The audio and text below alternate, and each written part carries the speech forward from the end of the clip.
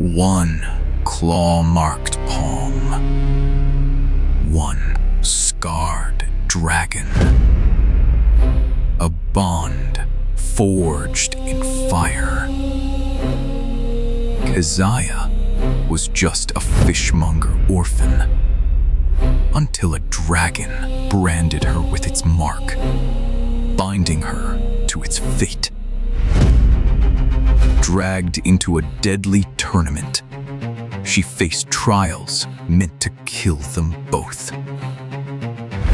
What happens when the only way to survive is to trust the beast that doomed you? Ash Crown of the Stormbound, a web novel. Romantasy. The complete audiobook, only on Novel Charter, free to listen. Subscribe so you never miss a new release. Chapter 1 begins now. Chapter 1. The wind carried brine and rot, and Keziah Onwuamaeze read both like a trader reads coin. She dropped the gaff hook and caught the sliding crate before it could spill. Her palm knew the weight before her eyes did. 30 pounds of silverfin, gutted and iced, packed tight against the morning swell. Good fish. The constabulary would pay 2 coppers over market for it if she got it to the high shard gate before the sun turned. She did not plan to get it there. Over here! She kicked the crate toward the awning shadow where Kobe ran the black market chandlery. Tell me what it's worth to you before the patrols sniff the hall.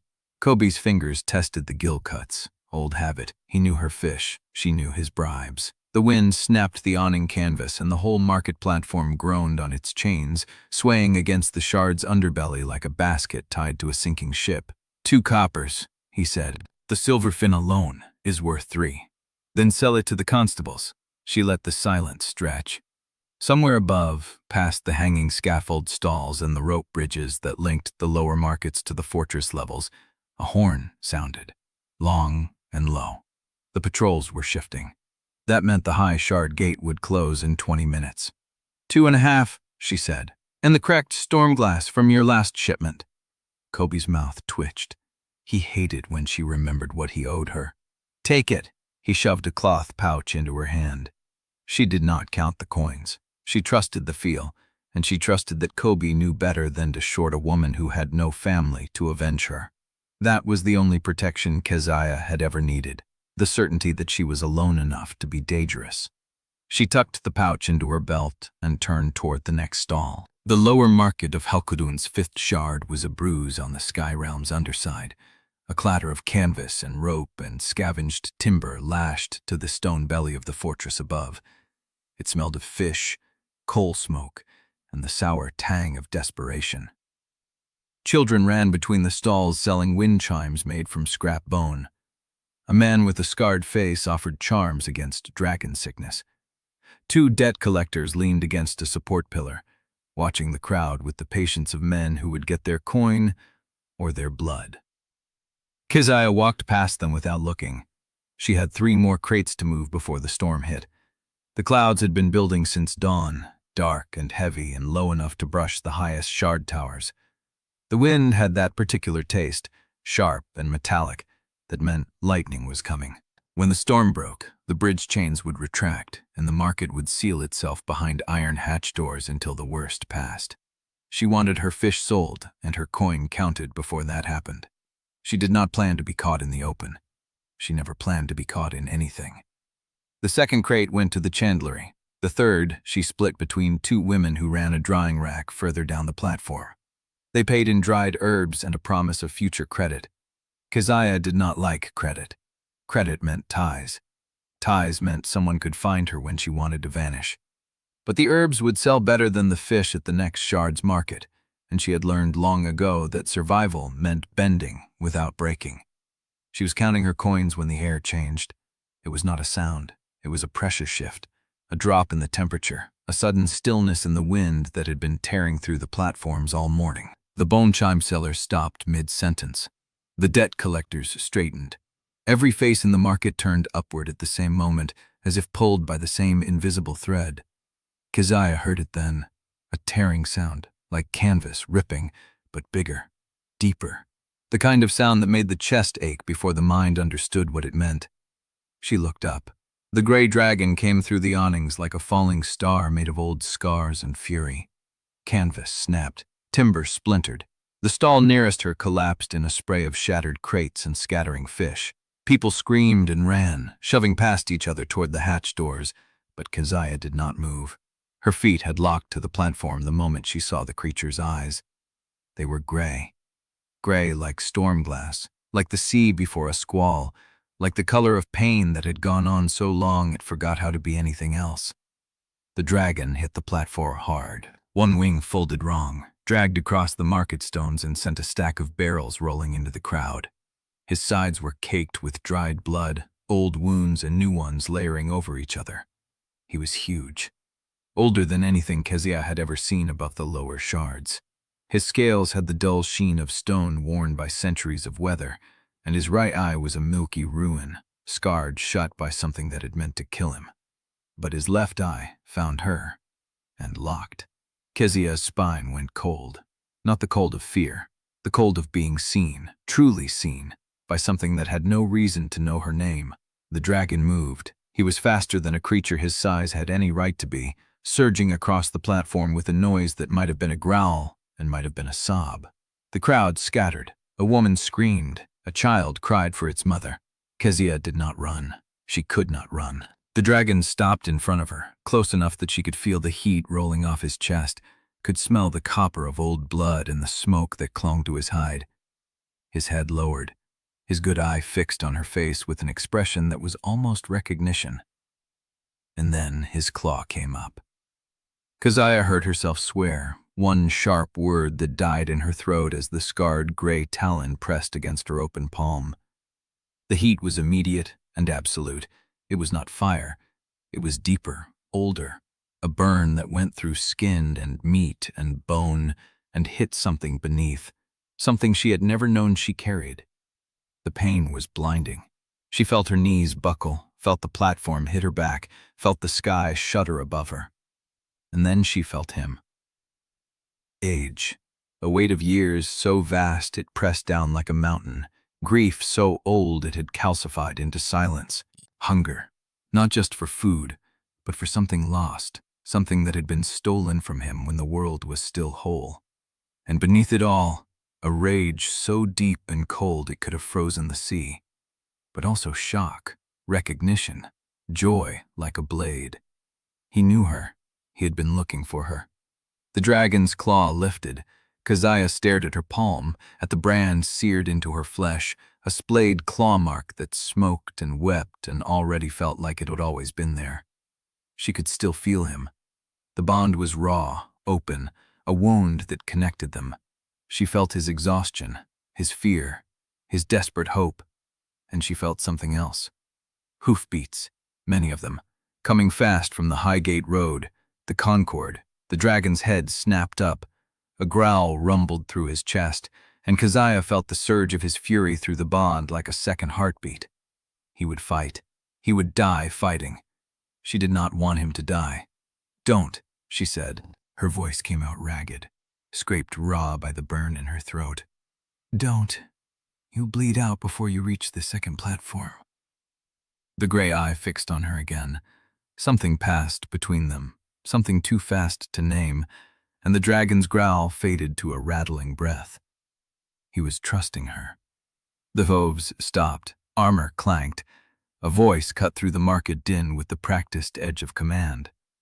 "By order of the Pyre Concord, seize the beast and the girl. Both are bound for the Ember Stair." Keziah's blood went cold. The Ember Stair. The climb into custody. The surrender she had sworn, on her mother's burned bones if they still existed, would never claim her. She looked down at her branded palm, at the dragon who had chosen her, at the riders closing in with chains and spears, and the cold certainty of men who had already decided her fate. She could run. She could fight. She could let them take her and find a way out later, but the bond pulsed beneath her skin, and she felt the gray dragon's thought before he could shape it into anything she might call words. "I found you. I will not let go." Keziah did not know whether that was a threat or a promise. By nightfall, she would be chained to the Ember Stair, climbing toward a future she had never wanted, carrying a bond she had never asked for, bound to a creature who had shattered her life in the space of a single breath. and she had never felt less alone. Chapter 2. The brand in Keziah's palm did not stop burning. It deepened while she watched, the splayed claw marks sinking into her skin like dye bleeding through wet cloth. Smoke curled from the wound but left no char, no blister, only a pattern that looked older than her own bones. And through it, the dragon. She felt him breathing, felt the labor in his chest where a spear had punched between his ribs, the dull ache in his right eye socket where something had clawed out his sight. She felt the hunger, a vast emptiness that had been gnawing at him for weeks, months, maybe longer than she had been alive. Grief, so old it had no edges left, just a gray weight like the sky before a storm. Rage, that one she knew. Rage she could name. It sat beneath everything, cold and patient, the kind that had learned to wait because waiting was the only weapon that still worked. But underneath all of it, running like a thread through the darkness, was recognition. He knew her. Not her face, not her name, something older, something in the marrow. I found you. The thought did not arrive in words. It arrived as pressure, as certainty, as a door opening in a room she had never known existed inside her chest. Keziah's knees hit the platform. She did not remember falling. Her palm was smoking, the brand glowing faintly at the edges before it settled into the color of old scar tissue, as if it had been there for years instead of seconds. The dragon stood over her. His massive head blocked the stormlight, casting her in shadow. His one good eye never left her face. She should run. She should get up, grab her knife, cut through the awning behind Kobe's stall, and disappear into the lower tunnels before the Concord riders finished dismounting. She had done it before. She knew every maintenance shaft, every pulley route, every ash chute between this platform and the underlevels. But her legs would not move, because the bond was still open, still raw, and every time she thought about leaving, she felt the dragon's answer. I will not let go. The hoofbeats stopped. Armor clanked against armor. A voice cut through the market din, sharp and bored, the voice of a man who had done this 100 times and expected no trouble. By order of the Pyre Concord, seize the beast and the girl. Both are bound for the Ember Stair. Keziah's head came up. Ember Stair. The words hit like cold water. The Ember Stair was the climb into custody, the ascent from the lower shards to the fortress heights, the point of no return for every conscript, every captured outlaw, every body the Concord meant to process into usefulness or spectacle. She had sworn on her mother's burned bones that she would never climb it. The riders fanned out. There were 6 of them, mounted on sharp, souted battle dragons that snapped at the air. Their armor was black and gold, the colors of the Concord oath, and their captain carried a branding iron on his hip, still hot, as if he had been expecting to mark someone today. He looked at Keziah's palm. Something flickered in his face. Not surprise, confirmation. She's already marked, he said. That simplifies things. He dismounted. His boots hit the platform with a sound like a hammer striking stone. Keziah's hand closed into a fist. The brand pulled, a sharp reminder that it was still there, still alive, still connected to the enormous gray presence breathing above her. She looked up at the dragon.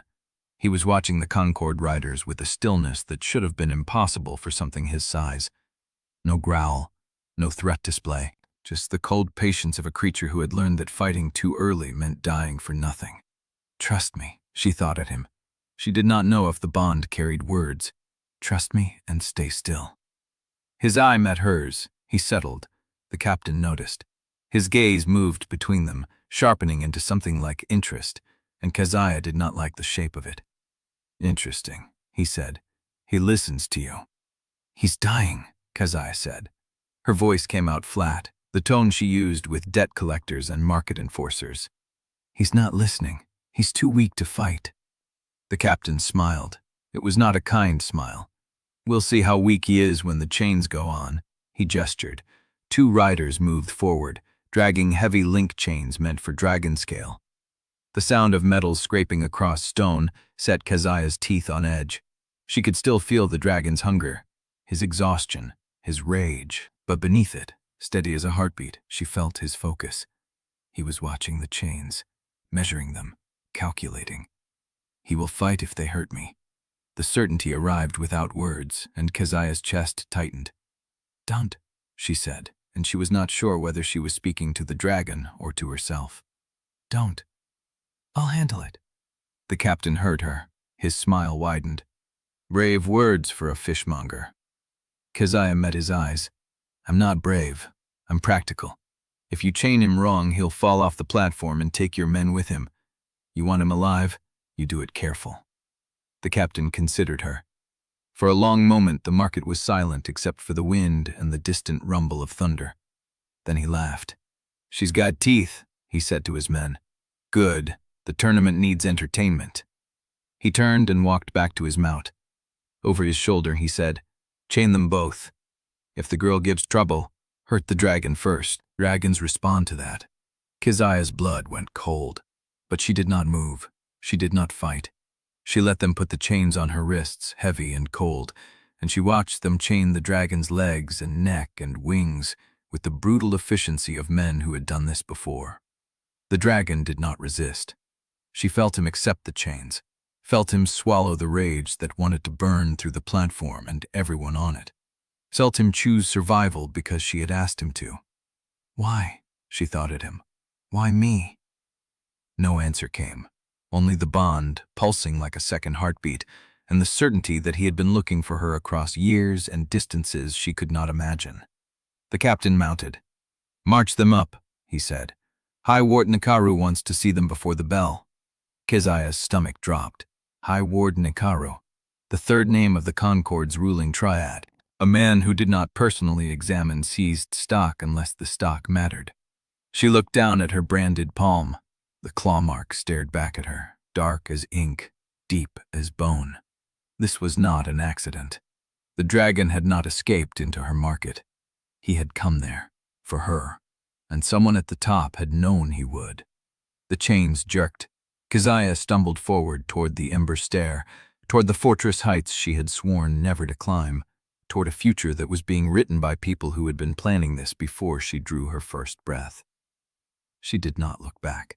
But she felt the dragon behind her, his weight in the chains, his presence in the bond, his thought brushing against hers like smoke through a cracked door. "I will not let go." Keziah climbed, and for the first time in years, she did not know if she wanted to escape. Chapter 3. The chains bit deeper with every step. The Ember Stair was not a stair. It was a wound in the stone, 1,000 switchback ledges cut into the cliff face, climbing through the storm belt toward the fortress heights. The wind hit Keziah's back in wild gusts that tried to peel her off the rock. The chains between her and the dragon clattered and jerked as the Concord riders flanked them, boots echoing on the wet stone. She kept her eyes on the next ledge. Not the drop, not the sky, not the chains. The next ledge. Behind her, Wakefire's weight scraped across the rock. She felt him through the bond, a smear of exhaustion and cold rage that bled into her bones like weather. He had not spoken since the platform. He had not needed to. Every step he took was a choice to endure, and she carried the weight of that choice in her chest. She hated it. She hated that she could feel his pain and still want to reach back. Focus. The air changed as they climbed. The wet market smell of brine and gutted fish faded, replaced by something sharper. Stone dust and forge smoke, and the faint copper tang of old blood. The fortress levels had their own weather, cleaner, drier, hungrier. Keziah had spent her life looking up at these cliffs and cursing them. Now she was climbing inside them. The first gate loomed out of the mist, black iron set into the rock, reinforced with dragon-scale plating, flanked by torches that burned with the blue-white fire of Concord oil. A rider stood at the arch, her armor marked with the Triad brand, her dragon perched on the parapet above her like a gargoyle carved from shadow. She looked at Keziah the way a person looked at cargo. "Name." The captain from the market dismounted and walked past Keziah like she was not there. "Onwuamaeze, Keziah. The beast is registry unknown. High Warden Nikaru wants them alive." The gate rider's gaze slid to the brand on Keziah's palm. Her expression did not change, but her hand moved to the hilt of her knife. "He'll want the hand too. He'll want the whole girl," the captain said. "Open the gate." The iron groaned. The gate opened into a tunnel carved through the cliff's heart, lit by the same blue-white fire, and Keziah stepped forward because the chains made her. The dragon followed. The tunnel wound upward through the mountain. Keziah counted her footsteps to stay present. 83, 84. The walls sweated moisture that smelled of minerals and old fires. Water dripped somewhere ahead, a sound like a heartbeat that did not match her own. You are counting because counting means control. She crushed the thought before it could take root. 112. 113. The tunnel opened into a courtyard. Keziah stopped. The chains stopped her. The fortress sprawled across the shard's inner curve like a disease that had calcified into beauty. Towers of black stone and pale bone-threaded marble rose in overlapping rings, connected by bridges that swayed in the high wind. Riders moved between them, their dragons circling above or perched on the ledges, watching with slit-pupilled eyes. And below, in the courtyard where Keziah stood, the arena opened like a mouth. It was carved into the stone floor itself, a bowl of tiered seats descending toward a circular sand floor maybe 60 yards across. The sand was dark. Keziah did not want to know why. This is where they make the entertainment. The captain shoved her forward. Keep moving. She walked, past the arena, past the training cages where young dragons snapped at each other through iron bars, past the riders who stopped to stare, their faces flickering through curiosity, contempt, and something like recognition. They knew what the brand meant. They knew she was not supposed to be here. A door opened at the far end of the courtyard, and Keziah saw the figure standing in the shadow of the arch. Tall, spare. White hair cropped close to the skull, a burn seam across the left jaw that pulled the skin tight when he spoke. High Warden Somale Ikaru. He did not move. He did not speak. He stood in the doorway and watched her climb the last steps toward him, and Keziah felt the full weight of his gaze settle on her like an anchor thrown into shallow water. This was the man who had orchestrated her capture. This was the man who had known the dragon would come to her market. He looked at her branded palm, and his expression did not change, but his eyes were the color of steel that had been folded too many times. Hard, patient, certain. He knows what I am. The thought arrived like ice water. He knows. He has always known. Keziah stopped at the top of the steps, chains clattering, the dragon's presence burning at the edge of her awareness. Samuel Ikaru inclined his head a fraction of an inch. Keziah Onwuamaeze, he said. His voice was quiet. It cut through the wind like a blade. I have been expecting you. The words hit her like a physical blow, not because they were hostile, but because they were calm. He had been expecting her. This was not a capture. This was a collection. Behind her, Wakefire's chains shifted. She felt his focus sharpen through the bond, a predatory focus that had nothing to do with exhaustion. The dragon knew this man, and the dragon wanted to kill him. Keziah held Samuel Ikaru's gaze. She did not speak. The wind tore between them, cold and sharp, carrying the distant sound of the arena's crowd practice somewhere below. Samuel Ikaru smiled. It was not a kind smile. Bring them both to the registry hall, he said, turning. I will examine the bond myself. He walked away.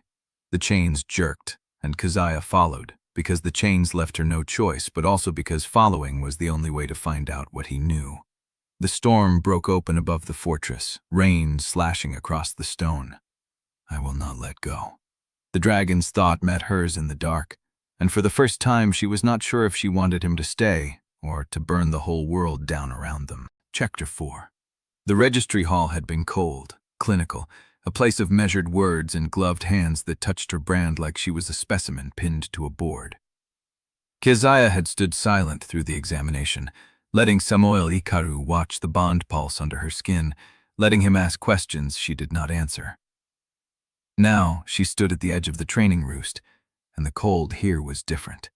The roost was a hollow carved into the fortress's underbelly, open to the wind on 3 sides. Stone perches jutted from the walls at uneven intervals, Most empty, a few occupied by dragons, so thin their ribs pressed against their hides like ridges on a drowned shard. The floor was slick with old ash and worse things. The smell of sulfur, sour milk, and stale blood layered into the stones so deeply that Keziah could taste it. This was where they kept the undesirable stock. The captain had unlocked her chains at the Roost's entrance, replaced them with iron cuffs that linked her to Wakefire's foreleg by a 5-foot tether. Close enough to feel his heat, close enough that his exhaustion bled through the bond in waves that made her knees want to buckle. "Rest," she told him. He did not answer, but he lowered himself to the ash-slick stone, folded his good wing close, and closed his one seeing eye. Keziah stood. She had not asked for the tether to be removed. She had not asked for anything. They would offer her nothing she could trust. The first one came within minutes. He moved through the Roost like he owned the air around him, polished boots finding clean stone where there was none, his coat the color of charcoal smoke, expensive, tailored, untouched by the grime that caked everything else. He was young, close to her age. His skin held the warm brown of the high terrace gardens, and his eyes were the pale amber of old resin, watchful, unreadable. He stopped at the edge of her tether range. "You are the Onwuamaeze," he said, not a question. Keziah did not answer. He studied her with the calm of a man who had never been rushed in his life. "I am Idrisi Bellanca. I have been assigned to coach you in tournament codes, arena etiquette, and formation flight." The name meant something to the other cadets. Keziah saw it in the way their postures shifted, a ripple of attention that moved through the Roost like wind through tall grass. Bellanca, a fortress house, the kind of name that opened doors and closed cages. "I do not need coaching," Keziah said. Idrisi Bellanca's expression did not change. "You will die without it." "Then I will die." Something flickered in those amber eyes. Not anger, not frustration, something closer to recognition, the same recognition she had seen on the riders in the courtyard. He knew what her brand meant. He knew who she was supposed to be, and he had been sent to shape her into something the Concord could use. "The first trial is in 6 days," he said. "You will learn the bracket structure, the scoring system, and the signals for aerial surrender before then. Whether you learn them from me or from the sand in the arena is your choice." He turned and walked away. Keziah watched him go, her jaw tight, her palm burning. "He is dangerous," she thought. "Good," Wakesfire answered, and the word was a blade drawn slow from its sheath. The second visitor came as a scuffle of nervous footsteps. A young man rounded the corner of a stone pillar, nearly tripping over a loose chain, his arms full of what looked like scrolls and ledger books. He was thin in the way of people who forgot to eat, his hair a disorderly brown that stuck up at the crown, his eyes too wide and too fast-moving to hold anyone's gaze for long. He stopped when he saw Keziah. "Oh," he said. "You are, yes, you are." She stared at him. "Pim," he said, shifting his grip on the scrolls. "Pim Druval, archivist cadet. I was not supposed to come here. I came here anyway. I mean, I was not sent. I came because I wanted to see, to meet, to see." He was sweating. Keziah said nothing. Pim swallowed, glanced around the Roost as if expecting someone to drag him away, then stepped closer, lowering his voice to a whisper. "There are records about the old bonds, about what happened before. I found fragments, erased fragments, and I thought you should know that someone has been looking for you for a very long time." He pressed a single scrap of paper into her hand. It was warm from his grape. Before she could ask what it meant, he was gone, retreating around the pillar with the same nervous haste, leaving Keziah holding a fragment of something she did not understand. She did not look at it. Not yet. The twins arrived together. They came through the Roost's lower entrance, a maintenance shaft that opened into the ash-choked service tunnels, and Keziah knew them for lower shard scavengers the moment she saw their hands. Scarred. Quick. The kind of hands that had learned speed from stealing and precision from survival. The girl was shorter, broader in the shoulder, with a grin that looked like a dare. The boy was taller, leaner, with dark, watchful eyes that moved over the roost like he was mapping its weaknesses. "Zuri," the girl said, jerking a thumb at herself. "That is Mati. We are twins. We're also stuck here until the Concord decides whether we are useful or not." "We are useful," Mati said quietly. "That is why they keep us." Zuri laughed. "Shame thing?" Keziah watched them. They watched her back. "You came up the stair," Zuri said. "With the gray. Everyone is talking about it. They say the bond is real, not a registry bond, not a harness bond, but a real bond, old blood, the kind that makes the masters nervous." "They are nervous," Mati confirmed. "We thought you should know," Zuri said, "because if they are nervous, they will try to break you before the first bell." She stepped forward, held Keziah's gaze, and offered nothing but a short nod. Then she and Mati slipped back into the maintenance shaft, swallowed by the dark. Brother Calvo found her at dusk. He was a large man with a healer's hands and a defrocked priest's weary patience, his robes stained with old blood and dragon saliva, his voice a low rumble that did not rise above the wind. He did not introduce himself. He simply knelt beside Wakesfire, examined the wound hidden beneath the dragon's heavy scales, and began to work. Keziah watched him clean the injury with a steady hand, apply a paste that smelled of bitter herbs and salt, and wrap the site in clean linen. When he was done, he looked at her. "He will live," Calvo said, "but he will need rest, good food, and no more fights until the wound closes. You will give him none of those things because the Concord will not allow it." "Then why bother?" Keziah asked. Calvo's eyes, dark and tired, held hers. "Because I choose to." He rose, gathered his supplies, and walked away without another word. Keziah stood alone in the roost as the wind picked up. The tether pulled at her cuff. Wakesfire breathed, slow and deep, his presence a steady warmth in the back of her skull. She did not know how long she stood there before the final figure approached. This one came from the shadows at the roost's deepest end, where the light did not reach. She moved with the economy of someone who had once been fast and had learned to conserve speed. Her face was lined, scarred across the right cheek, her hair cropped short and silver at the temples. She wore no uniform, no insignia. Her hands were stained with something that might have been oil or might have been old blood. She stopped in front of Keziah and looked at her with an expression that Keziah could not name. "You have met them all," the woman said. "The heir, the archivist, the twins, the healer. They will try to help you. You will refuse. You will tell yourself it is because you trust no one, and you will be wrong." Keziah's jaw tightened. "I do not need your assessment." "No." The woman's voice was quiet, worn to a fine edge. "But you need to know why you are here. Not the Concord's reason, the real one." She paused. "I am Undesirable and Camilo. I run this roost. I keep the beasts the Concord would rather kill."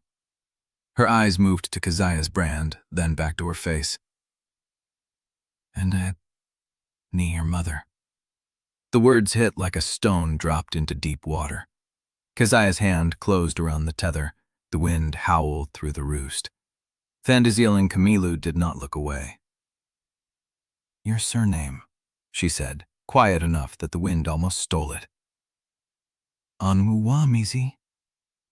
"I have not spoken it aloud in 17 years. Keziah felt the bond pulse under her skin. Wakesfire opened his good eye, and the world tilted, just slightly, as if the shard had shifted beneath her feet. Chapter 5. The roost smelled of ash and copper when the handlers came for her before dawn. Keziah had not slept. Every time she closed her eyes, Undesirable's voice looped through her skull. "I have not spoken it aloud in 17 years. And the bond pulsed like a second heartbeat, keeping her tethered to Wakesfire's slow, wounded breathing. Now she stood in the gray light of early morning, and a handler she did not recognize shoved a harness into her hands. "First light," he said. "You learn tack or you die in the arena." The harness was stiff leather, brass riveted, built for something larger than a market girl's arms to manage. Keziah stared at it. Wakesfire watched from the shadows. His good eye caught the torchlight and held it like embers. "No." The word came through the bond before she could shape it herself. She felt his resistance like a wall of stone. "I know," she muttered, "but we do not have a choice." She lifted the harness and walked toward him. The first attempt ended with her on the ground, the harness tangled at her feet, and a spike of pain splitting through her ribs that was not her own. Wakesfire had shifted sideways the moment the leather touched his neck. Not a lunge, not an attack. A refusal so absolute that the bond threw it at her like a slap. No harness, no straps, no chains. "We are already chained," she said, pushing herself up. "This is just different chains." His answer came as a wave of cold rage, old and patient, the kind that had learned to wait centuries. Calvo had warned her, he will resist. The old ones remember what harnesses are for. She tried again. This time she got the main strap over his shoulder before he twisted, and the leather whipped across her face hard enough to split her lip. The pain flared in her mouth, hot and metallic, and through the bond she felt Wakesfire flinch, not from the strap, but from her blood hitting his scales. For one breath, they both froze. Then the handlers shouted from the Roost entrance, and Idrisi Bellanca stepped into the torchlight. He looked like he had not slept either.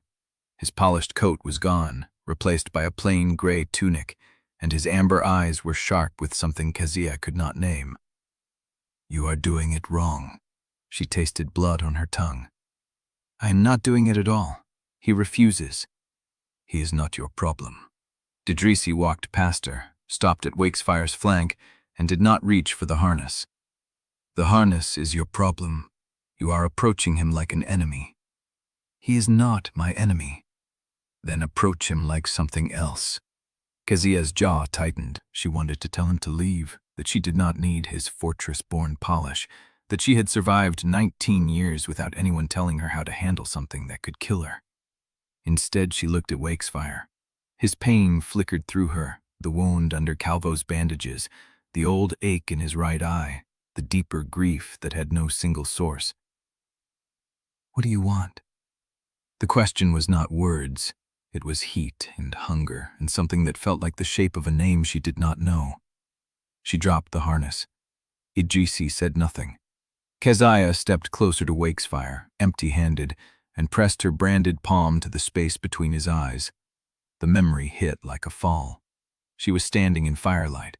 Not arena fire, not torch fire, a hearth, low and steady, and a voice was speaking above the crack of burning wood. "You will know her when she comes. She will have my hands, my stubbornness, my hunger for a sky that does not want her." The voice was a woman's, low, wry, worn with love, and it sounded like her own blood. Keziah jerked back, gasping. Wakefire's eye was fixed on her, unblinking. The bond rang like a struck bell. "What did you see?" Idrisi's voice came from somewhere distant. She could not answer. The woman's voice was still in her skull, warm and gone, warm and gone, warm. "Keziah?" Idrisi's hand caught her elbow, steadying her. "What did you see?" She pulled free. "Nothing," she said. "A memory. Old, not mine." But it was hers. It had her blood in it. Wakesfire lowered his head, and for the first time he did not resist when she reached for the harness. The second attempt was worse. She got the harness over his shoulders, the main strap cinched, the chest buckle fastened. Wakesfire stood still, breathing slow, and Keziah thought perhaps he had accepted it. Then the handers released the tether, and he moved. Not fast, not violent.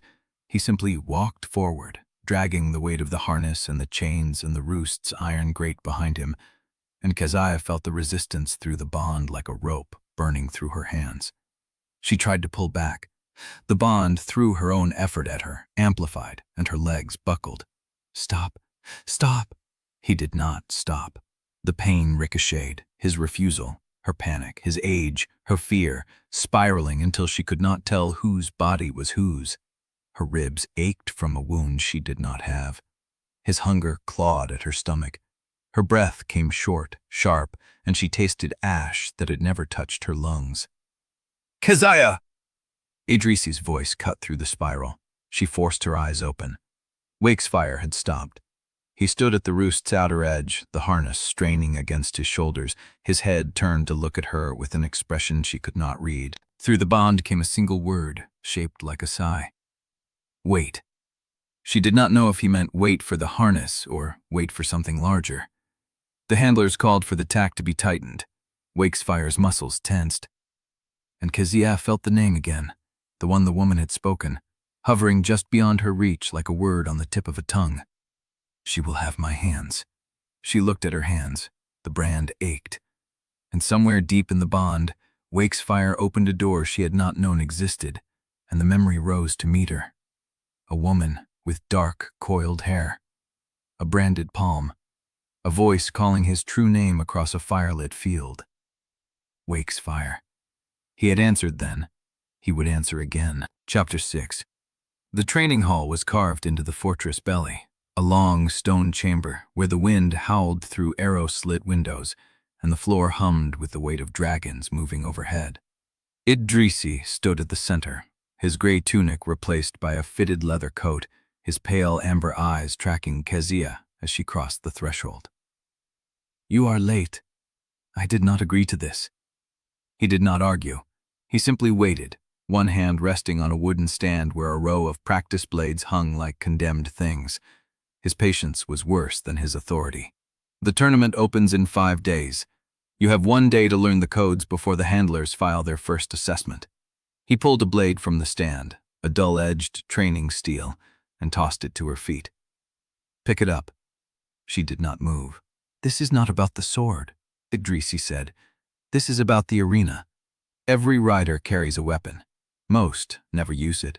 The weapon is not what kills you. Then what does? Not knowing what you are watching for. He drew his own blade, a longer steel, and settled into a stance that looked effortless. The Concord ranks its entrance before the first bell, not on skill, on how fast they break. Keziah bent and picked up the blade. The grip was worn smooth from other hands. The bracket is designed, Idrisi continued. The masters seed favorites into soft matches and pack the outsiders into elimination rounds. If they want you dead by the second day, they will make it look like fair competition. And you want me to believe you are telling me this because you are honest. I am telling you this because I have seen a dozen lower shard riders die in the qualifying heat. None of them knew the rules until the rules killed them. He turned his wrist and the blade caught the torchlight. A gesture, nothing more, but it carried the weight of a threat. Show me what you know. Keziah settled into a stance she had learned in the market, feet wide, blade low, weight on the back leg. It was a street fighter's guard, built for scrapes over spilled fish and debt collectors who underestimated her. Idrisi watched for a long moment. You are left-handed. She said nothing. He shifted, mirroring her stance, and then attacked. The first strike was fast, a flick of his wrist that sent the flat of his blade cracking against her forearm. She barely blocked the second, a low sweep that would have taken her knee if she had not jumped back. You are also slow. Pain flared through her arm. She tightened her grip. Again. They drilled until her shoulders burned, and the cuts on her arm wept fresh blood through the practice cloth. Idrisi corrected her grip, her stance, the angle of her elbow. Each correction delivered in the same flat tone he might use to recite a shipping manifest. You are fighting like a brawler. That kept me alive. It will get you killed in the arena. The arena does not reward survival. It rewards performance. The crowd needs to believe you are winning, or it will turn on you before the match ends. He stepped back, sheathing his blade. There is a code for that, a language of gestures riders use to signal submission, defiance, or disgrace. If you do not know the signals, you will issue them without meaning to, and the crowd will call for your death before your dragon's shadow clears the sand. He demonstrated a slow rotation of the blade above the head. That is surrender. Any rider who shows it lives to see another round. Another gesture, a flat blade pressed to the chest. That is defiance.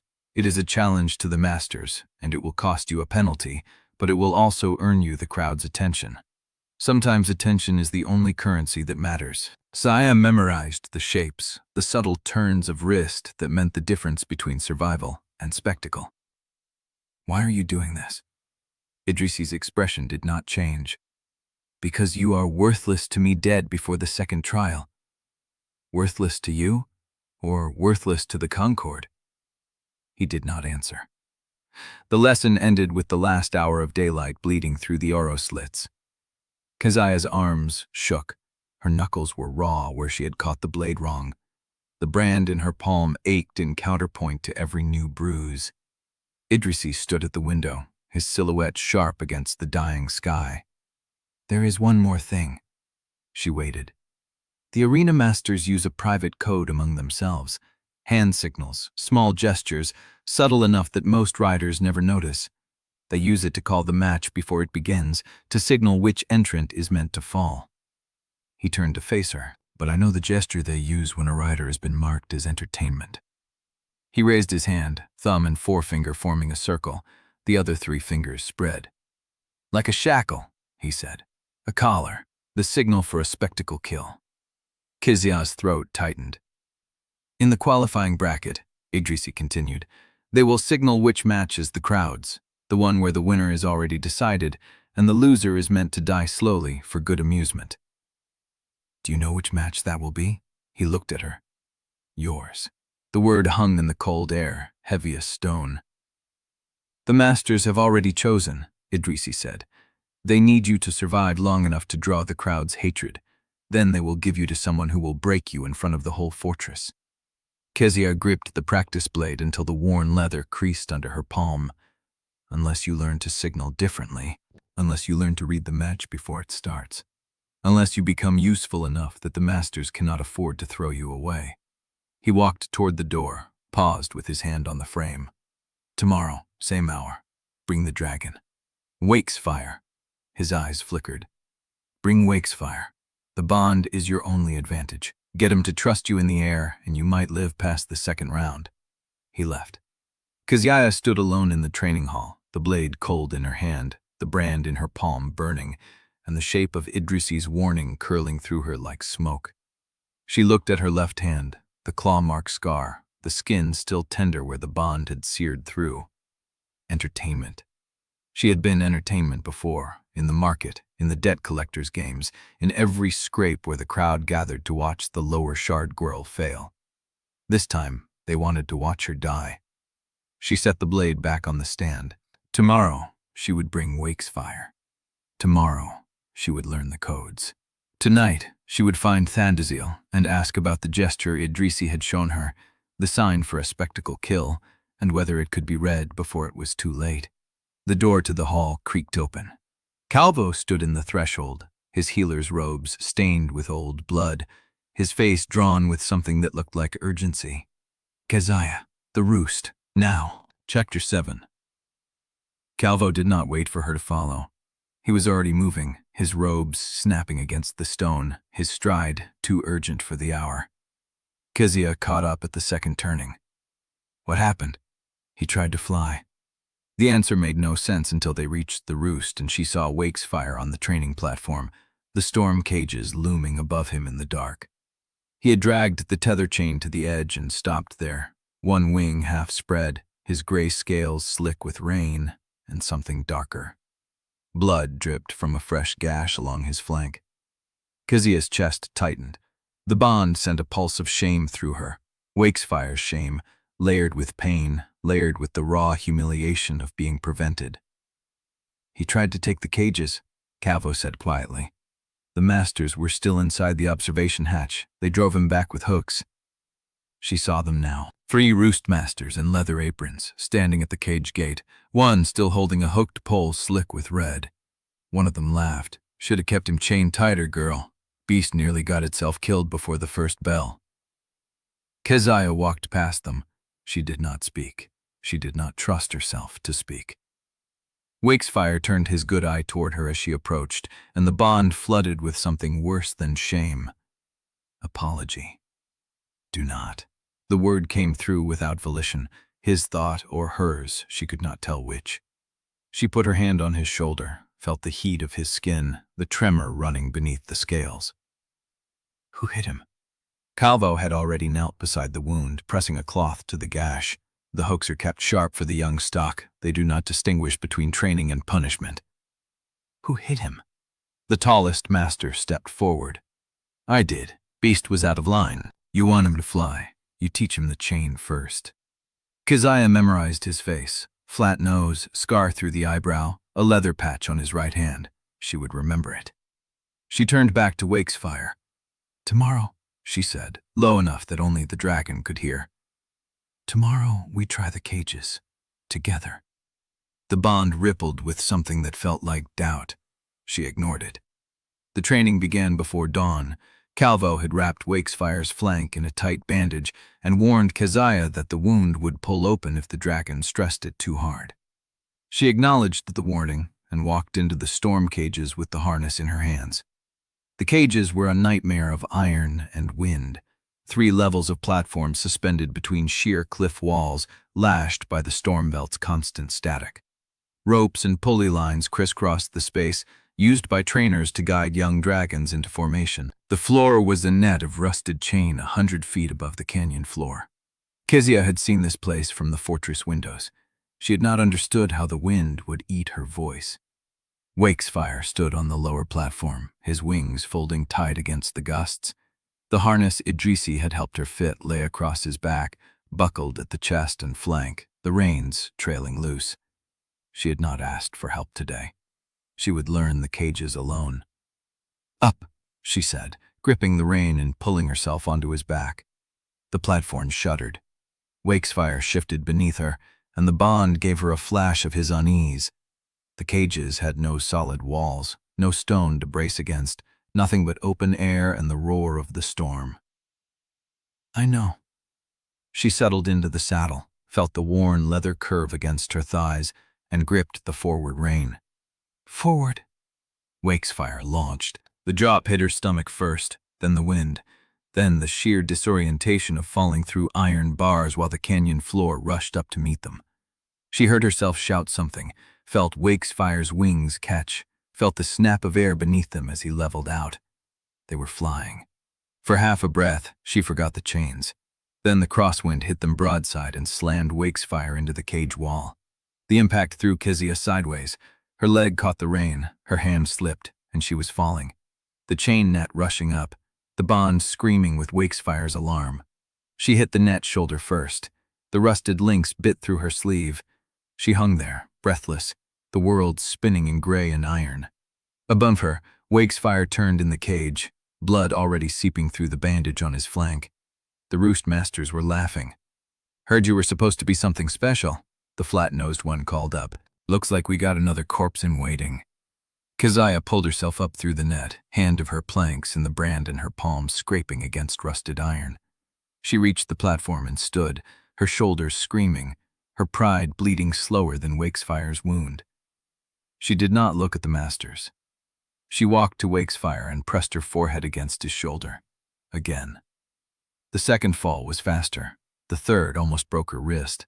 By the time Calvo pulled her out of the cages, the stormlight had shifted to a bruised green, and Keziah could not feel her left hand. He sat her on a crate in the underlevel, pried her fingers open, and examined the swelling. You will not be able to grip the rein tomorrow. I will grip it. Calvo said nothing. He wrapped her hand in a cold cloth, the same way he had wrapped Wakefire's flank, with the same patience she did not deserve. It was not the wind, she said. Calvo looked up. What? The third fall. She flexed her fingers, winced. The harness slipped. One of the buckles came loose on the left side, where Wakefire's wing joint takes the worst strain. That is why he could not correct the dive. Calvo's hand stilled. Are you certain? Certain enough. She had been checking the harness since Idrisi's lesson, learning every strap, every buckle, every weak point. The left buckle had been tight when they launched. It had not worked loose. Someone had loosened it. Calvo was quiet for a long moment. Then, who else could have touched it? No one. Except, she stopped. The Roost masters, the handlers, anyone with access to the storm cages before dawn, anyone who wanted Wakesfire dead before qualification. She looked down at her wrapped hand, at the brand in her palm, at the weight of a conspiracy she had not asked for and could not outrun. Someone sabotaged him, she said. Someone wanted the old dragon to fall. Caldo's expression did not change, but something in his eyes hardened. I will watch the harness from now on. You cannot watch everything. No. He stood, his robes falling around him in heavy folds. But Keziah Onwuamaze's mother had people who kept her alive longer than she had any right to survive. Those people do not forget a bloodline. He walked away before she could answer, leaving her alone in the dim light, the brand pulsing in her palm, the shape of the sabotage circling through her mind. Someone had wanted Wakesfire dead, someone still did. And in 5 days the tournament would open, and she would have to fly him into an arena where the masters could kill them both with the wave of a hand. She pressed her good hand to the brand and felt, through the bond, Wakefire's steady heartbeat, a rhythm that matched her own, a lifeline she had not asked for and could not afford to lose. Tomorrow, she thought. Tomorrow we try again. In the dark of the roost, the old dragon opened his one good eye, and she felt the echo of his answer, low and wordless and sure. Together. Chapter 8. The roost settled into darkness around them. Keziah sat with her back against Wakefire's foreleg, hours past the last bell, her wrapped hand throbbing in time with the dragon's slow breath. The storm cages had emptied, the handlers had gone, even the torches had burned down to embers. She should have been sleeping. She was too raw to sleep. The harness sabotage circled through her mind like a hooked fish, pulling and never breaking the surface. Someone had wanted her to fall. Someone had wanted Wakesfire to crash. And in 5 days the tournament would open, and the masters would have 100 cleaner ways to finish the job. A footstep scraped stone at the roost entrance. Keziah's hand went to her belt before she recognized the shape moving through the dark. Broad shoulders, cropped silver hair, a gait that did not apologize for taking space. Undesirable. The roost keeper stopped 10 feet away and studied them both with eyes that had seen too many dragons die to flinch at the sight of a wounded one. You should be resting, Keziah said. So should you. Undesirable's voice was low, a stone dragged across gravel. But I do not sleep well when someone tries to murder one of my beasts. She held up a strap of leather. Wakefire's left buckle, the one that had come loose in the cages. She must have retrieved it after the handlers cleared out. Keziah's chest tightened. You found it. I found where it was cut. Undesirable turned the strap over, showing her the edge. A clean slice, half hidden in the seam, invisible unless you knew where to look. Not loosened, cut. Whoever did this wanted him to fall hard enough that the cage net would not catch him. The words settled in Keziah's stomach like cold water. It could have been anyone. The flat-nosed master. The handlers. Someone from the registry. It could have been. Undesirable dropped the strap onto the crate beside her. But it was not. The cut was made with a curved blade, left-handed, in a specific angle that tells me the person who did it has cut harnesses before. That is not a handler. That is a rider. Keziah looked at the strap, at the clean slice, at the truth she had not wanted to name. A rider cut my harness. A rider who knows how to make it look like an accident. Undesirable's scarred face caught the dim light. Someone who wants you dead before qualification so the Concord does not have to explain why a lower shard orphan and an outlaw dragon beat their best cadets. Keziah's jaw tightened. So I have enemies I cannot see and allies I cannot trust. Nothing new. Undesirable's mouth twitched, not quite a smile. Come with me. She turned and walked toward the roost's back wall, where the stern curved into shadow. Keziah hesitated, felt Wakefire's low rumble through the bond, and pushed herself up to follow. The passage behind the roost was barely wide enough for her shoulders. Undesirable moved through it without hesitation, her hands finding the rough stone in the dark, her breath steady. Keziah followed by sound and touch, the smell of old blood and dragon musk growing stronger with every step. They emerged into a cavern Keziah had not known existed. It was smaller than the main roost, low-ceilinged, lit by a single oil lamp that painted the walls in amber and shadow. And it was full of dragons. Not the sleek fighting beasts from the arena. These were broken things, a gray female with a wing collapsed like a half-folded sail, a black male with scarring so thick across his muzzle that his nostrils barely moved, a young red who lay on her side with both hind legs twisted at wrong angles. They were alive. Barely. Undesirable stopped in the center of the cavern and turned to face her. This is where the Concord sends the ones they cannot use, the damaged, the defiant, the ones who remember what happened to their bondmates. She gestured at the gray female. She was a champion's mount. The rider died in a trial the Concord called an accident. The dragon knew better. She attacked her handler, so they hamstrung her and left her to starve. Keziah looked at the gray female's meeky eye, at the way the dragon watched her without malice, only a terrible patience. "I have been keeping her alive for 3 years," Undesirable said. "The Concord does not know. If they did, they would kill us both. Why are you telling me this?" "Because you need to understand what you are fighting for." Undesirable's voice dropped. "Your mother understood. She was not a champion because she won. She was a champion because she kept winning after the Concord tried to break her." Keziah's breath caught. "You knew her. You knew what she was." "I knew her." Then Undesirable's hand went to the scar on her cheek, an old wound that pulled white across her dark skin. "I was there when she burned her brand into that gray dragon's heart. I was there when she flew him through a storm that should have killed them both. And I was there when the Concord dragged her into the registry hall and asked her to renounce the bond." Keziah's voice came out rough. "She refused. She refused." Then Undesirable's eyes were distant, seeing something Keziah could not. "She told the High Warden that she would rather die than let them take what was hers. And the High Warden, the one before this one, told her that was exactly what he had planned." The oil lamp flickered. The gray female shifted in her sleep, her breath a low groan that echoed through the stone. "They burned her bones," Keziah said. "That is all I know. They burned her bones and left nothing." Undesirable was quiet for a long moment. "They burned her body," she said, "but they could not burn what she left behind." She reached into her coat and pulled out a small leather pouch, old and worn, the stitching frayed at the edges. She held it out to Keziah. "I was supposed to give this to you when you were old enough to understand. I did not think you would be 19 and a captive when the time came." Keziah took the pouch. Her fingers felt clumsy, too thick for the delicate leather. She loosened the drawstring and tipped the contents into her palm. A ring.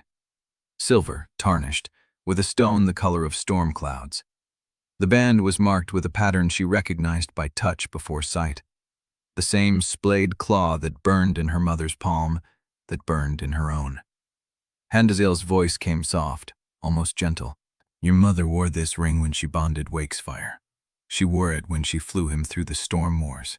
And she took it off the night before the Concord killed her and pressed it into my hand and told me to keep it safe until her daughter came." Keziah's hand closed around the ring.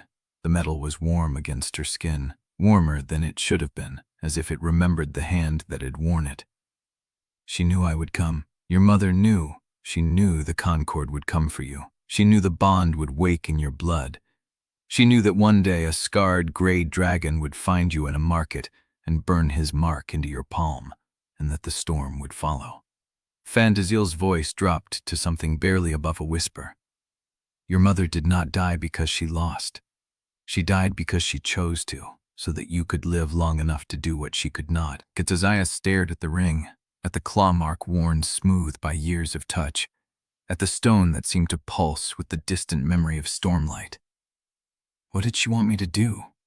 Undesirable's scarred face caught the lamplight, her expression unreadable. "She wanted you to survive. But beyond that," she looked at the broken dragons, at the gray female who had once been a champion's mount, at the cavern full of discarded beasts and burning secrets. "Beyond that, she wanted you to finish what she started." The words hung in the air like smoke. Keziah turned the ring over in her palm, silver, tarnished, older than she was. A claw mark worn smooth, a stone the color of storm clouds. She did not know what finishing meant. She did not know what her mother had started, or what she was supposed to do with a ring and a dragon and a conspiracy that wanted her dead. But she knew the metal was warm. She knew the brand in her palm was answering it. And she knew, in the dark of the hidden cavern, surrounded by broken dragons and old grief, that she was not the same girl who had sold fish in the 5th Shard Market. What did she start? She wanted to ask. But before she could speak, Undesirable's head snapped up, her eyes sharpening. Footsteps, fast, coming down the passage. Keziah's hand closed around the ring as Undesirable moved to block the entrance, her body tense, ready to protect what the Concord did not know existed. The person who rounded the corner was breathing hard, a disordered shape in the dark. Pym. His eyes were wide, his thin chest heaving, his fingers white-knuckled around a scrap of paper. "They know," he gasped. "Keziah, they know!" The oil lamp guttered. The gray female lifted her head, and in the silence that followed, Keziah heard the distant clash of alarm bells ringing up from the fortress archives. Chapter 9. The alarm bells split the air, sharp and distant, somewhere below the archives. Keziah's hand closed around the ring until the claw mark bit into her palm. "They know what?" she said. Pym doubled over, braced his hands on his knees. His breath came in ragged gasps. "The page. I took it out of the binding and someone came looking. They saw the gap." "You took what page?" He thrust the scrap of paper toward her. His fingers shook. Keziah took it. The paper was old, brittle, the edges dark with fire damage. The script was cramped, hurried, as if someone had written it in a stolen moment. Champion line confirmation. Onwuamaeze, D. Bond completed Year of the Broken Storm. Recommended for bloodline transfer protocol. Below that, someone had scratched a single line in a different hand. The ink darker, the pressure harder. Denied. Subject eliminated. Im straightened, his eyes darting between Keziah and the passage behind him. "The archives have a sealed section, below the main stacks. I found it 3 nights ago when I was mapping the storage shafts. There is a room they do not admit exists." "What kind of room?" "Records. Old records. Bound in leather that crumbles when you touch it. Names I have never seen in the registry rolls. Bond completions from before the shattering, from after. And a list of champions who were erased from every official history." Undesirable moved closer, her scarred face sharp in the lamplight. "Did anyone see you enter?" "I was careful. I used the maintenance shaft, the one behind the south water cistern. No one uses it because the pipe leaks and the floor rots. But when I came back tonight, the shaft door was propped open. Someone had been there after me." Keziah stared at the paper. Champion line confirmation. Bloodline transfer protocol. Subject eliminated. The words blurred at the edges, then sharpened again. "What is bloodline transfer?" she said. Undesirable's silence lasted too long. "It is the Concord's oldest fear," she said finally. "The belief that a bond does not die with the rider, that it can pass to the rider's blood, sleeping in the child until the right dragon wakes it. Like my mother's bond passed to me." Undesirable looked at her with something like grief. If the Concord admitted that bonds could be inherited, they would have to admit that every child of a bonded rider carries the potential, that every family they burned might wake a dragon they cannot control. Pym shifted, his voice thin. "The sealed room has records of riders who refused to let their bonds die, who passed the connection to their children through fire and blood. The Concord calls it outlaw practice, but the records prove it has worked." "How many times?" "Enough." The alarm bells changed pitch, closer now, moving through the upper levels. Undesirable grabbed Pym by the shoulder. "They will search the Roost. They will search every passage and every stall. If they find this room—" "They won't." Pym's voice cracked. "I closed the shaft behind me, but the page I took, they will know someone removed it. They will know someone saw." Keziah looked at the ring in her hand. The metal was still warm, as if it had been waiting for this moment. "Then we make sure they do not find the rest," she said. Undesirable shook her head. "If the archives are locked down, we cannot reach the sealed room again. Pym will be watched. I cannot leave the Roost without raising suspicion. Then I go." "You cannot walk into the fortress archives in the middle of an alarm. You are the spectacle mark. Every master is looking for an excuse to name you a threat." Keziah looked down at the paper again. Onwuamaeze, D. Subject eliminated. Her mother's name, her mother's fate. "They already have their excuse," she said. Pym grabbed her arm, his grip surprisingly strong for a thin archivist frame. "The alarms will pull every guard to the main entrance. There is a drainage passage that empties behind the service scaffolding. If we go now, before they close the inner doors, I can show you where the sealed records are kept." "And if we get caught," he swallowed. "Then we do not get caught." Undesirable studied them both for a long moment. Then she reached into her coat and pulled out a small iron key, blackened with age, the teeth worn uneven. The maintenance shaft has a lock at the bottom of the west stair. This opens it. If the guards are watching the archive floor, the shaft is your only way in. Keziah took the key. It was heavier than it looked. What about you? I will stay here. I will keep the broken dragons quiet, and if the Concord comes looking for you, I will tell them you were with the gray female all night. They will not believe you. Undesirable smiled, thin and sharp. They never believe me. That is why I am still alive. Pym was already moving toward the passage, his thin shoulders hunched, his steps quick and uneven. Keziah followed, the ring warm in her palm, the paper folded into her pocket. The passage led through a narrow throat of stone, the walls rough with old tool marks, the floor slick with moisture. The air smelled of rust and rot and the distant trace of oil lamps. They passed the gray female's stall. The old dragon lifted her head, her one good eye tracking Keziah as she moved past.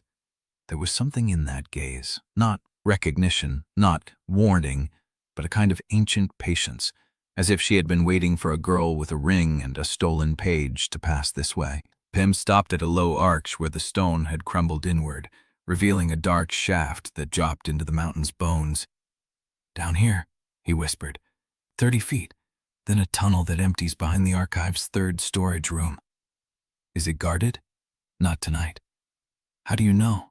He turned to look at her, and in the low light his face was young and scared and stubborn. Because I mapped every guard rotation for 6 nights before I went in the first time. Keziah looked down into the dark. The ring was warm against her skin. The brand in her palm was answering it. She thought of her mother, pressing this ring into Undesirable's hand on the last night of her life. She thought of the sealed room full of erased names. She thought of Wakesfire, waiting in the Roost, bound to her by a bond the Concord had tried to burn out of existence. Above them, the alarm bells rang through the fortress like a heartbeat. Pym lowered himself into the shaft, his hands finding holds in the crumbling stone. His voice floated up, thin and desperate. Are you coming? Keziah looked at the ring one more time. Then she followed him into the dark. Chapter 10. The arena held 4,000 throats. They screamed as the cadets rode in, dragon wings folding against the stormlight, harness leather creaking under the weight of ceremony. The sand floor had been raked clean, the black stone walls polished until they caught the torch flames like wet glass. Keziah stood at the entrance tunnel with Wakesfire's heat pulsing through her spine. She had not slept. The ring was still warm against her chest, tucked beneath her shoot, and her mother's name burned behind her eyes like a brand that would not cool. Onwuamaeze D. Subject eliminated. The crowd's roar swelled as the first pair launched into the arena bowl, a green-scaled mountain drake and its rider circling the stormlit dome. Keziah watched them climb, the way the dragon rode the thermal shear, the way the rider's weight shifted in perfect rhythm with the beast's wing beat. She had none of that. Beside her, Wakesfire stood motionless, his gray scales catching the torchlight like riverstone. His milky eyes stared into the arena as if he had seen 100 such openings and remembered every one. They want to see us break, she thought at him, a pulse of dry amusement through the bond. They will wait. The announcer's voice cracked across the stone like a whip. From the training roost, presented as outlaw stock under the Pyre Concord's judgment, the gray dragon Wakesfire and the unregistered rider Keziah Onwuamaeze. The crowd's cheer turned. It sharpened, hungered. Keziah walked into the light. The sand was hot through the soles of her boots. The arena walls rose sheer on every side, lined with tiered seats packed with bodies, faces, mouths open in that waiting glee she knew from the lower shard markets when a fight broke out and the crowd pressed closer to see blood. Wakesfire followed. His claws left furrows in the raked sand. Across the arena, a second entrance opened. The cadet was young, maybe 16, with the polished posture of someone who had been told he was brilliant since he could walk. His dragon was smaller than Wakesfire, sleek and blue-scaled, wings folded tight against a ribcage built for speed. Keziah had seen the bracket. She knew what the masters had done. The cadet's name was Lorcan Vey, second son of a fortress house that produced tournament champions every cycle. His dragon had been bred for arena combat, trained in formation drills since it could open its eyes. He had a dedicated harness team, a coach from the Concord's inner circle, and 6 years of formal instruction. She had a fishbone needle threaded through her collar, and a dragon who had been half-starved in a cage. The announcer's voice rolled over the crowd. Standard elimination. First to fall from the thermal line loses. No strikes below the wing joint, no interventions. Lorcan Vey was already mounting, his boots finding the stirrups with practiced ease. His blue dragon tensed, wings half spread, muscles coiling under sleek hide. Keziah looked at Wakesfire. He was old, he was scarred. His right eye was a ruined white globe that had not seen light in decades. But through the bond, she felt something she had not expected. Cold pleasure. He thinks we are already beaten, Wakesfire said. Show him the difference between training and hunger. Keziah grabbed the harness strap and pulled herself onto his back. The leather was rough under her fingers, the left buckle still tight from where Calvo had checked it twice before the procession. She settled into the saddle hollow, her thighs gripping the worn scale edges, her injured hand finding the forward grape. The blue dragon launched first. He went up like an arrow, wings snapping full, using the thermal that boiled off the arena's west wall. Lorcan Vey leaned into the climb, sleek and beautiful, already playing to the crowd. Keziah pressed her branded palm to Wakefire's neck. You know the winds better than I do. I know everything, he answered. Stay with me. He launched. The takeoff was not clean. Wakefire's left wing caught a cross-current that shoved them sideways into the arena wall, and Keziah's ribs slammed against his spine as claws scraped stone. She heard the crowd laugh, a wave of delighted contempt. Then they were climbing. The thermal hit them hard, a column of hot air rising from the arena's deep furnace fence, and Wakesfire rode it like he had been born inside it. His wings worked in a rhythm older than the fortress, older than the Concord's rules, and Keziah felt the wind through his bones, felt where it pushed and where it yielded. The blue dragon circled above them, waiting. Lorcan Vey was playing the high line, keeping the altitude advantage, letting his dragon drift with the upper current. Standard tournament tactics. Force the weaker opponent to burn energy climbing into a strike. Keziah leaned forward. He wants us to chase. Let him wait. Wakesfire leveled off, holding the thermal's edge, his good eye tracking the blue dragon's orbit. The crowd was restless now, the laughter fading into confusion. They wanted the chase. They wanted the collision. Keziah felt something through the bond, a shift in Wakefire's attention. Not toward the blue dragon, toward the wind. There, he said. The shear line, do you feel it? She did. A ribbon of colder air cutting across the thermal, invisible to the eye, but present in the way Wakefire's wing feathers trembled as they crossed it. Above them, Lorcan Vey made his move. The blue dragon tucked and dove. A textbook strike pattern, claws extended, wings half-folded for maximum speed. The crowd roared. Keziah did not think. She dropped. Not a dive, a collapse. She pulled Wakefire's wings inward and let them fall straight down, the cold shear line rushing past her face, and the blue dragon screamed past empty air where they had been. The crowd gasped. Wakesfire spread his wings again, catching the lower thermal, and Keziah felt him laugh. Not with sound, but with something older, a battle joy that had been buried under years of chains. Again, she said. They climbed. Lorcan Vey was recovering, pulling his dragon out of the dive, rage tightening his posture. He was not used to missing. He was not used to the crowd gasping for someone else. He came again, faster this time, angrier. Keziah watched him come. The wind told her where he would be. The bond told her when to move, and Wakefire's old bones knew the air better than any fortress-bred cadet could learn in a lifetime of drills. She waited until the blue dragon was almost on them. Then she let the shear take her. The cold air slammed them sideways, a brutal lateral shove that sent Wakesfire tumbling across the arena, wings catching the turbulence, Keziah's stomach dropping as the world spun once, twice, before he caught the thermal and steadied. The blue dragon had overshot again. This time Lorcan Vey did not recover cleanly. His dragon caught the edge of the shear, wings flexing wrong, and for a moment the sleek blue body wobbled, off balance, struggling to find the current. Wakesfire did not wait. He dove. It was not graceful. It was not textbook. It was the ugly, efficient strike of an old predator who had learned to kill before the Concord learned to make rules. His claws caught the blue dragon's wing. Not hard enough to break bone, but enough to tear the membrane. The blue dragon screamed, and Lorcan shouted, hauling on the reins, trying to climb out of reach. Wakesfire was already past him, gaining altitude, banking into the high thermal line. The crowd went silent. Then they erupted. Not cheers. Shock. The sound of a story breaking open. Keziah looked down at Lorcan, struggling to keep his dragon steady, the torn wing leaking dark blood against the blue scales. He was still in the air, still eligible to fight, but the crowd had already decided. He had lost the moment. The announcer's voice cut through the noise, thin and uncertain. "The match continues." The bell rang. Keziah looked up. In the arena master's box, a figure in black Concord leather stood with his hand raised, the gesture unmistakable. Thumb and forefinger pressed into a circle, 3 fingers spread wide. The shackle. The spectacle kill. They had marked her before the match even started. The second entrance was opening. Chapter 11. The second gate groaned open on the far side of the arena, its iron teeth chewing into the stone floor.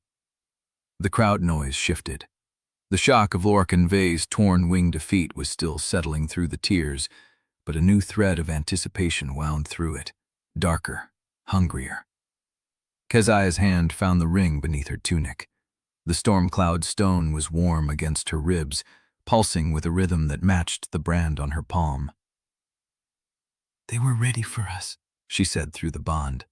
Wakesfire banked, his good eye fixed on the opening gate. "They were ready before we climbed the stair." The dragon that emerged from the darkness was not young.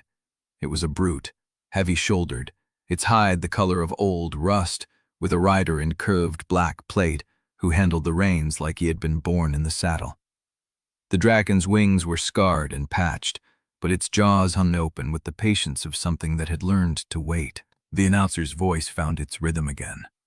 "Second entrant, Garen Halleck of the Sunken Roost, riding the Iron Mount Gutterfang. 3 consecutive bracket survivors, undefeated in elimination rounds." 3 survivors, not winners, survivors. Meaning Garen Halleck had fought riders marked for the shackle before, and he had watched them die. Keziah's shoulder burned where she had landed on it in the cages. Her wrist ached. Wakefire's old wing joint throbbed through the bond, a low, constant complaint that he did not voice because he was too busy watching the iron mount circle into the arena's lower thermal. "He's going to crowd us," she said. "Push us into the walls, force us to burn altitude, then we do not let him." The rust dragon began its climb, wings beating in a heavy, methodical rhythm that ate distance without haste. Garen Halleck did not look at Keziah. He looked at the arena master's box, at the figure still standing with his hand raised in the shackle gesture. The figure lowered his hand. The match began. Gutterfang came straight at them. Not fast, not clever, just a wall of muscle and scar tissue moving with the certainty of something that had never needed to be fast. Keziah pulled Wakesfire into a climb, but the iron mount followed, matching the angle, refusing to be shaken. Garen Halleck was not Lorcan. He did not chase, he pressed. The first pass nearly clipped Wakefire's tail. Keziah felt the wind of the passing claws, felt Wakefire's wing dip as he dodged, and understood. They were going to be driven into the arena wall. 20 feet from the stone, Wakesfire pivoted.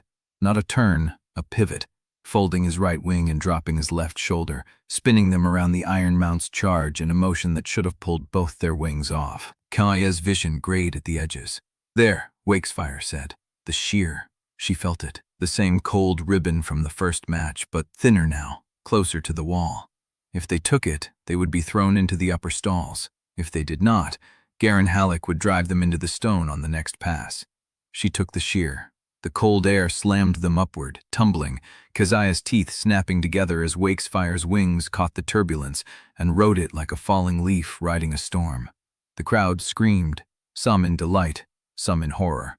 They came out of the shear at the arena's highest point, above the iron mount, above the arena master's box. Below them, Gutterfang had overcommitted.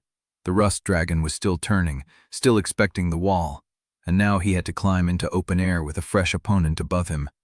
Keziah felt Wakesfire's cold joy. "Now," she said. They dove. It was not clean. It was not textbook. It was the ugly dive of two creatures who had learned that surviving meant breaking the rules before the rules broke them. Wakesfire struck Gutterfang's flank, claws raking the rust-colored hide, and Keziah felt the impact shudder through her own ribs. The iron mount bellowed and twisted, trying to bring its jaws around. But Wakesfire was already gone, climbing again, using the momentum of the strike to carry them higher. The crowd was not shocked anymore. They were delighted. Keziah heard them howling, heard the stamp of feet on stone, and she realized with a cold clarity that they had forgotten the shackle. They had forgotten the spectacle. They had forgotten that the Concord had meant for her to die. They were watching her fight.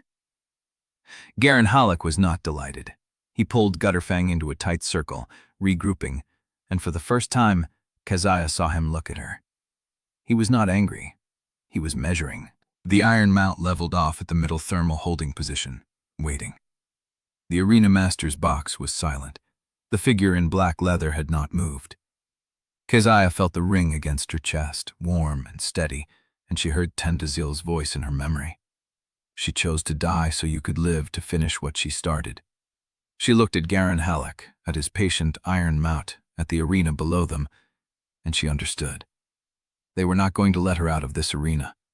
Not unless she made them. Then we make them. She leaned forward, and Wakesfire turned into the high thermal, circling, waiting for Garen Halleck to make his move. The crowd held its breath. The iron mount began its climb. Chapter 12. The crowd's roar followed them down through the arena's underpassage, a living thing that pressed against Keziah's back even as the stone walls swallowed the light. She did not look back. Wakefire's claws scraped the ramp, each step deliberate, and she felt his exhaustion through the bond like a second body dragging behind her own. The old wing joint throbbed. The gash on his flank from the Roost master's hooks had opened again, painting a thin trail of blood across the stone. "They are still cheering," he said. "They think I'm entertainment. You are." She did not answer. The underpassage opened into the handler's yard, a wide stone court where cage hands waited with water buckets and harness tools. They did not approach. They stood frozen, watching her dismount, and Keziah understood that the match had changed something she could not yet name. A cage hand with a scarred lip stepped forward. "They want you in the registry hall. High Warden's orders." "When?" "Now." Keziah looked at Wakesfire. The dragon stood with his head low, wings folded, breathing in long, slow gusts that rattled the stones under his chest. The cage hands would not touch him. They would not come near. "Rest," she told him. "I will be back. You will not be back alone." She did not know if it was a question or a warning. The registry hall was colder than she remembered. Torches burned in iron sconces along the walls, throwing long shadows across the stone floor, and the air smelled of old ink and the blue-white oil that kept the flames alive. The long table at the hall's center was empty except for a single chair. Samoel Ikaru sat in it. He did not rise when she entered. He watched her cross the floor with the same clinical patience he had used in the archway on the Ember Stair, the same stillness that made every movement look like a decision held in reserve. "Close the door." The handler behind her pulled the iron door shut. The latch clicked. Keziah stopped 10 feet from the table and waited. 2 bracket matches, Samoel said. 2 victories. One against a trained cadet from a fortress house. One against a 3-time survivor who has never lost an elimination round. She said nothing. "The arena masters did not expect you to survive either match." He leaned back, the chair creaking under his spare frame. "They have revised their expectations." "Good for them." Samoel's mouth curved, not a smile, just an acknowledgement that she had spoken. "You are angry. That is useful. Anger sharpens instinct, dulls judgment." He placed his hands flat on the table, and she saw the missing tip of his right ring finger, clean and healed, older than the burn seam across his jaw. "Tell me about the bond." "No. I am not asking for your cooperation, Keziah. I am asking for your description." How does it feel when he reaches for you through the mark? She thought of the cold joy in Wakesfire's voice when they dove. She thought of his exhaustion leaking into her bones, the old wing joint that ached in her own shoulder, the hunger she had felt before dawn that was not her own. It feels like having someone else's hand inside your chest. Samuel's steel-gray eyes did not blink. And when you reach for him? He answers, "That is not what I asked." She felt the ring against her chest, warm and steady, and she remembered Thandazal's voice in the hidden cavern. She chose to die so you could live, to finish what she started. Why did you have my mother killed? The question hung between them like smoke. Samuel did not flinch. He did not look away. He simply waited, measuring her, and when he spoke, his voice carried the same flat authority she had heard on the Ember Stair. Your mother was a champion who refused to renounce her bond. I did not order her execution. I ordered the enforcement of Concord law. There is a difference. There is no difference. You are young. He stood, and the movement was unhurried, precise. You believe that law and cruelty are the same thing because you have only seen the cruelty. You have not seen what happens when bonds go ungoverned. You have not seen shards fall, Keziah. You have not watched a sky realm collapse into fire because one rider and one dragon believed their love was more important than the order that held 10,000 people alive. She heard the sincerity in his voice. That was the worst part. He believed it. The dragon did not choose you by chance, Samuel said. He chose you because you carry her blood. He woke to a line he recognized, a line we told the realm did not exist. And now you have won 2 matches, and the realm is watching, and they will ask questions that have no safe answers. What do you want from me? I want you to understand that you are not my enemy. He stepped around the table, and she forced herself not to step back. I want you to understand that the bond is not a gift.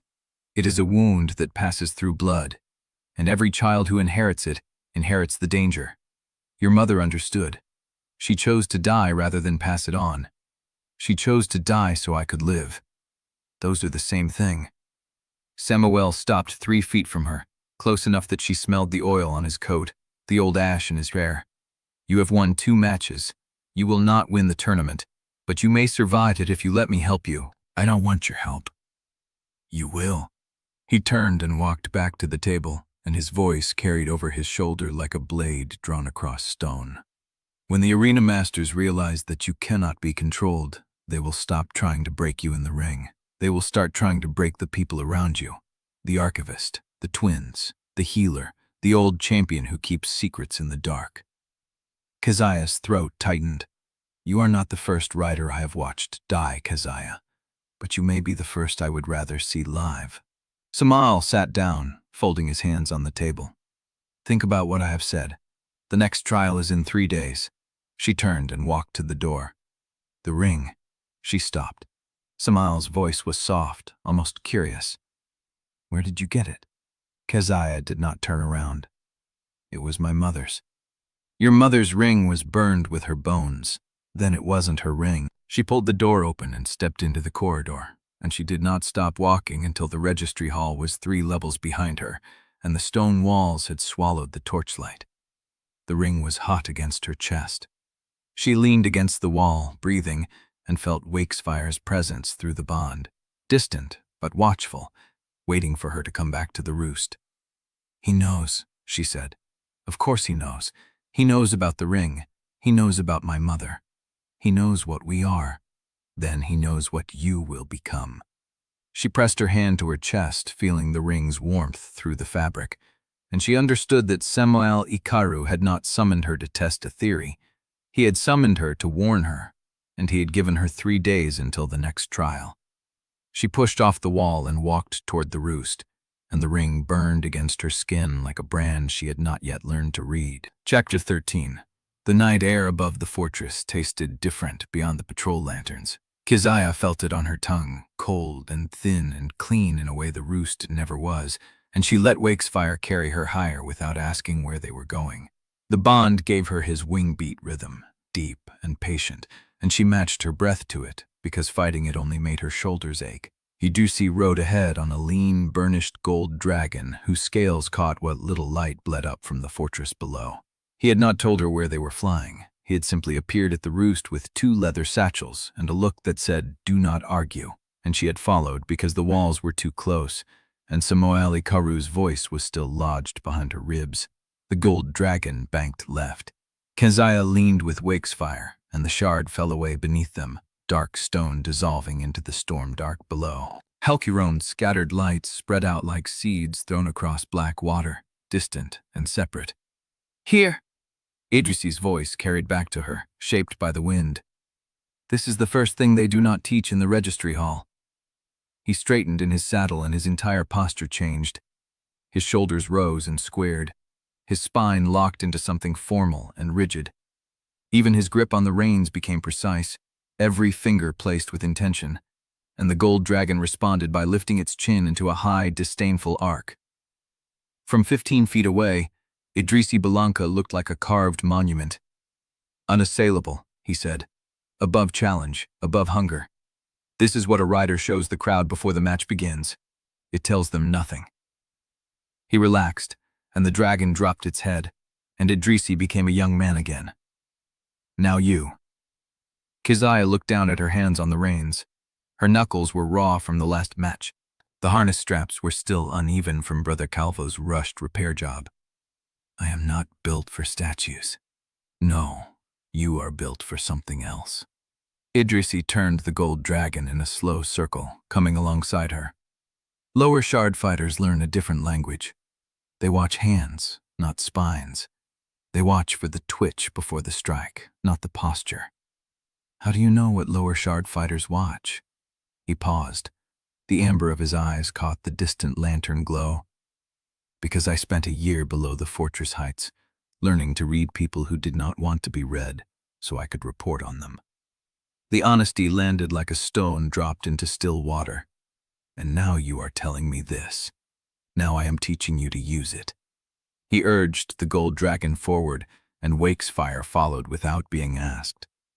"Samel's patrols will watch you before every match from now on. You cannot control what they see if you do not control what you show them."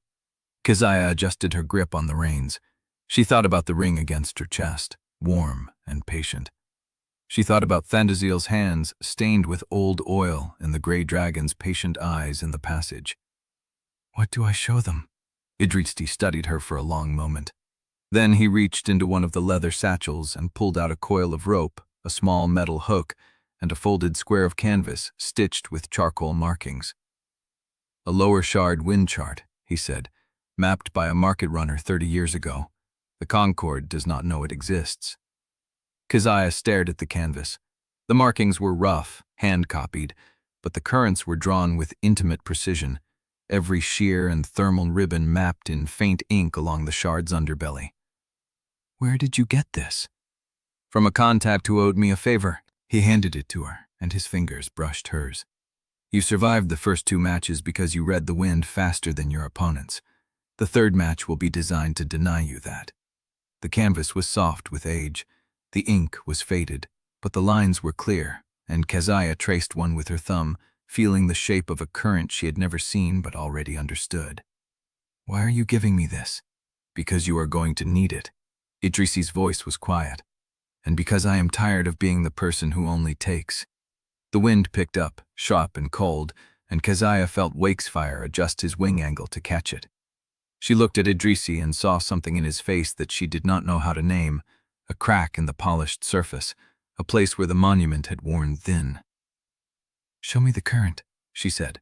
"The one the runners used." He led her down. The fortress lights shrank to pinpricks as they dropped below the shard's edge, into the dark belt where wind stacked in invisible layers. Idrisi moved the gold dragon through them like a hand reading a blind surface, feeling for resistance, finding the seams. Keziah followed. Wakesfire trusted her instincts, and she trusted his body, and together they learned the shape of the air beneath the patrol lines. "This one," Idrisi said, stopping above a pocket of cold that smelled of rain. "The runner who mapped this called it the candle draft, because it burns steady until it does not."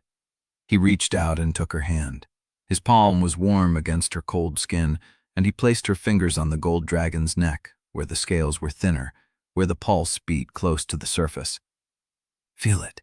She did. Beneath her hand, the dragon's heartbeat slowed, and she felt the draft catch them, a steady upward push that held them suspended like a held breath. "Now feel this." He shifted her hand an inch to the left, and the draft broke apart into turbulence, tiny, chaotic pockets that made the dragon's wing muscles twitch. "That is what the arena will do to you," Idrisi said. "They will shift your opponent. They will change the wind. They will move the ground beneath you until you cannot feel the shape of anything." "How do I fight that?" "You learn to feel the shape even when they move it." His hand was still on hers. She became aware of how close he was. The gold dragon's shoulder pressed against Wakesfire's, and Idrisi's seat in the saddle was inches from her own. She smelled the oil in his coat, the ash that clung to everyone in the fortress, and something else beneath it, clean and smoked. "Idrisi." He did not let go. "I know what you are doing," she said, "teaching me to survive their game so I can survive the next match. But I need to know why. Because you are the first person in this fortress who has ever looked at me like I was not a performance." His voice was barely above the wind. "And because I want to be someone worth looking at." The draft beneath them shifted, and the gold dragon dropped. Keziah's stomach lurched. She grabbed for the saddle strap, and Idrisi's arm came around her body, bracing her against the fall. His chest pressed against her back. His breath was hot against her ear. "Hold," he said. The gold dragon caught the current, and they rose again, steady, as if the drop had never happened. Idrisi did not let go. Neither did she. Below them, the fortress lights flickered and burned, and the wind carried the smell of rain from somewhere far off, and Keziah felt the ring warm against her chest, like a heartbeat. "You are not alone," her mother's voice whispered through memory. She closed her eyes, and she did not pull away. Chapter 14. The air was colder than it had been in the saddle. Keziah stood in the empty corridor outside the Roost, her hand still warm where Idrisi had held it, her body still carrying the shape of his chest against her back. The gold dragon had vanished into the dark, and Wakesfire had settled onto his stone without speaking, his good eye tracking her with something ancient and patient. She should sleep. The next trial pressed against her like a coming storm, 3 days at most before the bracket reshuffled and the ground moved beneath her. But her skin remembered the draft.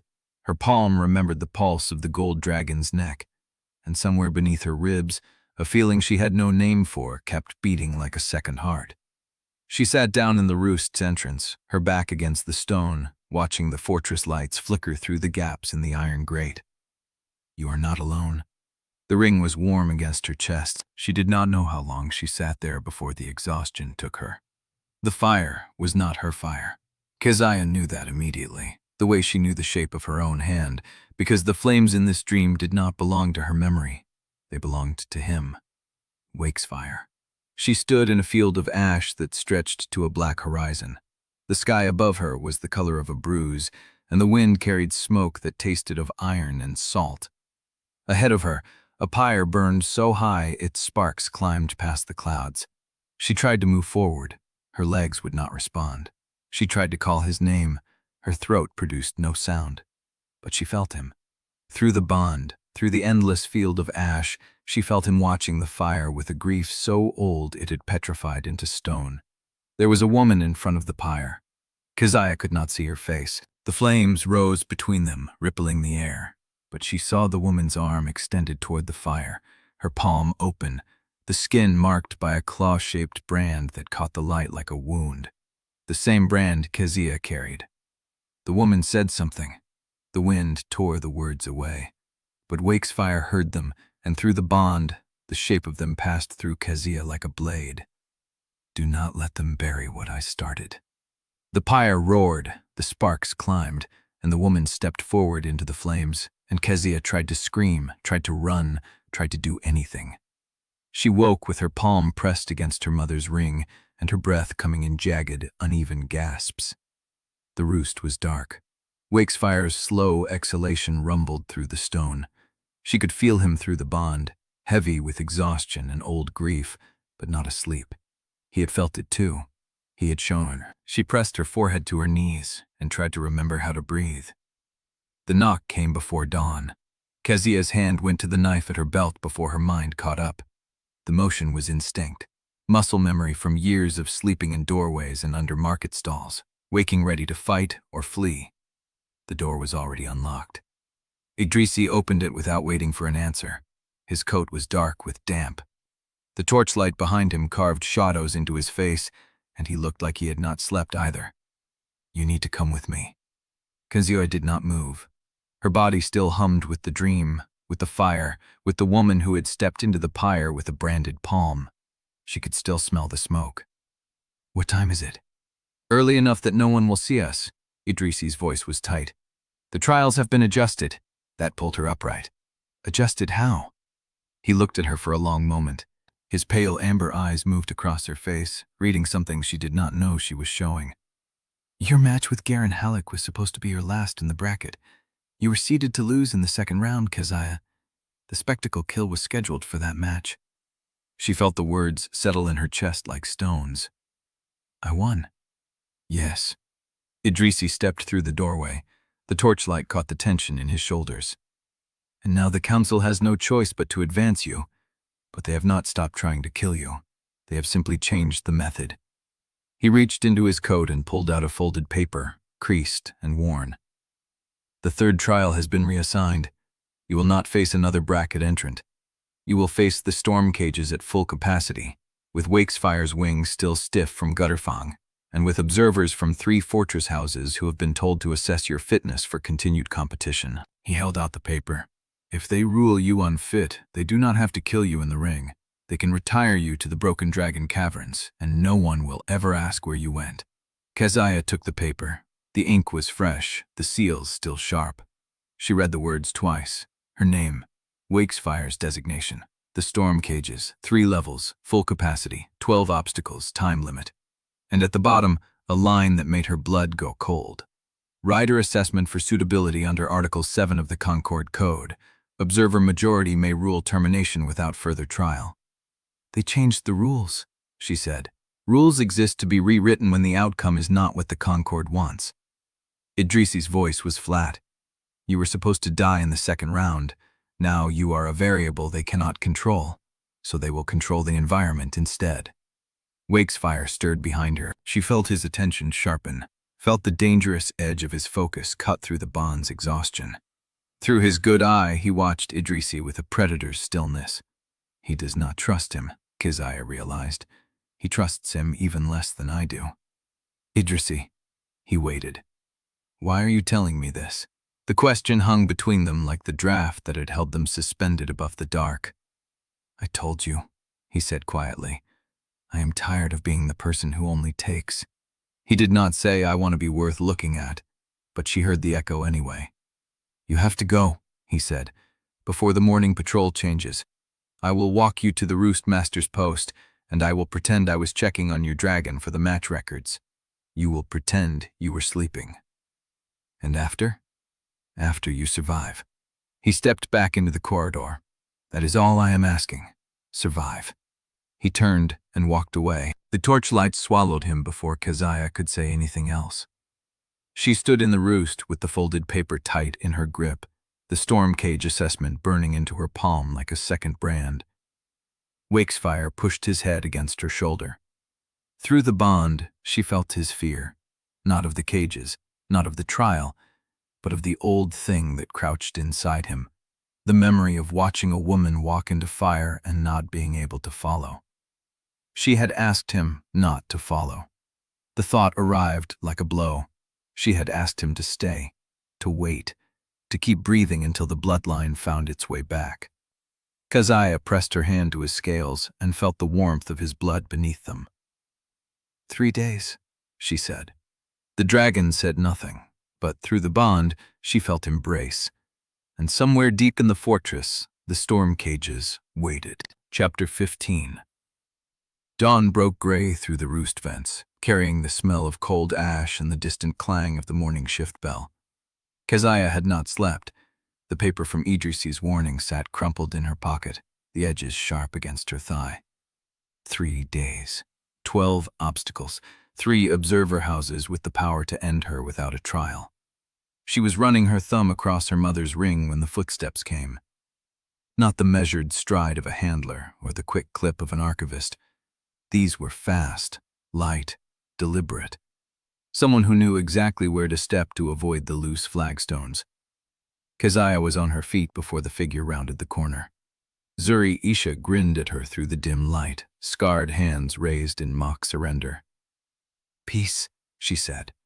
"I come bearing breakfast and bad news. Matty's waiting in the north passage."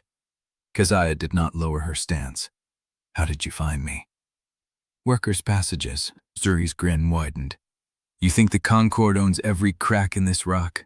They do not even know half the tunnels exist. We have been mapping them since the day they dragged us in." She held out a cloth bundle. Steam curled from the folds. "Flatbread, still warm. I did not poison it." Keziah took the bundle. The bread was dense and grainy, the kind the lower shard ovens made when they had nothing to prove. It tasted like home. She hated how much she wanted another bite. "Why?" "Because you looked hungry," Zuri shrugged. "And because Mati found something you need to see." The north passage was narrow enough that Keziah's shoulders scraped both walls. Water dripped from somewhere above, cold and intermittent, beating on her neck like sweat.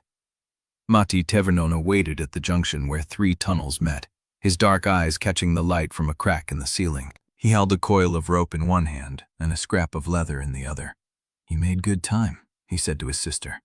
She was awake, no point pretending otherwise. Mati turned to Keziah.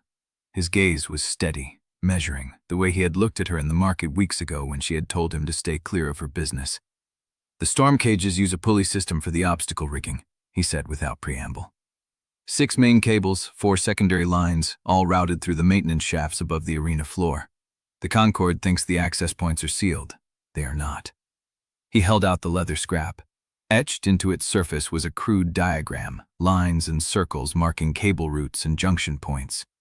Keziah took it. The drawing was rough but precise. Someone had marked the weak spots with small crosses. "How did you get this?" "I climbed," Maddie said, as if that explained everything. "Last night, while the watch changed. The shaft above the 3rd-level cage has a loose grate. I traced the cables back to the main pulley house. You climbed into a maintenance shaft above the storm cages in the middle of the night." Maddie's expression did not change. "Yes." Zuri snorted. "He does not say much, but he is not afraid of heights, or of falling, or of most things a sensible person would be afraid of." Keziah looked at the diagram again. The crosses marked 3 points where the cables joined the main rigging. If one of those points failed, the entire obstacle system would collapse. "Why are you showing me this?" Maddie met her eyes. "Because the storm cages are designed to kill riders whose bonds do not follow the pattern, and your bond does not follow anything. Brother Calvo said you were too stubborn to die quickly," Zuri added. "We want to make sure you take long enough that the rest of us have time to figure out what we are doing." Keziah stared at them. 2 scavengers from the lower shards who had no reason to help her, no debt to repay, no loyalty to earn. She thought of Samuel's threat. "The arena masters will target your allies. You should keep your distance," she said. "The High Warden knows about you, both of you. He told me the arena masters will try to break me by hurting the people I let close." Zuri's grin did not waver. "Then it is a good thing we are not close." "Zuri, we are practical," Maddie said quietly. "You are the only rider in this tournament who came from below the shard line. If you fall, they will send the next one of us into the arena. We are helping you because it is the only way to keep ourselves out of the cages." The words were flat, practical, exactly the kind of calculation Keziah understood, but she saw the lie in the way Zuri's hand lingered on the flatbread she had brought, the way Mati's eyes had already mapped the escape routes in this tunnel. They were not helping her because it was practical. They were helping her because they had already decided she mattered. She did not know what to do with that. 3 days, she said. "I need Wakesfire's wing ready, and I need to know what the observer houses want." Zuri nodded. "Mati can check the harness tonight. I will ask around about the houses. The workers talk when they think no one is listening." "And Brother Calvo?" "Already tending your dragon," Zuri said. "He was in the Roost before dawn, said he would not take payment for it." Keziah felt something shift in her chest. a crack in the wall she had built around herself. No one risks this much for temporary. The thought arrived unbidden, and she pushed it down. "This is temporary," she said, "until the tournament ends. Then we all go back to our own lives." Zuri looked at her for a long moment. The grin faded. "No one risks this much for temporary," she said quietly, echoing Keziah's thought with unsettling accuracy. The words hung in the damp air. Keziah had said to step over the pleased smunk each though, and tells this American thing, and the mind undercating Memesis, while he mabs off to lie despises. Jalifo, it's my patient but about a medic shock in place at this video, misty to the nice. He stepped. "The startle's rightly before my god you want to apprise in the fod, snow him sound. We'll be over guys now, we will never be avalant with spiting pots. We do not know how to flash for the tackets, my might doesn't confidently accept. Reach heaver lately than skin old that still with him as you despise about the speediest transformation. I need to see Wakesfire, to sleeve, semestum, the beginning debacure, the fired smacksfoth, though we're professing the specs from the board of people. I know one entirely sweets away to stop listening and saved up to little literally brain. Just snecks us and start lowers, which I chose to rum it look, his types on a SharePoint. I feel great back. So hostile a mage this enough was actually 4 to forwards. I mean, I just don't know how to smash that, but interest to be connected. Accuracy. When I took then, I am smite at my neckism to stay. Amount of measer, and I can see my finance based. My showser look at it we will think for hands from wiking someone in page, just to love and inspire, and while they are literally devastated into the willow. But she felt their eyes on her until she turned the corner. The roost was quieter than she expected. Brother Calvo sat on an overturned crate near Wakesfire's foreleg, his sleeves pushed up past his elbows, hands stained with salve and old blood. He looked up when she entered. "The wing is stiff but not torn," he said. "If you rest him for the next 2 days, and I apply the poultice twice daily, he will fly well enough for the cages." Keziah knelt beside Wakesfire's head. The dragon's good eye tracked her, the pupil widening as she approached. Through the bond she felt his exhaustion and the sharp edge of his focus, and beneath both, something softer, something that felt like trust. "Calvo," the healer looked up. "Why are you doing this? The Concord will punish anyone who helps me." Calvo wiped his hands on a cloth. His face was worn, lined with the kind of weariness that came from watching too many people die for the wrong reasons. "Because your mother asked me to," he said. Keziah went still. "I knew her," Calvo continued. "Not well, but I was there, in the final days. She told me that if her daughter ever came to the Ember Stair, I should do whatever I could to keep her alive." "She knew I would come?" "She hoped." Calvo's voice was rough. "She said the bond would find its way, that the bloodline would return, and that when it did, I would recognize the name." He looked at her with something that might have been grief. She was right. Keziah pressed her palm to Wakesfire's neck. The warmth of his scales seeped into her skin, steady and alive. She thought of the woman in the fire, of her mother's last words. "Do not let them bury what I started." She thought of Zuri and Mati in the tunnels, of Idrisi's warning, of Calvo's refusal to take payment for his work. No one risks this much for temporary. 3 days, she said again, but this time the words did not feel like a countdown. They felt like a promise. Chapter 16. The sand was cold beneath her boots. Keziah stood at the arena's edge, Wakesfire's shadow pooling across her shoulders, and tried not to count the obstacles. She counted them anyway. 12. Some hung from chains, iron rings that would catch an unwary wingtip and spin the rider into the wall. Others rose from the sand itself, stone pillars carved with the teeth of old collisions, their edges gleaming where the furnace light caught them. Between them the crosswinds screamed, not the steady thermals she had learned to read. These were manufactured, channeled through grates and vents built into the arena walls, designed to change direction without warning. A rider who tried to fly clean lines through this would be battered into the stone before the 4th obstacle. "You have been reassigned to the mid-bracket trial," the arena master announced, his voice carrying over the crowd. The course is standard. The rules are simple. 3 circuits. Any rider who touches the sand is disqualified. Any rider whose mount touches the sand is disqualified. Keziah felt the weight of the crowd's attention. They had come to see if the outsider could repeat her luck. She had come to survive. "Riders, to your mounts." She climbed into the saddle, her thighs gripping Wakefire's withers. Through the bond, she felt his assessment of the course, the way his good eye tracked the wind patterns, the twitch of his wing as he measured the angles. "The 5th pillar has a blind spot on the left," she sent. "If we cut close enough, the wind might not catch us." "The wind will catch us," he answered. "The question is whether we use it or fight it." The starting horn blasted. 3 other riders launched ahead of her, their dragons sleek and young, their lines clean as knife cuts through cloth. Keziah held Wakesfire back. "Wait," she said aloud. The first rider hit the 3rd obstacle at speed, banking hard around a hanging chain. The crosswind shifted. His dragon's wing caught the ring, spinning them both into the stone pillar. The crowd gasped. The rider did not rise. Keziah's throat tightened. "That is why they put this course together," she said. "They want us to fail fast." Wakefire's rumble vibrated through her legs. "Then we will fail slow." She gave him the reins. Not literally, but through the bond, she loosened her grip on his instincts, let him read the wind the way he had learned to read it decades before she was born. He took a steep angle toward the first obstacle, his wing folding at the last moment to slip through a gap that looked too narrow for his body. The crowd hissed. It was not graceful. It was ugly, hunched, the kind of flight a dragon used when he was too tired to fly straight. But it worked. They cleared the first obstacle.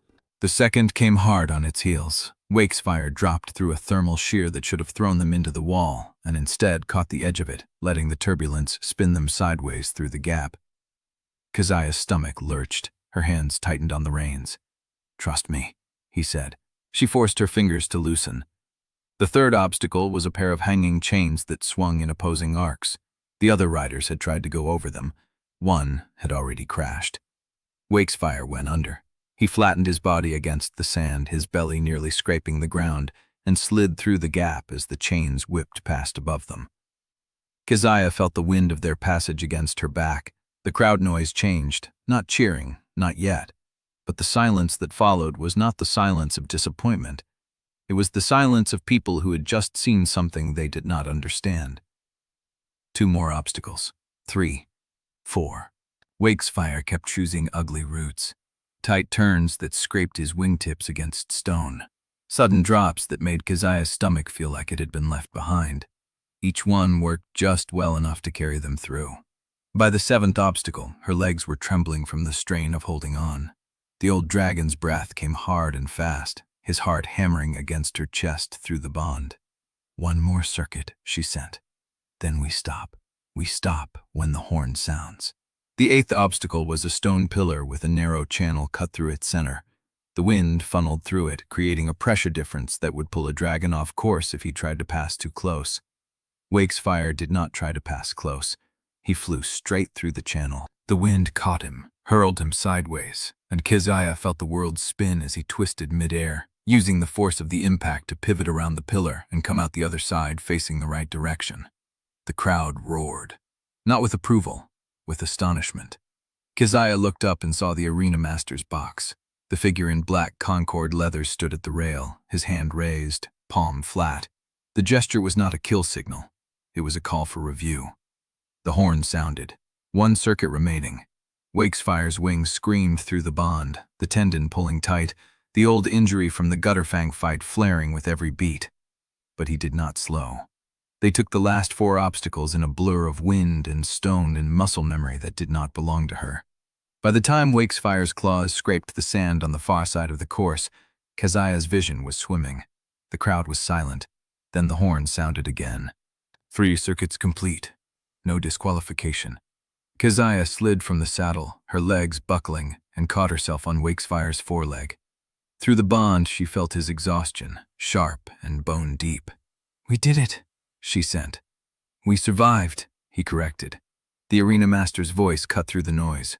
"Rider Keziah Onwuamaeze, the reviewing panel requests your presence." She looked toward the box. The black leather figure had not moved, and behind him, Stepping into the light, she saw High Warden Samuel Ikaru, his steel-gray eyes fixed on her with the patience of a man who had just confirmed something he had suspected for a very long time. "Come," he said. "We have much to discuss." Chapter 17. The reviewing room sat behind the arena master's box, a narrow chamber with a single table and 3 empty chairs. Keziah stood in the center, still shaking from the trial, her palms raw against her thighs. High Warden Samuel Ikaru did not sit. He stood at the room's far end, his back to her, looking through a slit window at the arena floor where handlers were dragging sand over blood. "You flew the channel," he said. "Through the pillar, not around it." Keziah said nothing. "That is not a known technique." He turned, steel-gray eyes catching the torchlight.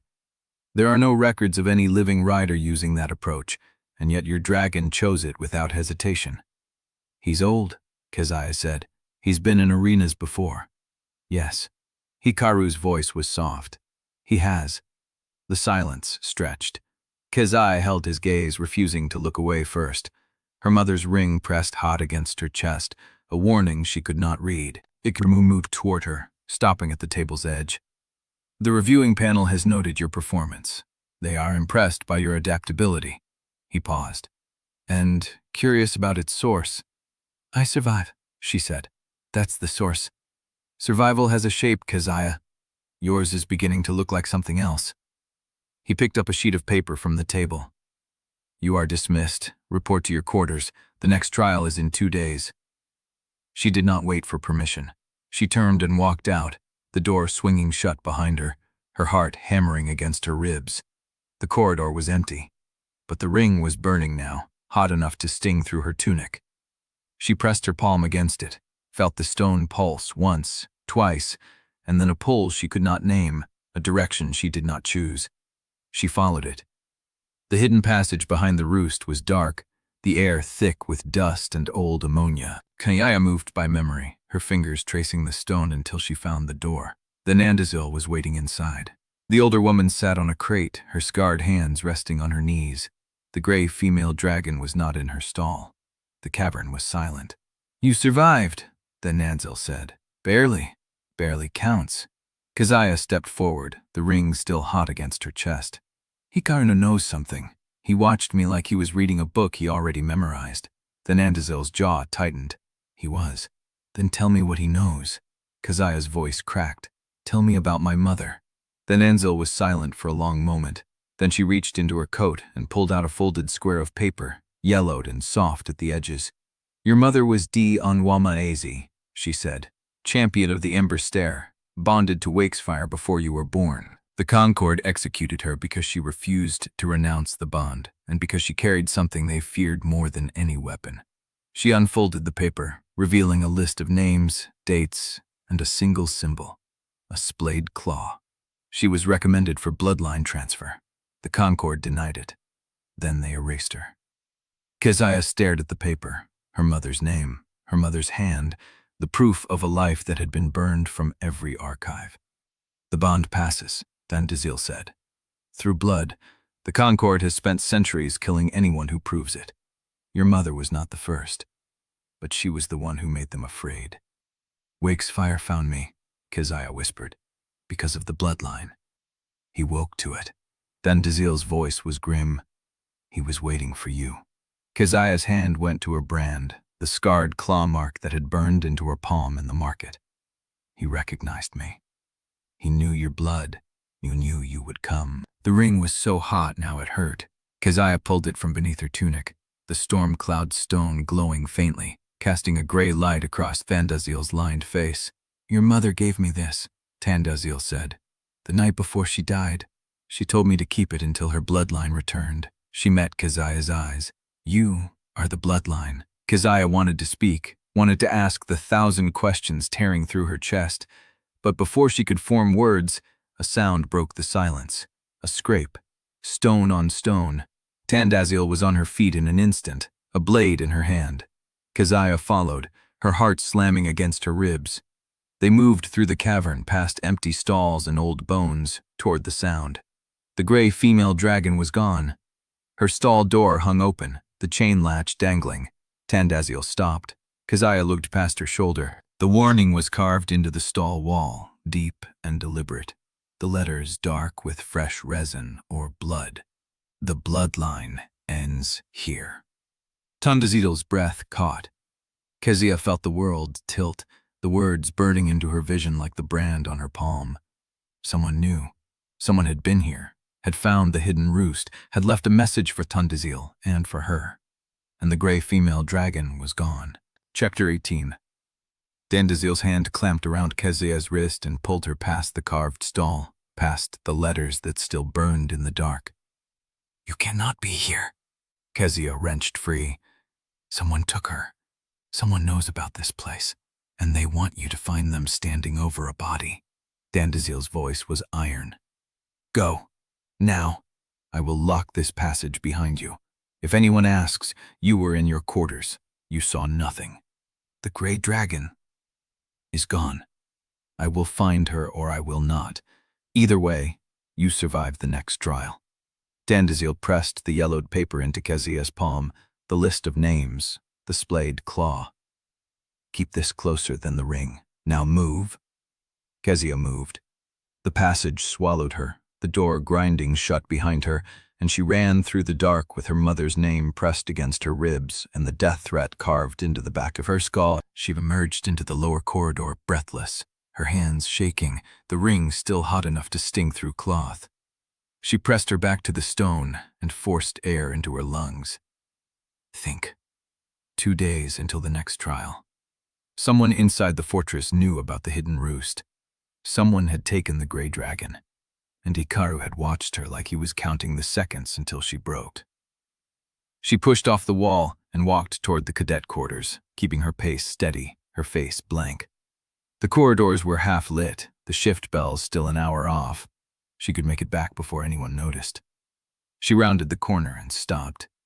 Idrisi stood in the alcove beside her door, arms crossed, amber eyes tracking her approach.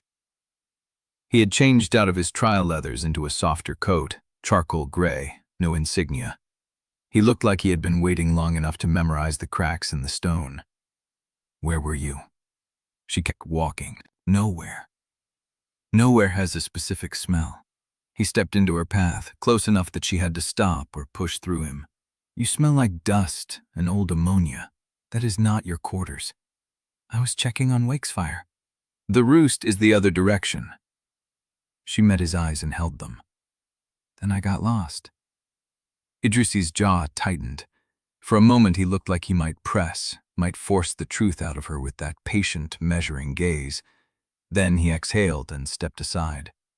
Get inside, before someone sees you looking like you just ran from a crime. She pushed the door open and he followed, closing it behind him without asking permission. The room was small, a cot, a washstand, a single window overlooking the storm belt. She had nothing personal in it, nothing to mark it as hers. You should not be here, she said. I just saved you from a formal reprimand. He leaned again to the door, arms crossed again. The arena master filed a conduct inquiry after your trial. Unorthodox flight patterns, refusal to follow course protocol, failure to maintain standard formation. They were going to summon you to a hearing within the hour. Let them. It would not be a hearing. It would be a trap. His voice dropped. They would ask you to explain the technique, how you knew the channel, why the dragon obeyed without signal, and when you could not answer without revealing the old bond, they would rule you non-compliant and retire you to the broken dragon caverns before the next bell. The words landed like a blade between her ribs. You stopped it. I told them I had already debriefed you under my authority as assigned coach, and that the technique was an improvised survival response I instructed you to use. He held her gaze. They bought it, barely. Why? Because if they take you before the hearing, I lose the chance to learn what you really are. He said it flat, unreadable, and she could not tell whether it was truth or deflection, or both.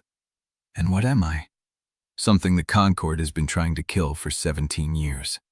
He pushed off the door and crossed the room, stopping a handspan away. I saw your face when you came out of Hikaru's review.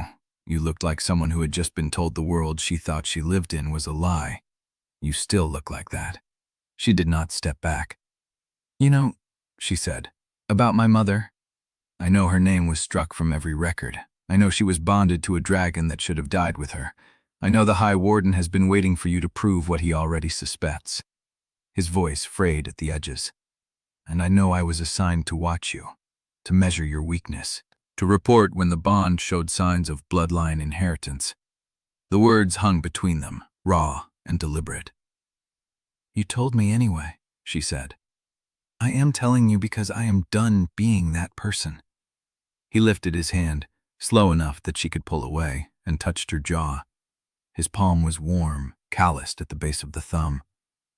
I do not know what I am yet, but I know I want it to be someone you can look at without flinching. She did not flinch. She leaned into his hand, just slightly, the way she had leaned into the wind current below the shard's edge, trusting the shape of something she could not see. His breath caught.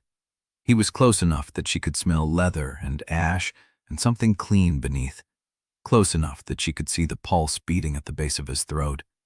His thumb traced the line of her cheekbone, feather light, and his eyes dropped to her mouth. The air between them went tight and hot. He leaned in. A knock shattered the silence. They broke apart. Idrisi turned, his hand dropping, his face smoothing into something neutral and distant. Keziah's heart hammered against her ribs so hard she felt it in her teeth. The door swung open. A cadet stood in the frame, young, pale, wearing dispatch leathers. She held the sealed paper in both hands. Bellanca, the bracket is set. She glanced at Keziah, then back to Idrisi. Her next opponent is confirmed.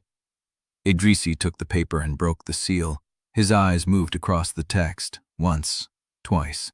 His face did not change. But his hand tightened on the page until the edges crumpled. Who? Keziah said. He did not answer. He handed her the paper. The seal was fresh, the ink still dark. 3 lines of official script, a name, a house, a note. Opponent, Keziah Varan of the Ember Claw.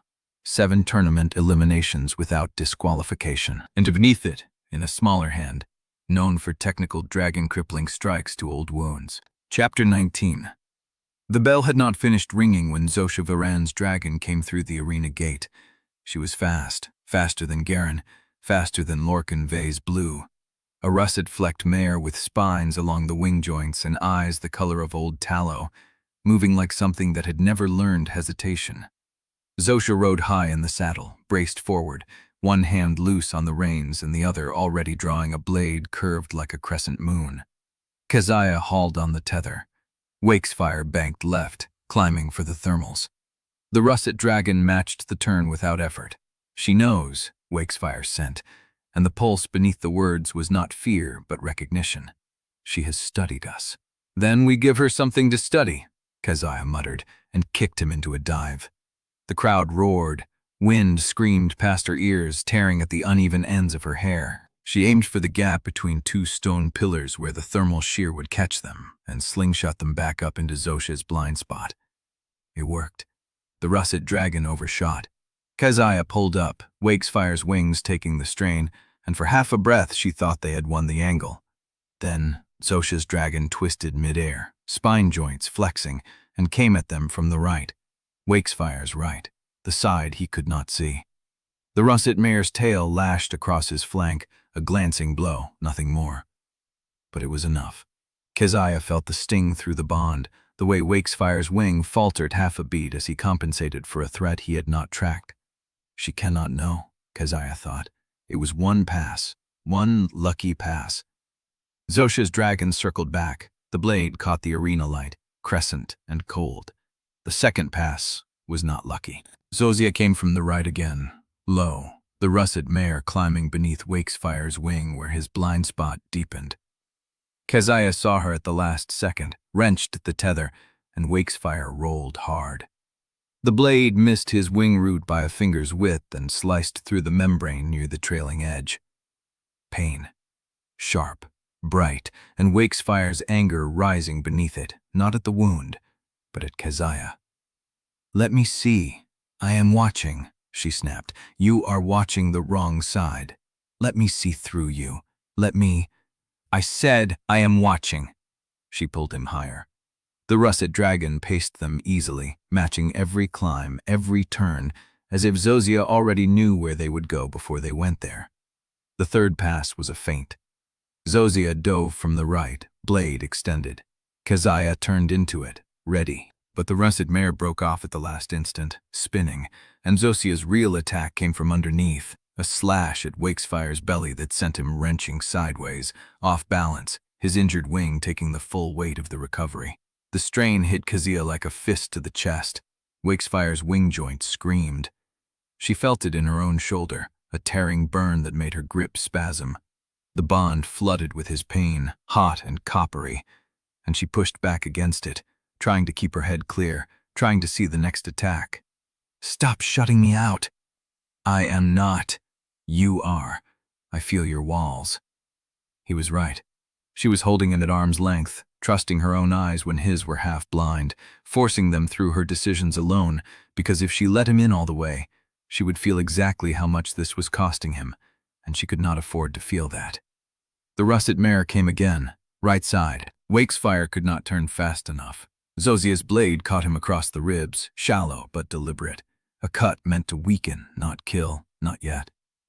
The crowd roared its approval. Keziah's vision went red at the edges, not from rage, from the bond. Wakefire's pain was no longer a pulse. It was a current, constant and rising, and she was drowning in it because she had refused to share the flight with him, refused to let him borrow her sight, refused to trust that opening the bond wide would not break them both.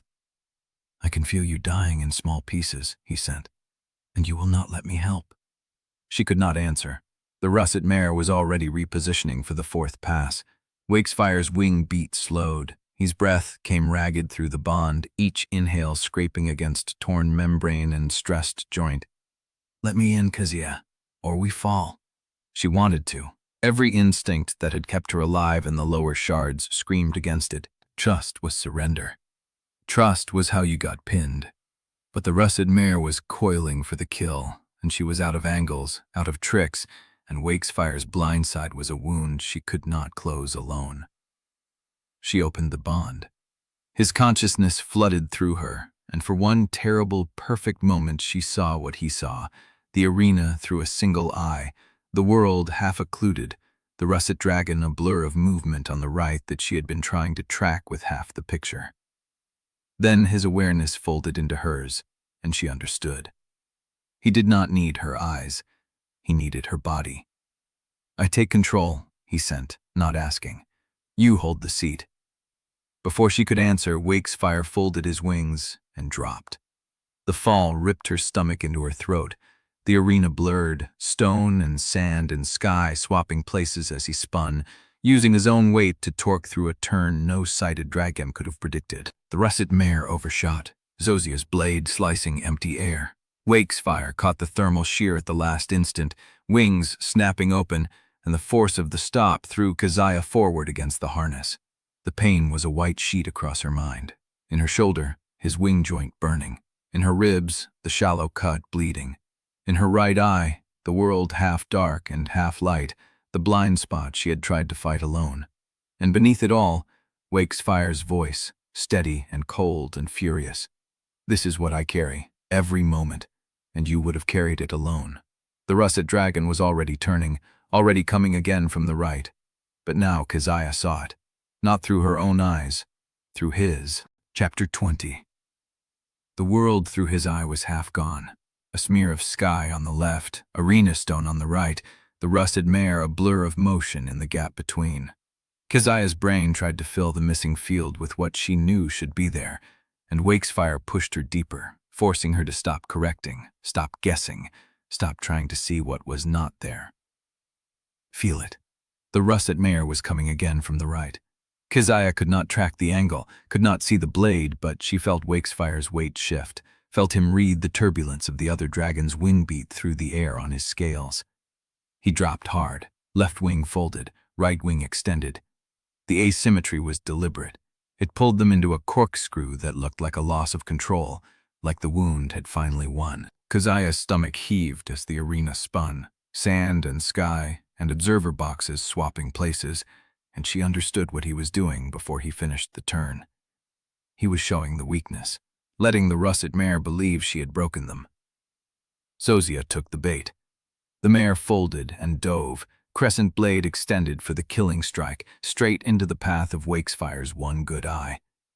He pulled up at the last instant. The mare screamed as Wakefire's claws raked across her flank, not deep, but decisive, a wound that said, "I let you think you had me." Keziah recovered fast, wheeling the mare away, but the rhythm had changed. The crowd knew it. Keziah felt the shift in the air, the way the russet dragon's wing beats stuttered with pain. Again, she sent, "You are learning." They did not fight symmetrical after that.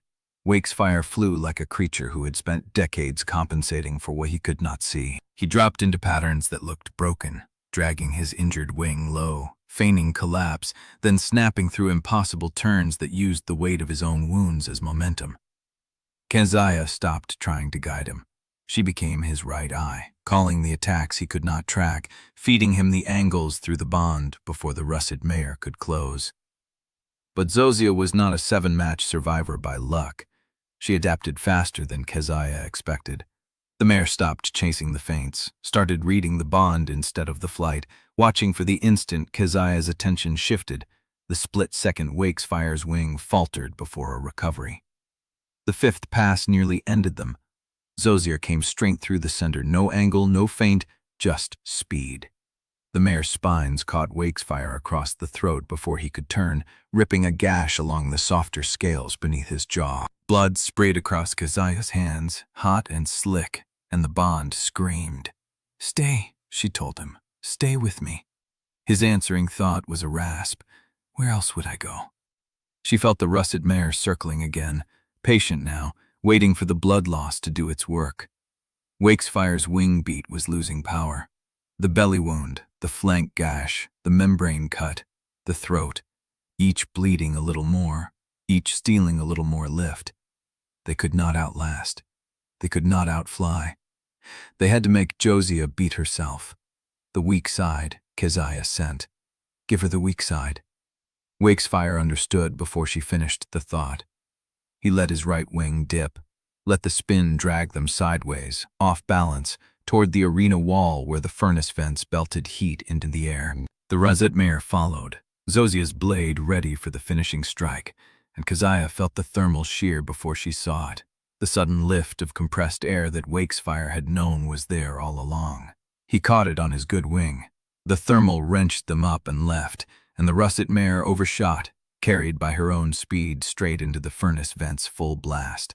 The heat hit her like a wall. She reared, wings snapping shut, and Keziah lost a stirrup, one hand flying wide to catch the saddle. They were vulnerable. Keziah did not think. She leaned into the bond and Wakesfire turned, not fast, not graceful, but enough. Enough to bring his claws across the mare's exposed flank, enough to tear through leather and hide in a single ragged strike. The mare dropped, not crashed, dropped.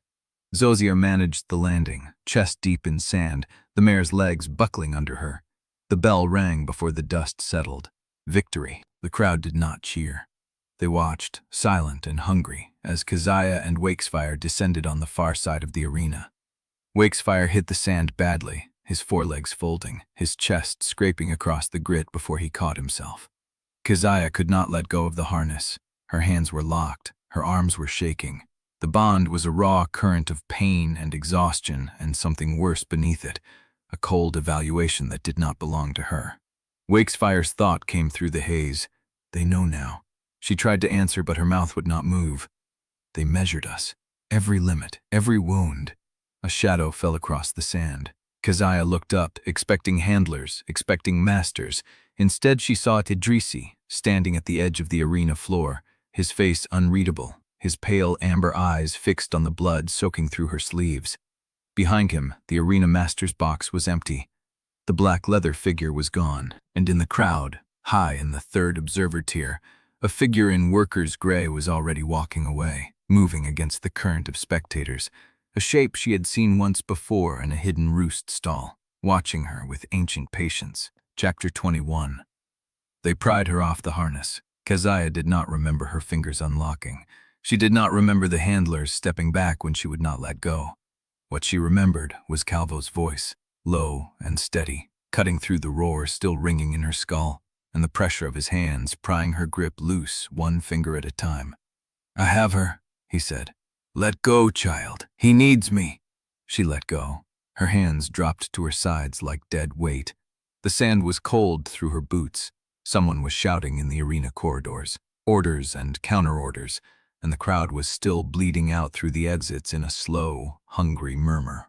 Calvo did not wait for clearance. He knelt beside Wakesfire's forelid, his healer's hands already moving across the throat gash, pressing, testing, reading the wound the way other men read script. The dragon's head stayed low, breath shallow, one eye closed. "Get her out of the light," Undesirable said. Keziah had not seen her arrive. The old champion was simply there, emerging from the shadow beneath the arena wall, her cropped silver hair catching the torch glow. She did not look at Keziah.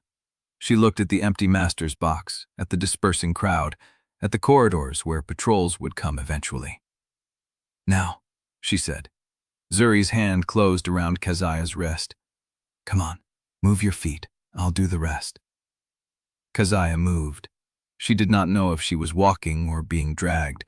The corridor swallowed them, torchlight and stone dust, and behind her she heard Calvo calling for oil, lin, something to stop the bleeding before the dragon bled out on the sand. The twungs were already in position.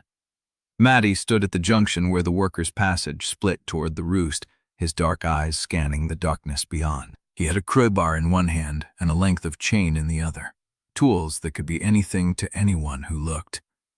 Zuri pulled Keziah past him without slowing. "Clear," Matty said. "For now." They did not go to the training roost. They went lower, down a shaft Keziah had never seen, through a door that looked like a wall, into a space that smelled of dust and old straw and the tang of medicinal resin. Undesirable's hidden room. Keziah's knees buckled the moment they were inside. She caught herself on a crate, nails scraping wood, breath coming too fast. Her hands were shaking. Her whole body was shaking. The bond was a raw, open channel of Wakesfire's pain, and she could not close it, could not wall him out, could not do anything except feel him bleed. "Breathe," Zuri said. "Or don't, but stay upright." She meant it as a joke. Keziah heard the fear underneath. Pym arrived last. He came through the same door, clutching a canvas sack to his chest, his wide eyes darting around the room like he expected someone to grab him. His coat was inside out. His hair was worse than usual. "I brought the things," he said. "The oil, the resin, and the other thing." He pulled out a folded paper, yellowed at the edges, and held it toward Keziah like an offering. She did not take it. "Later," she said. Pym's hand dropped. He nodded once, quick and sharp, and shoved the paper back into the sack. "Later. Right. Later is good. Later is a plan." Undesirable did not look away from the door. "They will search the Roost within the hour." The master filed a conduct report before the match. He expected her to lose or die. When neither happened, he moved to the next option. "The Broken Dragon Caverns," Keziah said. "Or worse." Idrisi stopped the first hearing, but he cannot stop a second if the master calls it with witnesses. Keziah thought of Idrisi's face at the arena edge. Unreadable. Watching. She thought of the empty master's box and the figure in worker's gray walking away through the crowd. "The gray dragon," she said. "The one from the Roost stall. I saw her watch her in the crowd." Undesirable's jaw tightened. "Then they know where we hide." "Who is they?" No one answered. The silence stretched, heavy and wrong, and Keziah felt the shape of it pressing against her ribs. These people had come for her. They had carried her through the dark, risked their places, risked their lives, and she had not asked any of them to do it. She had not thanked them either. "Why?" she said. The word came out rough, scraped raw by the arena dust and the blood still drying on her hands. "Why are you here?" Zuri snorted. "Stupid question. You think we had better plans?" "The Concord will find out. They will punish you." "Let them try," Matty said from the door. He had not moved from his post. His voice was flat, practical, the voice of someone who had already counted the cost and decided it was acceptable. "We mapped the tunnels," Zuri said. We know where they patrol. We know the gaps. You think we did all that work for fun? Keziah looked at Pym. He flinched under her gaze, then straightened. I have the records, the erased pages, the proof. I have been keeping them for you. That is what I do now. You are an archivist. I am your archivist. The words hit her like a blow. She looked at each of them in turn. Zuri, grinning like the whole thing was a game she intended to win. Maddie, silent and watchful, his weight braced against the door. Pym, trembling, terrified, holding his canvas sack like it was the only solid thing in the world. And Thandaziel, who had already buried one Onwuamaeze and was not about to bury another. Keziah's throat closed. She had spent her whole life treating attachment like a trap. She had left first, spoken last, made herself small and hard and impossible to need. She had told herself that belonging was a cage, that anyone who got close would eventually become a weapon aimed at her back. But these people had not aimed anything. They had come. They had chosen her, not because she asked, not because she earned it, but because she was theirs. She did not know what to do with the weight of that. The bond pulsed. Wakefire's pain, distant now, dampened by Calvo's hands and the resin Pym had brought. But beneath the pain, something else. Something that felt like the dragon's version of the same hunger she was trying not to name. Let them stay, he sent. The thought was not a command, it was an offering. Keziah pressed her palm against her chest where her mother's ring lay warm against her skin and did not answer. Because if she said yes to that, she would never be alone again. And she did not know if she could survive belonging. The door opened. Everyone tensed. Maddie shifted his grip on the crowbar. Zuri's hand went to her belt, but it was Calvo, his robes dark with blood, his face drawn and exhausted. He looked at Keziah with something that might have been the first crack in his calm. He will live, Calvo said, but you need to see this. He held out his hand. In his palm lay a fragment of resin, black and hardened, with a single word carved into it. The bloodline ends here. The same threat from the Roost, but this time it was fresh. Chapter 22. The resin fragment sat in Calvo's palm like a brand pressed into flesh. Keziah stared at the carved word. The bloodline ends here. Fresh. Still tacky at the edges where the resin had not fully set. When did you find it? She said. 15 minutes ago, wedged into the Roost doorframe. Calvo's voice dropped. Whoever left it wanted you to find it tonight. Or wanted me to know they could get close enough to leave it. The room went quiet. Zuri stopped grinning. Maddie shifted his weight off the crowbar. Pym pressed the canvas sack against his chest like a shield. Thandaziel broke the silence first. Then we stop hiding in holes and start moving. Where? Keziah said. The stacks. Pym flinched. The stacks are sealed. After the alarm last week, they locked every archive entrance. There are patrols now, regular ones. I barely got out with what I brought. Then you know another way in. He did not answer, but his hand tightened on the sack. Keziah watched him fight the war between terror and purpose that had been living in his chest since the day he first handed her a scrap of erased paper. She saw the moment purpose won. There is a route, he said, through the old cistern overflow. It connects to the maintenance shaft behind the lower reference room, but the grate is rusted shut and it floods during Stormcrest. Stormcrest is tomorrow night, Maddie said, which means we go now, Undesirable said, before the water rises and before whoever carved that resin decides to finish what they started. Keziah stood, her legs held, her hands still trembled, but she pressed them flat against her thighs and the shaking stopped. Pym leads, she said. Maddie, hold the junction behind us. Zuri, watch the cross passages. If I am not back by dawn, you run. All of you. You find the Grey Dragon, and you run. And leave you, Zuri said. Yes. Stupid. I am not asking. Good, Zuri said, because nobody agreed to follow your orders. She was already moving toward the tunnel mouth. Maddie followed without a word. Pym looked at Keziah with wide, fast-moving eyes, then nodded once, sharp, and slid through the door. The passage swallowed them. It was older than the rest of the underlevels. The walls were rough-cut stone, sweating moisture, studded with iron brackets that had not held torches in decades. Water dripped somewhere ahead. The air smelled of rust and old sediment and the particular cold that came from places the sun had never touched. Pym moved fast for someone who looked like he might shatter at a loud noise. His hands found the turns without hesitation, tracing the wall with his fingertips to count intersections in the dark. "Here," he whispered. "The cistern overflow drops into the maintenance shaft. The grate is at the bottom. If it sticks, it will not stick. You do not know that. I know you got through it before." He stopped, turned.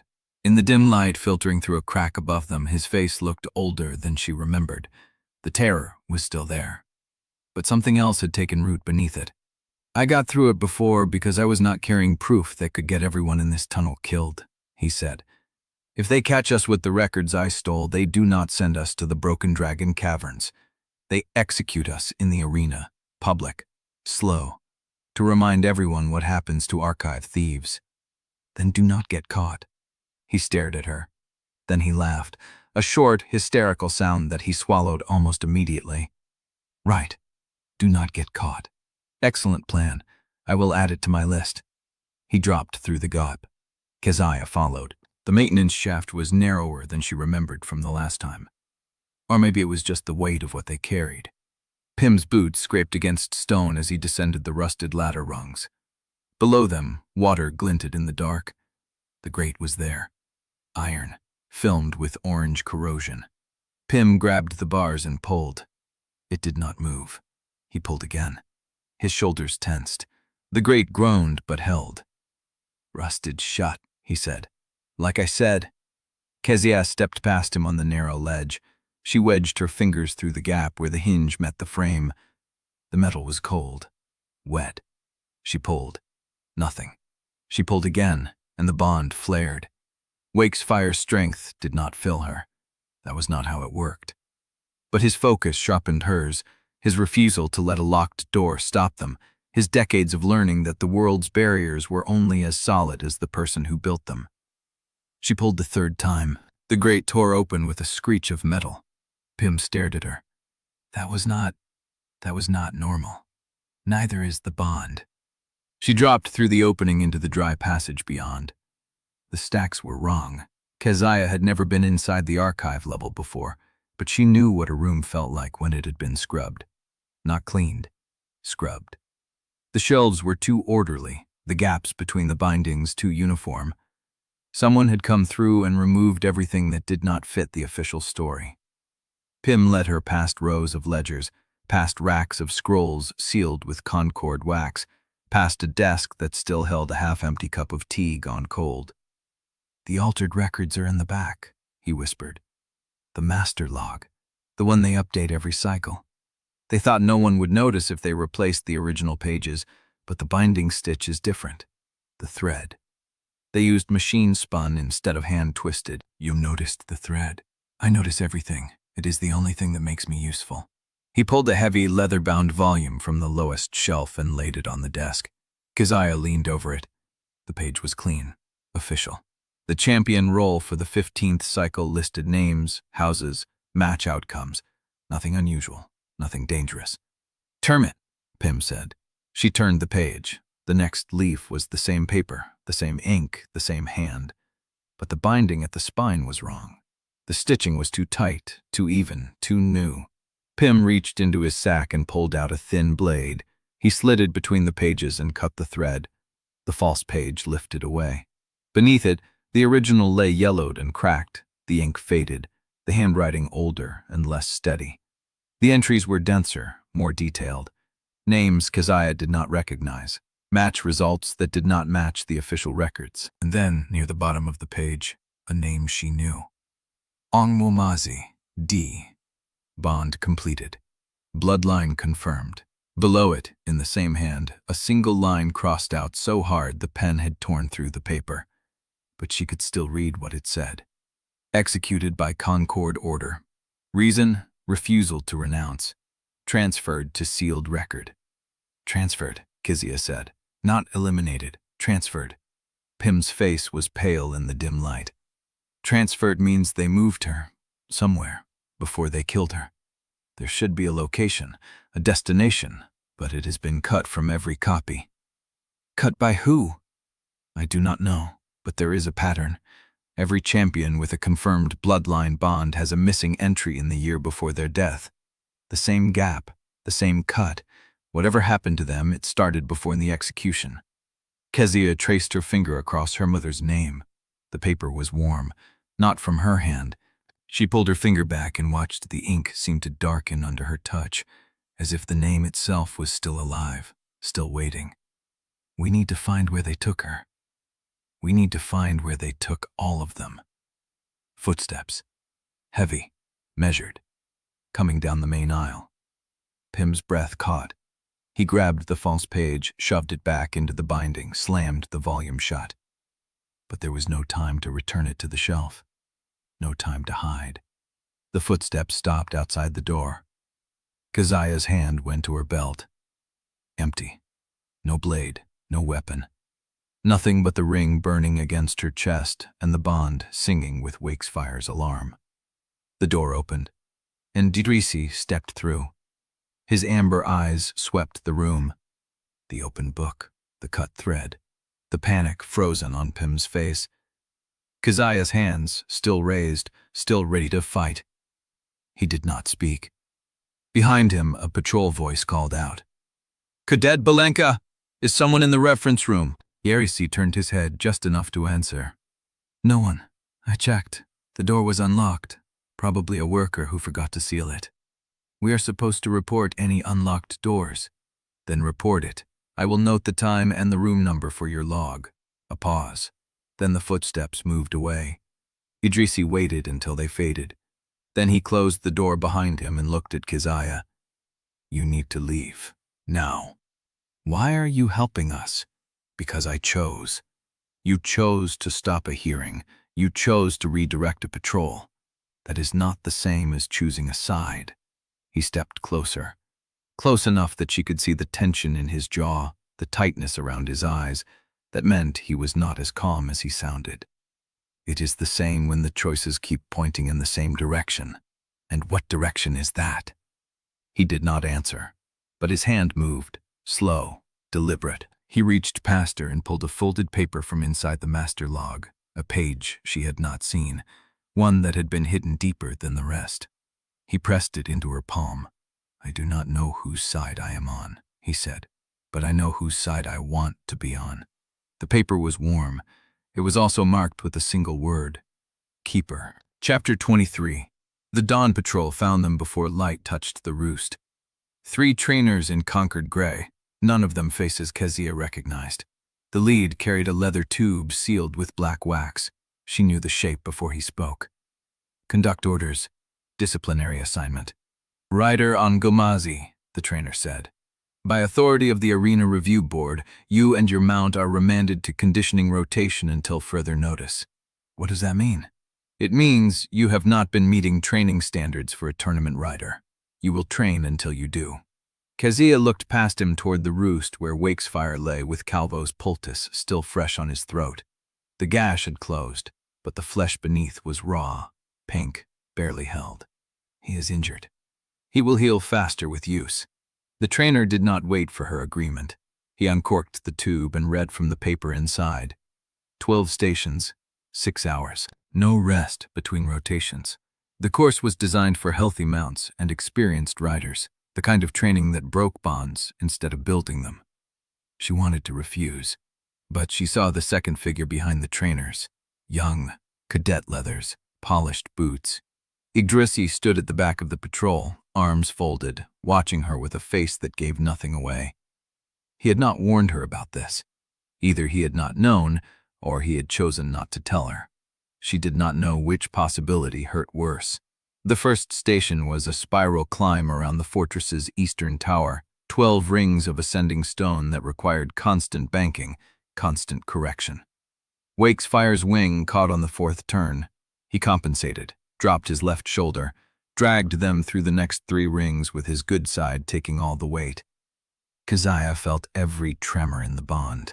The second station was a dead hang hover over an open furnace vent. the heat so intense it curled the edges of her leathers and sent sweat running into her eyes. Wakesfire held position for the full count. His breath came in jagged pulses she felt through her thighs. The third station was a drop and catch, releasing from height and recovering before impact. On the fourth drop, Wakefire's wings stalled. They fell 40 feet before he caught the thermal. Keziah's vision went white at the edges. She did not let go. By the fourth hour, she had lost count of the stations. Her hands were raw inside the gloves. The bond had narrowed to a single channel of shared pain and the mechanical will to stay conscious. Wakefire's thoughts had stopped coming as words. They came as pressure, temperature, the angle of a turn he could not make, but would attempt anyway because stopping meant failing, and failing meant they would do this again tomorrow. The trainers watched from a platform above the obstacle field. Idrisi watched from the edge. She caught his face between stations, a flash of amber eyes in the gray light, and she could not read whether the tension in his jaw was concern or calculation. It should not matter. It mattered. The ninth station required them to fly through a tunnel of swinging iron cages, each one weighted to crush a dragon's spine if the timing was wrong. Wakesfire dove. The first cage swung wide. The second clipped his tail. The third, the one that mattered, hung directly in their path, and he could not see it from his ruined eye, and she did not call the correction because she was looking at Idrisi instead of the tunnel. And the cage caught Wakefire's right wing and slammed them into the stone wall. Pain. Not hers. His. The bond went white. Keziah felt the impact through her shoulder, through her ribs, through the places where Wakefire's body had hit the rock. They were falling. No, they were sliding. Wakefire's claws caught a ledge, caught it, lost it, caught it again. They stopped. Keziah hung against his neck, breathless, shaking. Below them, the trainers were writing something on their slate. She wanted to kill them. Wakefire's thought came through the bond, not as words, but as a grip. Not rage. Focus. Look at me. She looked at him, not at them, at me. She closed her eyes, opened them, and looked at the next station. The 12th station was a straight sprint across the arena floor, low and fast between stone pillars, ending with a full-stop landing on a platform no wider than her spread arms.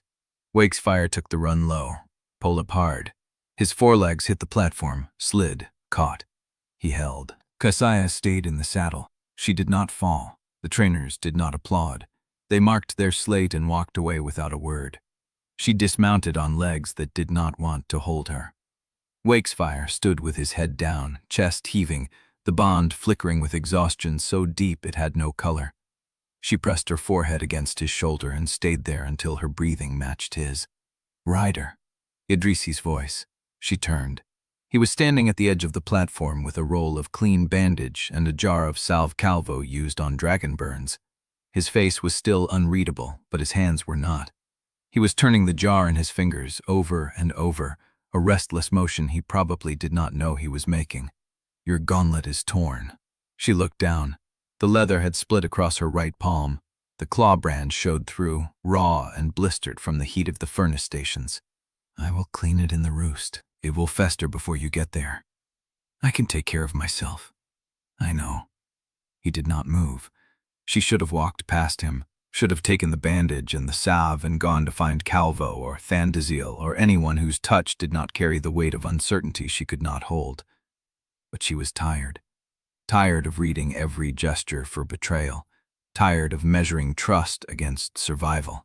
Tired of the chasm between wanting someone and being allowed to. She sat down on the platform edge. He sat beside her. He took her hand. The first touch was careful, impersonal, exactly the way a healer would lift a wound to examine it. But when his thumb brushed the raw skin beneath her palm, his breath caught. A tiny sound, almost inaudible. She felt it through the bond, not his feeling. Hers, in its proximity, his warmth, the careful pressure of his fingers, all of it landed in her chest like something she had been carrying without knowing the weight of. He spread the salve across the brand. Cool, then sharp, then cool again. "You should refuse the rotation," he said. "There are provisions for injured mounts. You can appeal." "And you can appeal for me?" "I can try." Why? He looked up. His amber eyes caught the gray light and held it. Because I told you whose side I want to be on. That is not an answer. It is the only one I have. The bond was quiet. Wakesfire had withdrawn into rest, leaving her alone with the weight of her own want pressing against the inside of her ribs. She leaned forward. He did not move. She kissed him, not carefully, not tenderly in the way the word meant soft. She kissed him the way she had taken the last station, full effort, no hesitation, because wanting one clean moment felt worth the risk of whatever came after. His hand came up to her jaw. His fingers trembled. She felt the tremor through his skin, through the air between them, through the place where his mouth met hers and held. When she pulled back, his eyes were still closed. "If this is part of the assignment," she said, "tell me now." He opened his eyes. "It is not." "Can you prove that?" No. She should have walked away. She stayed. "There is a third trial," Idrisi said. "The arena master has scheduled it for dawn, not announced, not bracket, a special exhibition." "For what purpose?" "To test how much punishment your bond can take before it breaks." The words landed like a blade between her ribs. "And you are telling me this because you are on my side." "I am telling you this because I cannot watch you die in front of me." She looked down at her palm. The brand was still raw, still burning, but the salve had stopped the worst of it. "Then help me survive it." "I will." "That is not a choice until you stop reporting to them." His jaw tightened. She waited. He did not answer. Above them, the storm clouds had gathered dark against the shard's edge, heavy with lightning that had not yet struck. Keziah felt the pressure in the air, the same pressure she always felt before the sky broke open and the world became wind and water and nowhere to hide. She pulled her hand free, stood. "Find me when you have decided." Chapter 24. The hidden room smelled of dust and old metal and the particular cold that settled into places the sun never reached. Keziah sat on a crate with her torn gauntlet in her lap, the brand still throbbing where Idrisi's salve had cooled it. Her lips still burned. His tremor still lived in her palms. She pressed her hands flat against her thighs and forced the feeling elsewhere. Undesirable stood at the far wall with her back to the room, one hand braced against the stone. She had not spoken since Keziah descended through the shaft. The silence had weight, the kind that meant someone was deciding how much truth a body could carry. "He gave you the paper," Undesirable said, not a question. "Yes. And you kissed him anyway." Keziah's jaw tightened. "You saw that." "I saw him walking toward you with Calvo's salve. I saw how long you stayed on that ledge after. I drew my own conclusion." "He told me about the third trial." Undesirable turned. Her lined face caught the lantern light in deep angles, shadows pooling in the scar along her cheek. "The exhibition." "You knew." "I heard rumors. I hoped they were wrong." "What is it?" Undesirable crossed the room slowly, the way someone moved when they were measuring distance from a wound. She sat on the crate across from Keziah, close enough that their knees almost touched. "The Concord has a technique they do not name in the arena codes," she said. "A judgment method. They use it when a bond defies their control, when a rider wins too many times and the crowd begins to see them as something other than spectacle." "What kind of technique?" "They open the bond by force. They chain dragon and rider to separate stations and run current through the link until one of them breaks. The pain is not the point. The point is proving that the bond is a weakness, that it can be exploited, that no matter how strong the rider, the Concord owns the connection." Keziah's stomach turned. "They want to show the crowd I am not dangerous, that I can be broken. They want to show that no bloodline is strong enough to survive their judgment." The words landed like stone in her chest. She thought of Wakesfire standing in the Roost, head down, chest heaving, the bond flickering with exhaustion so deep it had no color. She thought of the 9th station, the iron cage that had crushed his wing because she had been watching Idrisi instead of the tunnel. "There is another way," Undesirable said. Keziah looked up. "The old way." the one the Concord erased from the records because they could not control it. Undesirable reached into her coat and pulled out a folded scrap of paper, yellowed at the edges, creased so many times the ink had cracked along the folds. She handed it to Keziah. It was a drawing, crude, vermin, not a formal schematic, but a memory pressed into ink.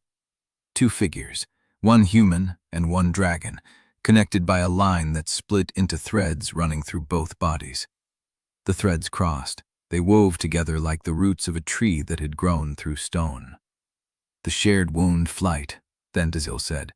Dragon and rider exchange strength, sight, breath, heartbeat, until neither can tell where one ends and the other begins. If the rider's body fails, the dragon can keep the heart pumping with its own blood. If the dragon's wing breaks, the rider can lend enough will to hold the bone in place until they land. That is not possible. It was, before the Concord burned the riders who knew how. Keziah stared at the drawing. The threads looked like veins, like the bond she felt pulsing under her skin every time Wakesfire moved. What does it cost? Undesirable's eyes did not waver. Everything. If one of you dies in the exchange, the other dies with them. No separation, no survival. The link is complete, which means the death is complete. Keziah's throat closed. But if you survive it, Undesirable said, the bond is deeper than anything the Concord can force open. They cannot break what they cannot find the edges of. My mother used it. The words came out flat, not a question. Undesirable's silence was the answer. She used it, and they executed her anyway. She used it, and they could not break her bond before they killed her. She walked into that pyre still carrying Wakefire's will in her chest. The fire did not take that from her. They had to burn the body to stop the bond from passing. Keziah's hand moved to her chest, to the ring that hung there, warm against her skin. I do not know how to do it. I can show you. I do not have time.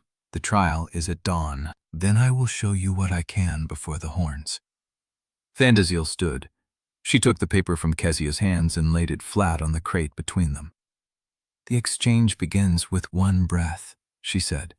You stop hiding your pain from Wakesfire, and you tell him not to hide his from you. You let the bond run open, no walls, no filter, no control.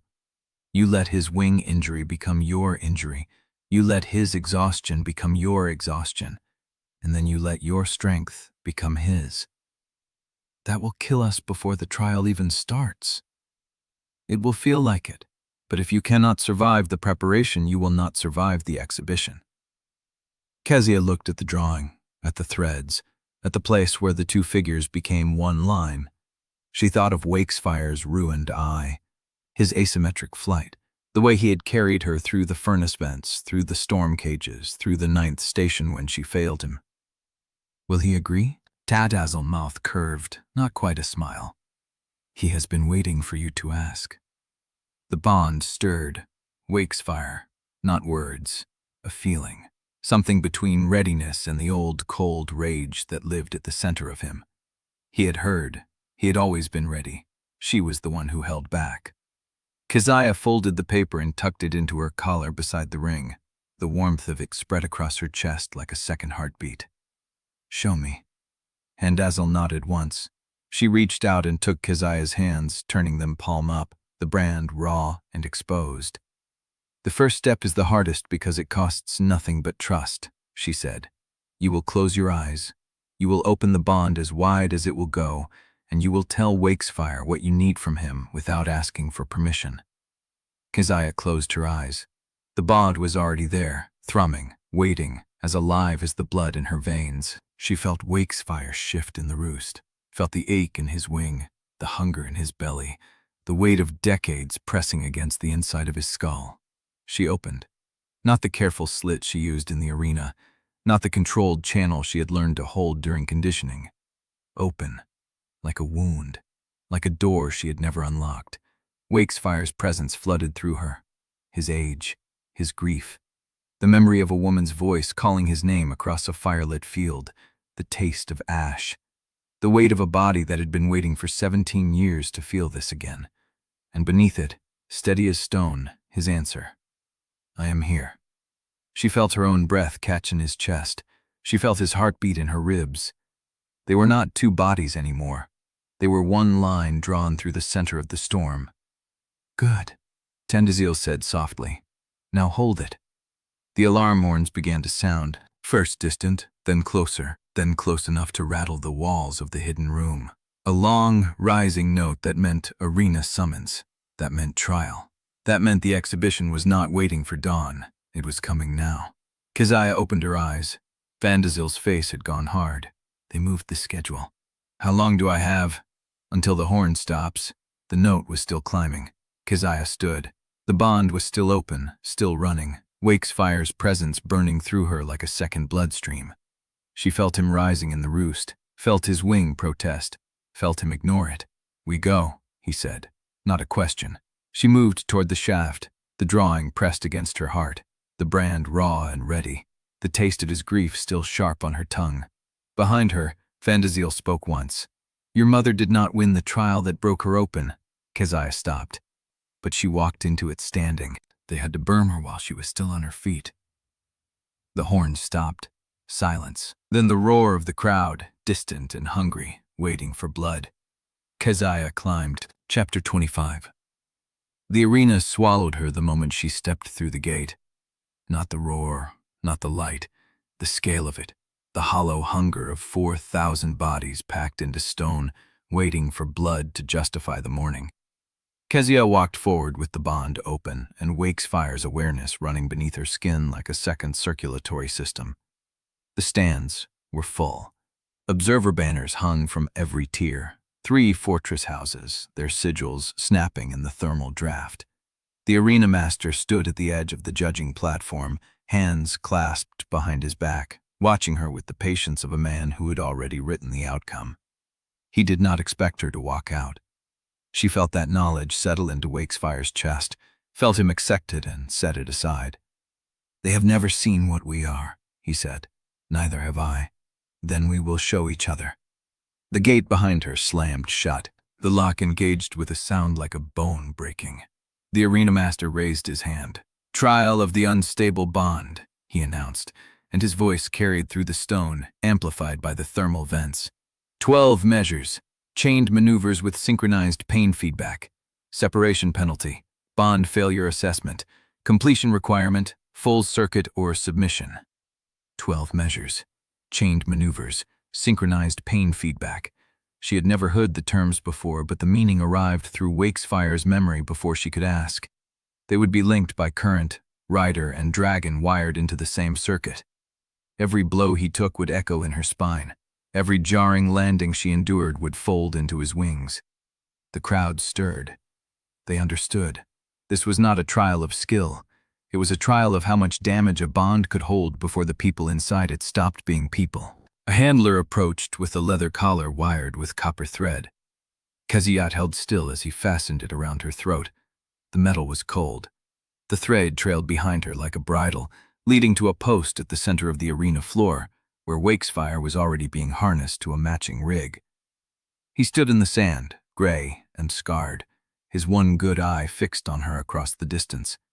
The collar sat heavy against his throat. The bond hummed between them. Not words, the feeling of one muscle tensing in a body that had 2 hearts. The handler stepped back. The arena master lowered his hand. "Begin." The first measure hit like a blade between her ribs. The current did not hurt. It opened her, every nerve ending flaring at once, every sensation doubled and redoubled until she could not tell whether the sand beneath her feet was sand or the memory of wind against Wakefire's hide. The chain between them jerked. She ran. The course was built for failure. Low walls she had to vault while Wakesfire cleared the parallel barriers overhead, their timing mismatched by design. A pit of ash that flooded the arena with heat and blindness, forcing her to navigate by his senses while he took direction from her breath. The third measure cost her the skin of her palms. She hit the wall wrong, momentum pulling her off balance, and the impact shivered through the bond and into Wakefire's foreleg. He staggered. The chain tightened. The collar bit into her throat hard enough to taste copper. 4,000 voices rose. They were not cheering. They were counting. Fourth measure. A drop. Not a dive. A fall. Deliberate and controlled, while Wakesfire banked above her, and the current pulled them apart until her ribs screamed and his wing joint protested in a language of stretched tendon and torn membrane. She hit the platform at the bottom, and the impact traveled up through his haunches. He landed beside her. They were both shaking. "This is the design," Wakesfire said. "They mean to wear us down to the bone and then test whether the bone still holds. How long until it breaks? Longer than they expect. 5th measure, 6th. She stopped counting the blows and started counting the spaces between them. The moments when the bond went quiet, when the current dropped, when she could breathe without tasting his exhaustion, and he could move without feeling the sting of her scraped knees and bloodied knuckles. The 7th measure was sensory deprivation, blindfolds, earplugs. The collar went hot, and then cold, and then silent. And then nothing. No wind, no sound, no sense of where Wakesfire stood or whether he still breathed. The bond was still open, but without input, without touch, without the constant low hum of his presence. It felt like drowning in a room with no walls. She stood in the dark and tried not to panic. Wakesfire. Nothing. Wakesfire, I cannot feel you. The silence stretched. She remembered Thantazil's hands on hers, the woman's voice, low and steady. The exchange begins with one breath. You open the bond as wide as it will go, and you tell him what you need without asking permission. She had done that, but she had not done it blind. She reached into the dark where his presence should have been, and found only her own heartbeat, her own fear, the taste of copper on her tongue, and the weight of the collar against her throat. She reached deeper, past the fear, past the noise of her own blood, into the place where the bond lived, the wound that had never fully closed, the raw edge where one life ended and another began. She pushed through and found him, not with words, not with sensation, but with the bone-deep knowledge of a body that had always known where he was. He was falling, not through air, through the deprivation, through the same blind dark, reaching for her with the same frantic silence. "I have you," she said, not aloud, through the wound. She pulled. The collar snapped hot against her throat, the current surged, and the world slammed back into focus. Light, sound, sand, and Wakefire's roar shaking the stone beneath her feet. The 8th measure began. She did not wait for the signal. She moved. The arena became rhythm. Not the rhythm of training, not the pattern of a bracket fight, but something older. Something she had never learned because no one had been alive to teach it. Wakefire's wing beats matched her footfalls. Her breath timed his banks. The current that should have split them became a pulse they shared, rising and falling in the same chest. The crowd noise blurred. The 9th measure came and went. The 10th. The 11th brought fire. Literal fire. Vents opening along the arena floor. Gouts of flame that forced her into narrow paths while Wakesfire skimmed the thermal edge. The heat blistered her forearms. She felt it sear his good wing, felt him bank into the burn because the alternative was losing her. She did not tell him to stop. She adjusted her angle and ran toward the next wall. 12th measure. They reached the center post together. The collar went dead. The chain fell slack. The silence was not the silence of deprivation. It was the silence of completion. Keziah stood in the sand, shaking, bleeding, her hands raw and her throat bruised and every nerve in her body ringing like a bell that had been struck too many times. Wakesfire lowered his head beside her, his warmth pressed against her side. The arena master stared at her from the judging platform. His face told her nothing. But behind him, in the highest tier, where the black leather of the Concord command sat in judgment, a figure rose. Samuel Ikaru. He did not applaud. He did not signal. He simply looked at her, across the distance, across the sand and the smoke and the still warm vents, and nodded once, as if she had confirmed exactly what he needed to know. Keziah's blood went cold. The crowd erupted, but the sound was distant, muffled, as if it came from the other end of a long tunnel. The collar still hung against her throat, dead weight now. The bond hummed low and steady, Wakefire's exhaustion mingling with hers until she could not tell where the trembling began. She turned toward the gate and stopped. A Sedition was walking toward her, carrying a second collar. This one was not leather. It was iron. The arena master's voice cut through the roar. The exhibition has concluded. The bond has been certified as stable. A pause. Now the council will certify it as broken. Chapter 26. The second handler did not hurry. He walked across the sand with the iron collar held at chest height, both hands visible, the gesture of a man performing procedure rather than threat. The crowd noise had not faded. If anything, it had grown sharper, hungrier. The roar of spectators who had watched a bond survive 12 measures and now wanted to see what breaking looked like. Keziah's hand found Wakefire's neck. His scales were hot. Not fever hot, not wound hot, but hot from the fire vents, from the strain, from the current that had run through both of them until she could not tell where her pulse ended and his heartbeat began. "Do not let them put it on," she said, not aloud, through the wound. Wakefire's head turned. His good eye found the handler, found the collar, found the arena master standing on the platform with his hand raised, waiting for the signal to proceed. "They will try," he said. The bond carried more than words. It carried the shape of his intent, the weight of decades, the memory of another collar, another arena, another voice that had once told him the same thing. Keziah saw it, not as a vision, not as a story, but as a flash of sensation so complete it overrode her own body for a single breath. A field at dusk, firelight. A woman with dark, coiled hair and a scarred palm, standing in front of him, her hand on his chest, her voice low and fierce. "Do not let them put it on, old heart, not again." The woman's face was her own. No, her mother's. The recognition hit like a blade. Keziah gasped. Her knees buckled.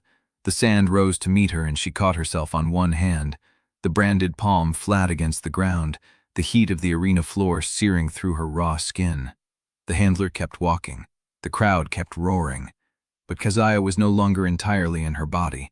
She was in the field at dusk. She was watching her mother stand in the firelight, wearing the same ring, carrying the same brand, speaking to the same gray dragon with the same fierce love that Keziah had never known she recognized until this moment. "What do you need?" her mother had asked him, and Wakesfire had answered, not in words, in the weight of his head against her shoulder, in the trust of a creature who had been waiting for someone to ask. The memory snapped shut. Keziah was on her knees in the arena sand, the iron collar 10 paces away, the crowd a wall of noise and blood hunger, and she understood. This was not her mother's memory. This was his. Wakesfire had carried this for 17 years. She opened the bond wider, not as an act of desperation, not as a tactical choice, but as a homecoming, a door thrown open to a room she had been afraid to enter, and the flood that answered knocked her flat. His grief hit first. Not sadness, not mourning, but a grief so old it had calcified into a second skeleton, the grief of watching the woman he loved walk into fire rather than let them take what she carried. His rage followed, a slow-burning fury that had never cooled because it had nowhere to go. His loneliness, 17 years of silence, of waiting in caves and storm edges, of feeling the bond go dark and knowing it would not kindle again in his lifetime. And beneath all of it, her mother's voice. "Stay." Not a command, a plea. Stay for her. Stay until she comes. Keziah rose to her feet. The handler was 4 paces away. The crowd noise had changed. She could hear it now, not as a wall of sound, but as individual threads, shouts, whistles. A woman screaming for blood, a man laughing, a child crying because the spectacle was too loud and too bright. She looked at the handler. "Tell the council," she said, "that this bond has already been tested." Her voice carried, not because she shouted, because the arena had gone quiet in the space between one breath and the next. The roar had faltered. The crowd had heard something in her tone that did not match the script. The handler stopped. The arena master lowered his hand, and Samuel Ikaru, still standing in the highest tier, still watching with those steel-gray eyes that had folded too many times, went still. Keziah turned to face him. The distance was vast. The arena floor, the tiers of spectators, the smoke rising from the cooling vents. but she felt Wakesfire's memory pressing against her ribs, felt her mother's voice coiled in her throat like a song she had never learned. She opened her mouth, and the words that came out were not her own. "You told them I was dead." The voice that left her throat was hers, the pitch, the weight, the shape of it. But the cadence was different. The authority, the grief-tempered iron of a woman who had faced the Pyre Concord and refused to break. Samuel did not move, but his jaw tightened. The crowd heard it. Keziah felt them shift, felt the uncertainty ripple through the tears like wind through dry grass. They had come to watch a bond break. They had not come to watch a dead champion speak through her daughter's mouth. The handler took a step back. The iron collar hung in his hands like a question no one wanted to answer. Keziah stood in the center of the arena, bleeding, shaking, her mother's ghost filling her chest. Wakefire's warmth pressed against her side, and she understood what Undesirable had meant. They had to burn her while she was still on her feet. Because her mother had not died quietly. She had died fighting, and the Concord had erased her because they could not control her. The arena master found his voice. "Seize the rider," he said. No one moved. The handler looked at the platform. The guards looked at the crowd. The crowd looked at Keziah, at the gray dragon whose head had risen, at the girl whose mother's words still hung in the air like smoke from a pyre. Samwia Ikaru raised his hand. The arena held its breath. And in the silence, Keziah felt Wakefire's memory stir again, not as grief this time, not as loss, but as a name. A name her mother had called him across a firelit field, a name that had not been spoken in 17 years. It rose through the bond like a stone breaking the surface of still water. And Keziah knew. Chapter 27. Samuel Ikaru's hand hung in the air. The arena held. The crowd held. The handler with the iron collar stood frozen, waiting for the gesture that would send them all back into motion. Keziah felt the name burning on her tongue, Wakefire's true name, the one her mother had called him across a firelit field. She could speak it now. She could throw it into the silence like a blade and see what happened when the old gray dragon answered to something older than the arena's laws. She did not, because Samuel's hand lowered, not a signal, a dismissal. He turned his back and walked out of the observation tier, his black coat disappearing through the archway without a word, leaving the arena master stranded on his platform with an order no one had followed. The crowd exhaled. Not applause, not a roar. A long, uncertain sound like wind through a hollow shard, and then the noise built again, but wrong, fractured, people asking each other what they had just seen. Keziah did not wait for them to decide. She turned and walked toward the tunnel, Wakefire's weight moving beside her, the handler with the iron collar still standing in the same spot, not following. She did not look back. The tunnel swallowed her. The torchlight hit her face, and she stopped, pressed her palm flat against the stone, and let the bond breathe. Wakefire's presence settled behind her eyes, his exhaustion layered over hers, the name still held between them like a door she was not ready to open. She heard footsteps, not boots, soft soles, running. Zuri emerged from the maintenance shaft, face wild, hair stuck to her temples, a coil of rope still looped over her shoulder. "They're saying you made a dead woman speak." Keziah did not correct her. Fully walked out. Zuri continued, grabbing her arm. "The whole arena saw it. The handlers are arguing in the underhall. They don't know what to do with you now." "They'll know soon enough." Maddie appeared behind Zuri, his dark, watchful eyes scanning the tunnel both ways before he spoke. "New pairings just posted. Your name is on the bracket against Darar Ven." Keziah knew the name. Fortress-born, 3rd year, mounted on a deep blue mare with a reputation for endurance kills. A fighter who did not try to win fast, just won. "I was supposed to face a quarterfinal," she said. "You were," Maddie said. Then was eliminated in the first round. The board retroactively reinstated him and moved your original opponent into a different bracket. Her blood went cold. They were not trying to beat her anymore. They were trying to bury her in bodies until one stuck. "Where's Idrisi?" she asked.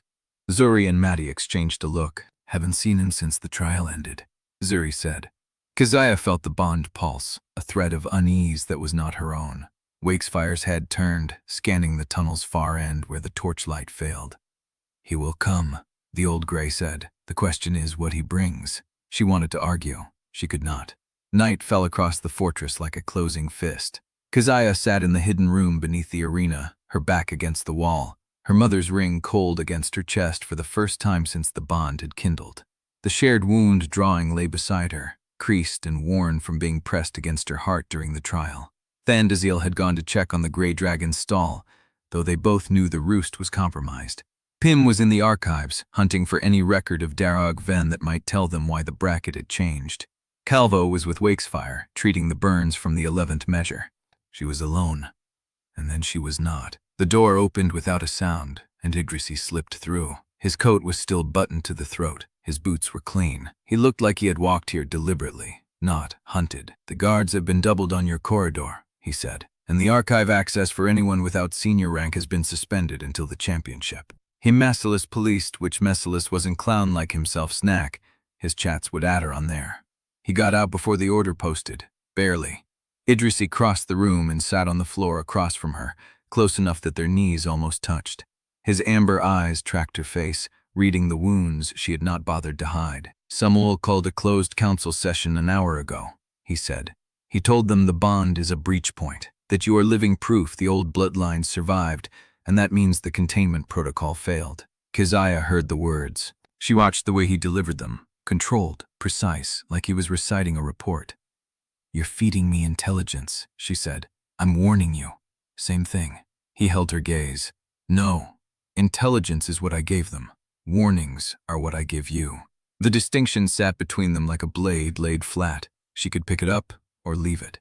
"The council is divided," he continued. "Half want you dead before the final. Half want you paraded as proof that the system works, bond tested, bond certified, bond publicly broken as a warning. Samuel is letting them argue because he already knows what he wants. Which is to keep you alive until the championship and break you in front of every shard that sent an observer. He wants the story to travel. He wants every hidden bloodline heir in Halcuran to hear that the Onwuamaeze line ended screaming in full view of the ram." Keziah did not flinch. She had already heard her mother's voice in her throat. She had already felt the pyre heat through Wakefire's memory. Samuel could not threaten her with a fate she had already seen. "Darog Ven," she said. "Why him?" Idrisi's jaw tightened. "Because Ven has a record of killing dragons. 9 confirmed. He aims for the spine, not the rider. If you win, you lose Wakesfire. If you lose, the bracket eliminates you both. Either way, Samuel gets what he wants without having to give the order himself." The room felt smaller. Keziah looked at her hands. The brand was raw, the skin around it blistered and weeping. She flexed her fingers and felt the ache travel up her arm. "You knew this before the posting went up," she said. "Yes. And you waited until now to tell me." Idrisi leaned forward, his voice dropping to something that was almost a confession. "Because if I had told you in the arena, you would have done something that got you killed before the trial dust settled. You would have confronted Samuel. You would have demanded answers in front of the crowd. You would have given him the excuse he needs to execute you on the floor instead of making you fight for it." She wanted to argue. She could not. He was right. "I am on your side," he said. The words came out rough, scraped. "I know you have no reason to believe that. I know every hour I spent with you was built on an assignment I did not choose and a trust I had not earned. But I am telling you now, with nothing left to gain and everything to lose, that I will not let them put that collar on you." Keziah held his gaze. The bond hummed at the edge of her awareness, Wakefire's judgment filtering through like light through smoke. "He means it," the old Grey said. "But meaning it is not the same as being able to stop it." She looked at Idrisi. "Then prove it." His expression did not change, but something in his posture shifted, the controlled stillness cracking just enough to show the desperation underneath. "The keeper," he said.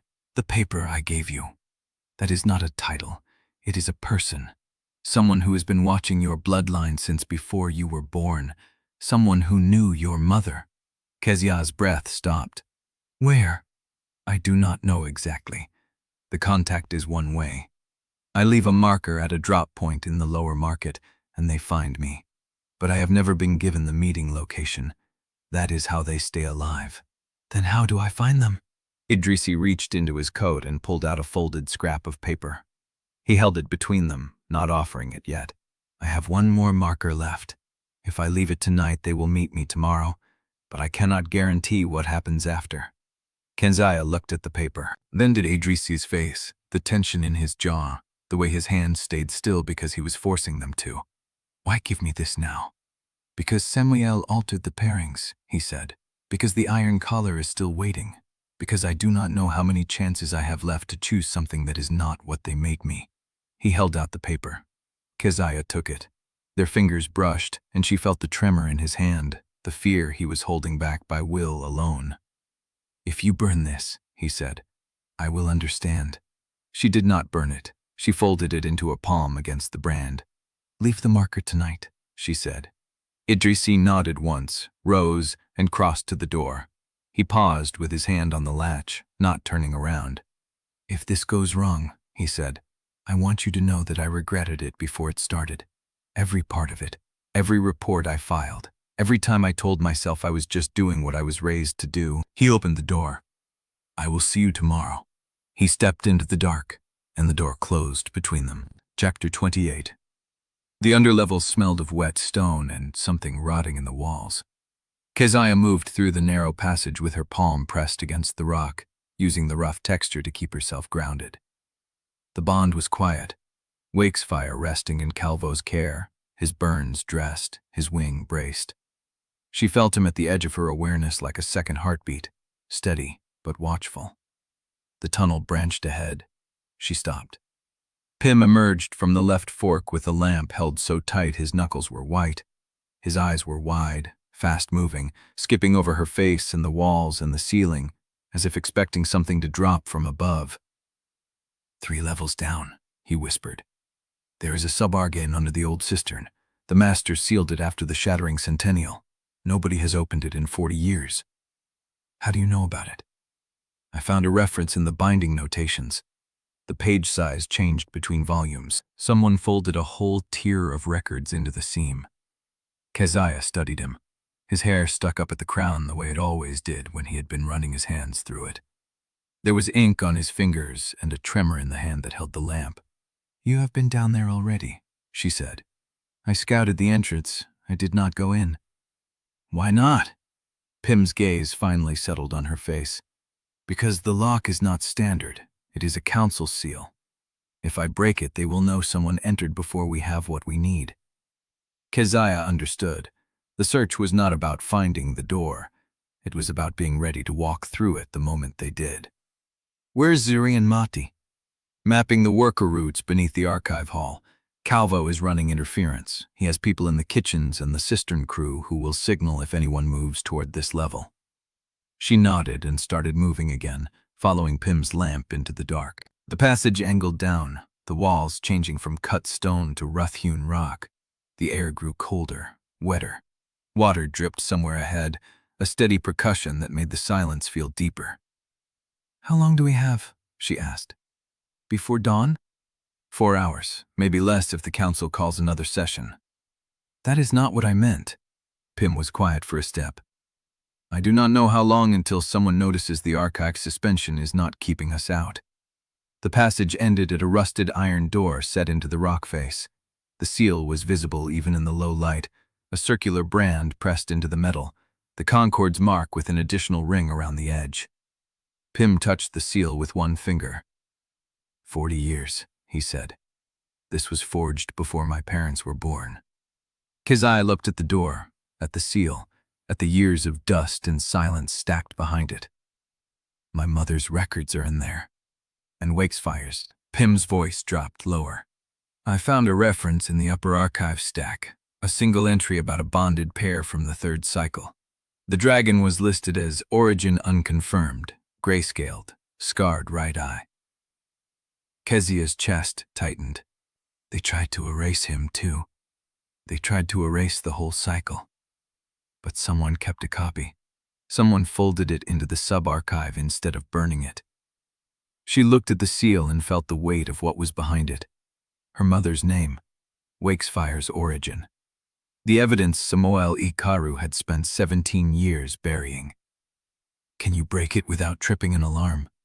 Pym's hand trembled as he pulled the thin metal pick from his sleeve.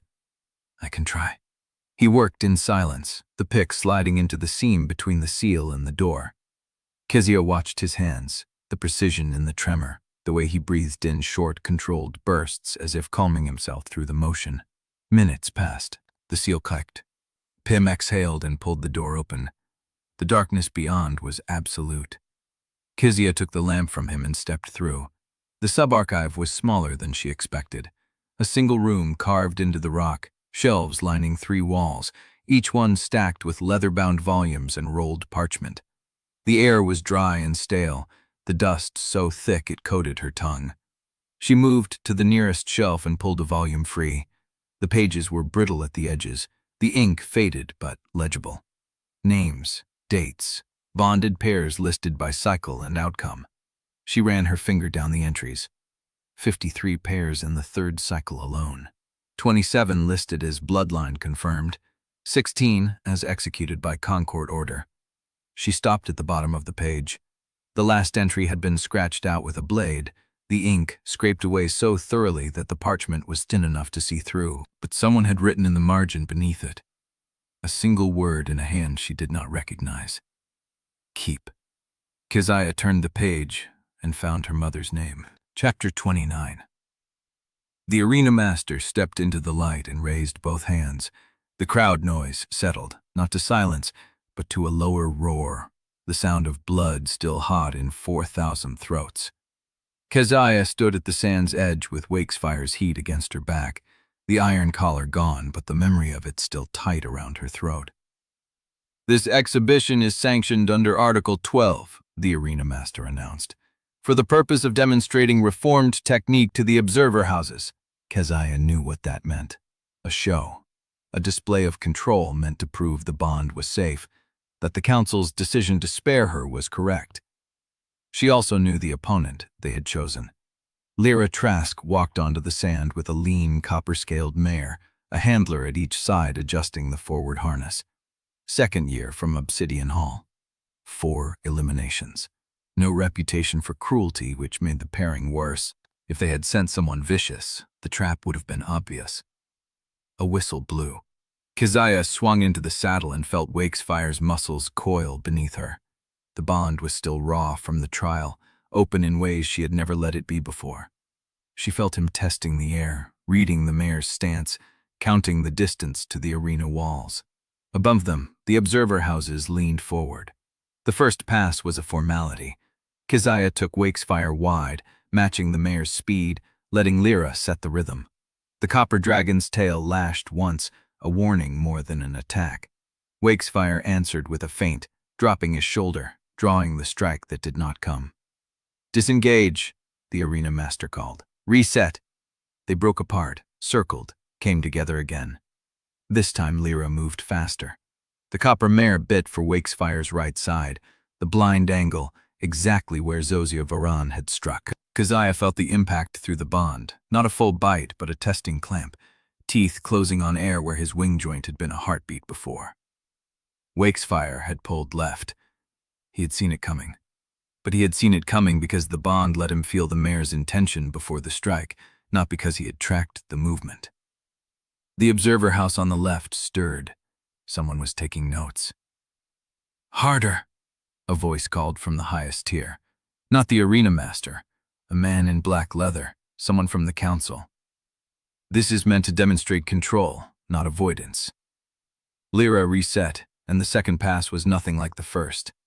The copper mare came in fast and low, wings folded, body angled to drive into Wakefire's injured side before he could turn.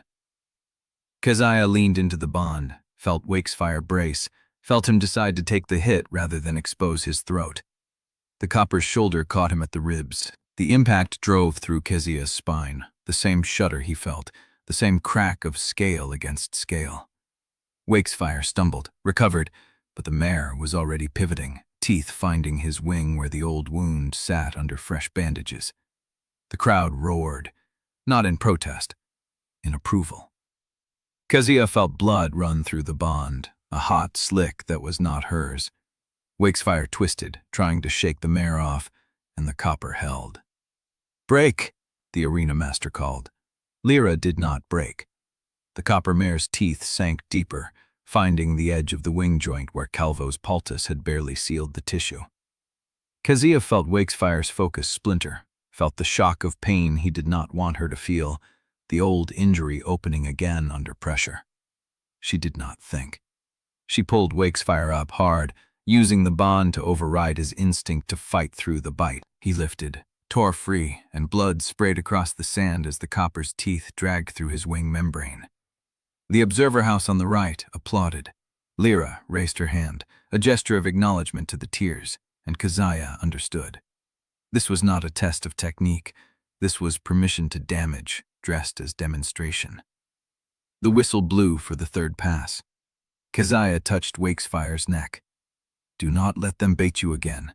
They already have what they came for," he answered. "The rest is theater." The copper mare came in again. Same angle, same speed, same intention. Keziah set her teeth and prepared to take it, to let Wakesfire absorb another hit and hope Calvo could close the damage before the championship. Then Idrisi's voice cut across the sand. "Enough!" He stepped through the handler gate, fast and deliberate, his coat snapping in the arena wind. The observer houses went still. The arena master turned, mouth opening to protest. Idrisi did not stop. He walked between Keziah and Lyra Trask, positioning himself directly in the copper mare's approach vector, close enough that the dragon would have to trample or stop. She stopped. "Affiliate Bellanca," the arena master said. "This exhibition is not open to interference." "The exhibition is over," Idrisi said. "You have your reformed technique demonstration. The House of Obsidian Hall has its public marks. Call the match." Lyra's face tightened. "I did not get the third pass." "You got what the council paid for," Idrisi said. His voice was flat, the tone of someone closing a ledger. "Do not pretend otherwise." He turned his back on her and walked to Keziah. The arena master hesitated. The observer houses conferred in low voices. Lyra sat frozen on the copper mare, teeth still bloody, denied the kill that had been arranged. Idrisi reached up and touched Keziah's stirrup. "Can you fly out, or do I need to walk you through the handler's tunnel?" She looked down at him. His hand was steady on the leather, his face unreadable, but she felt the tremor in the bond's edge where his presence touched Wakefire's awareness. He had just cost himself everything. Not the match, the favor, the safety of appearing neutral. "I can fly," she said. "Then go. I will handle the rest." She did not argue.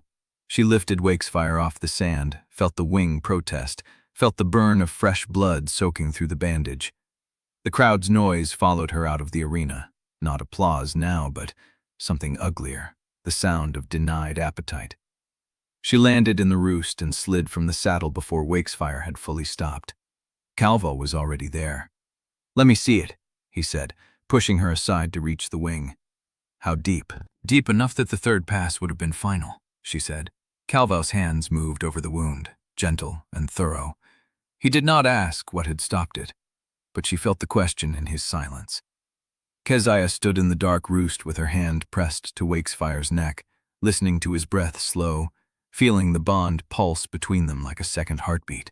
The dust settled, and Idrisi's choice sat between them, unspoken, unpaid, waiting. Chapter 30. Calvo's hands were still on Wakefire's wing when the first argument broke. 3 days, Zuri said, pacing the narrow space between the medicine shelves and the door. 3 days until the championship, and he cannot hold formation for more than 5 beats without that tear reopening. "He will hold when he needs to," Keziah said. "He will tear the wing off if you push him." "Then I will not let them push me." Zuri stopped pacing and looked at her. The grin was gone. The dare had left her eyes, replaced by something Keziah had never seen there before. Fear. Not for herself. "You almost died today," Zuri said. "Not in the championship, in an exhibition. A warm-up. And Idrisi had to walk onto the sand to stop the third pass because the council wanted to see how much your dragon could bleed before you broke. I know what they wanted. Then stop telling me it is fine. Keziah opened her mouth to answer, but Matty spoke first from the corner where he sat, braiding a length of frayed rope into something precise. She is not saying it is fine, he said. She is saying there is no other way through. Then we find another way. There is no other way through, he repeated, quieter, and something in his voice made Zuri's shoulders drop. Calvo did not look up from the wing. His fingers moved in slow, practiced patterns, testing the edges of the tear, pressing salve into the membrane where the copper mare's teeth had gone deepest. The wing will survive the championship if it does not take another direct hit, he said. That is the best I can give you. Then I will not let it take another direct hit, Keziah said. If the championship is longer than 10 beats, you will not have a choice. She felt Wakefire's awareness brush against hers through the bond, tired and steady. He is wrong, the dragon said. I have flown on worse. I know, but he is not wrong about the risk. She did not answer that. Fandazil stood apart from the others, arms crossed, back against the wall where the lamplight did not reach her face. She had not spoken since the argument began. Say it, Keziah said. Fandazil's eyes lifted. Say what? Whatever you are holding back. You have been standing there measuring all of us since I landed. Say it. The silence stretched. Then Fandazil pushed off the wall and walked to the table where the lamp sat, her shadow falling across Calvo's hands.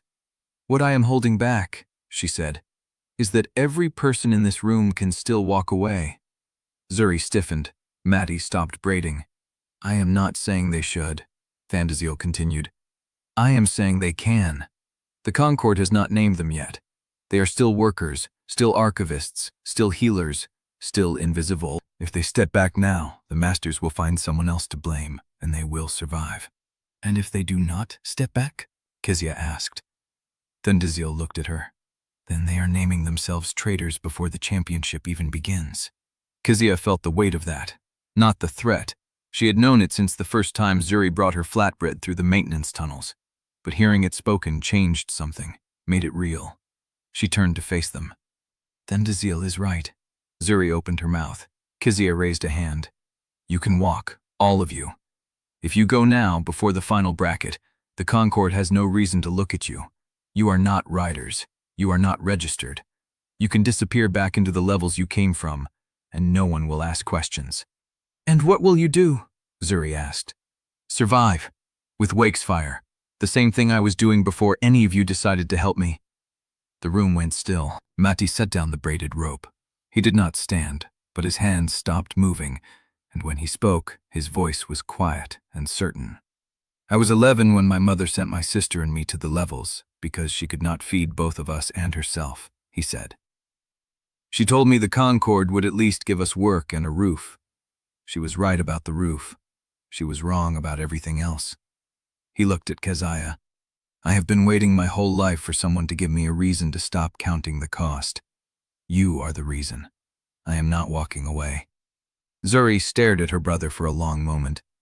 Then she laughed, a short, sharp sound with no humor in it. Of course he says that, she said. Matty has been a martyr since the day we were born. She crossed to him and dropped onto the floor beside him, her shoulder against his. I am not leaving either, so neither of you gets to be noble alone. Catho's hands paused over the wing. I took an oath once, he said, to preserve life where I found it. The Concord said that oath ended when I refused to let a rider die in a training accident they could have prevented. I told them an oath does not end because the circumstances become inconvenient. He pressed the salve in, firm and final. I am still keeping my oath. Keziah looked at Undesirable. You already chose, she said. When you gave me my mother's ring, when you taught me the shared wound flight, you chose before I even knew I needed someone to choose. Undesirble's jaw tightened. I chose because I owed a debt, she said. That is not the same as choosing freely. It is still choosing. The old champion held her gaze for a long breath. Then she nodded, once, and the nod said everything she would not put into words. The door opened, Pinduval stood in the frame, wide-eyed, breathless, his clothes streaked with dust and something dark that could have been oil or blood. "I found it," he said. He crossed the room in 5 fast strides and dropped a folded page onto the table where the lamplight caught it. Keziah looked down. It was an execution order. Old ink, official seal, a signature she recognized from the arena master's box and the highest tier of the observation gallery, Samael Ikaru. The order named D. Onwuamaeze. It cited refusal to renounce the bond, conspiracy against Concord order, and propagation of unlawful bloodline inheritance. It was dated 17 years ago, and at the bottom, in Samael's own hand, the execution method was specified. Not by fire, by transfer. Keziah read the word 3 times before she understood it. Transfer, not execution.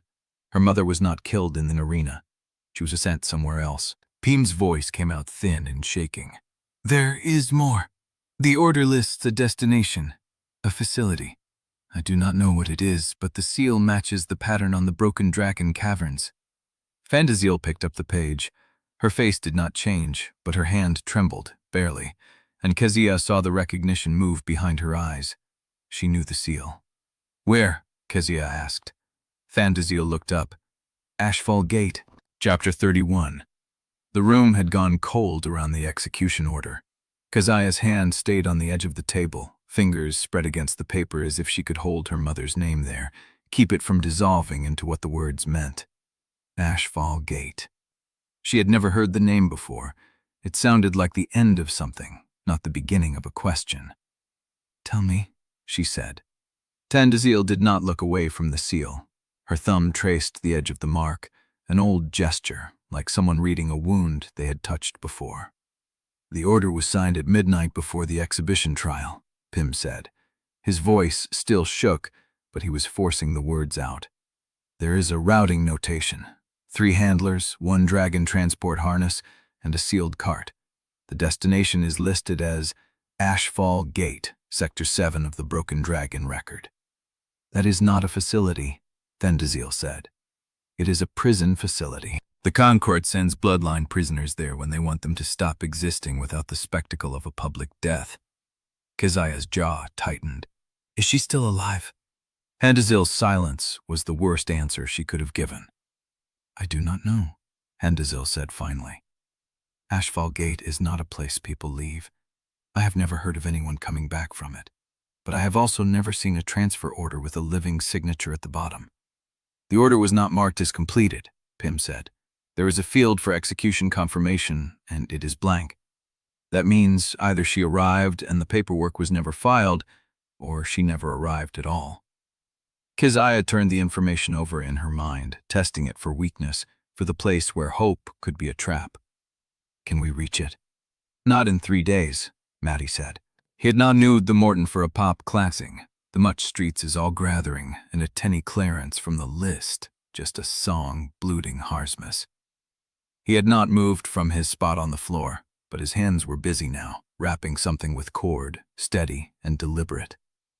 "Ashfall Gate is below the 4th shard. That is a full day's flight through mapped patrol routes, and we have no clearance to cross the middle spans without a council pass."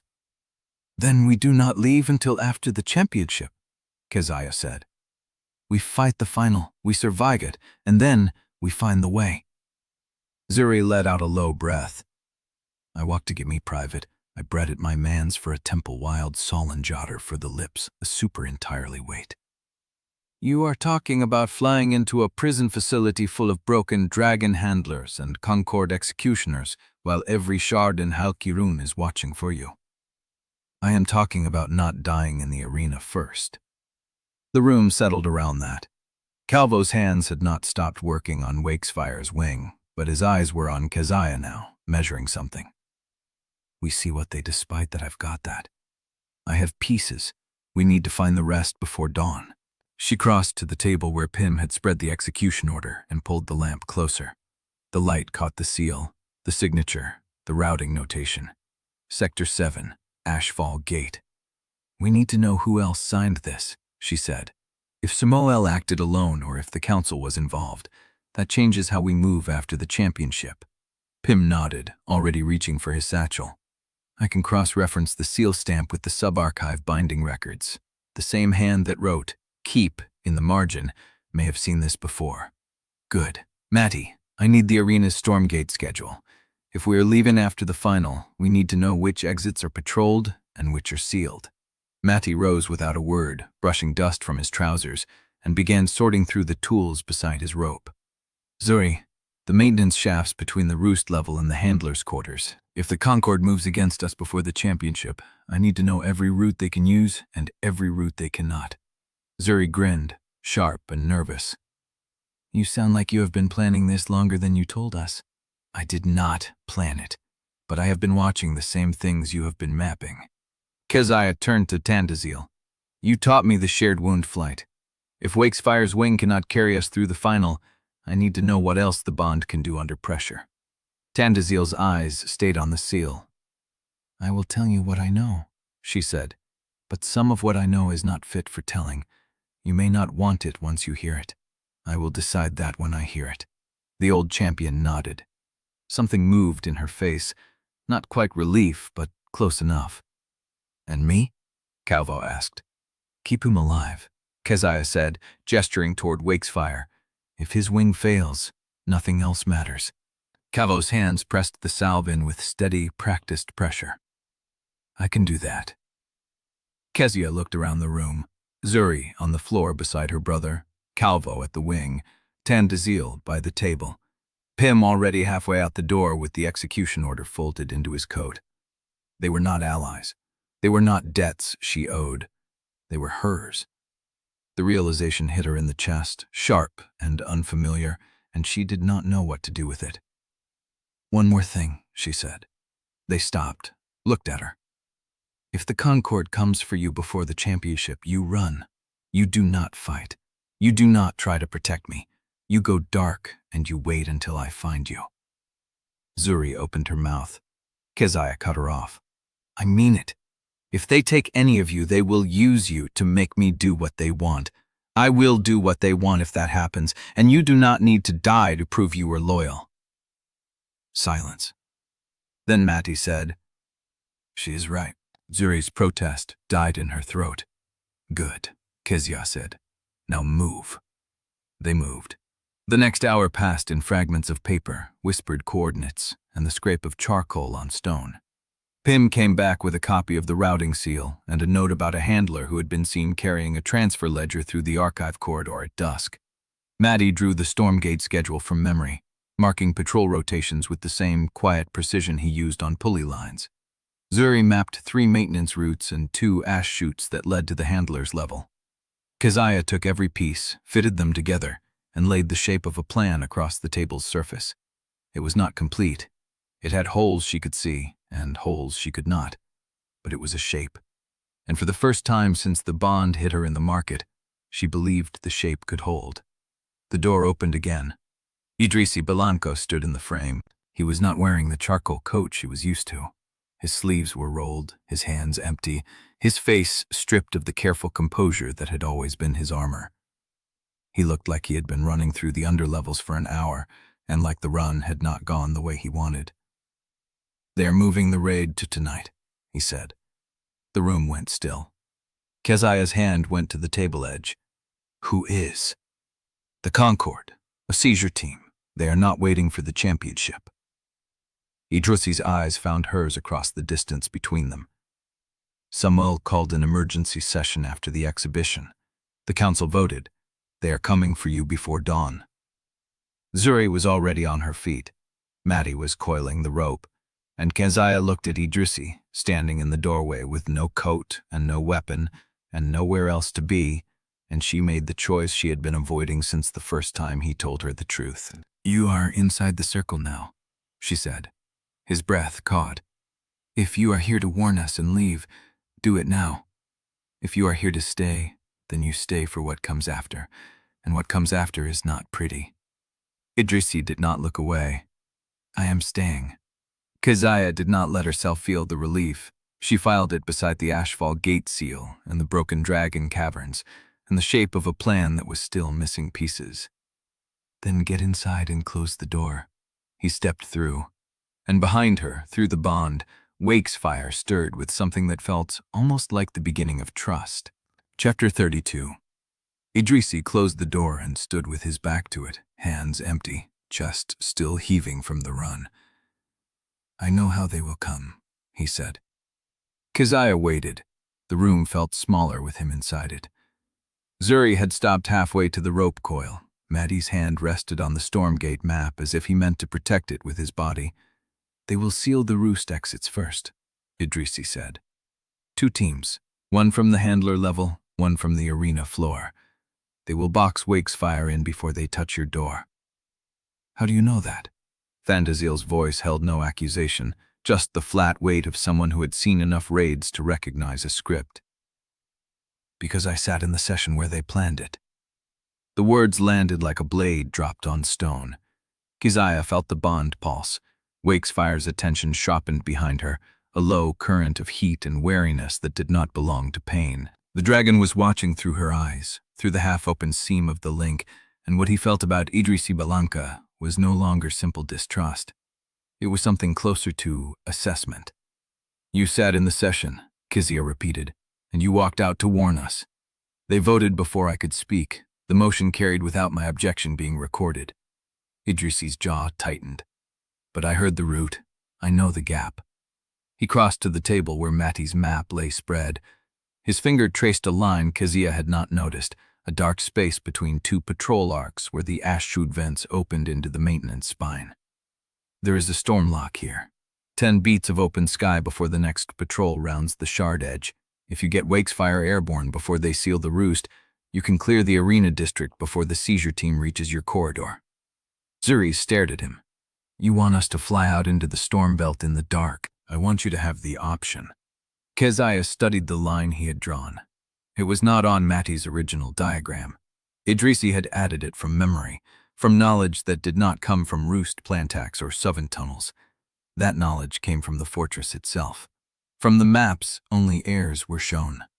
"You are giving us your house roots?" she said. Idrisi met her eyes. "I am giving you everything I have." The silence stretched. Pain broke at first. "The stormlock will hold pressure for maybe 4 beats if the wind hits from the north, longer if it stays southerly, but the shard edge after that, there is no cover. If the patrol is early, they will see the silhouette against the cloud line." "Then we make sure they are not early," Matty said. He was already marking the patrol rotation times beside Idrisi's line, adjusting for the gap. His hands moved with the same steadiness they used on harness buckles and pulley lines, precision born from years of making do with too little. Keziah watched him work and felt something shift in her chest. Not hope. She did not trust hope, but something that could become its foundation. "They will come through the handler level first," Idrisi said. "That gives us maybe 20 beats after the alarm sounds before they reach the Roost. If we move Wakesfire now while the patrol is shifting watches, then they know we are running before we are clear," Undesirable said. "The storm lock opens onto open sky. There is no cover between the Roost and the shard edge. If a patrol sees us, they raise the alarm, and every rider in the district is airborne before we cross the thermal line. Then we do not use the storm lock." All eyes turned to Keziah. She was looking at Idrisi's line on the map, but she was not seeing it. She was seeing the maintenance shaft, the rusted grate she had torn open with bond strength, the tunnel that led past the old cistern into the sub-archive levels. "If they box the Roost, they are looking for a dragon," she said. "They are not looking for a cistern grate that leads to the underlevels. If we go down instead of up, we buy time until the championship." Thandazil's scarred face went still. "You want to hide Wakesfire in the tunnels. I want to move him before they seal the exits, not to the sky, to the dark. They will search the Roosts, the storm cages, the arena floor. They will not search the sealed sub-archive because they do not know we have already broken the seal. The handlers will check the cistern level by morning. Then we have until morning." Keziah turned to Calvo, who had not stopped working on Wakefire's wing throughout the entire exchange. The healer's hands moved with the same rhythm, whether the room discussed escape routes or war. The steady pressure of his palms against the dragon's scale was the only constant in the chaos. "Can he fly through the tunnels?" Calvo did not look up. "He can walk through the tunnels. The wing needs another day of salve before it can take full flight strain. If you force him airborne now, the wound tears open on the first beating and you are flying dead weight before you reach the shard edge. Then we walk. Zuri let out a breath that was half laugh, half disbelief. We are going to drag an ancient gray dragon through maintenance tunnels because the Concord decided to come for us before dawn. Yes, that is insane. That is what we have. Zuri looked at her twin. Maddie was already folding the Stormgate map, tucking it into his coat with the same quiet efficiency he used for everything. He did not argue. He did not question. He simply moved. Zuri swore under her breath and followed. Keziah crossed to Idrisi. They stood close enough that she could see the pulse in his throat, the tension in his jaw that he could not quite hide. You gave us a route that can be traced back to you. Yes. They will know who warned us. I know. She searched his face for the lie, for the hesitation that would mean he was still calculating his exit. She had been watching for it since the moment he walked through the door, and she had not found it yet.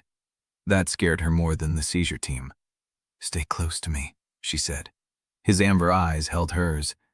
I am not going anywhere. The bond flickered. Wakefire's attention brushed against the edges of her awareness, and through that thread she caught something Idrisi could not say aloud. A fear that did not belong to the raid, a vow he was making to himself, not to her. He meant every word of not letting the Concord take her. But the intensity of it did not feel like strategy. It felt like a confession he was still hiding inside. She did not have time to ask. Zuri's voice came from the tunnel entrance. They are moving. We need to go now. Keziah grabbed Idrisi's sleeve and pulled him toward the dark. Behind them, Wakesfire rose on 3 legs, wings folded tight, and followed his rider into the tunnel where the storm lock would not save them. And the only way out was through a level the Concord had sealed for 40 years. The grate groaned open. And far above, somewhere in the handler corridors, the alarm horns began to sound. Chapter 33. The grate groaned shut behind them, and the dark swallowed the last echo of the alarm horns. Keziah counted her breaths through the first descent. 10. 20. The tunnel sloped sharply, rock walls slick with condensation that beaded against her fingers and ran cold down her wrist. Wakefire's weight shifted above her, his claws scraping stone in a rhythm she felt through the bond before she heard it with her ears. Someone moved ahead. Pym's voice, barely a whisper. The cistern shaft is 40 paces east. If the handlers check the grates, they will not check them tonight, Undesirable said from the dark. Not unless they are told to look underground. Who tells them? Zuri's breath came hard, because if Idrisi sat in that planning session, so did someone else who noticed him leave. Keziah felt the question land before Idrisi answered it. The room was council only, he said. 10 chairs, 2 stewards. Neither steward follows a rider's schedule. You checked the stewards? I checked everyone. The tunnel opened into a wider passage. Old cistern pipes lined the walls, crusted with mineral deposits that caught what little light bled through from unseen cracks above. The air smelled of rust and standing water, and the faint chemical bite of something Keziah could not name. Wakefire's head brushed the ceiling. He did not stop moving. The bond carried his assessment, the way he read the space as a possible fighting ground, the exit angles, the places where a larger body would get stuck. They will not follow us this deep, he sent. You sound certain. I have been hunted before. They stop when the chase costs more than the prize. Keziah wanted to believe him. Pym stopped at a junction where the passage split 3 ways. He held a stub of candle he must have lit without her noticing, the flame small and steady in his palm. East goes to the old drainage shafts.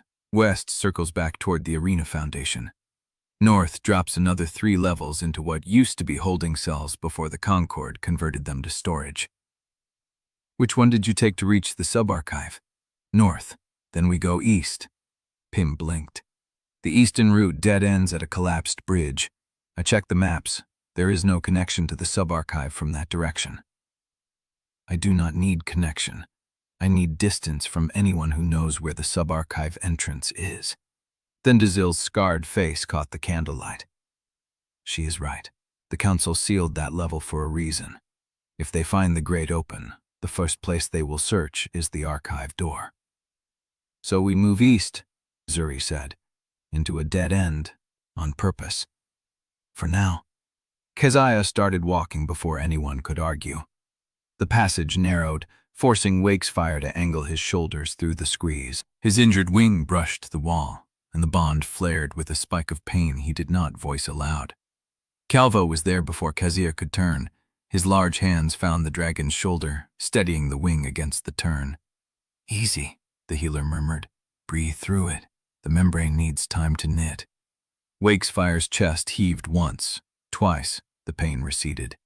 Matty appeared at Keziah's elbow, his voice low and precise. The cistern drains feed into these tunnels. If we follow the water flow, we hit the maintenance bridges under the east roost.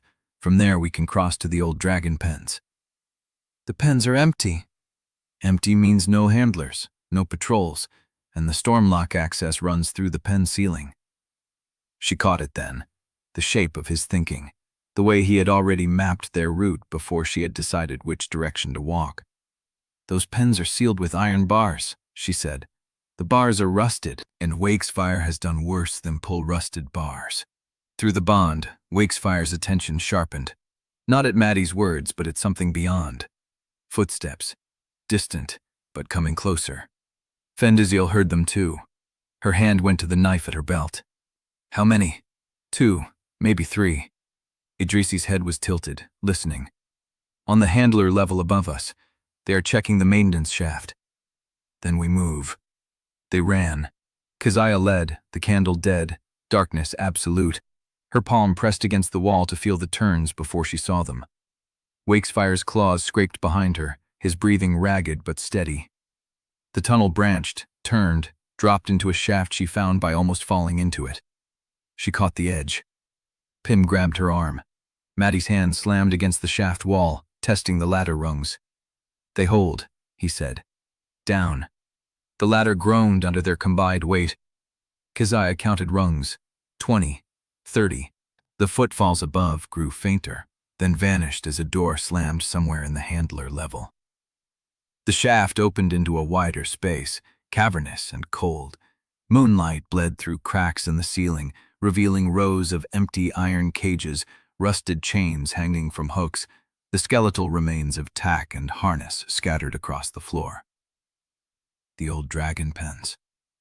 Wakesfire moved past her into the space, his head turning, his nostrils flaring as he read the air. The bond carried his unease.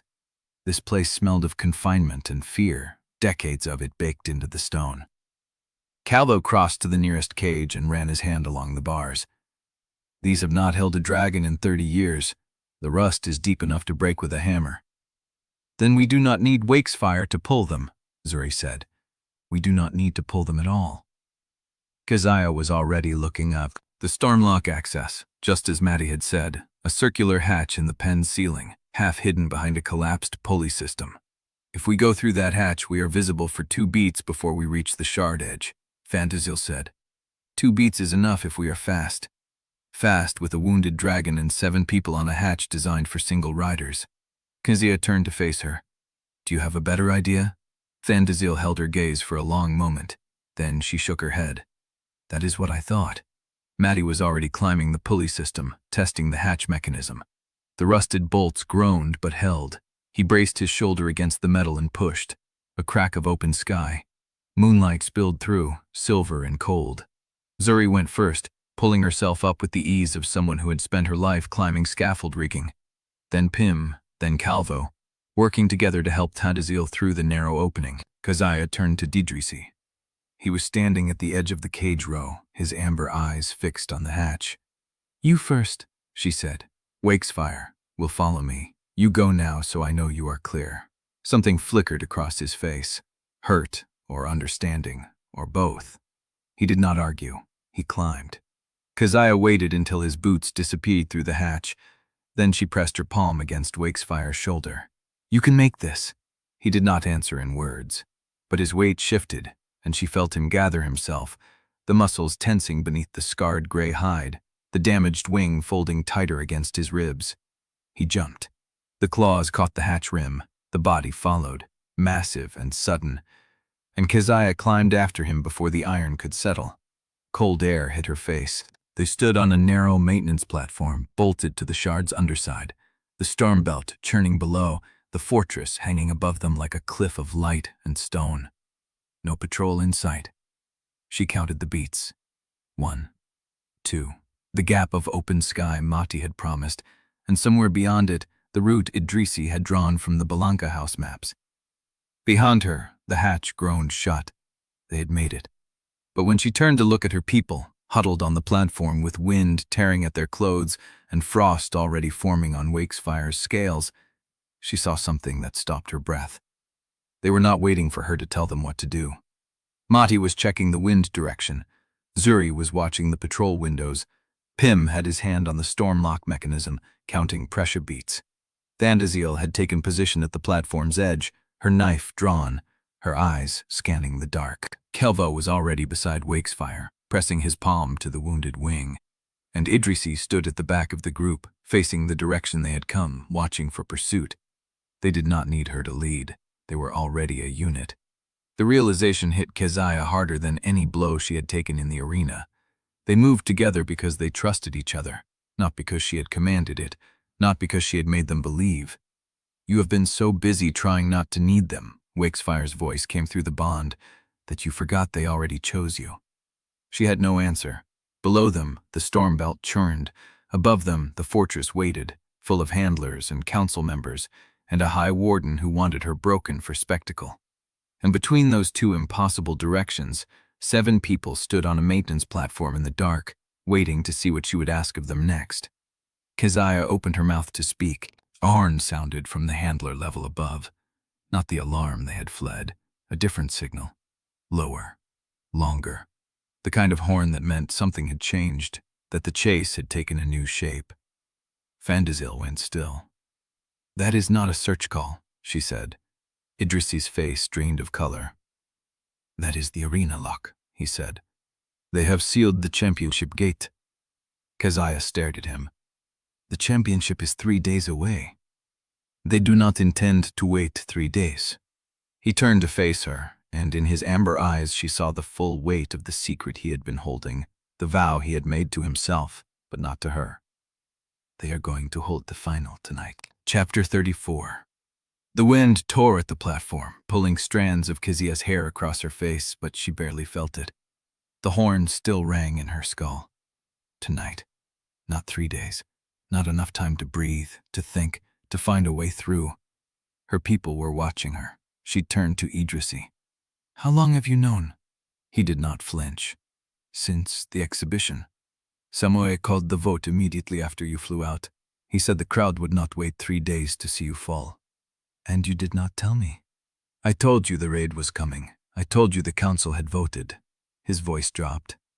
"I did not know the final was tonight until I heard the lock horn. That was a sealed vote. Even the Bellanca observer did not know." She wanted to press, to dig into the space between his words and find the thing he was still holding back. But the wind was cold, and her people were waiting, and Wakefire's wing was still healing. It would have to be enough. "Then we fight tonight," she said. Zuri let out a breath that could have been laughter or fear. Matty was already counting on his fingers, mapping the arena's wind patterns against the storm schedule. Pim was whispering something to himself, probably the arena's structural weaknesses. Undesirable just nodded, and Idrisi stood still, watching Keziah with an expression she could not name. She needed to think. To breathe without 7 sets of eyes on her. She turned toward the roost mouth, where the stone curved outward over the storm belt, and climbed. The wind hit her hard. She pressed her back against the rock and let the cold bite her skin, let the churning dark below pull her focus outward, until the pounding in her chest slowed. Footsteps behind her. She did not turn. "I should have told you sooner." Idrisi's voice was quiet. He stopped arm's length away, not crowding her, just present. "You should have," she said. "How do you carry it?" She turned now. His amber eyes were fixed on the storm, not on her, and in the dim light from the handler levels above, she saw something crack in his composure. "Carry what?" "The weight of being the only one who knows what comes next." She had no answer, because the truth was she did not carry it alone, not anymore. Wakesfire carried it with her, and Undesirable, and Mati with his quiet calculations, and Zuri with her reckless faith. But until tonight, she had not realized that was true. Idrisi. He looked at her. She crossed the distance between them. The kiss was not like their first. That one had been startled and tender, a question neither of them knew how to ask. This one was hungry, a taking and giving at once, her hands fisting in his coat, his breath catching against her mouth. He pulled her closer. His palms slid along her jaw, tilting her face up, and the storm belt churned below them, and the horn had already sounded, and none of it mattered because he was here, warm and real, and choosing her. She pushed him back against the rock. The stone scraped his coat. His hands found her waist, her ribs, her hips, and she felt the tension in his body, the restraint he was barely holding. "I want to," she said. "I want—" "Keziah," his voice broke. If we—" "I know." She kissed him again, slower this time, letting the heat build until it was unbearable, until the wind was nothing against her skin, until his hands trembled against her back.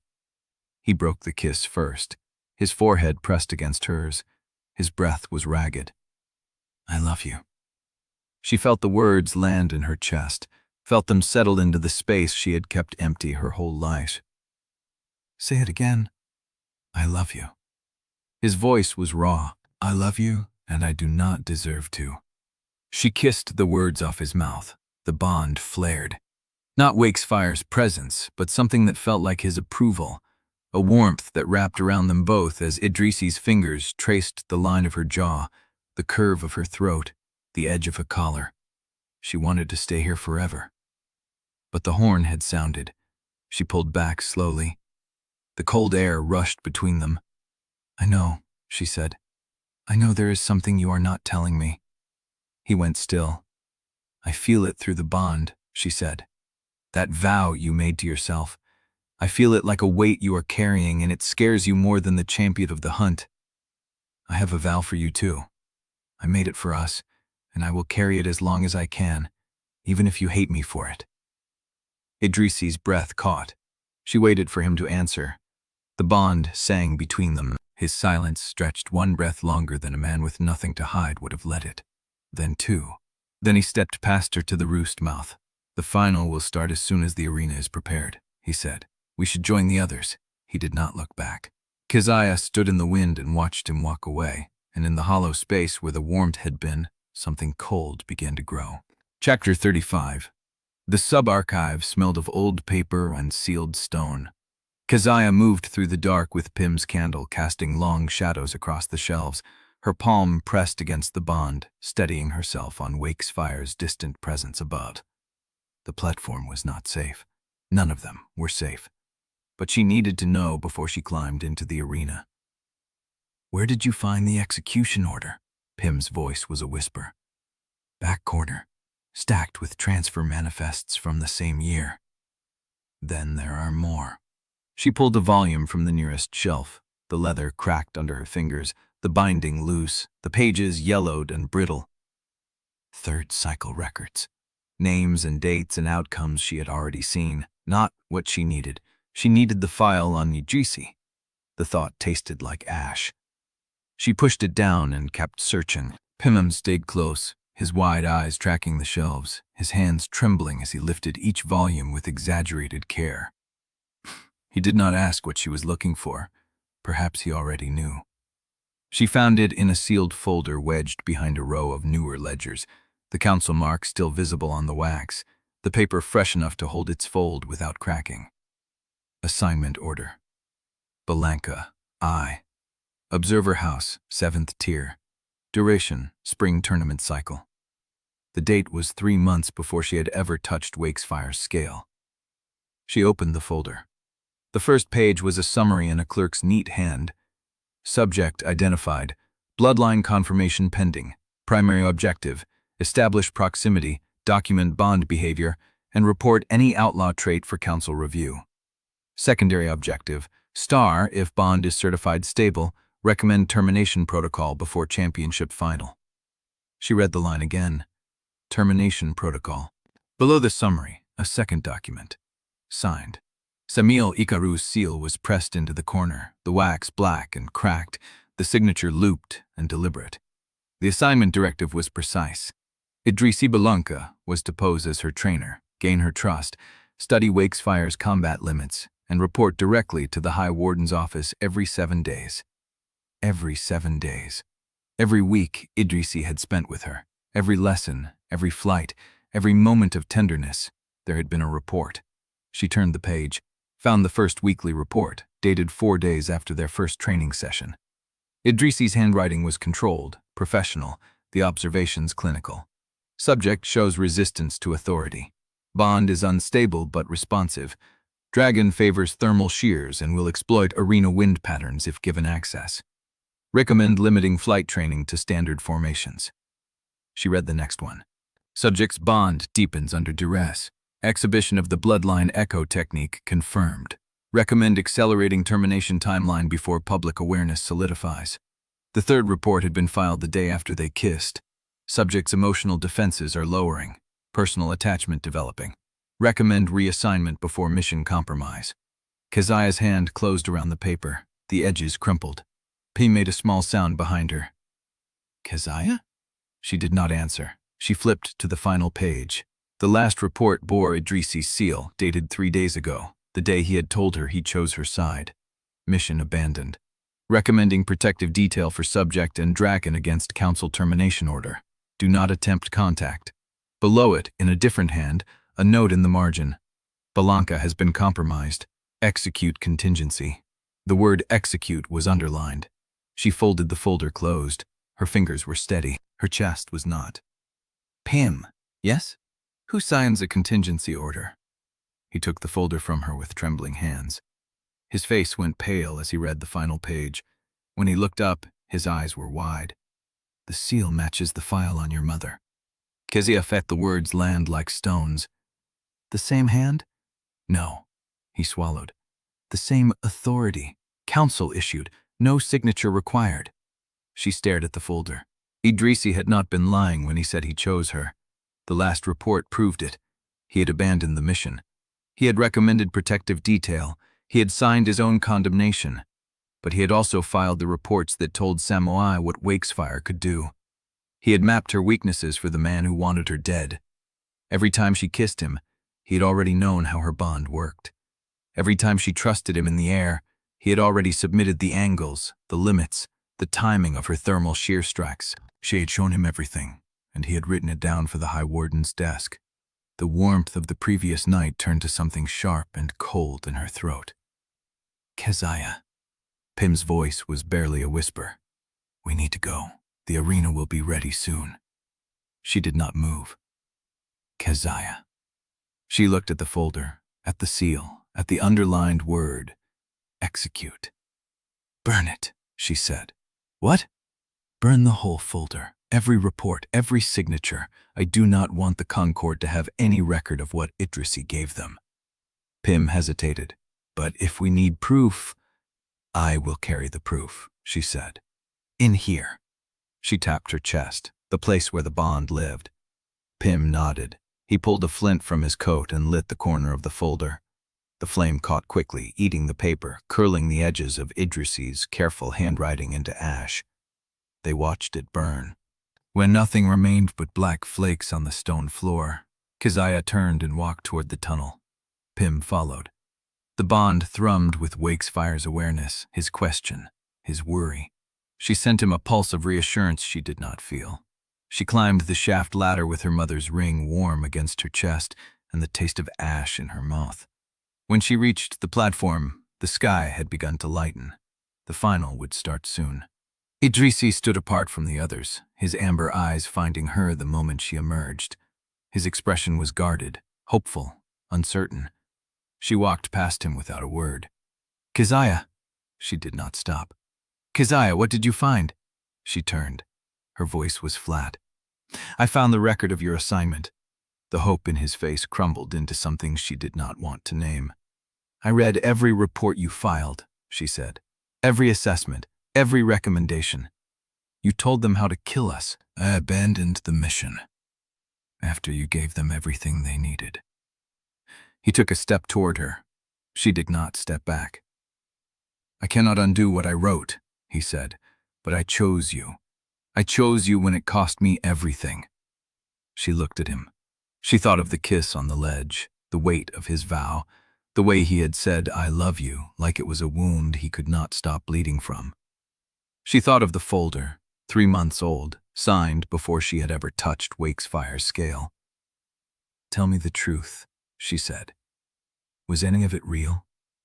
His silence stretched longer than a man with nothing to hide would have let it. Then he said, "All of it." But the assignment came first. He did not deny it. She turned and walked to the edge of the platform, where the storm churned below, where the first pale light of dawn touched the distant shards. She heard his footsteps stop at her back, felt his presence like a wound she could not close. "I will fight tonight," she said without turning. "I will fight for Wakesfire and for all of them. But do not mistake my choice for forgiveness. Keziah," she touched her mother's ring, "when this is over, we will talk. Until then, stay out of my way." She walked into the light, and she did not look back. Chapter 36. The silence between them stretched like a wound that would not close. Keziah stood at the platform edge with the storm churning below, and Idrisi's presence burning at her back. She felt him there, felt every unspoken word pressing against the space she had carved between them. "The horns will sound soon," she said. "You should go to your position." "I am not leaving this." She turned. His face was raw, stripped of the careful composure he wore like armor. She had seen him in the arena, in the training hall, on the ledge where he had kissed her like the world was ending. She had never seen him look this hollow. "You read the folder," he said. "You know what I was, what I did. I know what you wrote. I wrote the truth about what I saw. Every time you showed me something new in the air, I reported it. Every time I watched you survive something that should have killed you, I described how you did it." "And the day after we kissed?" Something broke behind his eyes. "I recommended reassignment." "You recommended reassignment." She heard her voice come out flat, measured, the voice she used when she was holding something back by force. "Not because you wanted to stop, because you knew you were compromised." "I was compromised from the first night flight." He took a step toward her and stopped when she did not move. "I told you that on the training roof. I told you they put me there to take what I could. You asked if I was still taking. I said yes. And you kept taking. I kept falling." The words hit her in the chest harder than she wanted them to. She made herself hold his gaze. "The assignment came first." Yes, the assignment came first, and everything after was real. His voice cracked on the word. "That is the part I cannot fix. The assignment was always first, and everything I felt was always real, and they do not cancel each other out. They sit in the same space, and I have to live with what that makes me." She wanted to hate him for saying it. She wanted that clean, righteous anger that would let her walk into the arena without looking back. But he had given her no clean thing. "You could have told me," she said, "before I found the folder, before I read every word you wrote about my bond, my wings, the way I fight when I am desperate. You could have told me what you were, and you would have trusted me. I trusted you anyway. Against every instinct I had, I trusted you." He did not look away. His amber eyes held her like a confession he had been carrying longer than she had been alive. "I know," he said. "That is why I did not tell you.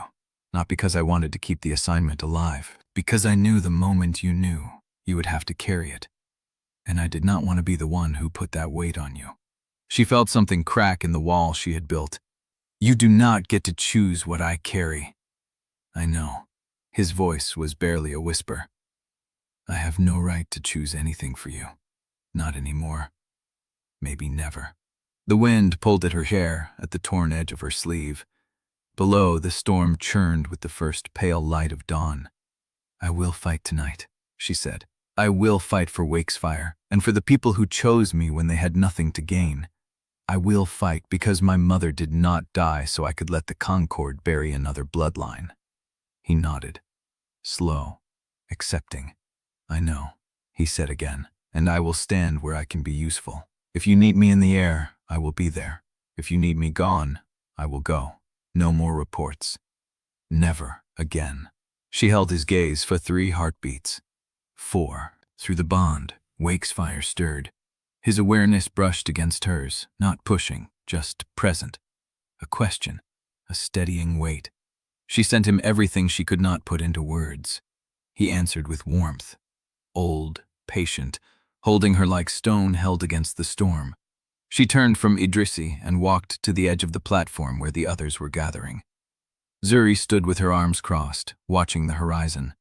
Matty was counting on his fingers, his lips moving silently. Pym clutched a leather satchel to his chest. Calvo had his hand pressed to Wakefire's uninjured shoulder, murmuring something low. Undesirable looked up when Keziah approached. "Ready?" she asked.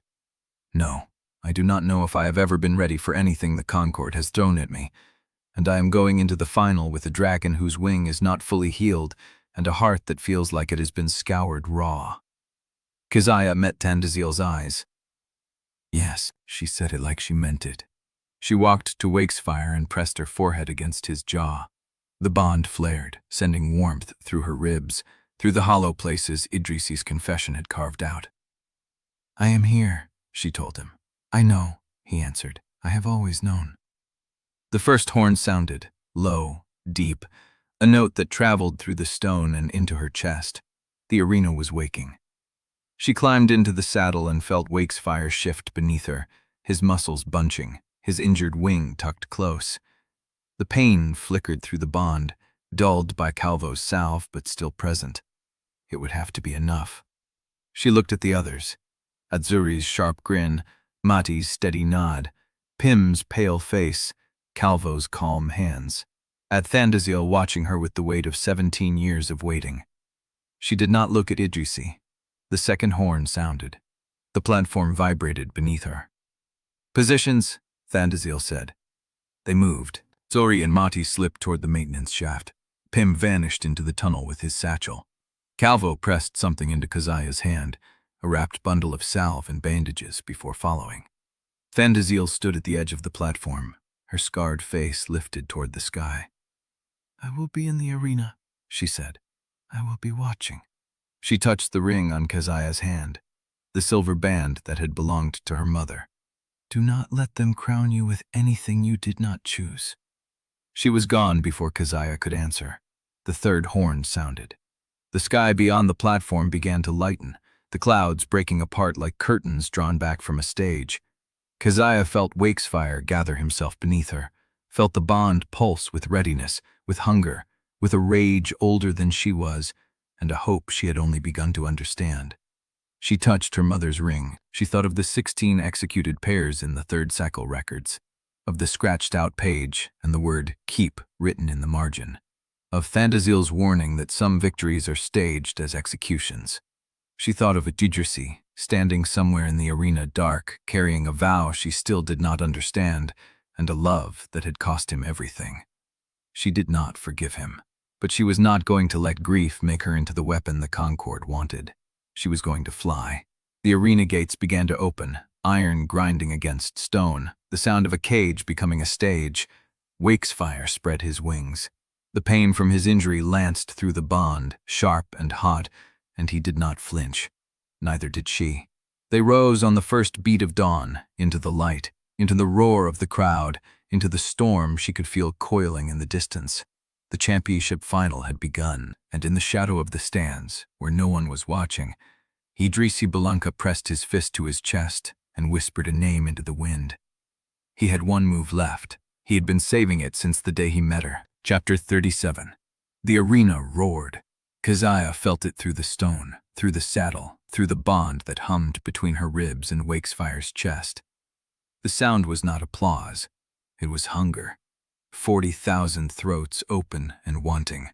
The gates gaped before her, iron teeth drawn back, and beyond them the sky burned gold and crimson as if the storm belt had been dyed in blood. Wakefire's wings spread wide. The injured membrane pulled tight, and pain flickered through the bond like a struck nerve. He absorbed it without passing it back. "I have carried worse," he said. "I know." She settled her weight in the saddle and touched her mother's ring. The announcer's voice rolled across the arena, amplified by the storm shells mounted in the upper tiers. The words were ceremonial, measured, designed to make murder sound like tradition. She heard her name. She heard her dragon's name. She heard Outlaw Stock and Concord Judgment and Championship of the Spring Season, arranged in the same breath as if they belonged together. High Warden Samuel Ikaru stood in the highest tier. His steel-gray eyes found her across the distance. She did not look away. The opponent entered from the opposite gate. Idrisi Bellanca rode a deep blue mare, sleek and scarred, with wings that caught the light like oil on water.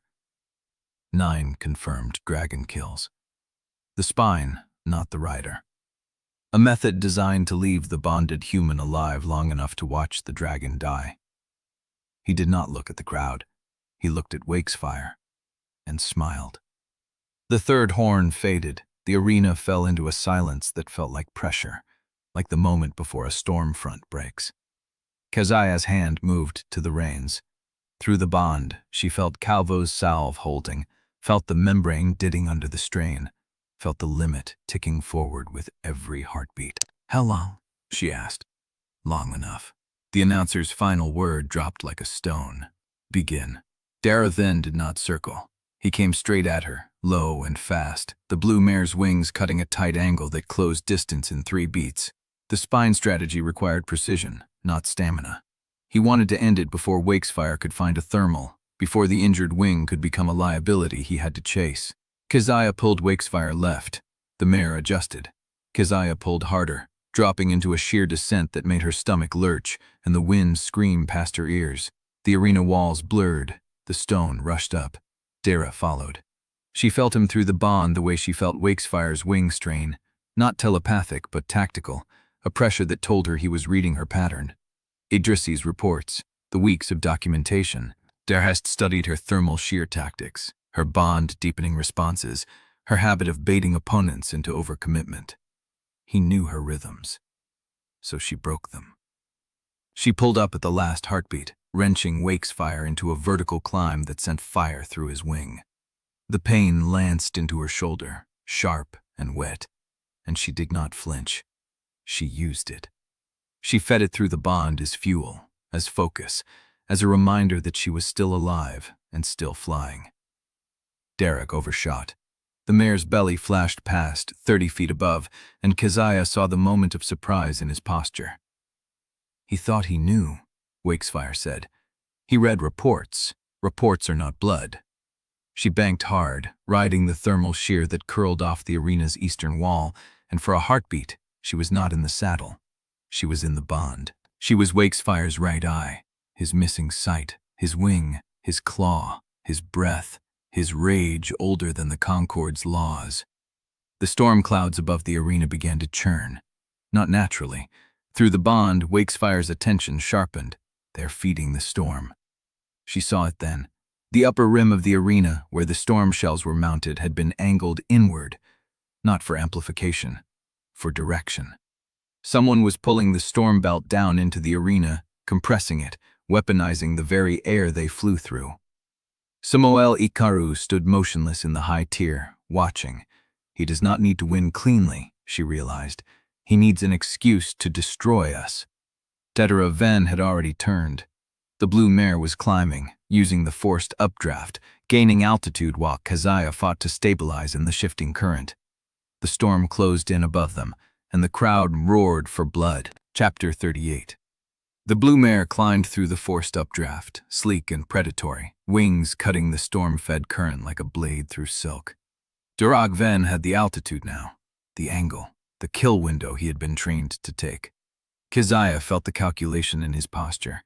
He would dive, not at her, but at Wakefire's right side, where the injured wing would falter first. The spine kill required one clean strike, a claw or blade driven between the vertebrae where the membrane anchored. The dragon would collapse mid-air, the rider would fall alone. She had 3 beats before he committed. The first beat, she breathed.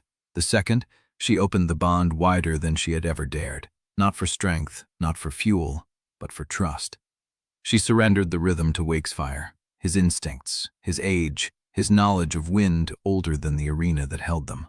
"Fly me," she said, and he did. The gray dragon dropped without warning, folding his injured wing tight against his body and falling, not diving, falling, like a stone kicked from a cliff. The storm wind screamed past. The arena walls blurred into gray and gold.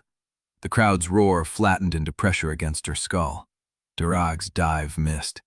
The blue mare's claws raked empty air where Wakesfire's spine had been a heartbeat earlier. Keziah did not close her eyes. She kept them open, watching the storm shells on the upper rim, counting the gaps between the directed currents. Maddie had told her the storage shells were mounted on rotors, not fixed. The timing of the weaponized wind depended on a 3-beat shift between the eastern and western banks. 3 beats of predictable current before the pattern reset. Zur had confirmed the sabotage window.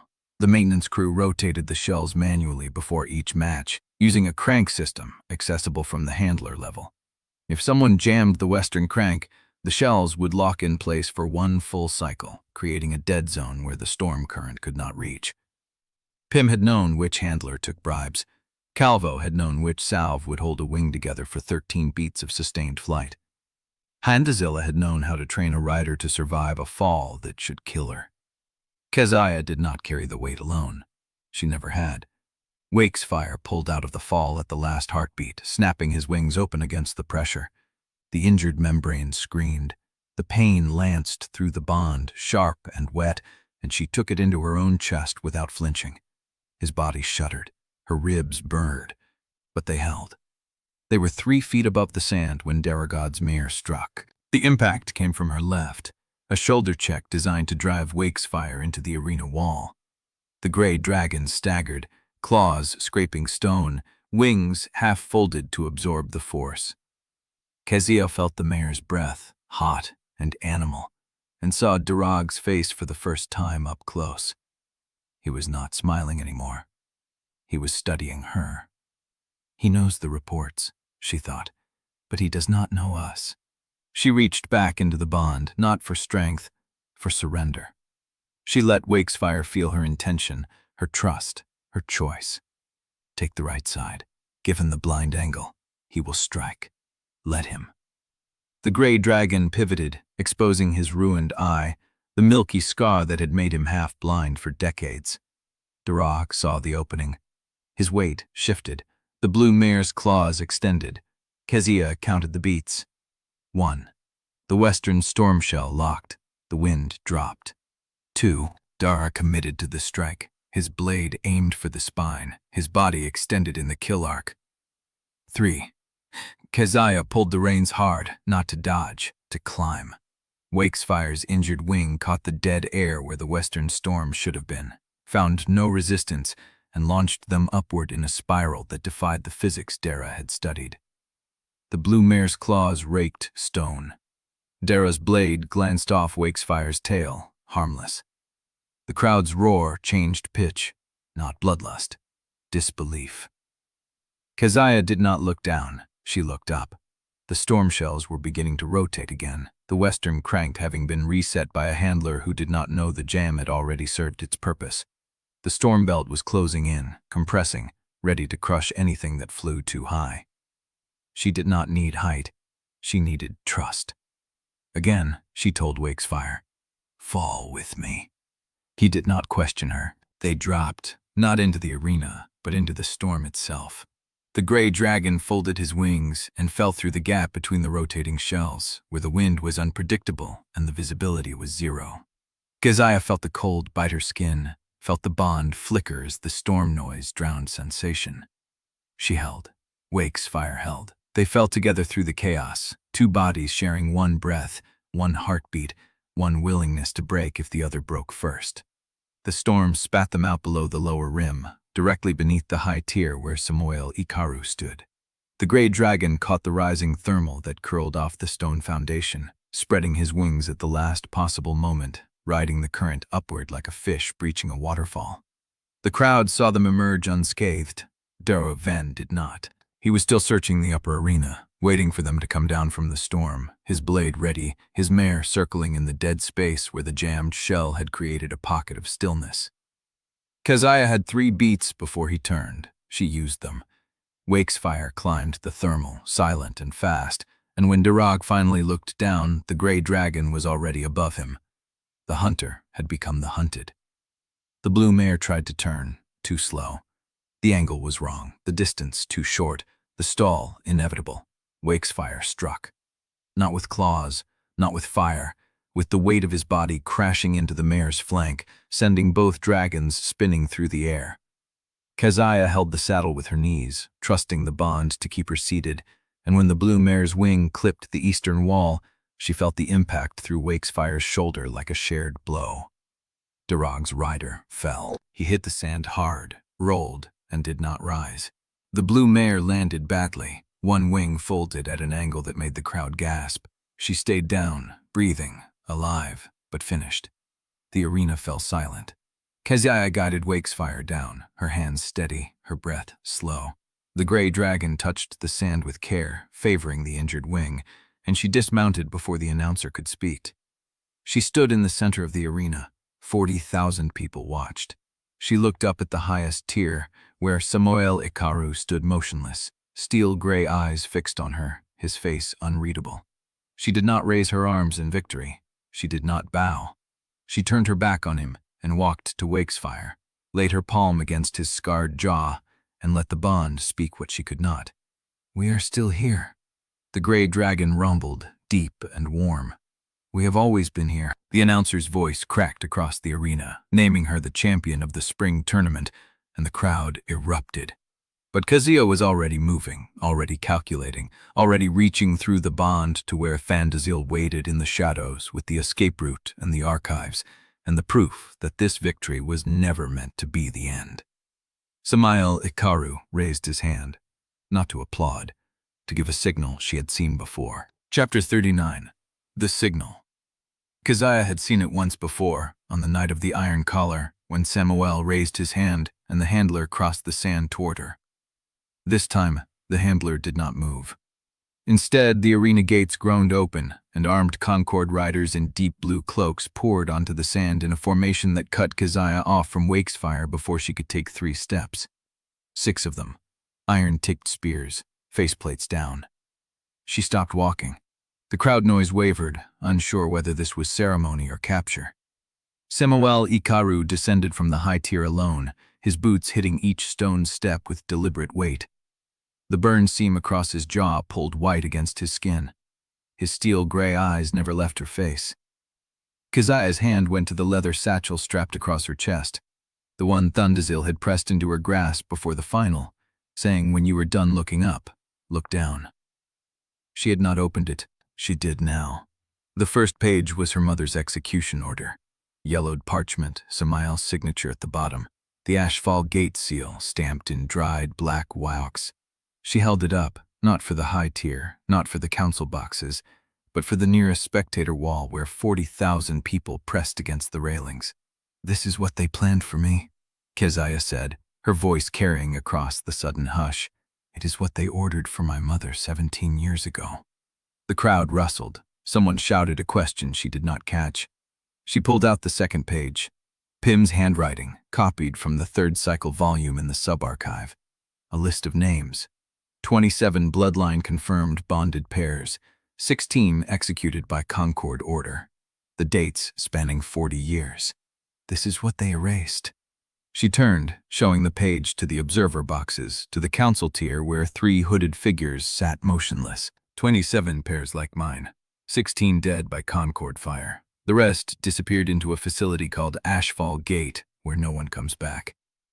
The hooded figures did not move, but on the lower benches, a fortress elder rose from his seat. Others followed, not in solidarity, in shock. The names she had listed included houses that still held seats in this arena. Samuel reached the sand. He walked through the ring of armed riders as if they were mist, stopping 10 paces from her. His hands were empty.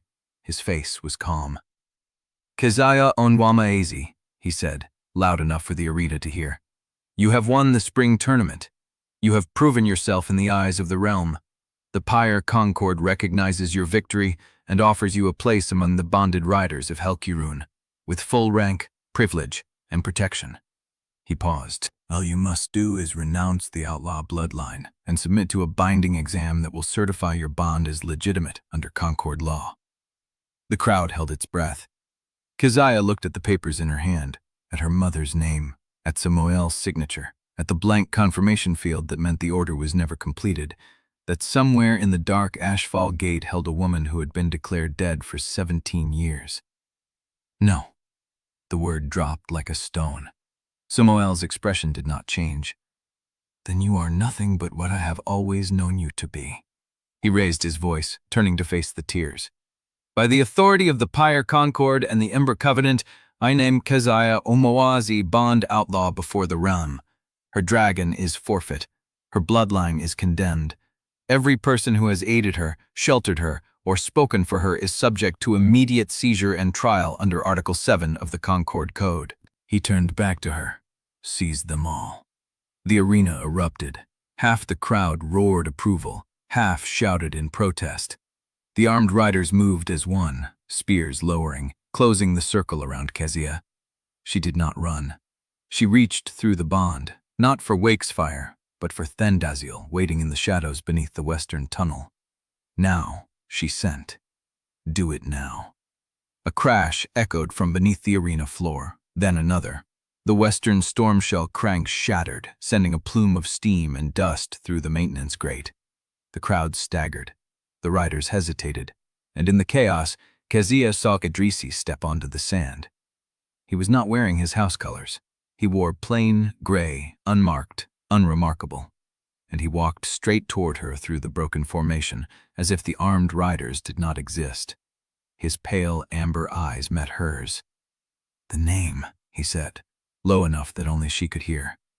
"The one I whispered into the wind. It is the Keeper's true name, the one who has been watching your bloodline since before you were born." He pressed something into her hand, a scrap of cloth, a symbol stitched in silver thread, the same splayed claw mark that burned in her palm. "She is waiting at Ashfall Gate. She has been waiting for 17 years. The riders recovered. The circle tightened. Keziah looked at the cloth, then at Idrisi, then at Samuel Ikaru, who had gone very still. Idrisi smiled, thin and broken. "I told you I had one move left." Chapter 40. The riders closed, and Keziah moved. She did not think. She let the bond take her weight, Wakefire's fury flooding through her limbs as she grabbed Idrisi's collar and pulled him sideways. A spear tip scored the air where his chest had been. "Move!" she snarled, and he moved. The arena was breaking apart around them. Steam still billowed from the shattered western crank, and somewhere beneath the chaos, Undesirable was killing the storm shell mechanisms one by one. The crowd had split into factions, some fleeing the tears, some surging toward the sand, some frozen between horror and hunger for more blood. Keziah ran. Wakesfire met her at the edge of the formation, his good eye blazing, his injured wing extended despite the pain that lanced through the bond. She swung onto his neck without slowing, felt Idrisi grab the harness behind her. The riders shouted, spears turned, then Zuri erupted from the maintenance grate, a length of iron chain in her scarred hands, and lashed it across the nearest rider's visor. Maddie followed, hauling Pim by the collar, Pim still clutching his leather satchel against his chest. "Go, go, go, go!" Zuri's voice cracked through the steam. Wakesfire launched. The thrust was wrong. His injured wing caught the air at a bad angle, and they yawed hard, the arena wall rushing toward them.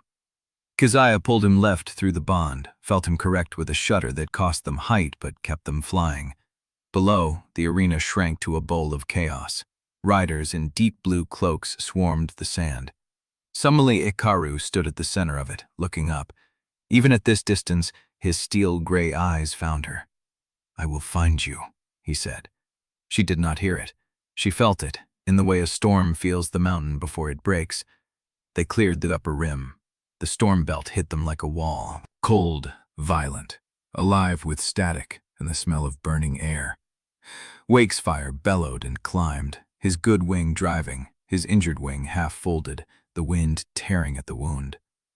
Keziah wrapped her arms around his neck and let him fly blind, because he knew this sky better than she ever would. Behind her, Idrisi held. She felt him through the leather of the harness, through the storm, through the distant still between them. He did not speak. He did not try to. The Stormdark swallowed them, and then it swallowed the arena behind them. They flew until Wakesfire could not fly anymore. The landing was not a landing. It was a collapse onto a stone outcrop that jutted from the cloud like a broken tooth, no shard beneath it, just rock and wind and the screaming dark. Wakefire's legs buckled. Keziah slid off and hit the stone before her legs remembered how to hold her. The others arrived in pieces. Then Zizil first, so blackened and flying a scavenger's gray that had been waiting beneath the western tunnel, her face unreadable. Then Calvo on a roan work dragon, his robes stiff with someone else's blood. Then the twins on a single battered beast, Zuri holding a gash on her forearm, Matty counting breaths. Pim came last, clutching the satchel with the copied records, his wide eyes fixed on the storm behind them, as if expecting the whole Concord to burst through it. They were alive. Keziah pressed her palm to the stone and felt the wind trying to pry her fingers loose. "He cannot fly again tonight," Calvo said, kneeling beside Wakefire's wing. The wound had reopened. Blood soaked the gray scales, black in the stormlight. "Maybe not tomorrow either." "Then we hide," Thanzil said. "There are places, old roosts the Concord forgot. Did they forget them, or did they leave them as traps?" Zuri's voice was flat, not accusatory, just tired. "Both," Thanzil admitted, "but we do not have a third option." Keziah looked at Idrisi. He stood apart from the group, his plain gray coat torn, his hands empty. He had not spoken since the arena. His pale amber eyes met hers, and she saw nothing in them but what he had already given her. The cloth was still in her hand, the splayed claw symbol, stitched in silver thread. "The keeper," she said, her voice scraped. "She is at Ashfall Gate." "Yes, and Ashfall Gate is a prison." "It is." She waited for him to say more. He did not. "You could have told me," she said, "before." "I could have." His voice was steady, but I did not know if I would survive to deliver her message. I did not know if you would let me close enough to deliver it, and I did not know if the keeper wanted you to find her before you were ready. "Am I ready?" He looked at her for a long time. "You are alive," he said. "You have your dragon and your people. You have the proof of what the Concord did. You have her symbol." He nodded at the cloth. "I think ready does not matter anymore. You are what you are, and the gate is where you need to go." She wanted to hate him for the way he said it, calm, certain, as if he had always known where this would lead and had simply walked with her until she caught up. She hated that she still understood him. Keziah turned away. "Then Undesirable, the Roosts. How far?" "Half a day through the storm wilds if Wakesfire can hold, a full day on foot." "Then we move at dawn." She felt them settle around her, not waiting for orders, just waiting, the way she had learned to wait on the lower shards when the storm pressed too close, and the only thing to do was breathe through it. Idrisi stayed where he was. She did not call him closer. She did not send him away.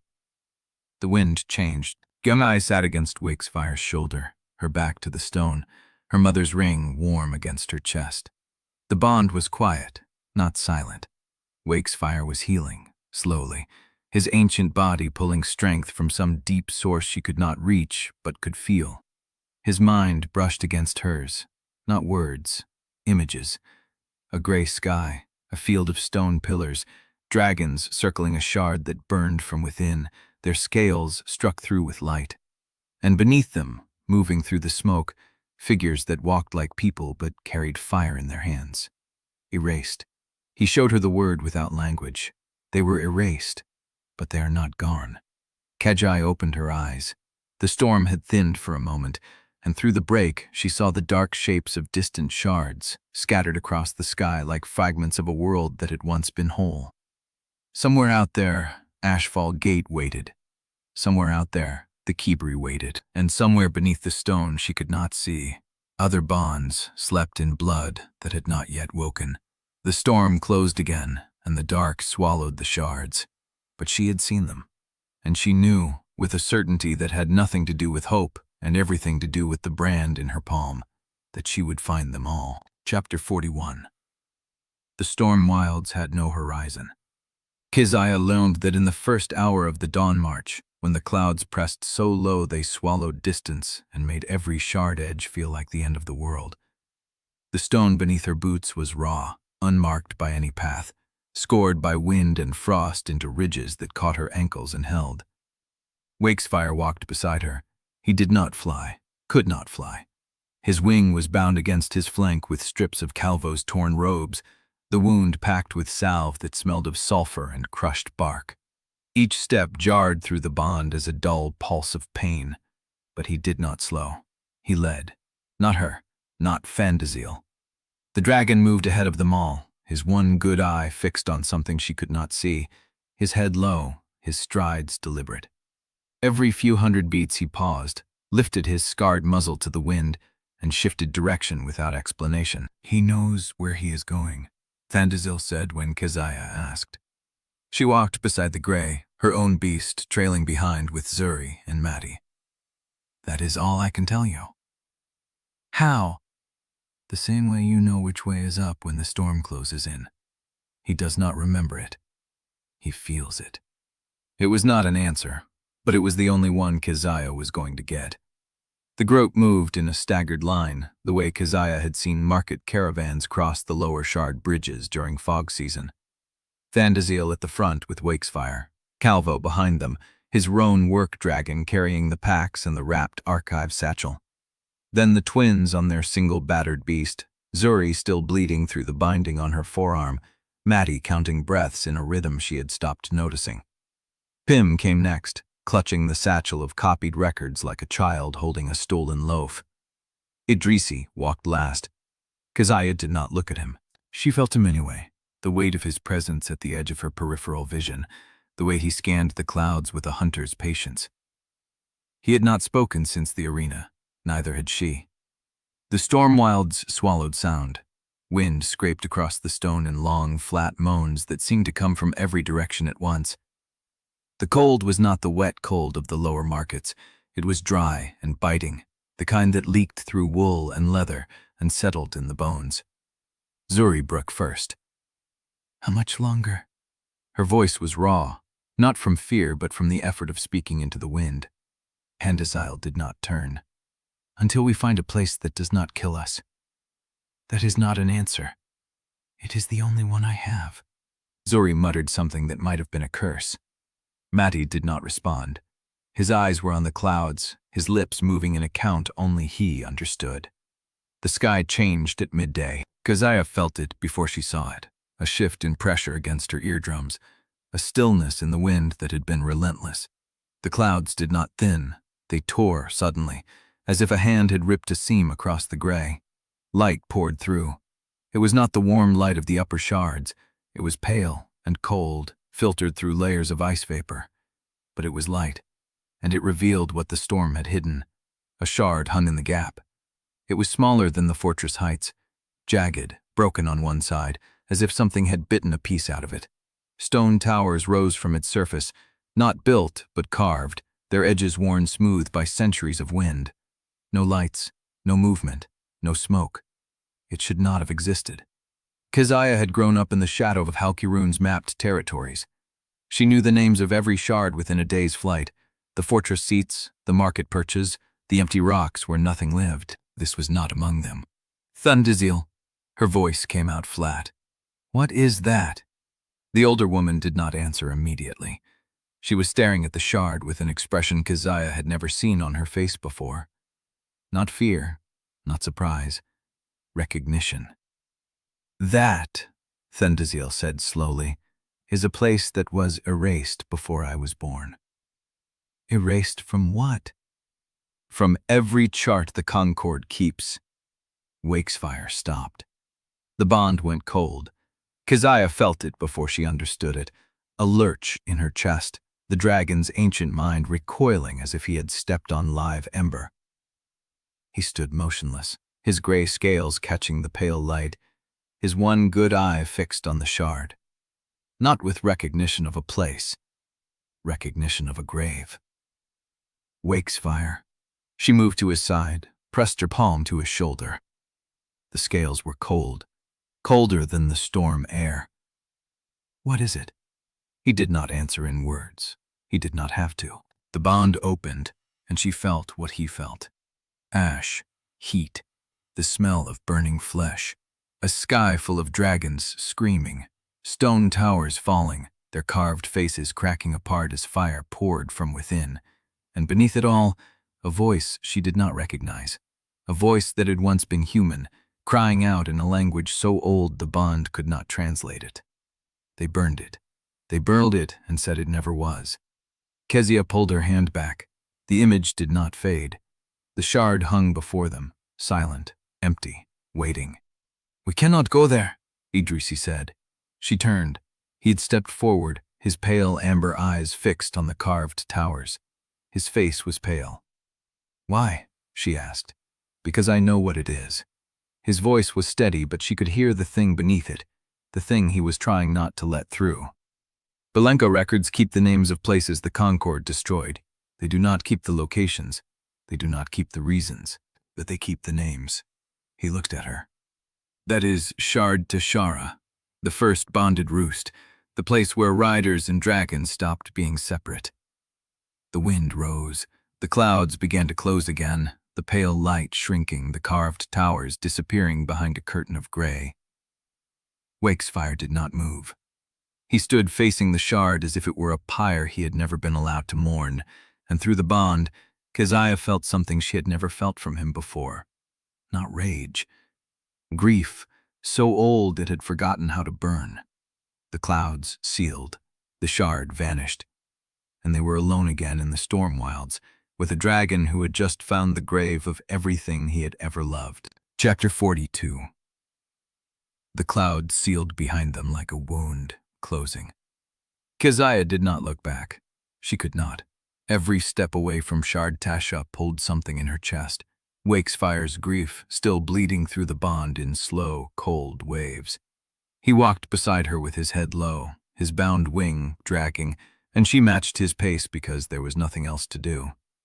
The group moved in silence. Undesirable led, her hand resting on the knife at her belt, scanning the stone ahead. Calvo followed with the packs, his breath labored but steady. The twins shared their battered beast. Zuri slouched forward with her chin on Mati's shoulder, her eyes half closed. Pim clutched his satchel like a drowning man clutching driftwood. Idrisi walked last. Keziah felt him there, a presence at the edge of her awareness, close enough to catch if she fell, far enough to prove he understood the distance she needed. She did not turn around. The storm wilds swallowed them. The ruin appeared without warning. One moment the ground was bare stone, cracked and wind-scoured. The next a wall rose from the gray, curved and broken. The remains of a dome half collapsed into itself. Keziah stopped. Wakesfire stopped beside her. Undesirable raised a hand. The group held. The ruin was old, older than the fortress, older than the Concord. Carved stone pillars leaned at angles, their surfaces worn smooth by centuries of storm. A doorway gaped in the dome's curve. Darkness inside. No movement, no sound. "Roost Temple," Undesirable said. Her voice was low, from before the shatter. "Is it safe?" Pim's voice cracked. "It has a roof. That is more than we have." Keziah moved before anyone else could, stepping past Undesirable, her hand on the knife she had taken from the arena. The doorway swallowed her. Darkness, still air, the smell of old dust and something else, something metallic, like dried blood that had aged into mineral. Her eyes adjusted. The temple was a single chamber, circular, its domed ceiling broken open in one place where pale light slanted through. Stone benches lined the walls, carved with patterns she could not read. At the center, a raised platform cracked down the middle, where something had once been displayed. An altar. She ran her fingers across the stone. Scorch marks. Old. Deep. "What was this place?" she asked. Undesirable appeared in the doorway behind her. "They used to consecrate bonds here, before the Concord made it a crime to do it without permission." "Consecrate?" "Bless them. Mark them as sacred." Undesirable stepped inside, her shadow stretching across the cracked floor. Before the Concord, riders did not come from houses. They came from anywhere. The bond chose. The temple witnessed. Keziah looked at the scorch marks. What happened to them? The Concord happened. She did not ask more. Calvo set to work immediately. He spread his worn pack on the altar platform, pulling out bandages, salve pots, a needle threaded with gut. Zuri gathered dry lichen from the temple walls and built a small fire in the broken dome's light, where the smoke could escape through the crack above. Madi moved along the walls, testing each pillar, checking the ceiling for collapse risk. Pim sat against a stone bench with his satchel open, counting pages by touch as if making sure nothing had been lost. Idrisi stood at the doorway. Keziah watched him from the corner of her eye. He had not spoken since the shard appeared. He had not looked at her. His hands hung at his sides, still gloved, still ready, but his shoulders carried a weight that had not been there before. She turned away. Calpo called her over. "Hold this." He pressed a folded cloth against Wakesfire's wing joint. "Pressure. Do not let go until I tell you." She obeyed. The dragon did not flinch. He stood beside her with his head lowered, his one good eye half closed, letting Calvo work. Through the bond, she felt his exhaustion, deep and bone-old, and something else. Something watching. Not danger. Awareness. He was listening. The fire crackled. Madi finished his inspection and crouched beside Zuri, pulling wire from his pack. The twins worked without speaking, him raking a thin trip line across the temple entrance, her feeding lichen to the flames. They had done this before. In the lower shards, in places where a locked door meant nothing and a trip line meant everything. Keziah watched them. Zuri caught her looking and grinned. "What?" "Nothing. You keep staring like we are going to disappear." Keziah did not answer. Zuri's grin softened. She turned back to the fire. "We are not going anywhere." The words landed in Keziah's chest like stones. Calvo finished binding Wakesfire's wing. He washed his hands in a cup of water from his pack, then sat back on his heels, breathing hard. "That will hold until morning. Do not push it further." "I will not." "You will if you have to." He looked at her. "I know how you are built." She did not argue. The temple settled into quiet. The wind outside rose and fell, pushing through the broken dome, stirring the firelight into shadows that moved across the carved walls. Zuri stood. She brushed dust off her knees and looked around the chamber with the air of someone taking stock of a new market stall. "All right, watch shifts." Keziah blinked. "What?" "Watch shifts." Zuri counted on her fingers. "Madi first, because he will be useless after midnight. Then me. Then you. Fan the zeal at the back end. Calvo stays with the dragon. Pim stays awake because he cannot sleep anyway." Pim opened his mouth. "Do not argue," Zuri said. "I saw you counting pages by touch. You are not sleeping tonight." He closed his mouth. Zuri looked at Keziah. "That works?" Keziah stared at her. The girl was assigning watch shifts as if they were a crew, as if this crumbling ruin was already home. As if Keziah had not spent her whole life believing that people who stayed became people who died. "Yes," she heard herself say. Zuri nodded once and sat back down. The fire burned lower. Madi took the first watch at the entrance, a shadow against the gray. The others settled against the stone benches, pulling coats and packs around themselves for warmth. Keziah did not sleep. She sat with her back to the altar, Wakefire's warmth against her side, watching the flames. Idrisi sat across the chamber, his face half lit at the glow, his eyes fixed on something she could not see. They had not spoken since the arena. She did not know what to say. She did not know if there were words for the space between them, the wreckage of what he had done and what she had chosen anyway. The bond pulsed, quiet, steady. Wakesfire was still listening. A sound cut through the wind. Keziah's head snapped up. Across the chamber, Idrisi had gone still. The sound came again, distant, low. A call, not a howl, not the wind. A dragon call. It echoed through the storm wilds, thin with distance but unmistakable, a voice riding the dark. Keziah was on her feet before she knew she had moved. Madi stood at the entrance, his hand on the tripwire. "Where did it come from?"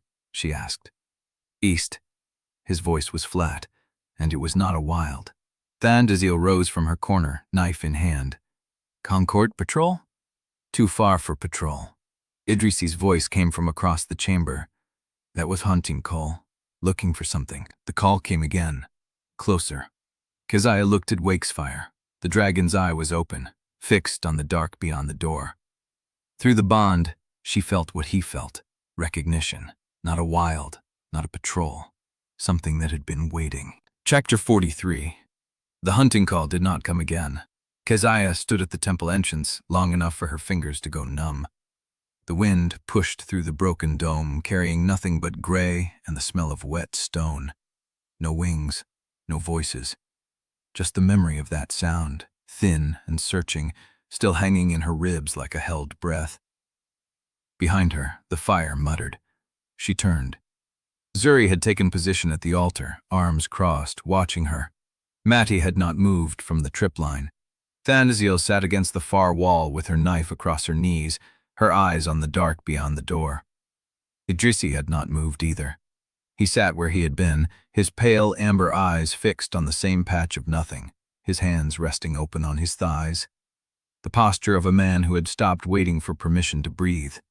Keziah walked past him. She lowered herself beside Wakesfire, her back against his shoulder, her palm pressed to the stone floor. The bond flickered, quiet and watchful. He was still listening. Pym's voice broke the silence. "There are carvings." Everyone turned. He was standing at the rear wall of the temple, where the shadows pooled thickest, his hand pressed to the stone like a blind man reading a face. His satchel hung open at his hip, papers half spilling out. "What?" Keziah said. "Carvings." He did not turn. They were covered. By the dust, by the soot, but they are here. Thandaziel rose, knife still in hand. She crossed to him and ran her palm over the stone where he pointed. Her hand stopped. She rubbed the surface with the heel of her palm, once, hard. Ash flicked away. Beneath it, a line emerged, clean and deliberate, cut into the rock by something finer than a tool.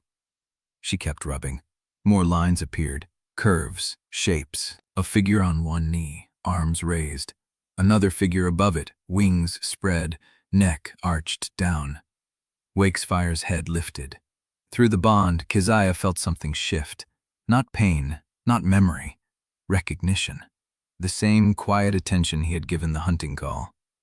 She stood. The others gathered behind her, drawn by the same gravity. Mattie left his post at the entrance, Zuri at his shoulder. Calvo rose from Wakefire's side, wiping salve from his hands. Even Idrisi crossed the chamber, hanging at the edge of the light. Thandaziel worked methodically, clearing the century of grit from the wall. The carving grew beneath her hands, a rider on a dragon's back, but not with saddle or reins. The rider's hands were pressed flat to the dragon's neck.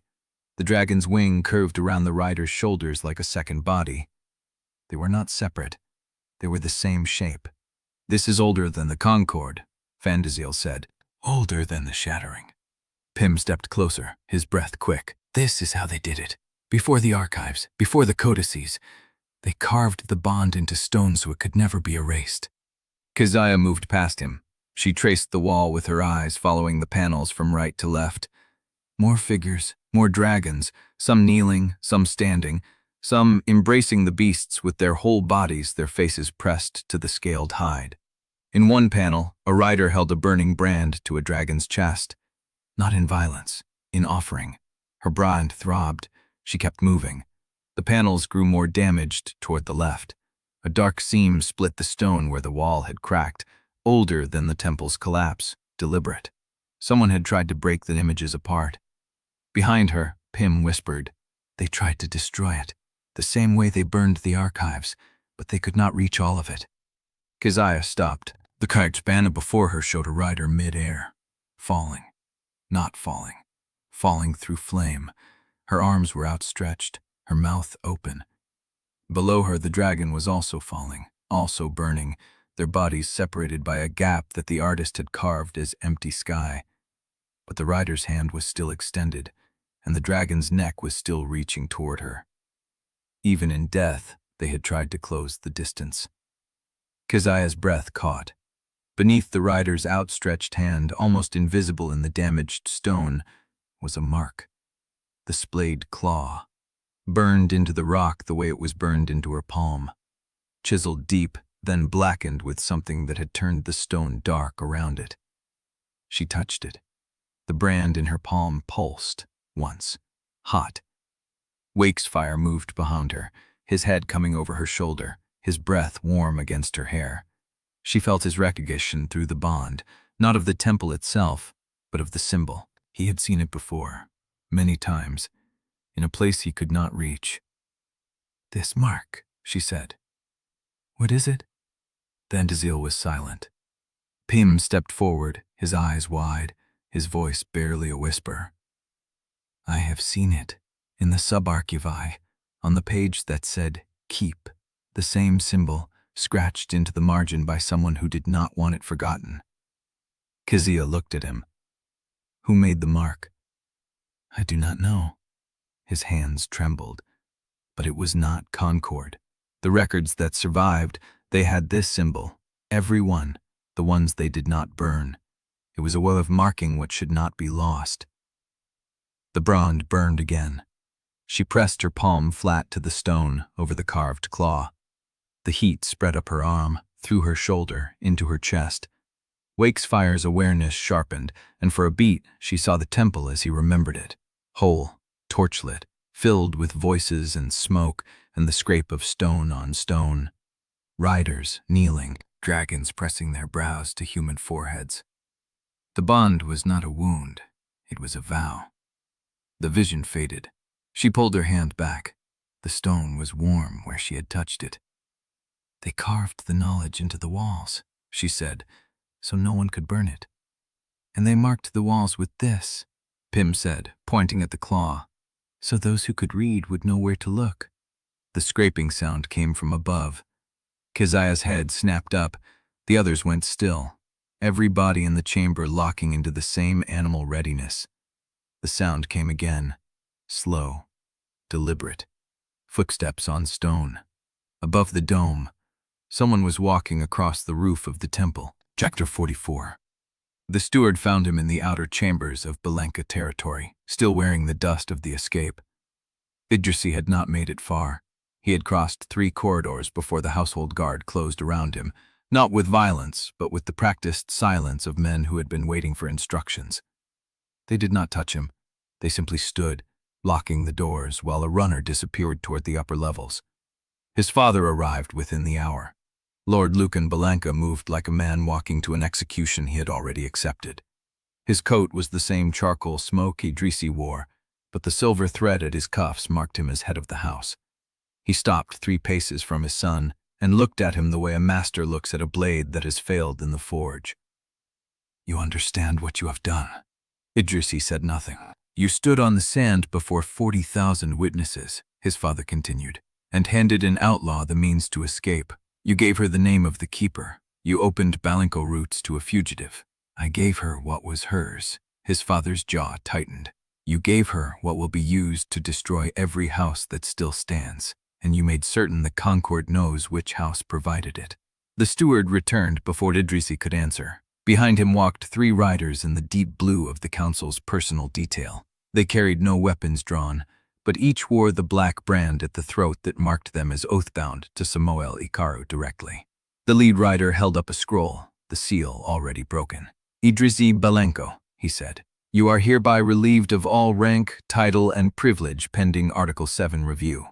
Your house retains its standing by vote of the council, contingent on your full cooperation's recovery operations."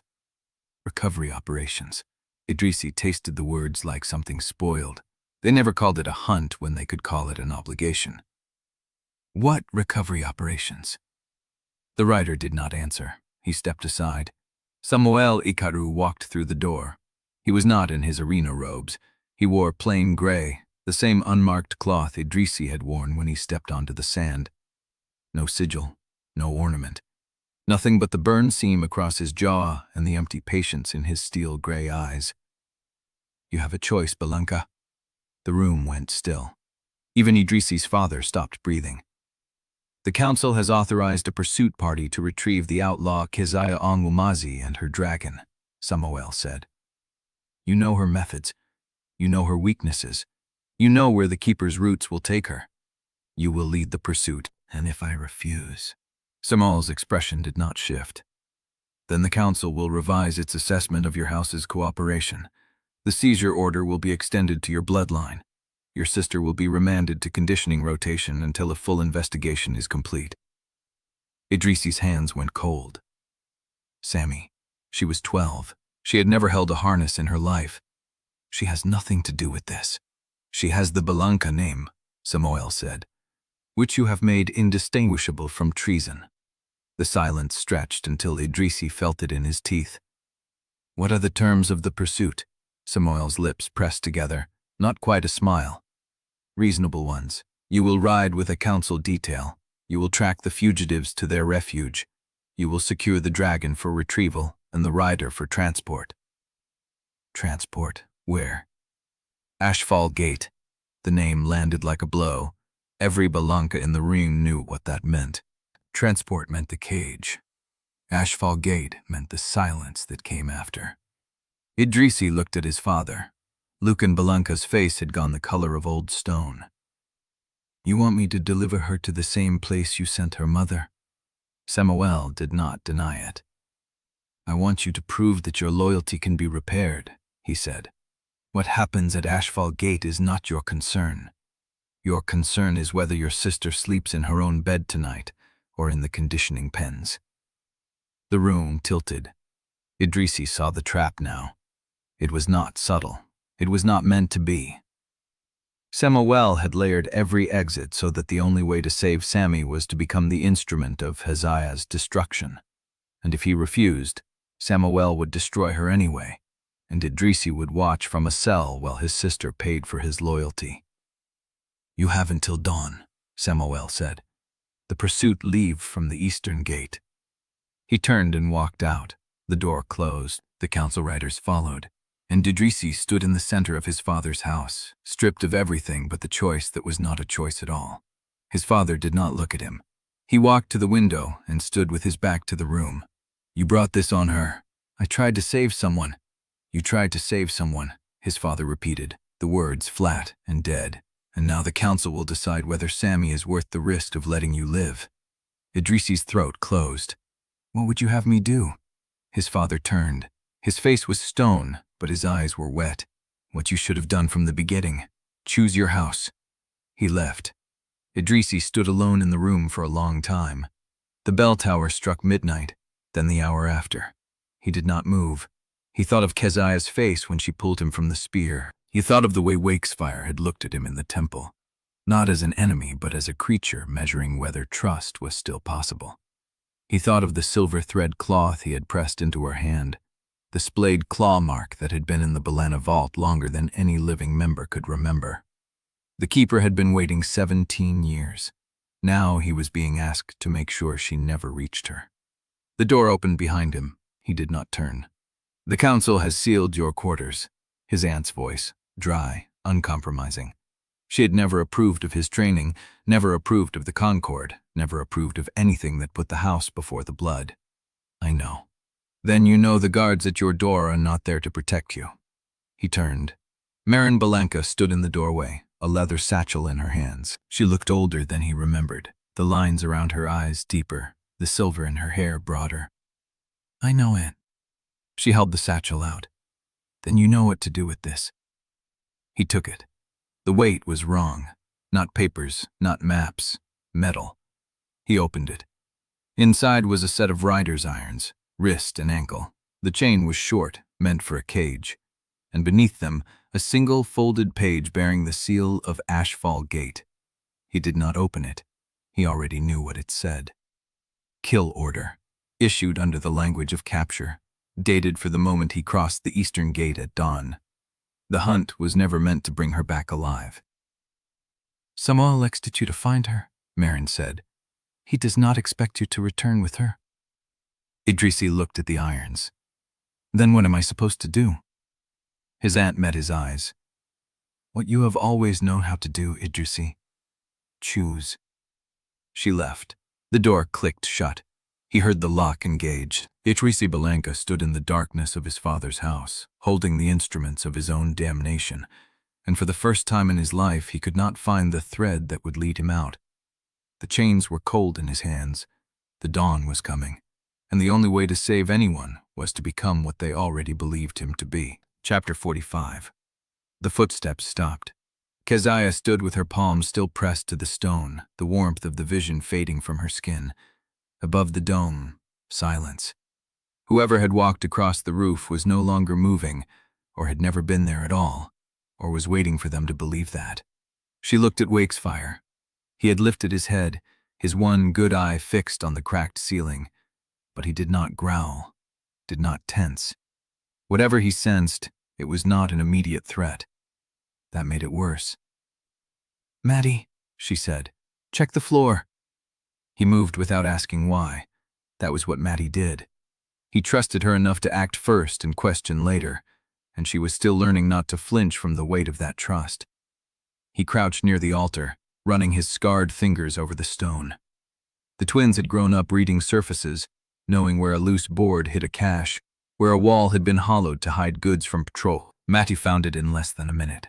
A seam, so fine it was almost invisible beneath centuries of ash and boot wear. He pressed his palm flat and pushed. The stone shifted.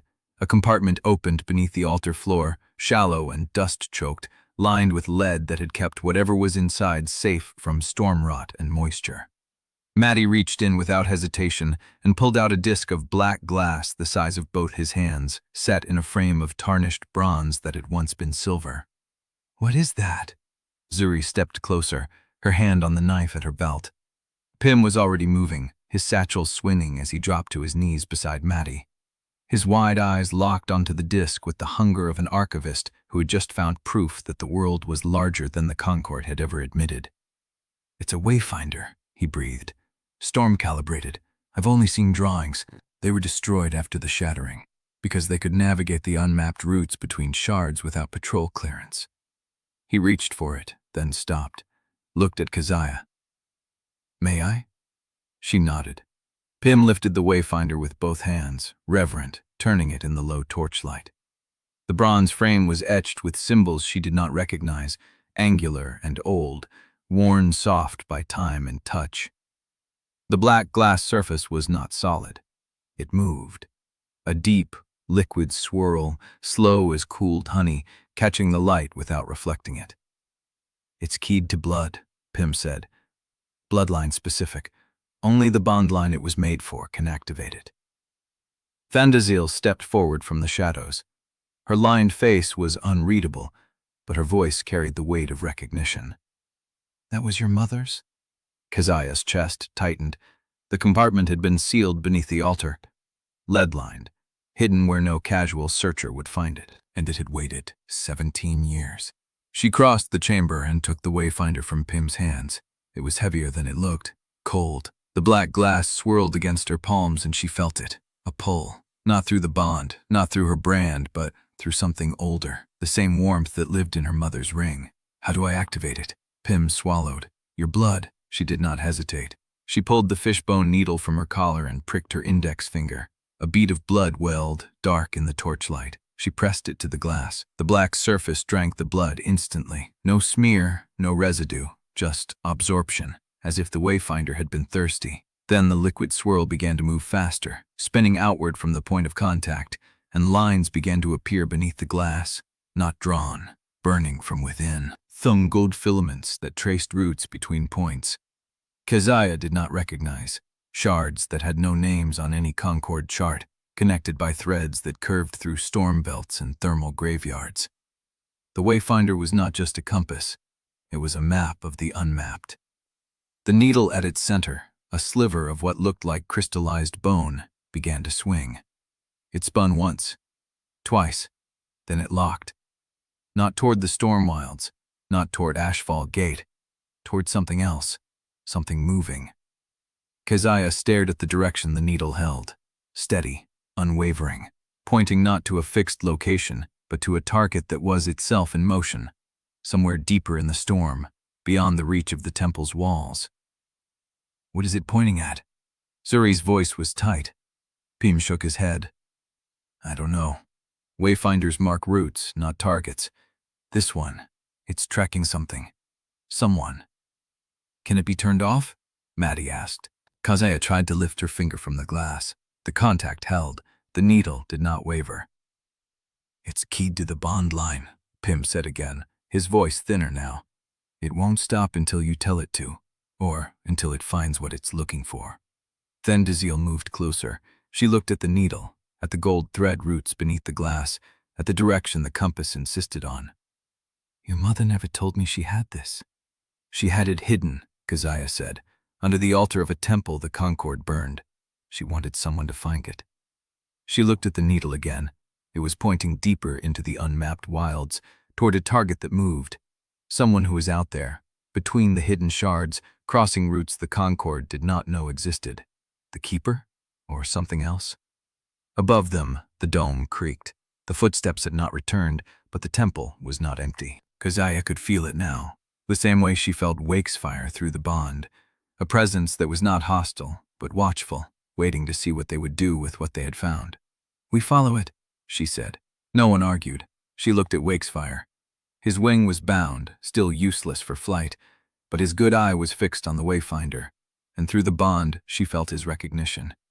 He had seen this before, not the device itself, but the purpose behind it. Other bonds, other bloodlines, sleeping beneath stone, and someone out there who knew where they were. The Wayfinder pulled in her hands, the needle steady, and Keziah understood that it had been waiting for her. Not for her mother, not for the Keeper, for her. And it would not stop until she reached whatever the needle hunted. Chapter 46. They left the temple before dawn. The presence above the dome did not follow, or if it did, Keziah could not feel it through the weight of the Wayfinder in her hands. The needle held steady, pulling southeast through the Stormdark, and the group moved in single file across stone that had not known footsteps in decades. Wakesfire walked beside her, his bound wing dragging, his good eye fixed on the horizon ahead. Through the bond, she felt his alertness. Not the grief of Shard Tashara, but something sharper. Recognition. He knew this direction. The path began to change an hour out. The flat stone gave way to shards of translucent crystal, jagged and fused to the rock, catching the pale light in a way that made the ground look like broken water. Keziah stepped carefully, but the shards crackled underfoot, and the sound carried in ways she did not like. "What is this place?" Zori asked from behind. Idrisi did not answer. Her face was unreadable, but her hand had moved to her knife. The Wayfinder pulled them deeper into the crystal field, and then the mist parted, and Keziah saw dragon skeletons. A field of them, stretching into the haze, rib cages as tall as market stalls, fused into standing formations of transparent glass. Skulls with jaws wide enough to swallow a person whole, their teeth preserved in crystal, their eye sockets filled with the same strange light that made everything here look underwater. Some were whole, others were shattered, fragments scattered across the stone like exploded ships. Wakesfire stopped. Through the bond, the first wave hit Keziah like a fist to the chest. Heat, blinding, choking, the smell of burning hide and screaming that was not human.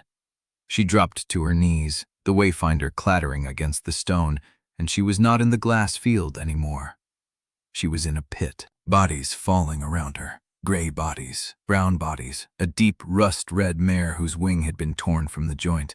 Men with hooks and chains moving between the carcasses, cutting, hauling, while riders stood on the rim with torches, watching. A voice, calm and familiar, reading from a scroll.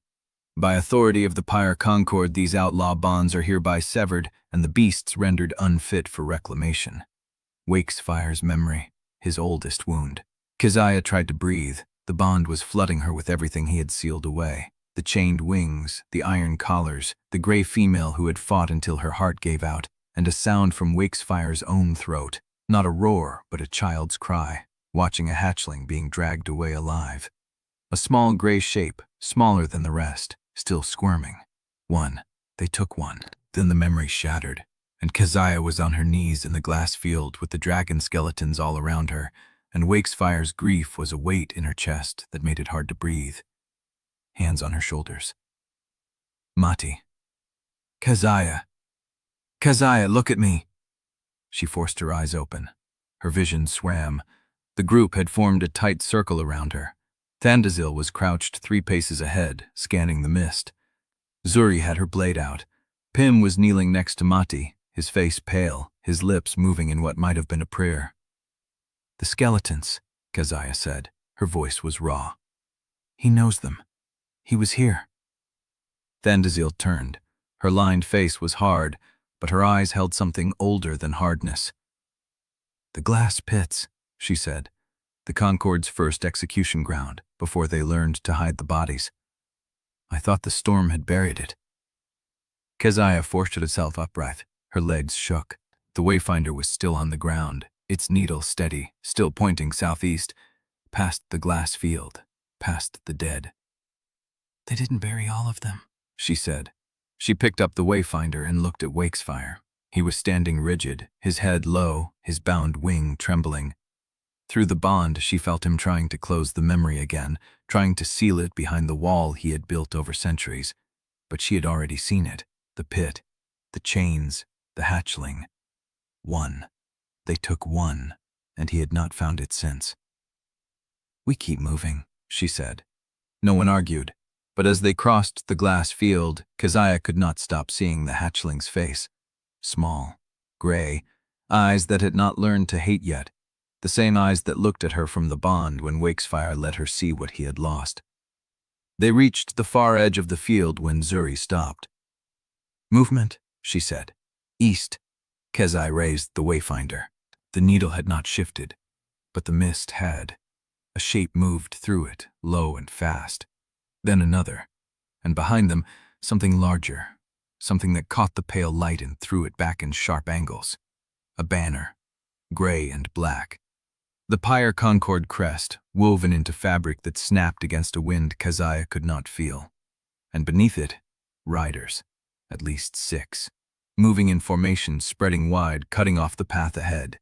Keziah's hand tightened on the wayfinder. The needle was still pointing past them. Chapter 47. The mist did not lift. Keziah crouched behind a ribcage fused into the stone, the wayfinder pressed flat against her chest. 6 riders in formation, gray and black banner. Pyre Concord crest snapping in a wind that moved only above them, not through the glass field. Her people had scattered into the bones without a word. Mati would have found the killing ground before the riders cleared the mist. Zuri would be circling wide, looking for the soft flank. Undesirable had vanished the moment the banner appeared, and Pim had gone with her, because Pim was no use in a stand-up fight, and they both knew it. Calvo had Wakesfire. Keziah felt the dragon through the bond, a low, banked fury waiting behind her ribs. His wing was bound, he could not fly, but she felt his jaws open, his throat working, the promise of fire held like a held breath. "Don't," she sent through the bond. "Not yet."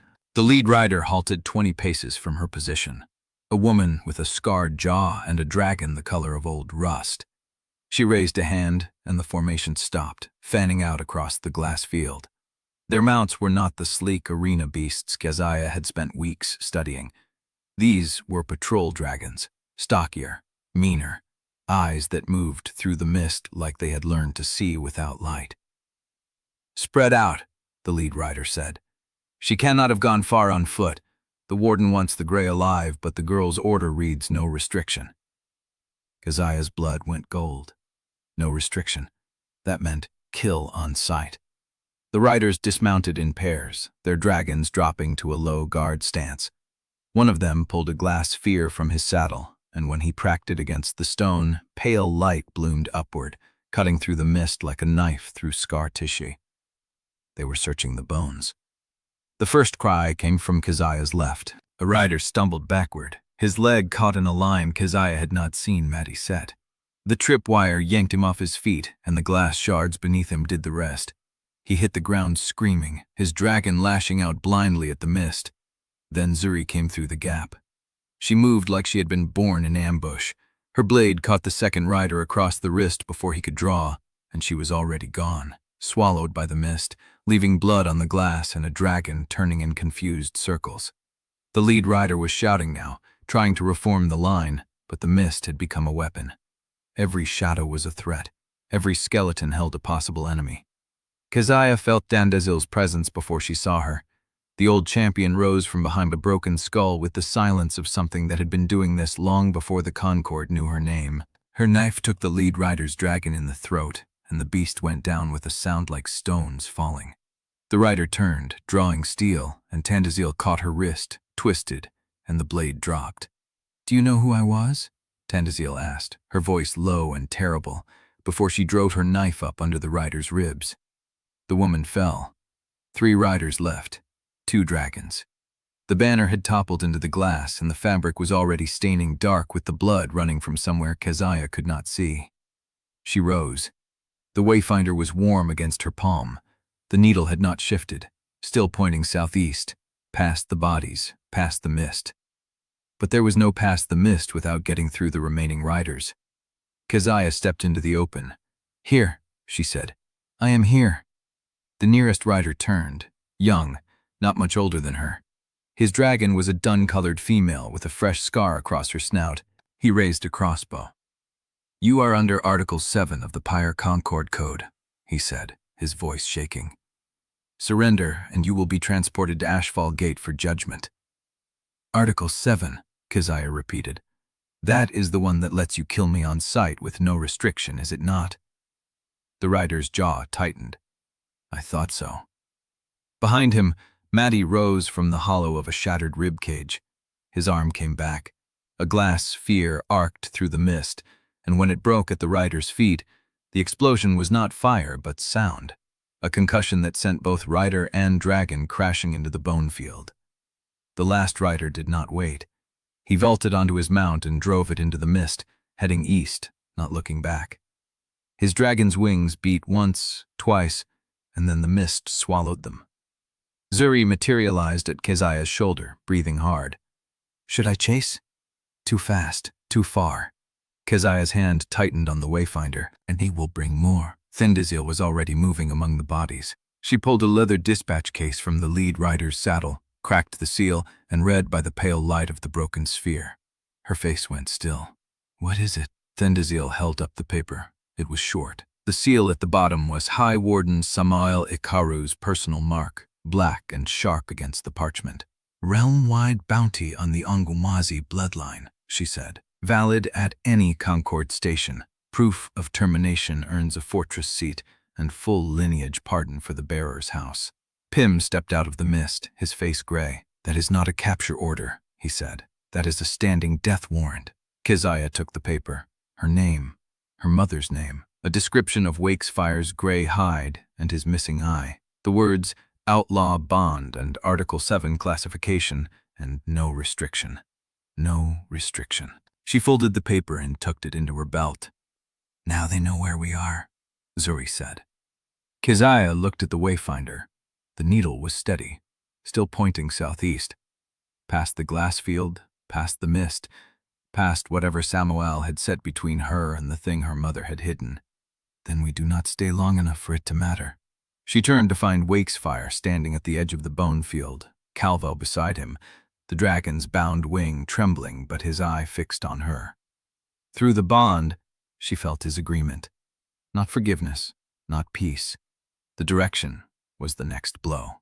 She walked toward him, and the group closed in behind her, leaving the dead riders to the glass and the mist and the banner that had fallen face down in the blood.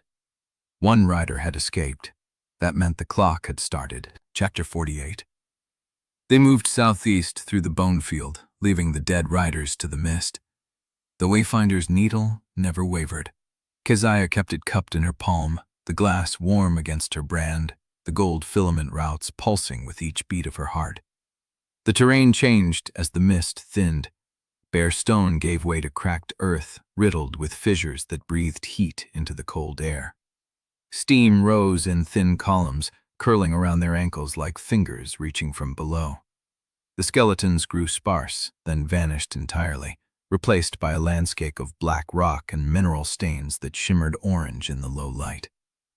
Zuri stopped at the edge of a fissure and peered down. "There is fire under this." Dandazil Naut pressed her palm to the stone and held it there for 3 breaths. "She is right. Geothermal vents. Deep." Pym hugged his satchel, eyes wide. Should we go around? Keziah looked at the wayfinder. The needle had not deviated. It pointed straight into the heart of the steam field, where the fissures grew closer together and the heat thickened until the air shimmered. No. She walked forward. The heat hit her like a wall. Dry, mineral bitter, rising from cracks that glowed dull red at the edges. Wakesfire followed, his bound wing held tight against his body, his one eye scanning the ground with the caution of something that had learned to read danger in the smallest signs. Maddie found the entrance, a sheer drop where the stone had split open, revealing a tunnel that slanted down into the glow. The walls were smooth, worn by water or time or something else, and the air that rose from the dark was warm enough to fog Keziah's breath. Here, Maddie said. The needle points here. Keziah stepped to the edge and looked down. The tunnel descended into a light so deep and red it looked like blood. She went first. The descent took them into the earth, into the heat, into a silence that pressed against the ears like water. The walls changed from black stone to something darker, smoother, veined with mineral deposits that caught the glow and threw it back in fractured patterns. And then the tunnel opened. Keziah stopped. The cavern was vast. The ceiling arched high overhead, lost in shadow, but the floor was visible, lit from below by veins of molten light that traced through the stone like rivers on a map. The air was thick and heavy, and it carried a scent she had never smelled before but recognized instantly at the level of the bone. Warmth. Old warmth. The warmth of bodies that had slept here for a very long time. The floor was covered in eggs, hundreds of them. Keziah's breath caught. They lay in concentric circles, arranged with a precision that spoke of purpose, not accident. Each one was the size of her torso, shaped like a teardrop, and every single one had turned to stone. Ember stone. Black and translucent, threaded with veins of orange that still glowed faintly, as if the fire inside had never fully died. The shells were cracked, most of them shattered, the interiors filled with the solidified remains of what had never hatched. A nursery. A dragon nursery. Wakesfire made a sound Keziah had never heard from him. Low. Broken. A noise that came from somewhere deeper than the throat. She felt his grief through the bond. Not the ancient wound of the glass pits. This was fresher, rawer, as if the sight of these dead eggs had torn open a scar he had thought sealed. Fendazil stepped into the cavern slowly, her hand pressed to her chest. "This is what they took from us," she said. "Not just the living, the unborn." Pym dropped to his knees beside the nearest egg. His fingers traced the cracked shell, the cooled stone inside, the delicate ridges that had once been a living creature. "How did they do this?" "The Concord rode through here with iron collars and fire oil," Undesirable said. "They did not just kill the dragons, they sterilized the roosts. Every egg that could have hatched, every nest that could have produced another generation. They wanted to end the bloodlines completely." Zuri walked through the circles, her face hard. "Then why are they still here? Why not destroy them?" "They were preserved as a warning." Sandazil's voice was flat. "Every rider who found this place was meant to see what awaits resistors. The Concord left the eggs because the eggs are a message." Keziah moved through the circles, counting without meaning to. 23, 47, 82. The numbers grew as she moved inward, the circles tightening, the eggs smaller at the center. And then she saw it. At the heart of the nursery, where the smallest eggs lay, one shell was different. It was the same size as the others, the same teardrop shape, the same black emberstone surface, but it was not cracked. The shell was whole, unbroken, and when Keziah pressed her palm to it, she felt warmth that was not geothermal, warmth that pulsed. "Pym," he looked up. "Come here." He crossed the circles with quick, nervous steps, and when he saw the egg, his face went white. "That is not stone." "I know." "No, Keziah, that is not stone. That is shell, living shell." She looked at the egg again. The surface was smooth, unblemished, and when she pressed her ear to it, she heard it. A heartbeat. Deep, slow, but there. Wakesfire came to her side, his massive head lowering until his blind eye was inches from the egg. Through the bond, she felt his shock, then a desperate, burning hope that hurt to touch. "How long can an egg survive like this?" she asked. Fandazile shook her head. "I do not know. Decades, generations. The heat from below could have kept it viable. If the shell never cracked, if the ember stone sealed it rather than killed it, it was waiting." They all turned. Maddie stood at the edge of the circle, his scarred hands loose at his sides, his dark eyes fixed on the egg.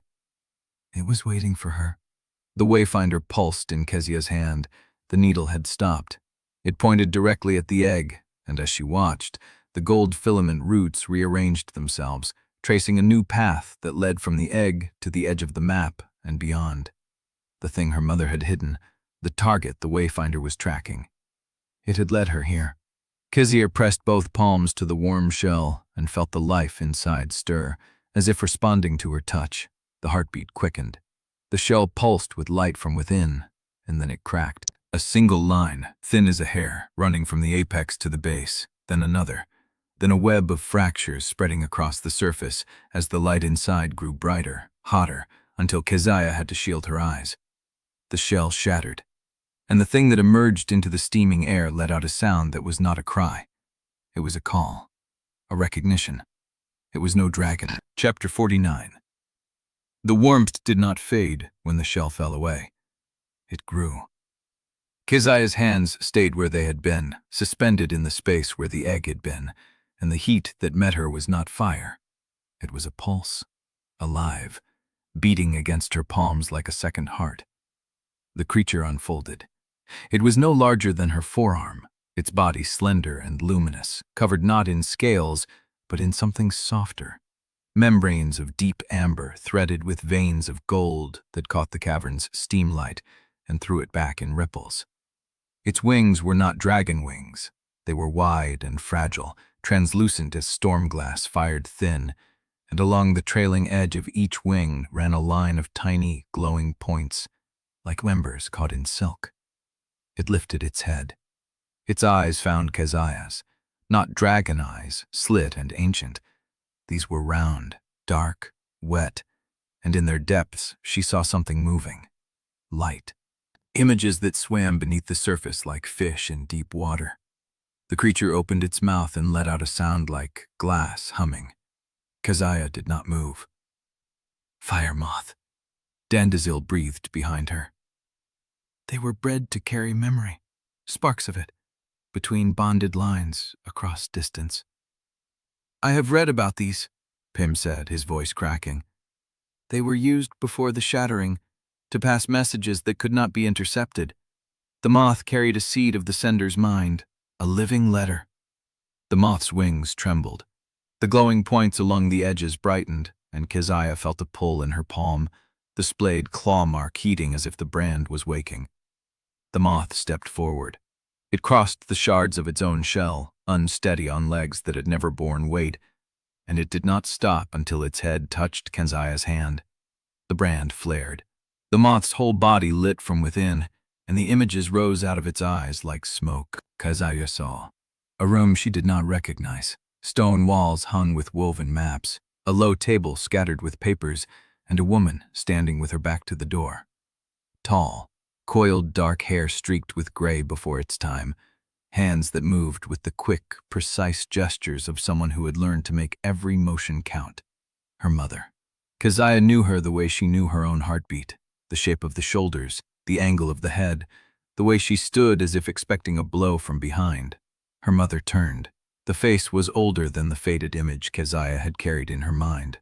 Older, harder, with lines carved by grief and a fire behind the eyes that had not gone out. She spoke, but the moth carried only the image, not the sound. Her mouth moved, and the woman across the table nodded. Undesirable, younger, less gray, but the same scarred hands, the same set to the jaw, and Undesirable, as she must have been 17 years ago, before the flight, before the fall. Her mother spread a map across the table. Keziah recognized the lines, the gold filament roots that now glowed beneath the black glass of the wayfinder. The same paths, the same unmapped shards. Her mother pointed to a place on the map. Her finger traced a route through storm belts, past thermal graveyards, to a cluster of marks that Keziah could not read. Then she looked up, directly at the moth, directly through the years, directly at Keziah. Her mother's lips formed a word. Keziah did not hear it, but she felt it land in her chest like a stone dropped into still water. The moth's light dimmed, the images faded. The warm body in Keziah's palm began to cool. "Wait," she said. "Wait, I need more." But the moth's wings were already folding. Its glow contracted to a single point at the center of its chest, pulsing like a dying coal, and then it lifted from her hand. It did not fall. It rose. On wings that had been translucent and soft, now hardening into amber glass, the fire moth climbed into the steam-filled air above the nursery.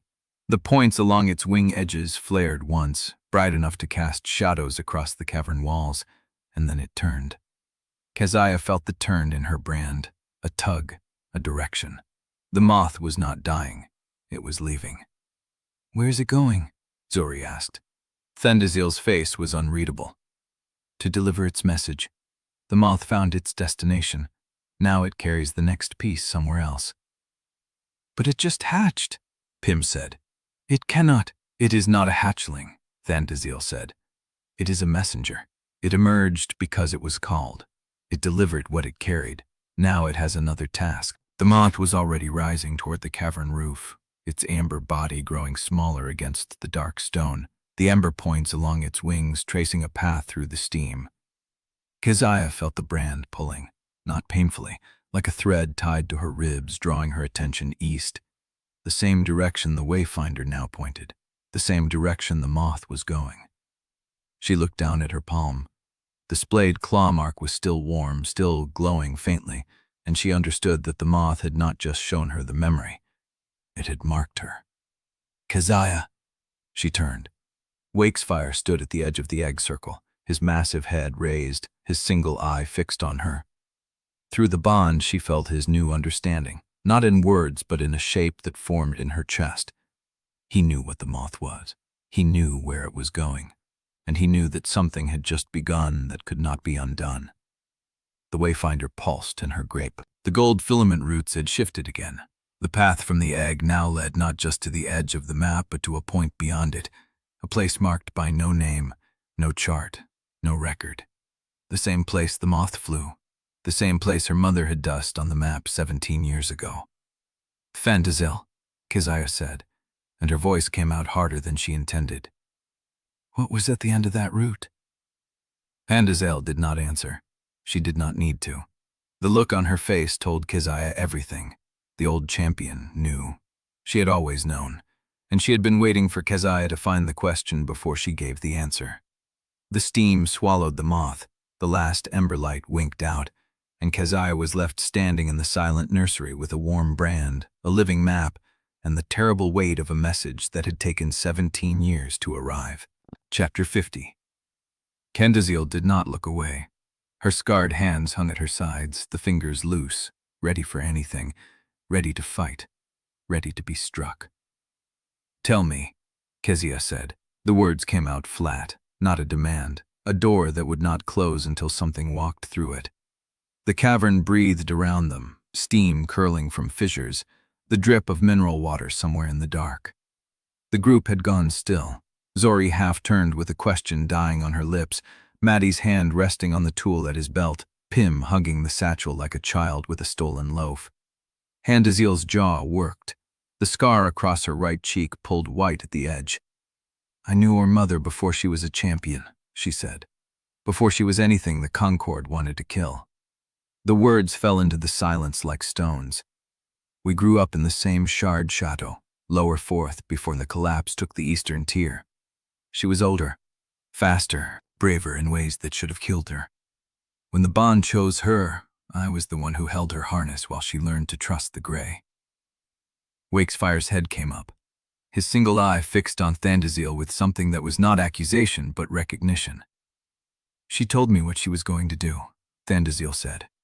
"Before the final flight, before the Ashfall Gate order. She sat me down in a room that smelled of brine and candle wax and made me swear." "Swear what?" Keziah said. "That if the line ever resurfaced, if the bond woke again in her blood or her daughter's, I would choose you over my own safety. Dandaziel's voice cracked on the last word. Recovered.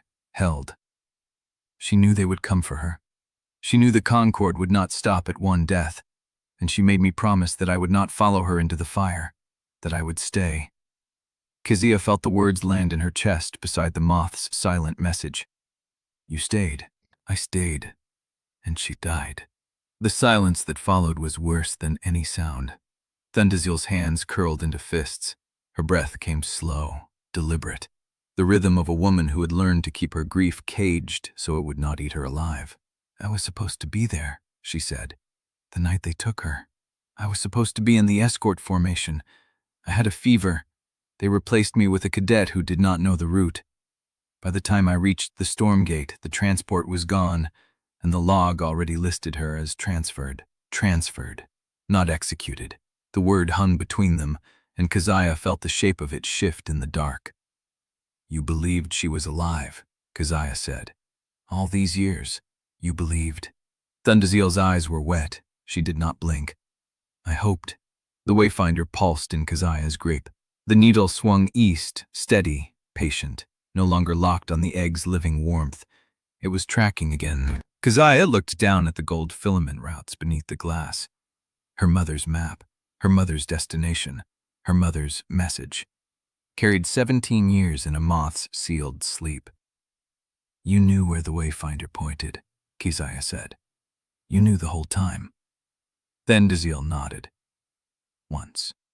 She marked it the night she made me swear, showed me the path and told me that if the line ever woke again, I would know where to go. A pause. I told her I would never need to use it.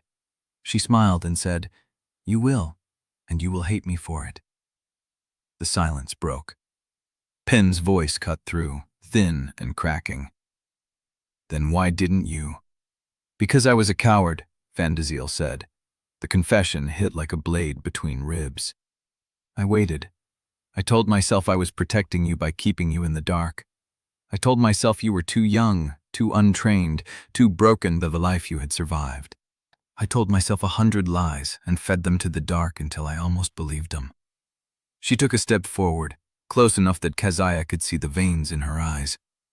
Your mother trusted me with your life, and I let you walk into the arena alone. I let you bleed in the sand. I let Wakesfire carry a wound that should never have been left to fester. Keziah did not step back. Are you done? Pandaziel's mouth closed. Good, Keziah said, because I do not have time to carry your guilt. If you owe her a debt, you pay it forward. You stay. You help. You do not leave me to face what comes without knowing what I am walking into. She looked at the wayfinder, then at the steam-dark ceiling where the moth had vanished. What is at the end of the route? Pandaziel's breath caught, held. The first roost that was never burned. The words landed like thunder before the storm. It is not on any record, not even the Bellanca vaults. Your mother found it during her champion years and kept it silent, because if the Concord ever knew it survived, they would destroy it like they destroyed everything else. Survived, Keziah repeated. The first roost is still standing. It is not just standing, Tandaziel said.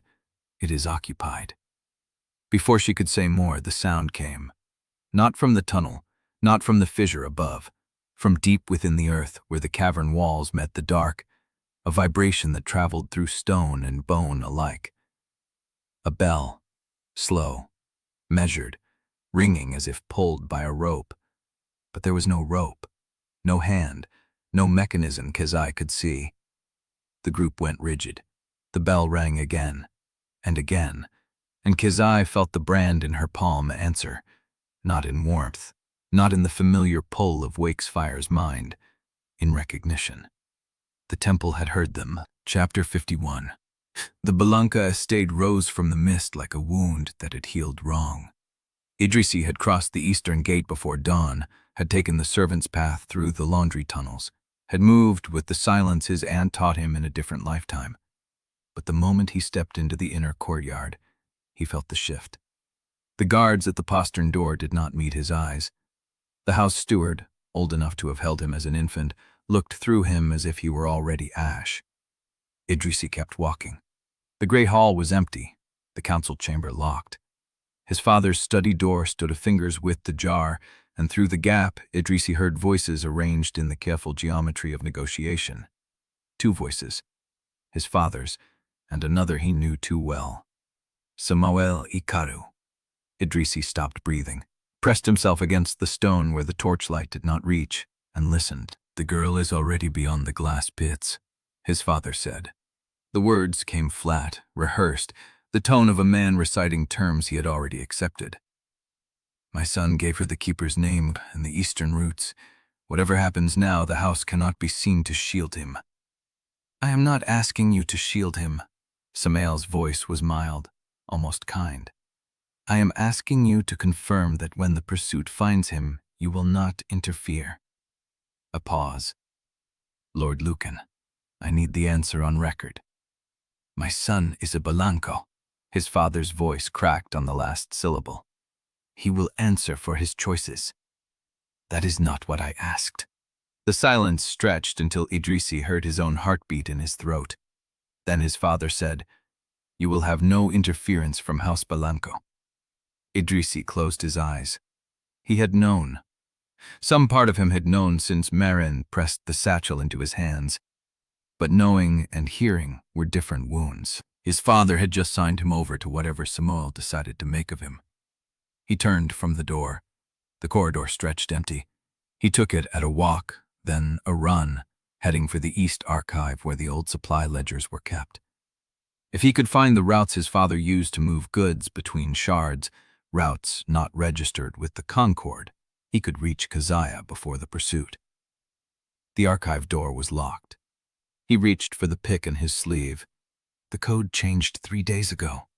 The voice came from behind him, small, careful, a child's voice trying to sound older than it was. Idrisi turned. Sammy stood at the end of the corridor, barefoot, still in her sleeping clothes, clutching a leather-bound ledger against her chest. She was 12. She had her mother's jaw and her mother's eyes, and the same way of standing perfectly still when the world was falling apart. "Sammy?"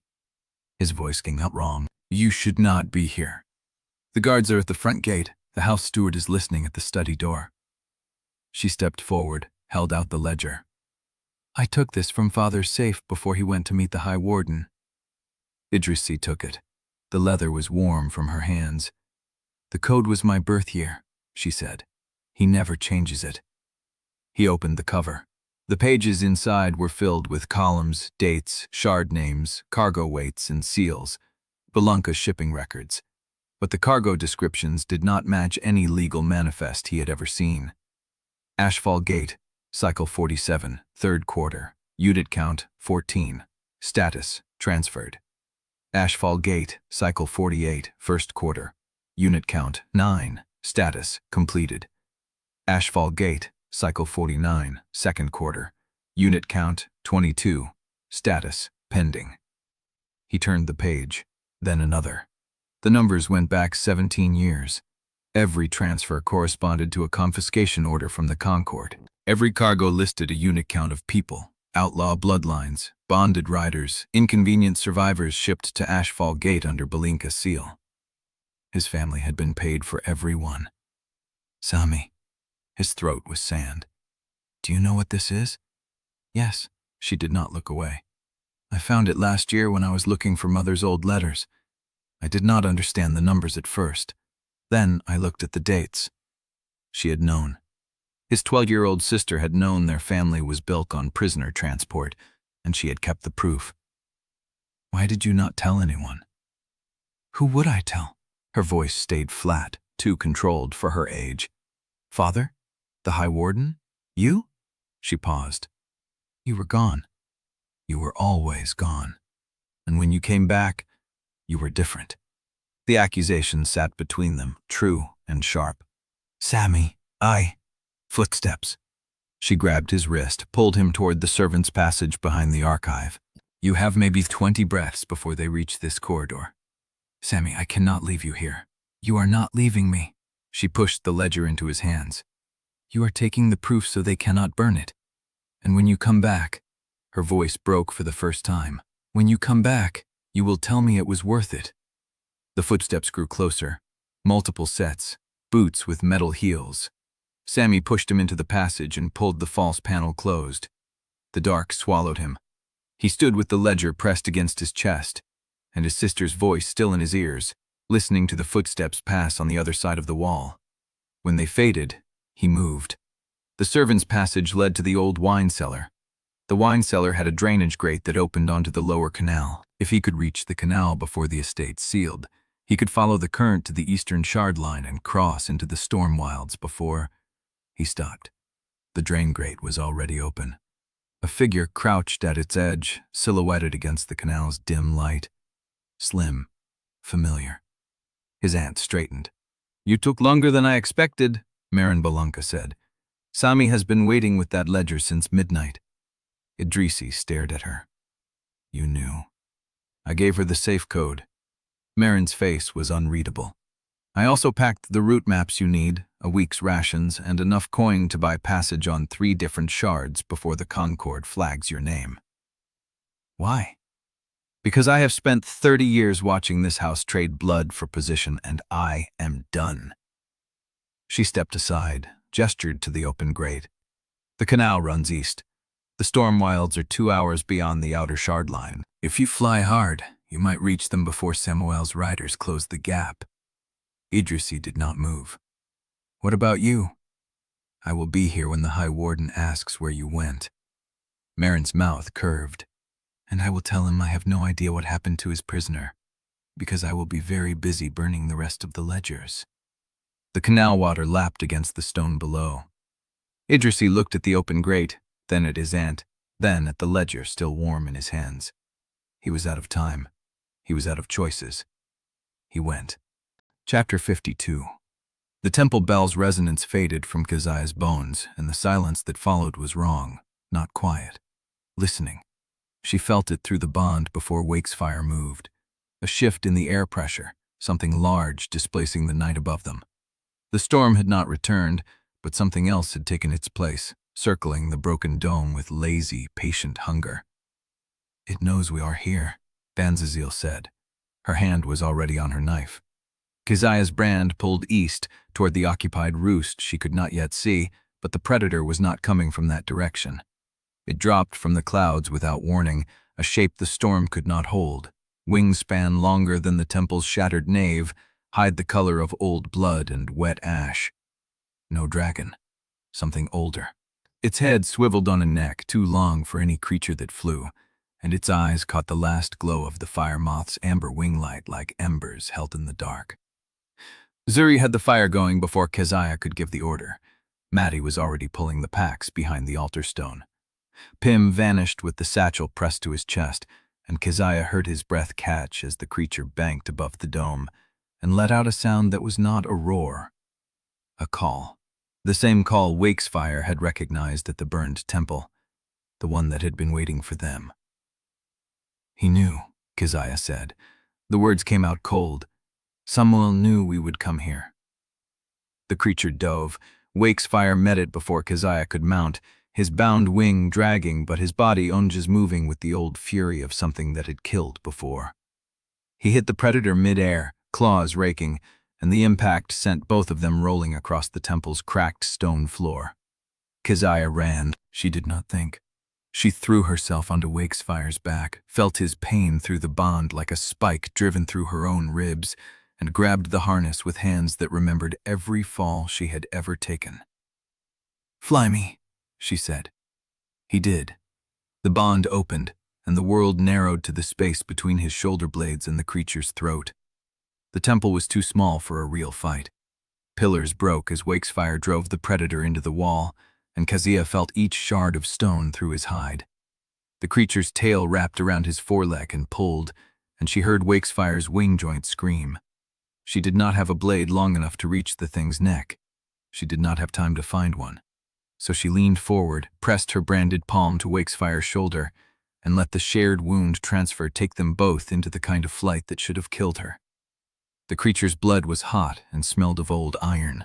Wakefire's claws found its throat, and Keziah held the bond open while his strength bled into hers and hers into his, and the predator thrashed against the altar, against the walls, against the pillars that held the dome above them.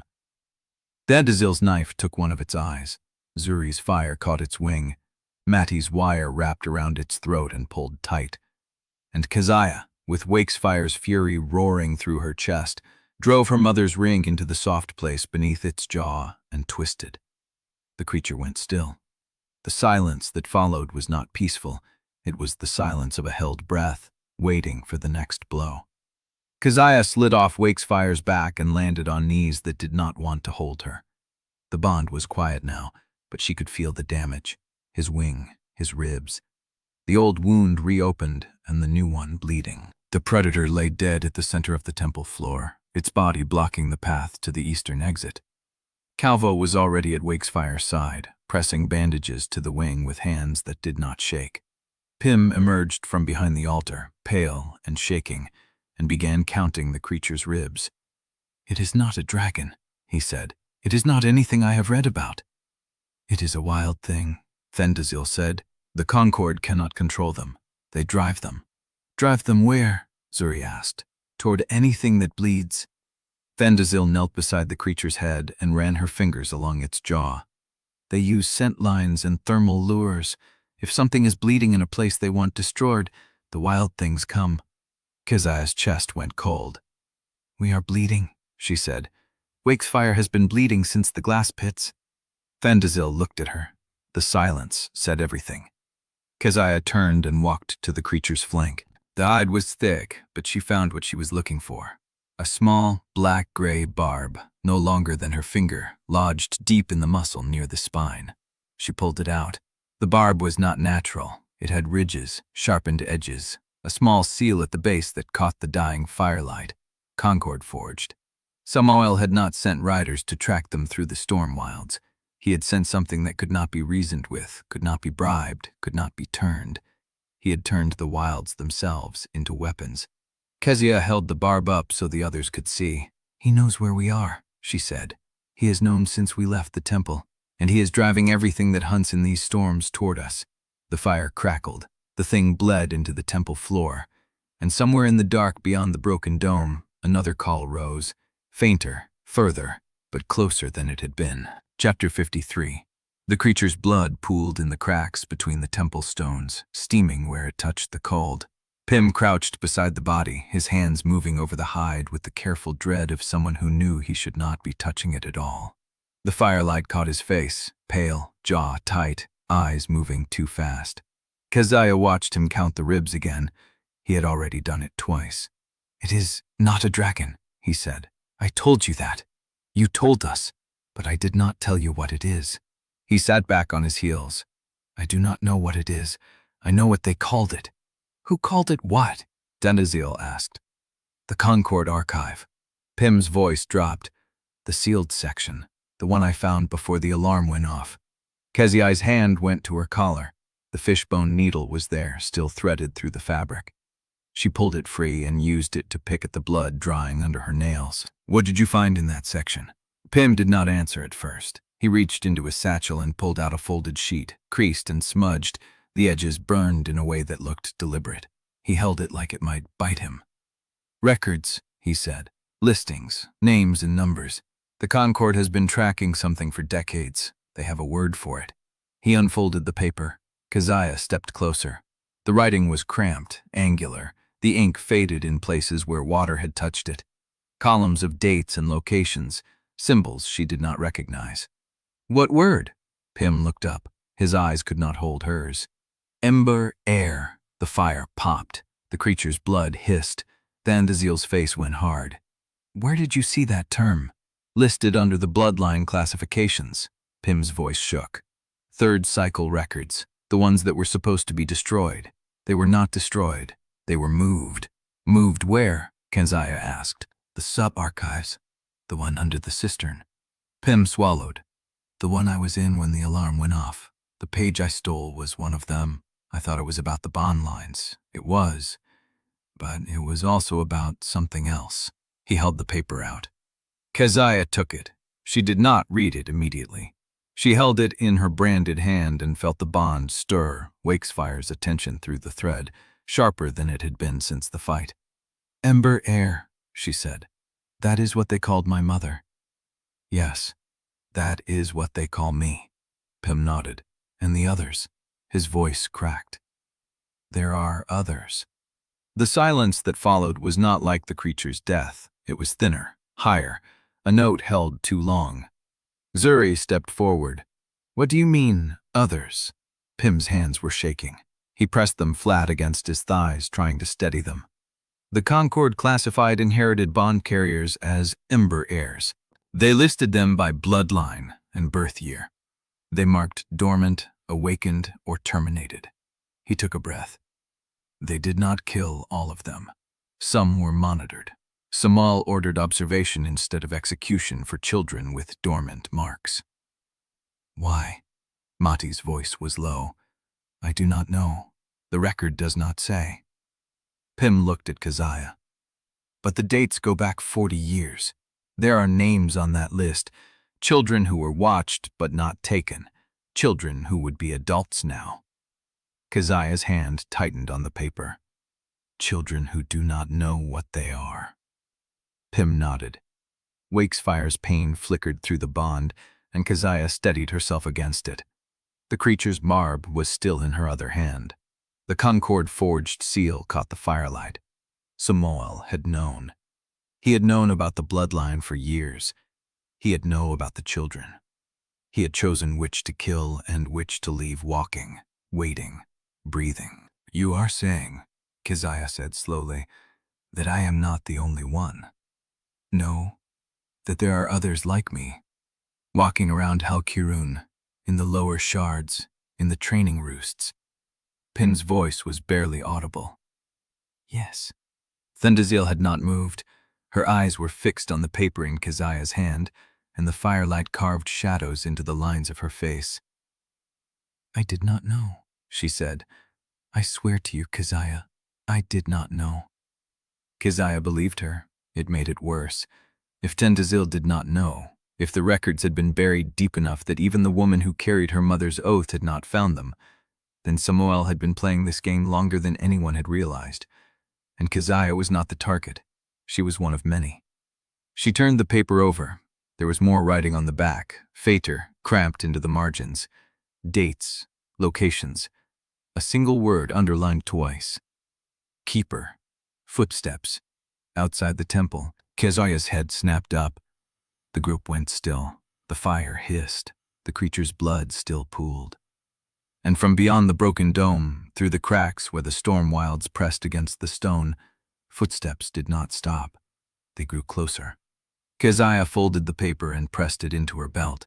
Her hand found her mother's ring, still slick with the creature's blood. "How many?" she asked. Pym's face was white.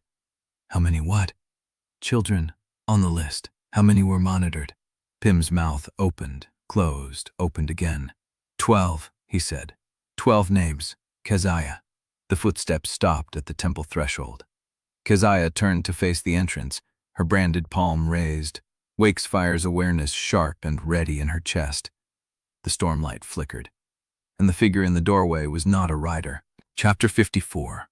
The figure in the doorway did not move. Rain slid off the hood, dripping onto the creature's blood. The shape was wrong for a rider, shorter, narrower in the shoulders. The silhouette carried no dragon steel, no harness ring, no armored stance.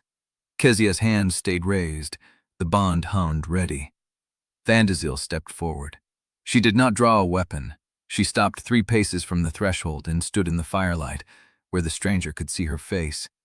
The figure pushed back the hood. The woman underneath was weathered in a way that had nothing to do with age. Her skin mapped years of storm exposure, deep lines cut around the mouth, a scar that pulled her left eyebrow into a permanent arch. Her eyes swept the room, reading each person, the dead creature, the blood, the fire, before settling on Undesirable. "You travel loud," she said. Undesirable let out a breath that could have been relief or warning. "So do you, Vesper?" The woman's mouth twitched. "You still owe me a bottle of smoke wine from the Tearfall run." I thought you had died. Not yet. Close. Vesper nodded at the creature. That thing has been tracking you since you crossed the thermal graveyard. We watched it circle for 2 days before it found your scent line. Keziah's hand dropped. She did not lower it completely. You are keepers. Vesper's attention shifted. The woman looked at her the way a roost master looks at an unfamiliar horse, measuring, patient, not hostile. Fandasiel's student, the arena girl. She studied Keziah's face, then her marked palm. You are smaller than the stories. The stories also say I am dead. Some of them say that. The ones Samuel's riders spread. The others say you spoke your mother's name in front of 40,000 people and let the Concord watch you not burn for it. Keziah said nothing. Vesper stepped inside. The rest of the threshold stayed empty, but Keziah sensed others out there, shapes in the rain, not moving, waiting for a signal.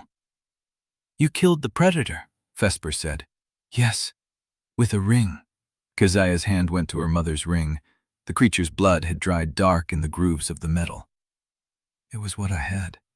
Vesper's mouth did something that was not quite a smile. You are your mother's daughter. People kept saying that.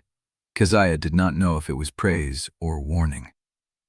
Why are you here? She asked. Vesper looked at Thandasiel. The hidden roosts have been talking since the arena. Rumor spreads faster than dragons in the storm wilds. We knew you were alive before Samuel's warrant reached the second shard. We knew you had the Wayfinder before you crossed the glass pits. How? Because we have been waiting for someone to activate it for 17 years. The fire popped. The silence stretched. Thandasiel spoke. Vesper and I go back to the wreck here. She runs the northern ring. She is not Concord. She is not enemy. That is for her to prove, Keziah said. Vesper did not flinch. Fair. She reached into her coat. The group tensed. Maddie's hand went to his belt. Zuri shifted weight. Vesper pulled out a folded square of oiled leather and held it out. Keziah did not take it. What is it? News from the eastern margins. Vesper's face was unreadable. A keeper runner reached us this morning. 3 days ago, a Concord extraction team hit a lower shard roost in the Chalkwater belt. They took one person alive. A girl. Young. Unbonded. The words landed like stones. Keziah's brand pulsed. She did not know if it was her own blood or something in the air. Why would the Concord extract an unbonded girl from a hidden roost? Vesper's eyes held hers. Because she matched the description on a 40-year-old monitoring list. Because when she saw the extraction team, her palm burned the same way yours does. Pim made a sound, small, stifled. Zuri stepped forward. Which shard? Chalkwater, the third drift off the Bellanca shipping belt. Bellanca. Keziah's hand tightened on her mother's ring. Who else is on that list? Vesper asked. How many of you are there? Keziah looked at Pim. He shook his head. We do not know. We have 1 page. There are more in the sub-archives, but we lost access when the alarm went off. Vesper's expression did not change, but something shifted in her posture. Then you have a problem, she said, because the Concord has been pulling children from that list for 40 years. They do not kill them. They move them. We have been trying to find where for 3 decades. You know about the Ember Stair program? I know the name. I know what it means. Vesper looked at the dead creature. I know the Concord does not monitor threats. It monitors resources. They are not killing those children. They are collecting them. The fire hissed. Keziah's mind moved faster than the flames. Where did they take the girl? East, Vesper said. Toward the shard graveyards. Toward the old vaults the Concord sealed before the shattering centennial. Fandasiel's face went hard. Do not say the name here. Vesper did not need to. Keziah saw it in Thandasiel's eyes, in the way Wakesfire's attention sharpened through the bond, in the stillness that settled over the group. Ashfall Gate. The girl had been taken to Ashfall Gate, and for 3 days, Keziah had been sitting in a temple, reading old records, while another one of her bloodline was being dragged into the dark. Chapter 55. The dead creature lay under canvas near the temple wall, and Keziah could still feel the shape of its life through the bond. Not a dragon. Not anything Pym had ever seen in any archive. The Concord had driven it here the way a hunter drives game toward a waiting net, and she had killed it with her mother's ring buried in the soft place under its jaw. She sat apart from the group, back against a fallen pillar, watching Vesper's people move through the rain. There were more of them now. 7 shapes in the mist, hooded and quiet, unpacking supplies from a tethered work dragon that stood with its wings half open against the wind. They did not look at Keziah directly, but she felt the weight of their attention like a second storm pressure. Then Undesirable stood with Vesper near the ruined altar, speaking too low for Keziah to hear. The conversation had been going on for a long time. Zuri appeared at Keziah's side, squatting down with her elbows on her knees. "You look like someone trying to disappear into a rock." "Thinking?" "Thinking looks different on you. This looks like grieving." Keziah did not answer. Zuri followed her gaze toward the keepers.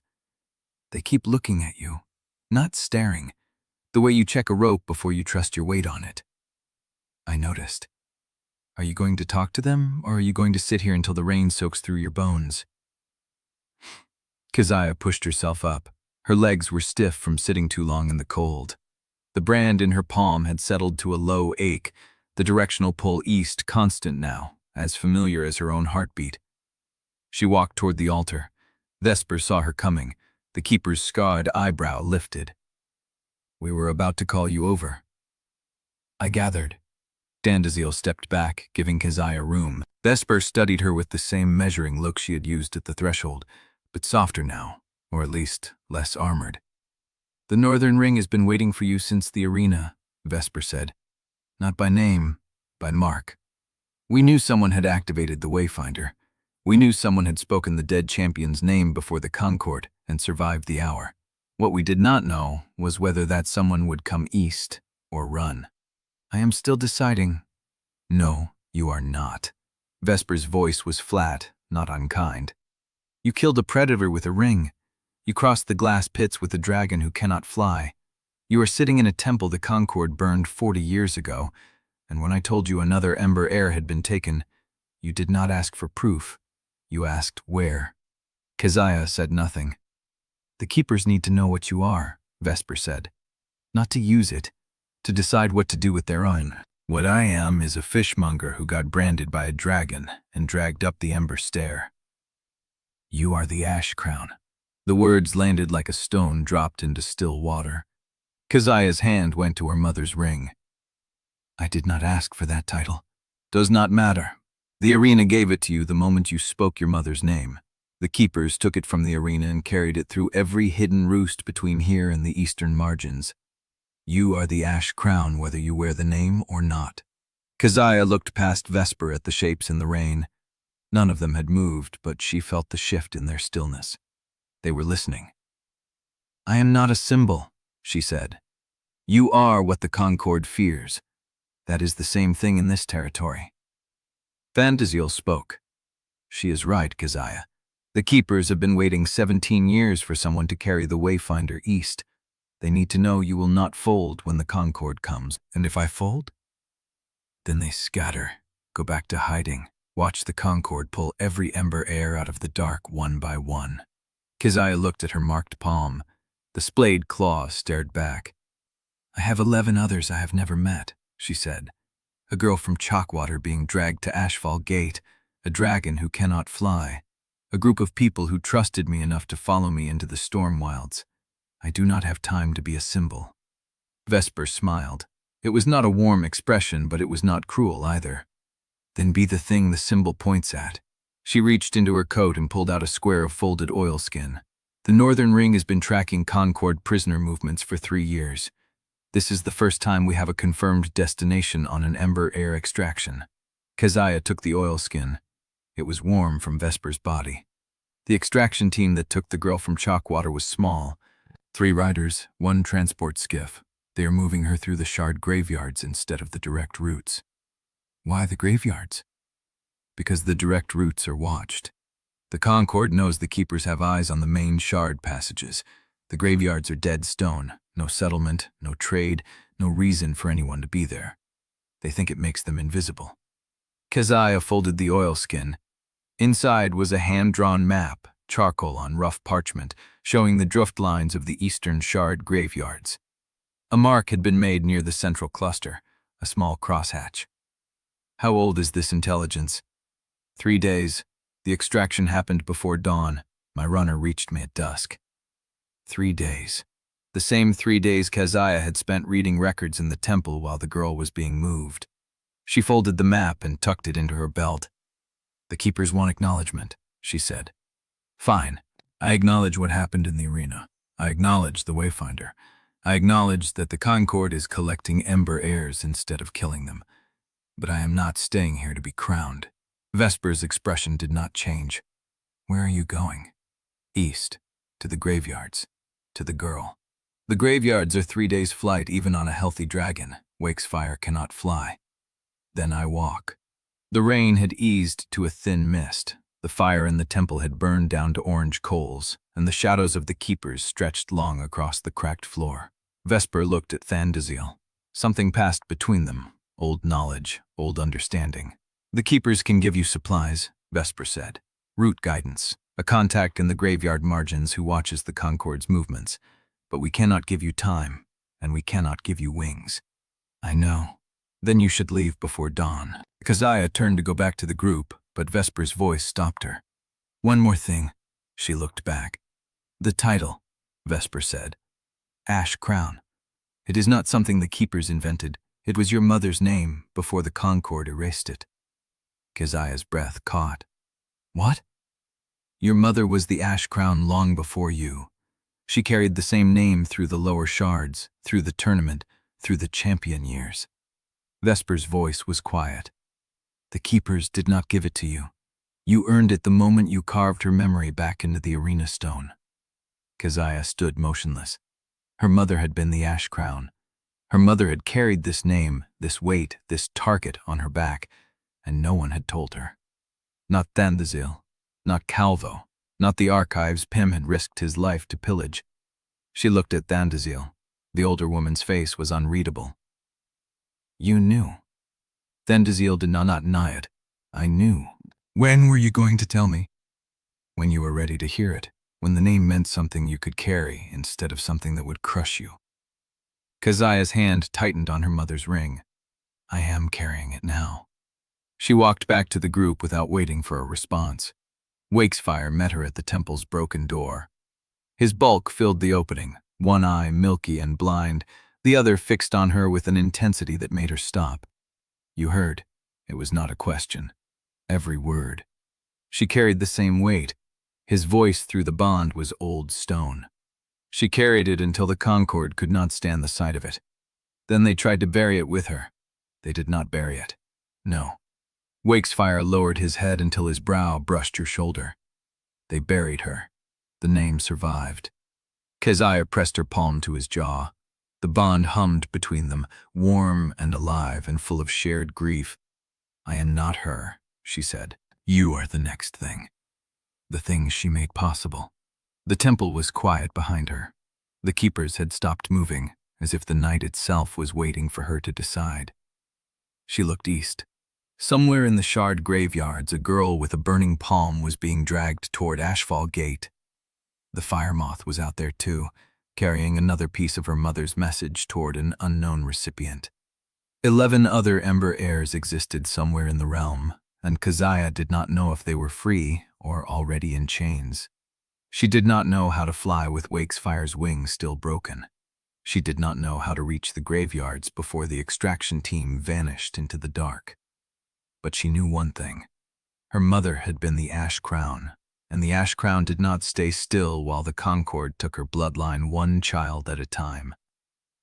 "Before dawn," she said. "We leave before dawn." No one argued. The mist was already thinning when Maddie found her at the temple edge, a leather pack in his hands and a question in his eyes. "Wakesfire cannot fly," he said. "How do we move fast enough?" Keziah looked at the work dragon the keepers had tethered outside. "We borrow one." Maddie followed her gaze. "That dragon does not know you." "It will learn." She walked toward the tethered beast, and behind her, the keepers began to move. Chapter 56. The work dragon did not know her. It stood at the tether post with its head low, scales the color of old copper, one wing folded against a fresh brand on the shoulder. Keziah approached with her palm open, the bond humming at the edge of her awareness. Wakesfire watched from the temple door, his presence a steady pressure at the base of her skull. The dragon's eye tracked her. It did not flatten its ears. It did not relax. "Easy," she said. "I do not want to fight you." The copper dragon snorted. Mist curled from its nostrils. Behind her, Mahdi shifted the pack on his shoulder. "It has been ridden before. The keeper said it carries supplies between roosts. Then it knows how to carry me." She reached for the tether knot. The dragon's head came up and she stopped. "It is not going to bolt," Zuri said from the temple steps. "It has nowhere to bolt to." The keeper said the graveyards are all dead stone in open sky once you clear the thermal shelf. Keziah did not answer. She was watching the dragon's eye, reading the tension in its jaw, the way its tail curled against the stone. "It is afraid," Wakesfire said through the bond. "Not of you, of what it has seen beyond the thermal shelf." Keziah untied the tether. The copper dragon let her. They left before the mist burned off, the keeper's supplies lashed to the work dragon's saddle and the wayfinder warm against Keziah's chest. The needle pulled east, steady and certain, as if it had always known where she was meant to go. The flight to the shard graveyards was 3 hours of open sky and broken cloud. Keziah rode the copper dragon at the front, scanning the horizon for any shape that did not belong. Wakesfire flew behind her on the borrowed beast's flank, his bound wing held tight against his body, the bond carrying the strain of every beat he could not take. Undesirable and Zori shared a second work dragon. Matti and Pim rode behind Calvo on a broad-backed gray. They spoke little. The wind took whatever words they might have risked. The graveyards appeared as a dark line on the horizon, then resolved into a maze of shattered stone. Shards that had once held cities, farms, forests, now hung in the storm belt like the wreckage of a world that had fallen apart and never been put back together. Keziah had seen the lower shards of Halkirun all her life. She had never seen anything like this. The copper dragon banked between two massive slabs of rock, their edges jagged where they had broken apart centuries ago. Old wreckage drifted in the still air between them. Broken timber, twisted metal frames, a bell tower snapped at the base, floating sideways with its clapper still hanging. Pim made a sound behind her. "There are whole districts here. They did not fall, they just drifted apart and never stopped." The wayfinder needle did not waver. Keziah followed it deeper into the maze. The prison skiff was not where she expected it. She had been watching the gaps between the shards, the open stretches where a transport might be visible from half a mile away. Instead, she found it tucked against the lee side of a broken spire, its hull painted the same gray as the stone, its sail furled and its running lights dark. The copper dragon back-winged at her signal, landing on a ledge that overlooked the spire. Keziah slid from the saddle before the beast had fully settled, her hand going to the knife at her belt. Below, the skiff was still. No guards on deck, no movement at the hatch. The transport skiff sat against the stone like a ship that had been abandoned mid-voyage. "Where are the riders?" Zuri whispered from behind her. Tandazil crouched at the ledge edge, her scarred cheek catching the thin light. "They are not on the skiff." "Then where?" The call came from above, not a hunting call, not a challenge, a signal, clean and precise and meant for someone waiting. Keziah's head snapped up. The black gold dragon dropped out of the cloud bank like a blade falling. It was not flying toward them. It was already there, already positioned, its wings spread to block the gap between two standing shards. Sunlight caught the gold scales along its throat, and Keziah knew that dragon. She had seen it 100 times in the arena. She had watched it fly formation beside her. She had touched its rider's hand in the dark. The black gold dragon banked, and Idrisi Bellanca looked down at her from the saddle. His pale amber eyes found hers through the gap. His coat was torn. His shoulder was bound in fresh bandages, dark at the edges. He looked like he had flown through fire to reach her. He looked like he had been waiting for this moment. The bond flared. Wakefire's attention snapped to the black gold dragon with a violence that made Keziah's chest seize. She did not move. Idrisi did not move. The prison skiff sat silent below them, and the shod graveyard held its breath. The extraction team is already gone. Undesirable's voice cut through the silence, low and brutal. The skiff is a decoy. Keziah did not look away from Idrisi. Then what is he doing here? Chapter 57. The silence stretched into something that felt deliberate, like a held breath waiting for the signal. Idrisi moved first. His hand came up, palm flat, 3 fingers folded. A signal Keziah did not recognize. Then his black gold dragon folded its wings and dropped. Not toward her, toward the prison skiff. He hit the deck with the force of a falling stone, the impact cracking the hull where the transport was moored against the spire. Wood splintered. The skiff listed, its mooring lines snapping one after another.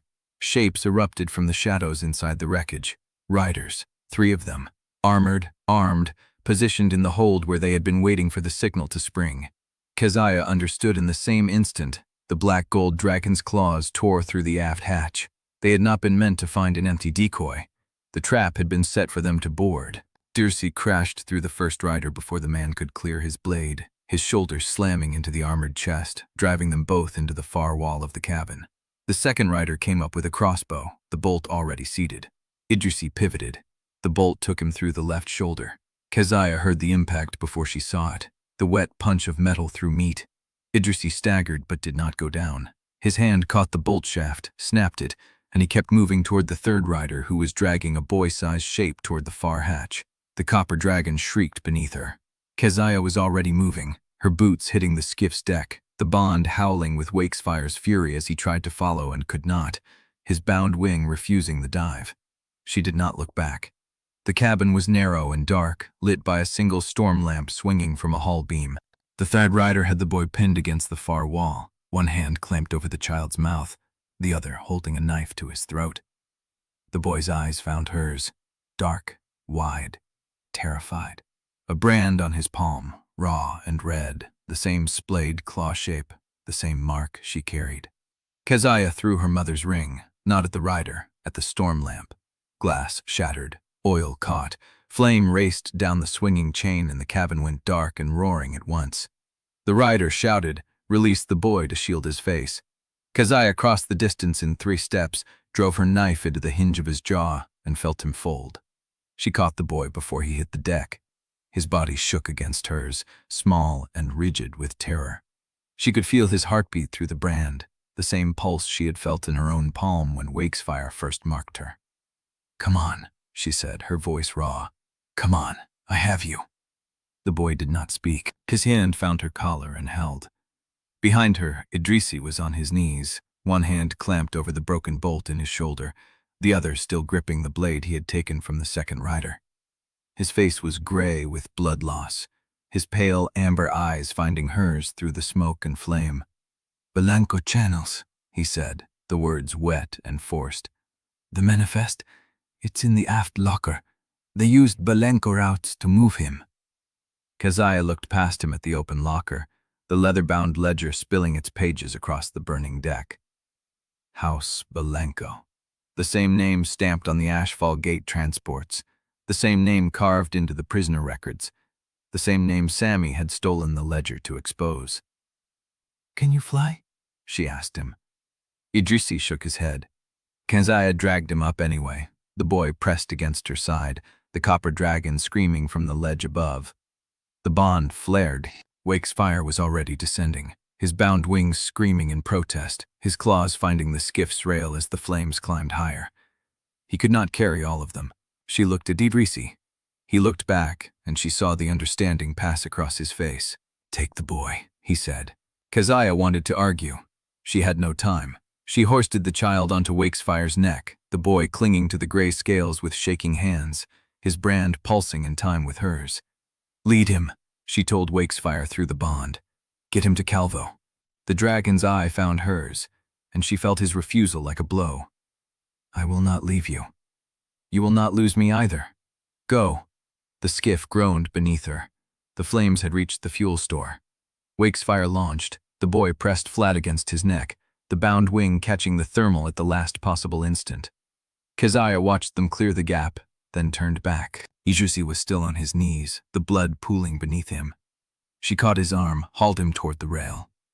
The copper wook dragon was skittish, dancing on the ledge as the flames spread. Keziah shoved Idrisi into the saddle, climbed behind him, and the copper dragon launched without her command, driven by pure animal fear of the fire. She looked back once. The skiff was a torch against the stone, and she had the manifest, still burning in her hand, the Bellanca seal already smeared with Idrisi's blood. The night wind tore past her face, carrying the stench of smoke and the boy's silent terror, and Keziah realized she had just made herself the last thing standing between every named channel on that list and the Concord's next move. Chapter 58. The copper work dragon flew until its lungs burned and its flanks heaved foam. Keziah did not try to guide it. She held Idrisi upright with one arm and pressed the boy's weight against her back, trusting the beast's animal panic to carry them farther from the skiff than any heading she could choose. The shard graveyard slid past beneath them. Broken bell towers, half-collapsed market squares, a water cistern the size of a temple split open to the sky. Nothing moved. Nothing breathed. The silence of 1,000 dead streets pressed up from the stone. Idrisi's blood soaked through her sleeve. She could feel his pulse against her ribs, thin and skipping, a bird's heart caught in a fist. "I need you to stay awake," she said. His head moved against her shoulder, not quite a nod. The boy had not spoken. She had not asked his name. She did not know if he had one anymore, if the Concord had stripped it from him the way they stripped everything else, leaving only the raw brand on his palm and the terror in his eyes. The copper dragon banked toward a broken spire rising from the graveyard floor like a splintered bone. A natural shelf jutted from its face, wide enough to land on, hidden from above by the tilt of the stone. Keziah pulled the beast down. They hit the shelf hard. The work dragon stumbled, caught itself and stood trembling, its flanks heaving, its wild eyes rolling until they found Keziah's and held. She slid off first, her boots finding the stone, then reached for Idrisi. He was barely conscious. His face had gone the color of ash. The bolt wound was still bleeding, a slow, dark seeping that had not found the vessel to kill him fast, but had not stopped either. She got him down, laid him flat, pressed her hand over the wound, and did not flinch when his blood ran between her fingers. The boy climbed off the copper dragon on his own. He stood apart, small and rigid, his raw palm pressed against his chest like a caged thing trying to burrow back inside him. Keziah looked at him. "I am not going to hurt you," she said. The boy said nothing. "I need to know your name." Still nothing. His eyes were dark, too dark for a child his age, carrying the flat brightness of someone who had already learned that names were something the Concord took from you first. "All right," she said. "You do not have to tell me yet, but I am going to need you to sit beside him and keep pressure on this while I look at the manifest." The boy's gaze moved to Idrisi, to the blood, to the way Idrisi's breath came shallow and broken. Then he crossed the shelf, knelt, and placed his small hand over Keziah's. She let him take the pressure. The manifest was still tucked inside her coat, the leather cover smeared with Idrisi's blood and her own. She pulled it free and opened it. The first page listed a route. Bellanca East Channel, Sector 4. Departure point, Shard Kettering, Lower West Spur. Destination, unmarked. Cargo, unit count of 3. 3 people, 3 children. 3 Ember heirs moved through House Bellanca's authorized trade routes like inventory. She turned the page. Another route, another sector, another unit count. She kept turning, her eyes scanning names and dates and seals, and by the time she reached the last entry, she knew how deep the channel ran. 17 years. 17 years of transport records, each one stamped with the Bellanca house seal and signed off by a deputy quartermaster whose name she did not recognize, but whose hand she would know anywhere.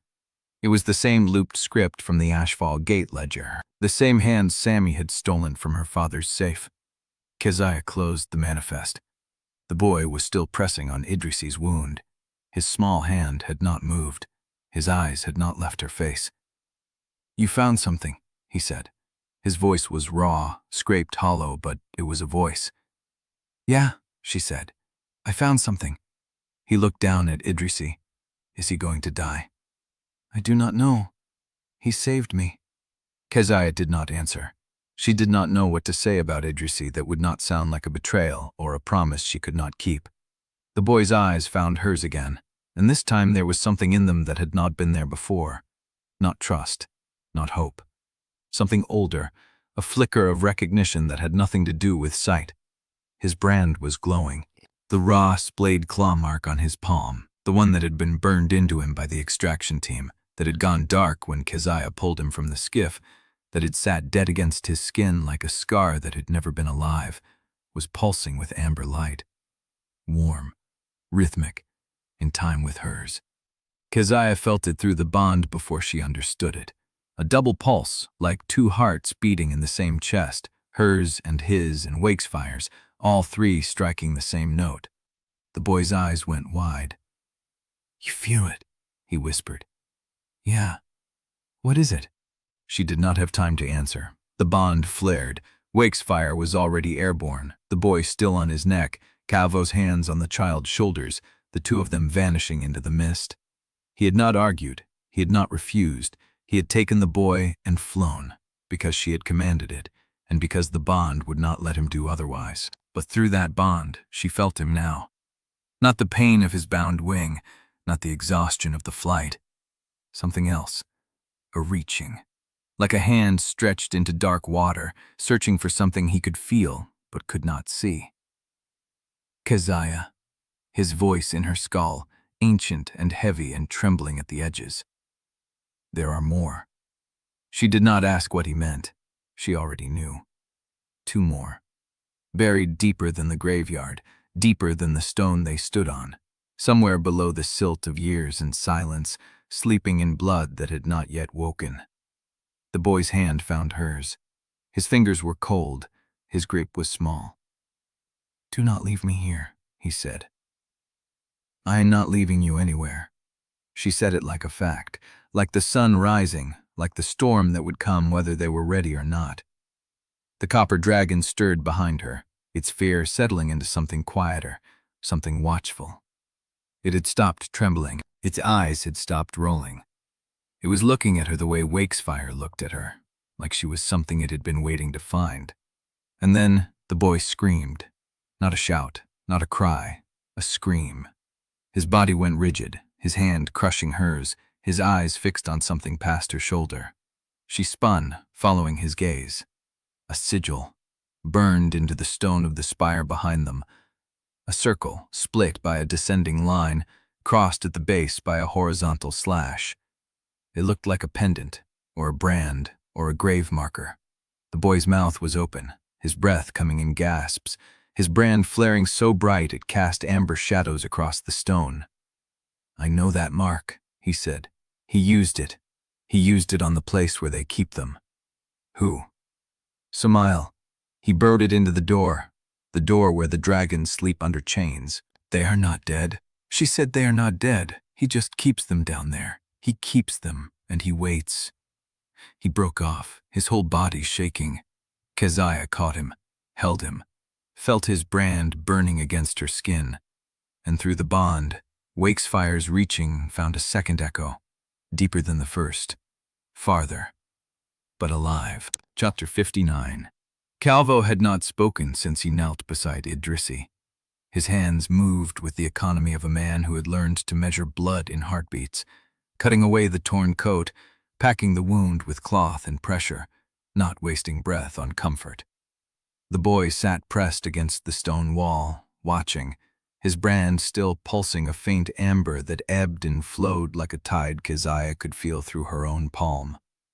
Wakesfire stood at the ledge edge, his gray bulk blocking the wind, his single eye fixed on the mist below. The bound wing trembled. The bond carried nothing but waiting. Keziah held the manifest. The pages were dry now. Idrisi's blood had turned brown at the edges, the names still legible, the Bellanca seal still stamped at the base of each entry. 17 years of transports. 17 years of children moved through authorized trade routes like cargo signed off by a man whose looped script she could now trace without looking. She had memorized the deputy quartermaster's name, all in Ramvel, the same hand that signed the Ashfall gate ledger Sammy stole, the same hand that moved Ember heirs through Bellanca channels while Lord Lucan pretended his vaults held nothing but grain and steel. Calvo sat back on his heels. "The bolt missed the lung," he said. "I cannot promise it missed everything. He will live if nothing moves inside that wound for a day, maybe 2. Keziah did not look at Idrisi. "Wake him. Wake him!" Calvo's jaw tightened. He pressed something into the wound and Idrisi's body bucked once, a sound torn from his throat that was not quite a scream. His eyes snapped open, wild and unfocused, then found her. The amber eyes were glassy with pain, but they held. They always held. Keziah dropped the manifest onto his chest. "You stole this." Idrisi's hand went to it, fingers tracing the seal without looking. "I copied it," he said. His voice was sand and rust. "The original is still in my father's safe. I took the copy the night before I flew east. By the time I reached the graveyard, the house had already reclaimed the root." "You knew where they were taking them?" "I knew where they had been taking them." He coughed. Blood flecked his lip. "I did not know about the children, not until Sammy gave me the ledger, not until I read the names." Keziah's hand closed around the edge of the manifest. "Why did you come?" He looked at her. The question hung between them, older than the shard they stood on, heavier than the wound in his shoulder. "Because I could not stay," he said. "Because I tried to trace the route from the Bellanca end. I mapped every transfer point between the Ashfall gate ledger and the East Channel manifest. I found where they stopped recording names." "Where?" "Under the graveyard." The words landed like stone in still water. Calvo went still. Wakesfire's head turned. "There's an old vault beneath these spires," Idrisi said. "Samael has been using it longer than the Bellanca routes existed. The manifests connect to it, but they do not name it. I found it in the marginalia, the quartermaster's private marks." He shifted, pain tightening his throat. He is moving on it, not the vault itself, something he stored there, something he is afraid to leave. Keziah's brand pulsed once, hot against her palm. "You came here to warn me." "I came here because the alternative was letting him bury whatever is down there before you could find it." He met her eyes. "I do not expect forgiveness. I do not expect trust. I expect you to use the manifest the way I meant it." She stood, walked to the ledge. The mist below was thick and white and absolute, hiding whatever slept beneath the stone. The copper dragon shifted behind her, its fear a living thing, its eyes rolling toward the drop. Through the bond, Wakefire's reaching was still there. Deeper now, steadier. A second echo. A third, faint but alive. "We fly at dawn," she said. She did not turn. Behind her, she heard Idrisi's breath catch. Whether from pain or something else, she did not ask. "The boy stays with Calvo. Wakesfire stays with the boy." She paused. "The copper will carry you, if you can sit a saddle." "I can sit a saddle." "You cannot hold a rein." "I can sit a saddle." She turned. He had not moved. His hand was still pressed to the manifest, his blood still seeping through Calvo's bandages, his eyes still the same pale amber that had watched her from across the training hall, from across the arena, from across every choice that had ever burned between them. "You will slow us down," she said. "I know. You will bleed out before we reach the bottom." "I know. Then why are you asking to come?" He did not answer. But the bond carried something that was not words, a shape, a weight, a decision already made, waiting for her to catch up to it. Keziah turned back to the mist. Below, something shifted. A vibration through the stone, thin and deep, like a door opening a long way down. Wakefire's head came up. The bond flooded with heat. Not the second echo, not the third, something else, something that had been silent until now and was waking. Chapter 60. The copper dragon screamed. The sound ripped through the mist, high and thin, and Keziah felt the animal terror surge through its body before her own fear could catch up. The dragon's legs locked, claws scraping stone, refusing the edge. Easy, she said, her hand finding the base of its neck. Easy. The dragon's heart hammered against her palm. Its eyes rolled, showing white, fixed on the drop below. She looked down. The mist had thickened, a solid white floor swallowing the graveyard's lower levels. No wind moved through it. No sound rose from it. Just stillness, and the faint vibration that had not stopped since Idrisi spoke of the vault. Behind her, Idrisi had somehow gotten to his feet. Calvo said something sharp and low, but Idrisi waved him off. His face was gray, the bandage over his shoulder already dark again, but he stood. "You cannot ride," the Calvo said. "I can fall," Idrisi said. "That is enough." Keziah turned back to the copper. "You have seen what is down there," she thought, not knowing if the dragon could hear her, not knowing if the bond extended through borrowed mounts. "I need you to go anyway." The dragon's ears flattened, but it stopped pulling back. The descent took too long. The copper dragon dropped through the mist with its wings half furled, Keziah's legs locked around its ribs and Idrisi behind her, one arm looped through the harness, his weight heavy against her back. She felt each breath he took, shallow and careful, and the warmth of his blood soaking through her coat where Calvo's bandage had not held. The walls opened around them. The graveyard's lower spires widened into a throat of stone, black and slick with moisture. Roots hung from cracks above, thick as rope, and the air changed from cold to warm to stifling as they dropped, the mist thinning until Keziah could see shapes below. Not stone, not debris. The floor of the vault was covered in bone fragments, spread in layers so deep the copper dragon's landing sent them shifting like ash. Keziah slid off. The bones crunched under her boots. Not whole skeletons, splinters, fragments, pieces burned and broken and scattered as if someone had sifted through them, looking for something. The copper dragon's head swung low, nostrils flaring, and it made a sound Keziah had never heard a dragon make. A whimper. Nizan had described a door. Keziah found it 30 paces into the vault, set into the far wall, massive and black, inscribed with Samael's sigil burned into the iron. The circle, the descending line, the horizontal slash at the base. Idrisi made it to her side before his knees buckled. He caught himself on the wall, hand sliding over the sigil. "He has been here longer than the Bellanca routes," he said, his voice thin. "Look at the wear." She looked. The iron was pitted. The stone around the doorframe had been worn smooth by repeated opening. Decades of hinges grinding the same arc until the rock itself surrendered. "There is another way in," she said. It was not a question. "The manifest recorded a secondary entry," he said. "A service tunnel, intake side." She turned. The vault stretched behind them, a cathedral of collected violence. Shelves lined the walls, not stone but worked metal, bolted into the rock, each one stacked with ledgers. Below them, cages. Dozens of them, their doors rusted open, their floors covered in the same bone dust as the main chamber. But the cages were not for animals. The bars were too close together, the doors were too low, and on the back wall of the nearest cage, Keziah saw a mark. Small, faint, a splayed claw, a child's handprint.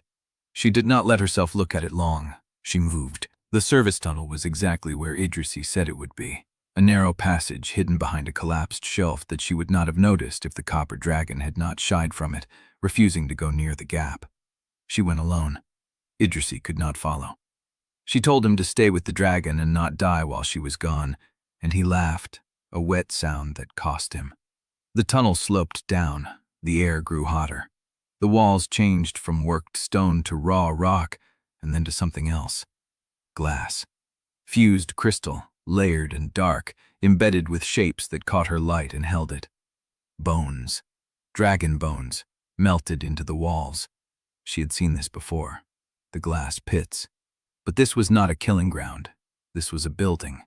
Someone had collected the bodies and fused them into the architecture on purpose. At the tunnel's end, another door. No sigil, no lock. Open. The chamber beyond was smaller than the vault, round, its walls lined with niches, each one containing a wooden box. Keziah stepped inside. The boxes were labeled. Names and dates and bond line markers, written in the same hand as the manifest, the same hand that had signed the Ashfall Gate ledger. She read the nearest one. Hezina Vel, Chalkwater, age 12. Dormant mark, 3rd cycle detected.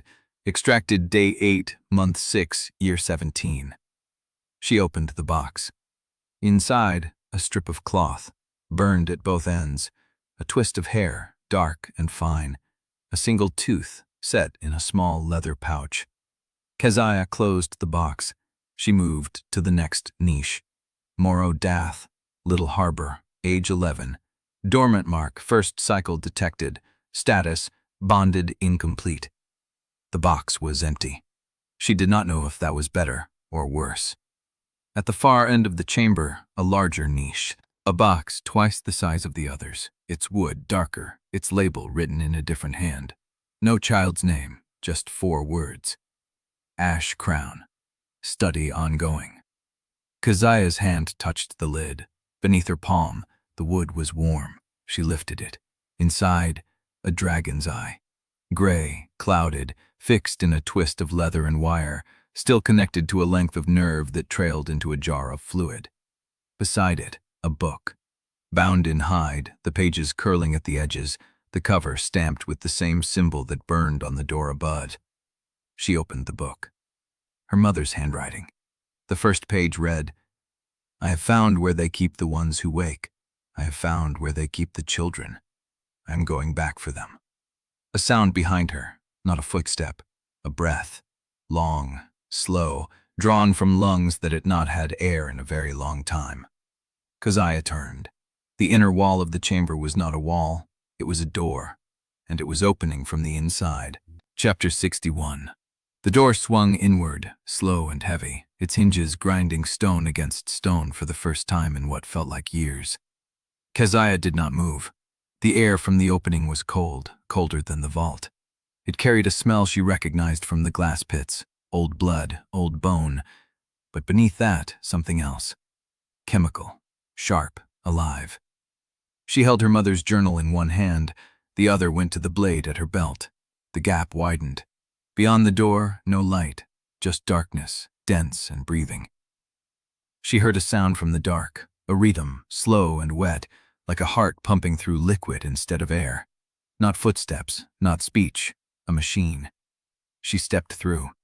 The chamber beyond was smaller than the reliquary, its walls curved and smooth, lined with pipes that pulsed with amber fluid. The floor sloped down toward a central basin, and in that basin, something lay suspended. A dragon, white-scaled, enormous, its body held in a cradle of black iron and leather straps that wrapped around its limbs, its throat, its folded wings. The harness was not for riding, it was for keeping the creature in place. Tubes ran from the pipes into its flanks, feeding amber fluid into veins that glowed beneath the scales. Its eyes were closed, both of them. The sockets were sunken, scarred, the lids sewn shut with coarse thread that had grown into the flesh. An old wound, deliberate. Keziah's brand burned, not in warning, in recognition.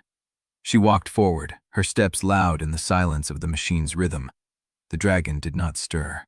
Its chest rose and fell in time with the pump, a breath so shallow it barely moved the harness straps. She reached the edge of the basin.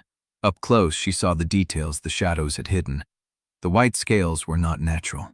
They had been bleached, stripped of pigment by whatever fluid ran through the tubes. The harness was not only restraint, it was life support. The machine was the only thing keeping this creature alive. Beneath the chemical smell, she caught something else. Old smoke. Ash. She had smelled this before. On the first page of her mother's journal. On the cloth in Hezina Val's box. She reached out. Her fingers touched the dragon's snout. The bond did not open. There was nothing to open to. The creature had no rider, no bond. It was a vessel, hollow, kept alive by machinery and nothing else. But it felt her. The blind head turned. The sewn-shut eyes faced her, and through the bond, through the empty space where a bond should have been, a voice spoke. Not the dragon's voice, Keziah's mother's voice. "Little Ash, you found me." Keziah's hand stayed on the snout.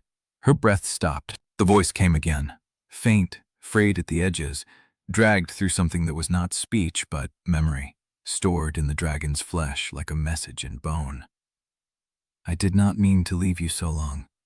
I did not mean to leave you at all. The brand pulsed, warm, then hot. They took what I carried. They put it in her. They thought she would sleep forever. They thought I would not find a way to speak. The dragon's chest rose. The pump shuddered. She is the last of her line, the last white. They kept her alive to hold what I could not. The names, the roots, the children I could not save. Keziah's throat closed. Where are you? The dragon's jaw opened. A sound came out, not words, a low vibration that rattled through the stone. The brand answered. The mother's voice said one more thing. She is dying. They kept her too long. You have to take what she carries before she stops, before the alarms. The pump stuttered, the amber fluid in the tubes flickered, and somewhere above, deep in the vault stone, a bell began to ring. Chapter 62. The alarm bell kept ringing. Keziah's hand stayed on the white dragon's snout. The voice had stopped. The empty bond space where her mother had spoken was silent now, just the pump's wet rhythm and the drone of the bell somewhere above. She is dying. The words sat in her chest like stone. The white dragon's chest rose, fell. The amber fluid in the tubes flickered again, slower than before. Keziah looked at the harness, the straps, the tubes buried in scales. She could not carry this creature up the service tunnel, could not hide her, could not fight whatever the bell had summoned while guarding a dying vessel. But she could take what the dragon carried. Her mother's voice had said it. The names, the routes, the children I could not save. She pressed both palms to the white dragon's jaw. Through the brand she reached, not for a bond. There was nothing to reach for. But the bond hollow was not empty. It was full of stored memory, layered like sediment, packed into flesh that had been kept alive past its purpose. I have to take it, she thought. All of it. She did not know if it would work. She did not know if she would survive it. She reached deeper. The first contact hit like drowning. Cold. Not the cold of water, the cold of something that had been underground too long, fed chemicals instead of air, kept in the dark until even the bones forgot what heat felt like. It poured through her arm, up her shoulder, into her chest. She gasped. The white dragon did not move, could not move. But something inside it opened. A door Keziah had not known she was pushing against, and the memories came. A stone corridor, torches, boots. They are moving them through the lower vaults. I cannot reach them alone. I need a child's face. Dark hair, splayed claw brown raw on the palm. His name is Moro. Tell his mother he was brave. Tell her. A map. Unfamiliar routes through shards that did not exist on any Concord chart. If I die, someone must carry this. Someone must find the images blurred. Too fast, too much. Keziah's knees buckled. The white dragon's stored memories were not her mother's alone. They were everything her mother had carried, layered with everything the dragon had absorbed in the years of isolation, decades of half-dreaming while the machine pumped amber through its veins. Keziah's own mind began to fragment. She saw faces she did not recognize, routes she could not follow, names that meant nothing, a room full of iron cages, a dragon with its eyes sewn shut, a woman's voice singing a lullaby Keziah had never heard, but somehow knew. You have to take what she carries. She could not hold it. It was too much, too wide. She was a fishmonger's orphan from the lower fifth. She had never asked for this, never trained for this. She was going to drown in someone else's memory and never surface. Then Wakesfire hit her. Not through the bond, through the brand. A jolt like lightning down a wet rope, sharp enough to stop her heart for half a beat. His voice came with it. Do not take it all. Take what you can carry. Let the rest go. She did not know how to do that. Listen to my voice, he said. Only my voice. The flood did not stop, but she had an anchor. A gray-scaled wall between her and the drowning. She gripped it. She stopped trying to take everything. She let the faces pass, let the roots blur, let the fragments of lullabies and execution orders and terrified children scatter into the dark. And she reached for one thing, the last coherent thought her mother had pressed into the dragon before the tubes went in.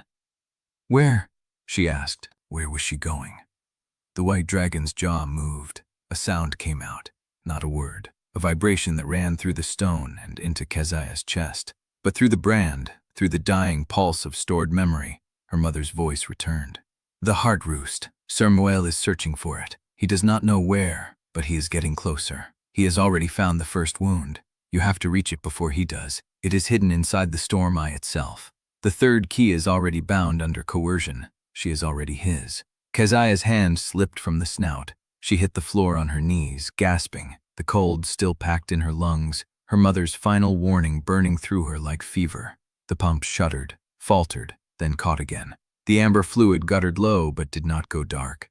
The white dragon's chest still rose, shallow and stubborn, life held together by machinery and spite. Not dead, not yet, and the rest was still in there. The names, the roots, the children her mother could not save. Everything but the one warning Keziah had torn free. All of it, waiting on a dying breath she could not let stop. She could not take it all. Not here, not like this. And from above, through the vault stone, came the sound of boots. Many boots. Moving fast. The breach had begun. Keziah pushed to her feet, one hand still on the cold snout. She was not leaving her behind. Chapter 63. The pump shuddered. The amber fluid in the tubes flickered once, twice, then steadied with a wet, reluctant pulse. Keziah pressed her palm flat against the white dragon's snout. The scales were cold, softer than Wakefire's, and beneath them she felt the faintest tremor of life held together by machinery and spite. "I have to take her with me?" The thought hit before the plan. The dragon was too large to move through the service tunnel. The pump system alone weighed more than a cargo skiff, but the voice, her mother's voice, was still in there, stored like ember in ash, waiting to speak the names Keziah had come to find. The bell kept ringing. Above, through the stone, she heard the echo of boots, many boots, moving in formation. Keziah turned and ran. The service tunnel swallowed her back into the bone wall passage, her breath ragged, her brand burning with the white dragon's resonance still singing through her blood. She burst into the main chamber, where Idrisi leaned against the cage wall, pale-faced, one hand pressed to his bandaged shoulder. "Alarm," he said. Not a question. "They know." Keziah grabbed his arm. "We need to get everyone down here. We need—" A crash from above cut her off. Stone grinding against stone, the ceiling shook. Idrisi's eyes went hard. "They are not coming to capture us." "What? That many boots, that fast?" He pushed off the wall, swayed, caught himself. "They are coming to bury us." The understanding hit like cold water. Samuel would rather lose the vault entirely than let Keziah take what her mother had hidden. He was collapsing the graveyard on top of them. They found the others at the mouth of the descending tunnel. Undesirable stood with her knife drawn, listening to the stone. Madi crouched with his hand flat on the ground, feeling the rhythm of the strikes above. "How long?" Keziah asked him. Madi looked up. "They are not using charges. They are dropping sections from the mid-level. We have maybe 8 minutes before the main span goes." "Then we go faster."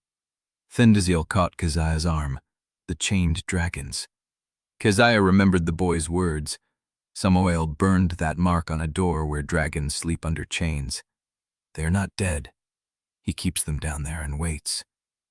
"They are in the lower tier," Undesirable said. "Past the intake tunnel. I saw the seal when we came through. If we free them, we get chaos." Undesirable's jaw tightened. The kind that covers an escape. Keziah made the call in a breath. "Do it. Madi, rig the main supports. Give us a collapse we control, not one they choose. Idrisi, I fly rear guard. You cannot hold formation with that shoulder." "I do not need to hold formation." He met her gaze. "I just need to be between them and you." She wanted to argue. There was no time. 3 minutes, she said. "Then we all go." Undesirable vanished into the lower tunnel. Madi began working along the wall supports, his scarred hands moving with the precision of someone who had mapped exits his whole life. Keziah ran back toward the white dragon's chamber, pulling the copper work dragon behind her, speaking low and fast. "Stay with me. We are taking her out or we are all dying here. You understand?" The copper dragon's eye rolled white with fear, but it followed. In the lower chamber, the punt had begun to stutter in earnest. The white dragon's breath came in shallow, irregular pulses. Keziah circled the cradle, looking for release points, finding the iron clamps bolted into the stone floor. She worked left-handed, wrenching the first clamp free. The second fought her. The third would not budge. The copper dragon pressed its snout against the release lever and pushed. The clamp groaned, then snapped open. Below, stone cracked. A deeper, heavier sound than the boots above. Keziah felt it through the floor. Fandazil had found the chained dragons. The copper dragon answered the call. A howl rose from beneath them, raw and old, the sound of something that had been waiting in the dark for longer than memory. Keziah pulled the last clamp. The white dragon's cradle tilted, and the copper dragon wedged itself under the falling weight, taking the strain across its shoulders. "Good beast," Keziah breathed. "Good, brave beast. Now move." They moved. The white dragon slid off the cradle in a tangle of tubes and leather straps, the pump line tearing free with a spray of amber fluid. The copper dragon dragged her through the chamber door as the walls around them began to shed dust in steady streams. Maddie's voice from the tunnel mouth. 9 seconds. Keziah ran. The copper dragon hauled. Behind her, the pump gave one last shuddering beat and went silent. She hit the main chamber at a sprint. Fandazil emerged from the lower tunnel with blood on her hands and something fierce in her eyes. "They are loose," she said. "They will not follow us. They will follow anything that carries the Concord scent. That is going to be a lot of things. That is the point." Maddie's count hit 0. The first detonation rocked the floor beneath them. Not a blast, a directed crack along a fault line he had identified in the stone. The ceiling above the intake tunnel bowed, then split, and a cascade of broken shard fell into the space behind them, sealing the lower tier. Idrisi was already at the outer door, his black gold dragon crouched in the mist beyond, wings half spread, ready. "They are on the upper ledge," he said. 10 riders, maybe more behind.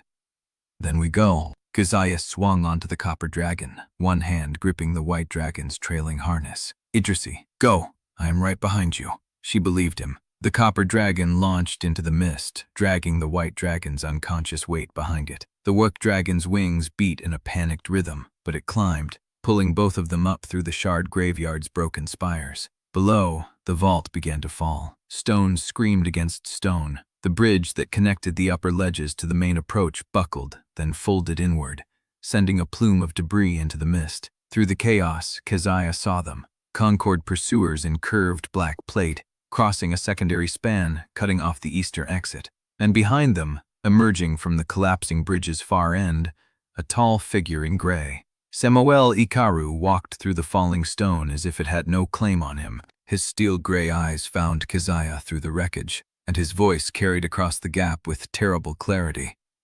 Ash Crown. The title hit harder than any blade. She was already past him, the copper dragon climbing into the cloud layer, but the word followed her, burned into the air like a brand she could not outfly.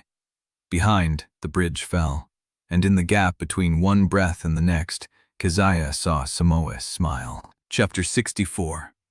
The copper dragon landed on a broken shelf of stone half-hidden in the mist, its sides heaving, the white dragon's unconscious body scraping against the rock behind it. Keziah slid off before the work dragon had fully stopped, her boots hitting stone that still trembled from the collapse. She turned. The white dragon lay motionless, amber fluid still weeping from the torn pump line. Its chest moved, shallow, irregular, but alive. "Help me get her clear of the edge." Idrisi was already there, one hand pressed to his wounded shoulder, the other reaching for the trailing harness. They dragged the white dragon onto solid stone together, and Keziah dropped to her knees beside its head. The sewn eyelids did not move. The breath came in slow, rattling pulses. Keziah pressed her palm to the dragon's snout and felt nothing. No bond hollow answering, no mother's voice, just the fading warmth of a body that had been kept alive too long by machines and cruelty. Pale wake, she said. That is what I am calling you, because you have been sleeping in the dark long enough. The dragon did not respond. Fandazil landed on the shelf behind them, her borrowed work dragon shuddering with the effort. Blood dripped from her hands onto the stone. Behind her, Matty slid off with the ledger satchel still strapped across his chest. The Concord riders pulled back, Fandazil said. They are regrouping on the eastern span. We have maybe an hour. They are not regrouping, Idrisi said quietly. They are waiting for orders. Keziah looked up. Samal. His smile. Idrisi's voice was flat. He wanted this. The collapse, the chase, He gestured at the white dragon. Whatever you found. He let us take it. Then we make her regret it. Keziah stood. Matty, the ledgers. Matty dropped the satchel and pulled out the leather-bound books they had recovered from the vault. Not the reliquary boxes, those were lost in the collapse, but the operational ledgers from the outer chamber. Records, names, routes. He laid them out on the stone. Keziah opened the first one. The handwriting was precise, clerical, the same hand that had signed the Ashfall Gate ledger. Undesirable. Each page listed a transport, date, origin, destination, unit count. Children listed as cargo. Ember heirs marked with a symbol she recognized, the splayed claw stamped beside each name. She turned pages. Years of them. 17 years of children moved through Bellanca channels to this vault, then further east. Ashfall Gate. The name appeared again and again, a destination that swallowed children and never released them. The routes stop here, she said, tapping the final entry. The vault. But they do not say what happens after. Idrisi crouched beside her. Because the vault was not the end. It was a waypoint. They were moving them deeper. To where? No one answered. Keziah opened the second ledger. This one was older. The leather cracked, the pages yellowed. The handwriting was different, broader, less disciplined. She turned to the first page and felt her breath catch. The name at the top was not Undesirable. It was Keziah Onwuamaeze, her mother's hand.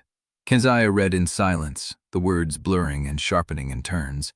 Her mother had kept this ledger during her champion years, recording bond tests, bloodline observations, and something she called the Heart Roost, a location she described as the origin point of the first bonds, hidden in the storm eye itself. The Concord knew about it. Samuel had known, and her mother had been its guardian. Keziah turned to a marked page, the corner folded, the ink darker. Her mother's handwriting changed here, became smaller, more urgent. I have found where they keep the ones who wake. I have found where they keep the children. I am going back for them. Below it, a single line in different ink, added later. Samuel asked me to open the Roost. He said it was the only way to save Helkirun. I refused. He smiled and said he understood. 3 days later, they came for me. Keziah's hand pressed flat against the page. He tried to recruit her, she said, before he murdered her. She was the key-bearer. She knew where the Heart Roost was, and she would not tell him. Then Dazil's voice was low. That is why he kept her alive long enough to extract her memories. He needed what she knew. And when she would not give it, Idrisi said, he put it in the white dragon instead, where he could keep it prisoner until he found a way to force it open. Keziah turned another page. This one was different. The paper was thinner, almost translucent, and the writing was not her mother's. It was a Concord notation, stamped in black ink, with a single sentence. Subject, Keziah Onwuamaeze. Classification, key-bearer, first seal, Heart Roost line. Binding, 3 key heirs required for full access. Subject identified as primary. Secondary and tertiary heirs unconfirmed. Status, extraction incomplete. Memory storage initiated. Awaiting secondary activation. 3 key heirs, Keziah said. Not one. She looked up at the group. Their faces were pale in the mist light. The white dragon was not the only vessel. There are 2 more. 2 more carriers of whatever my mother knew, and Samuel has been waiting for them to activate. Pim's voice came from behind her, thin and shaking. He had been silent since the escape, his archive satchel pressed to his chest. The list, he said. The 12 names. That is not 12 separate bloodlines. That is 12 candidates. He has been breeding them, monitoring them, waiting for the other 2 heirs to surface. Keziah's brand throbbed. She looked down at her palm, at the splayed claw mark that had burned there since the market. The rescued boy's brand had resonated with hers. The white dragon had recognized her blood. She was the primary key. But she was not alone. "Where are the others?" she demanded. "The chalkwater girl, the other children. Where did he take them?" Pym opened his satchel and pulled out the folded page he had stolen from the subarchii, the Ember heir list with 12 names. He spread it on the stone beside her mother's ledger. The handwriting matched. Onwuamaeze. But at the bottom of the list, in fresh ink, someone had added a note. Tertiary candidate identified. Awaiting activation protocol. Age, 12. Origin, Bellanca. Designation, Sammy. Keziah's blood went cold. She turned to Idrisi. He was already reaching for his dragon, his face stripped of all color. "My sister," he said. "He has my sister." Chapter 65. The mist had not lifted. It clung to the broken shelf where they had landed, coiling around the copper dragon's legs and threading through Pale Wake's slack jaw. The white dragon breathed in shallow, irregular pulses, amber fluid still weeping from the torn pump line, staining the stone beneath her. Keziah knelt beside her, one hand pressed to the dragon's neck, feeling the faint heartbeat that flickered like a candle in wind. Around her, the argument had already begun. "We cannot carry her," Undesirable said, her voice flat and final. "She is dying. She will slow us until we are all dead. She carries my mother." Keziah did not look up. "She stays." "Keziah, I said she stays." Undesirable's jaw tightened. She turned to the others, arms crossed, scarred face hard in the gray light. "The Concord knows where we are. Somebody let us take her. You read the ledger. He is breeding heirs, tracking them, waiting. Every hour we sit here is an hour he uses to tighten the net." Pym hugged his satchel, eyes darting between them. "The keepers have safe houses. We could scatter, take different routes, meet at a rendezvous." "Scatter where?" Maddie's voice was quiet, his scarred hands resting on the tools at his belt. "He has been watching this bloodline for 40 years. You think he does not know where the keepers hide?" Zuri crouched at the shelf edge, peering into the mist. "Better to run than sit here waiting for him to find us. Running is what he expects." Idrisi had not moved from where he stood, his hand on his black gold dragon's neck. His face was still pale, the color not yet returned since he read his sister's name on the list. "He wants us scattered, picked off one by one. He has been doing this for decades, erasing bloodlines, burying evidence, collecting children. We cannot outrun a system built to hunt us." "Then what do you propose?" Undesirable's voice snapped. "March on the hard roost with a dying dragon and a 12-year-old boy." Nizan had been silent. He sat apart from the group, his knees drawn to his chest, his branded hand pressed against his chest as if it still hurt. The boy had not spoken since the vault, since the chained dragons, since the collapse. His eyes followed the argument, but his mouth stayed closed. Until now. "Who decides?" he asked. The group went still. Nizan lifted his head. His voice was thin but steady. "If we run forever, if we stop, who decides?" The question hung in the mist. Keziah felt it land in her chest like a stone dropped into deep water. She looked at the boy, at his branded hand, at the fear he was trying to hide behind a flat face and steady voice. He was asking her something she had been avoiding since the market, since the bond, since her mother's voice spoke through the white dragon's empty bond hollow. She had been dodging the weight, letting others argue, letting others lead, telling herself she was still the fishmonger's orphan who owed nothing, chose no one, ran before attachment could cut. But she had already chosen. She had chosen when she freed Pale Wake, when she carried Nizan from the burning skiff, when she read her mother's ledger and felt the brand in her palm answer like a bell. She was the primary key, the first seal, the ash crown, and she had been running from that title since the moment she learned it. Keziah rose. Her knees were wet with amber fluid. Her hands were stained with it. She turned to face the group, and something in her posture made Undesirable stop mid-sentence. "We go to the heart roost," The words fell like hammer blows. Then Daz's mouth opened, closed. She shook her head. Keziah, I am not asking. The silence stretched. Zuri shifted. Maddie's hands went still on his tools. Pim hugged the satchel tighter. Idrisi watched her with an expression she could not read, something raw and waiting. Keziah met each of their gazes in turn. My mother found it. She kept it secret. She died rather than open it for Simoel. Her voice did not shake. That means it matters. That means it is worth protecting. And if he wants it badly enough to spend 40 years breeding candidates for the lock, then it is the one place he cannot afford for us to reach. And if we reach it, Thandaziel's voice was low. What then? Then we find out what she was guarding. No one spoke. The wind pulled at the mist, thinning it for a moment, revealing the broken spires that stretched into the cloud dark above them. Somewhere beyond that cloud, the storm eye waited, the heart roost, the origin of the first bonds. Keziah turned to pale Wake. The white dragon's eye had opened. The sewn lid had split along one edge, the coarse thread frayed and wet. A single slit of pale gold peered out, unfocused but aware. Keziah dropped to her knees beside her. Pale Wake. The dragon's breath hitched.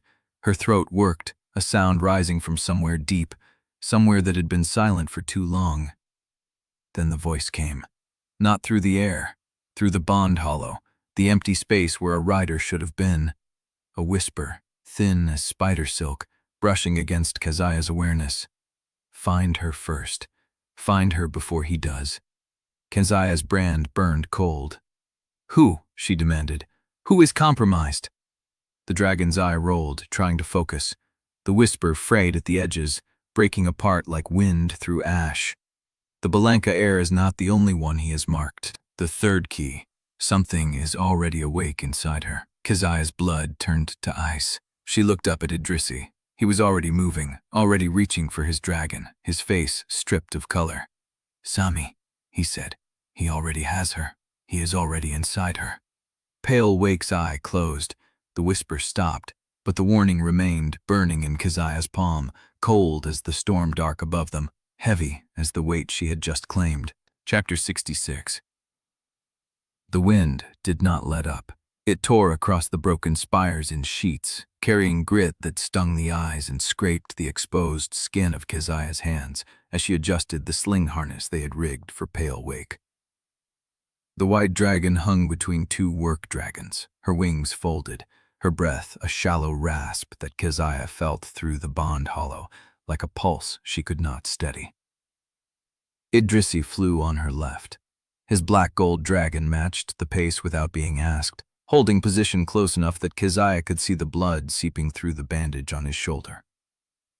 He had not complained once. Not about the wound, not about the cold, not about the fact that his sister was already awake with something inside her and he was flying toward a storm eye instead of toward her. Keziah said nothing, but she adjusted her course to shield him from the worst of the crosswind. The hours blurred. The mist thinned and thickened without pattern, revealing fragments of shattered stone that looked like the bones of cities. Keziah kept her attention split between the horizon and the white dragon's labored breathing. Every time the rhythm stuttered, she reached through the bond hollow with a pulse of warmth, the way she had learned to calm Wakesfire during the arena nights when the old grief woke him. Pale Wake answered each time, faint, thread-thin, but there. Behind them, the rest of the group flew in loose formation. Thandaziel on the copper work dragon with Nizan tucked against her chest, Zuri and Maddie sharing a broad-backed gray. Pim behind Calvo, his satchel pressed between them like a shield. They were a caravan of broken things. Keziah felt the weight of every single one. Nizan had not spoken again since his question. His branded hand stayed pressed to his chest, and his eyes stayed fixed on the mist ahead. He was small enough that Thandaziel could wrap one arm around him and still hold the reins. He was young enough that the fear still showed in the set of his shoulders. Keziah pulled her dragon closer. Nizan. The boy's head turned. His eyes were too old for his face. We are going to a place my mother died to protect, Keziah said. I do not know what we will find there, but I know she believed it was worth dying for. That means it is worth living for too." Nizan blinked, then he nodded. Once, small, but real. Then Dazil's mouth tightened, but she said nothing. The wind shifted. Keziah felt it through Wakesfire's awareness, a change in the thermal layer below them, a current that did not belong to the storm. She scanned the mist, saw nothing, but the bond tightened and Wakesfire's attention sharpened. She trusted that. They flew on. The sun climbed and fell without Keziah counting the hours. The mist lit gold, then gray, then black, and she kept her hand on the sling rope, adjusting the tension every time pale Wake's weight shifted. The white dragon's breathing had steadied but not strengthened. She was holding, barely. Idrisi's voice cut through the wind. "We need to rest the work dragons." Keziah looked at him. His face was pale beneath the windburn, and his hand on the reins trembled with the effort of keeping formation. "Not yet. They will founder. Then we push them to the edge and stop before they break." She met his eyes. "That is what I do." He held her gaze for a long moment. Then he dipped his chin and adjusted his grip, and she saw something in his posture shift. Not surrender. Trust. He was trusting her to know the limit. The weight of that sat heavier than the sling rope. They found a shelf 2 hours later. It was narrow, barely wide enough for 2 dragons abreast, but it had a thermal pocket that broke the worst of the wind. Keziah landed first, checking the stone for cracks before signaling the others down. Pale Wake's claws scraped as she settled. The white dragon's eye had not opened again, but her side rose and fell in a rhythm that Keziah counted like a lifeline. Zuri dismounted and stretched with a groan. Maddie was already checking the work dragon's legs. Pim slid off Calvo's dragon and immediately began digging through his satchel for the root notes. Nizan stayed on the copper dragon. Fandazil tried to lift him down, and he gripped the harness straps and would not let go. "I can stay." The boy's voice was quiet, but final. Fandazil looked at Keziah. Keziah nodded. The old champion stepped back, and Nizan stayed where he was. His branded hand pressed against the copper dragon's neck, his eyes fixed on the mist. Idrisi walked to the edge of the shelf. He stood with his back to the group, his shoulders tight, his hand pressed against the bandage as if checking the wound was still there. Keziah watched him for 3 breaths. Then she walked over and stood beside him. The drop was sheer. Mist churned below, hiding the distance to the next shelf, the next shard, the next world. "Sami used to follow me to the stables," Idrisi said. His voice was flat, careful. "She was too young to ride. The trainers said she would age into it. But she never wanted to fight. She wanted to fly." Keziah said nothing. She would sit in the tack room and watch me harness my dragon. She asked questions about every buckle, every strap. She wanted to know how the leather felt against the scales, how the wind tasted at altitude. His jaw tightened. She was curious about everything, and I told myself that meant she was safe, that the Concord would never notice a curious girl in a powerful house. The Concord notices everything. I know that now. He turned to face her. His eyes were raw. I know that I flew east to find you while she was already marked.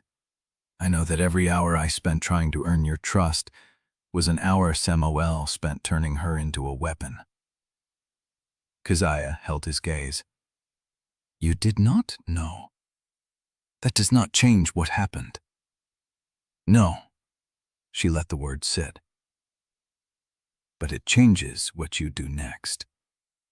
He stared at her. The wind pulled at his coat, at the blood on his shoulder, at the grief he was trying to hold behind a flat face. I will follow your orders, he said, whatever they are, even if they end with my death. The words landed like a blade. Keziah felt them in her chest, in the space where she had been holding her own heart at arm's length since the moment she read his reports. She wanted to tell him that his death was not what she needed, that she needed him alive, that she needed him beside her when they reached the Heart Roost, when they faced whatever Samuel had done to his sister. She opened her mouth, and Wakefire's attention snapped through the bond like a whip. Keziah's head turned. The mist had thickened while they stood there. The thermal pocket that had been steady was now shifting, folding in on itself, carrying something that did not belong. Wakefire's growl rumbled through her bones. "We are not alone." Keziah's hand went to her belt. "Form up," she said. "Something is in the mist with us." The group moved. Zuri and Maddie flanked the work dragons. Fandazil pulled Nizan from the copper dragon and pressed him behind her. Calvo stepped in front of Pym. Idrisi was already mounting his black gold, his wound forgotten, his hand on the blade. Keziah scanned the mist. Nothing. Then Wakefire's voice came again, colder, sharper, not approaching. "Already among us." Chapter 67. The mist thickened as Keziah turned, her hand finding the knife at her belt. Wakefire's warning echoed through the bond, cold and certain, among us. Zuri and Mahdi had already flanked the work dragons, their backs to the stone. Thandazel pressed Nizan behind her, one hand on his shoulder, the other on her blade. Calvo stepped in front of Pym, who was fumbling with his satchel, his eyes wide and moving too fast. Idrisi swung onto his black gold's back, the wound in his shoulder forgotten. His dragon's head came up, nostrils flaring, amber eyes scanning the mist. Nothing moved. The thermal pocket that had made this shelf survivable was gone, eaten by colder air rolling in from below. Keziah felt it on her skin, damp and wrong. "Where?" she said aloud. Wakefire's head turned slowly, tracking something she could not see, his single eye fixed on a point beyond the shelf's edge, where the mist curled around a broken spire that had been hidden until now. There, waiting. The spire was not stone. Keziah saw it as the mist parted. Worked walls, arched windows filled with darkness, a structure built into the shard's face that had been designed to look like natural rock. A monastery, old and abandoned, its bell tower cracked and tilted. A refuge. Her instincts screamed. "You see it?" Idrisi's voice was low. "See what?" Zuri craned her neck. "There's nothing." She stopped. "Burned sky. That's a building." "Monastery," Pym breathed. "Fuel station. The old roots used them as waypoints between shards. They were abandoned after the shattering centennial." "Abandoned," Keziah repeated. "Then why is it still standing?" No one answered. The tracker had brought them here. The thing in the mist had been waiting here, and the structure had been hidden until the moment they were meant to see it. She should turn back. She looked at Pale Wake, hanging in the sling between the work dragons, her side rising and falling in shallow gasps. The white dragon needed shelter, warmth, time. The thermal pocket was gone. The mist was cold enough to kill. "We check it," Keziah said. "Fast. Pym and Calvo stay with the dragons. Everyone else clears one floor, then we decide." Idrisi opened his mouth, closed it, nodded. They landed on a courtyard paved with cracked stone, the monastery's main doors gaping open like a rib cage. The work dragons settled with uneasy grumbles, their heads up, their eyes scanning.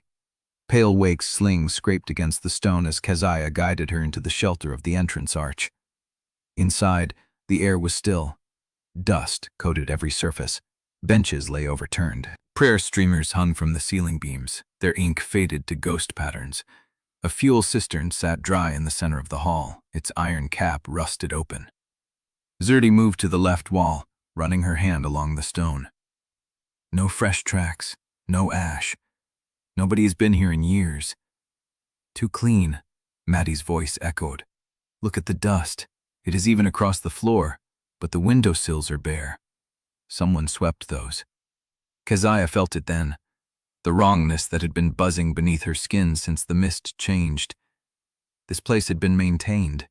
Not recently, not enough to leave tracks, but the windows had been cleaned so someone could see out. The fuel cistern had been opened so someone could check its level. The prayer streamers had been rearranged, their patterns not random but deliberate, forming symbols that... Pym made a small sound. Keziah turned. The archivist was standing beneath the bell tower's shadow, his face white, his hands pressed against the wall where the stone had been carved with old script. Not prayers, not invocations. "Pym, what is it?" "These are Concord marks." His voice shook. "Archive classification codes, hidden in the prayer text. I know this hand. I have read it in the sub-archive. The word hit like a blade. Sub-archive. The sealed records, the erased fragments, the documents Pym had risked his life to steal. Someone used this monastery as a listening post, Pym said. For decades, the script records rider movements, extraction schedules, activation dates. This was never a refuge. It was a surveillance station. The trap snapped shut. Keziah heard it before she saw it. The grinding of stone on stone, the clatter of iron gears engaging somewhere above. The main doors began to close, their hinges screaming, their weight driving them together. "Out!" she screamed. "Everyone out!" Zuring and Mahdi were already moving, shoving the work dragons toward the gap. Tandazil grabbed Nizan and ran, the boy's branded hand still pressed to the copper dragon's neck. Calvo hauled Pym away from the wall, the archivist's legs barely keeping up. Keziah turned for Pale Wake. The white dragon was still in the sling, her eye closed, her breathing shallow. The doors were closing faster than Keziah could drag the sling through. She pulled anyway. The ropes cut into her hands. The sling scraped across the stone. Pale Wake's weight was dead, unresponsive, her body limp and heavy as a corpse. The gap narrowed. "Leave her." Wakesfire's voice was cold, not cruel, a calculation. "She carries your mother. I carry you. Choose." Keziah's hand tightened on the rope. She pulled harder. The doors met her shoulders, grinding against the stone frame, trapping her half in and half out. The pressure built, the weight of the monastery's entire structure bearing down on her spine. A hand grabbed her collar. Idrisi. He planted his feet and hauled backward, his wounded shoulders screaming, his face twisted with pain. Keziah's eyes met his. He gave one final heave, and she came through. Pale Wake did not. The sling snagged on the closing doors, and the white dragon's body was pulled back into the darkness as the stones slammed shut with a thunderous crack. Keziah lunged for the doors. They did not move. She hit them with her fists, her palms, her shoulders, screaming, feeling the bond hollow go empty where Pale Wake's faint presence had been. The white dragon was still alive in there, alone, trapped, dying, and Keziah had left her behind. "Keziah!" Idrisi's voice, his hand on her arm. "We need to move. They know we are here. The listening posts, they will send riders." She turned. The mist beyond the courtyard was no longer empty. Shapes moved through it, low and fast. Rider formations. Concord steel catching the faint light. And from inside the monastery, muffled by stone, she heard it. A sound she had heard once before, in the vault beneath the shard graveyard. Pale Wake's pump. Still running. Still feeding the amber fluid through the white dragon's veins, still keeping her alive for whatever the Concord wanted to take from her next. Chapter 68. The sound of Pale Wake's pump followed Keziah across the courtyard. It came through stone, muffled and rhythmic, a heartbeat she could not reach. The monastery doors did not shift. The iron gears had locked, sealing the white dragon inside the trap she had walked them into. Keziah's palms were raw. Her voice had gone hoarse from screaming against stone that would not move. Idrisi held her arm. Not pulling, just present, his weight a counterbalance to the urge to throw herself at the doors again. "We cannot stay here." His voice was low, tight. "Riders are already forming in the mist. We have minutes, maybe less." She heard him. She understood the words. But Pale Wake was in there. Pale Wake carried her mother. And the pump was still running, which meant the Concord wanted her alive, which meant they would take what she held and leave her hollow. "Keziah," Thandazil's voice, not soft, hard as the stone beneath them. "The boy is saying something." She turned. Nizan stood apart from the group, pressed against the copper dragon's flank, his branded hand still hooked into its harness straps. His face was pale, his jaw working like he was trying to swallow something that would not go down. Thandazil crouched beside him. "Tell her what you told me." The boy looked at Keziah. His eyes were dark and too old, the same look he had worn in the vault when he had pointed at the chained dragon door and said, "Samoil built his sigil there." "There was a woman," Nizan said, his voice cracked, "in the place before the vault. She was not supposed to speak to me, but she did. Keziah moved closer. The mist curled around her ankles. What did she say? She sang to me. Nizan's hand tightened on the harness. When they put the needle in my arm, when the world went dark, she sang to keep me from being afraid. He stopped. His mouth opened, closed, then he sang. The notes were halting, thin, a child's memory of a melody he had heard in drugged half-sleep. 3 ascending tones, a pause, then a longer descent that curled at the end like smoke. Sleep, little fire, he whispered. The storm will not find you. The stone will hold you close. Pym made a sound behind her. That was not a keeper song. That was Wakesfire's attention slammed through the bond, cold, sharp, focused in a way that felt like the sky about to break. Say the last line again. Nizan flinched. The copper dragon shifted beneath his hand. Say it, Keziah said. The last line. Again. The boy swallowed. The stone will hold you close. No. Wakesfire's voice was ice. The old rite says, the flame will hold you close, not the stone. They changed the word.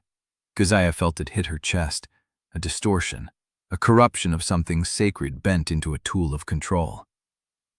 The Concord changed it, she said, the lullaby. It was a bond rite. They altered it to calm, drugged dragons. Pym stepped forward, his satchel pressed against his chest. If the original phrase was, the flame will hold you close, and they replaced it with stone, that is not just a control mechanism, that is a key. The old rite was used to open something, a seal that responds to the spoken word. Nizan's face scrunched. She said more. I did not understand it. She said the white lady left a message in the song for the one who would come for her. Keziah's blood went cold. The white lady. The one with the closed eyes. Nizan pointed toward the monastery. Before they took her to the pump room, she sang the song back to me. But she sang it different. Show me. Wakesfire's command rolled through her before she could think. She opened the bond fully, letting the boy's memory bleed through her own senses. The image came in fragments. A dark room, stone walls wet with condensation. The white dragon suspended in a cradle of iron, her sewn eyelids twitching as the woman sang. But the words were not the same. Where Nizan's version had fallen at the end, the white dragon's version rose. Sleep, little fire. The storm will not find you. The flame will hold you close until the ash crown wakes. Keziah's breath stopped until the ash crown wakes. Pale Wake had been waiting, not dying, waiting. She knew I would come, Keziah said. She planted the message in the song so Nizan would carry it out. Pym was already pulling the wayfinder from his satchel, his hands shaking, his eyes bright with fevered calculation. If the lullaby is a corrupted key phrase, the original version is the seal breaker. The altered version is for calm. But the white dragon sang you the original. That means she told you what she was guarding. Not what? Keziah's hand went her brand. Where? She looked at the monastery doors. The pumps still ran. Pale Wake was in there, alive, suspended, waiting for extraction. But the message had already left, and Keziah knew, with a certainty that settled into her ribs like an old wound, that the Concord would not take the white dragon to Ashfall Gate. They would take her to the place where the 3 key heirs were meant to converge. The Heart Roost. They are going to use her as the lure, Idrisi said. His voice was flat, a conclusion he had already reached. Samuel knows you will follow. Then I follow. Keziah turned from the doors. The mist parted around her. The rider formations were closer now, steel catching what little light remained. Pym. She did not look back. Find me the route to the Storm Eye. The Storm Eye? We don't have maps for... Find it. She mounted the copper dragon's back. Nizan did not let go of the harness, but he shifted to make room, his small body pressed against her spine. Idrisi swung onto his black-gold beast beside her. His face was drawn, his shoulders still bleeding through the bandage, but he did not argue. Dandazil, Zuri, Mati, Calvo, they all mounted without a word. The rider formations broke through the mist, gray and black banners, Concord steel. A full hunt line advancing in perfect formation, their dragon's breath pluming in the cold air. At their center, mounted on a beast the color of old iron, High Warden Samuel Ikaru raised his hand. The line stopped. He did not speak. He did not need to. Keziah looked at the monastery one last time. The pump was still running. Pale Wake was alive. She turned the copper dragon's head away. "Fly," she said, "straight into the storm." The copper dragon launched. The black gold followed. The work dragons rose, carrying broken people and a dying hope, driving straight into the teeth of the wind. Behind them, the monastery doors did not open, but the pump kept running.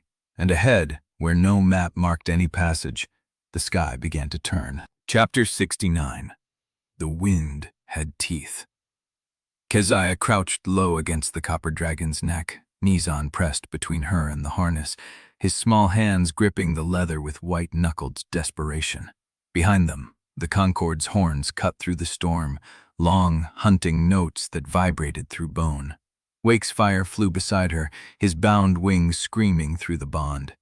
Every beat cost him. She felt it in her own ribs, a grinding ache that would not stop. The mist swallowed everything. Pym's voice came from somewhere behind, thin and frayed. "There is nothing out here. No charts, no lanes, no... Bellanca keeps supply areas in the dead zones." Idrisi's black gold dragon pulled alongside, his pale eyes fixed forward. "Old roots. My grandfather's generation built them before the Concord standardized the patrol corridors." Keziah turned. "You did not mention this before." He did not look at her. "I am ready now." The copper dragon banked without command, following the black gold's lead through a gap in the shard fields that looked like nothing, just a darker seam in the stone, a crack the wind screamed through. Idrisi led them into the seam.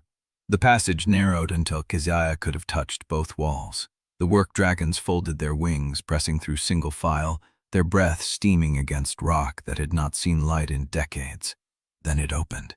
The eyrie was carved into the shard's hollow heart, a dome of black stone braced with iron ribbed, large enough to hold a dozen dragons. Supply crates lined the walls, their seals intact. A cistern still held water. Lanterns hung from chains, their oil congealed but not dry. Keziah slid from the copper dragon's back. The silence here was different. No wind, no horns, just the echo of their breathing and the drip of condensation from the high ceiling. "Your family built this," she said. Idrisi stood at the nearest crate, running his hand across the Bellanca crest burned into the wood. A winged tower above crossed flight lines. "Yes." His voice was flat. "They built it to survive the last shattering, in case the world broke again and they needed a place to hide until the killing stopped." "What killed them?" "Nothing. They survived." He broke the seal with his knife. "That is the problem." The crate held rider rations, dried meat and hard biscuit packed in waxed cloth, enough to feed 10 people for a month. The next held medical supplies, bandages, tinctures, a bone-setting kit. The third held maps.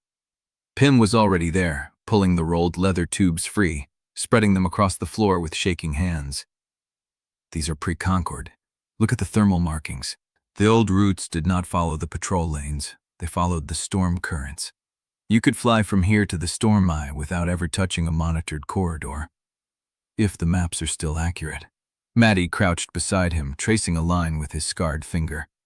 "The currents shift. The shards drift. But the storm eye does not." Pym's voice was fevered. "It stays. It has always stayed. That is why the heart roost was built there. It is the only fixed point in the sky." Keziah left them to the maps. She walked the perimeter of the eyrie, her hand pressed to the stone, feeling the cold silence through her brand. Wakesfire's presence was a low burn at the edge of her thoughts. He had not entered the eyrie. He stood at the entrance seam, his single eye fixed on the darkness beyond, watching for the pursuit he knew would come. "They are tracking us," he sent, through the storm, through the boy, the copper dragon, through the bond itself. Samael has learned to read the echoes.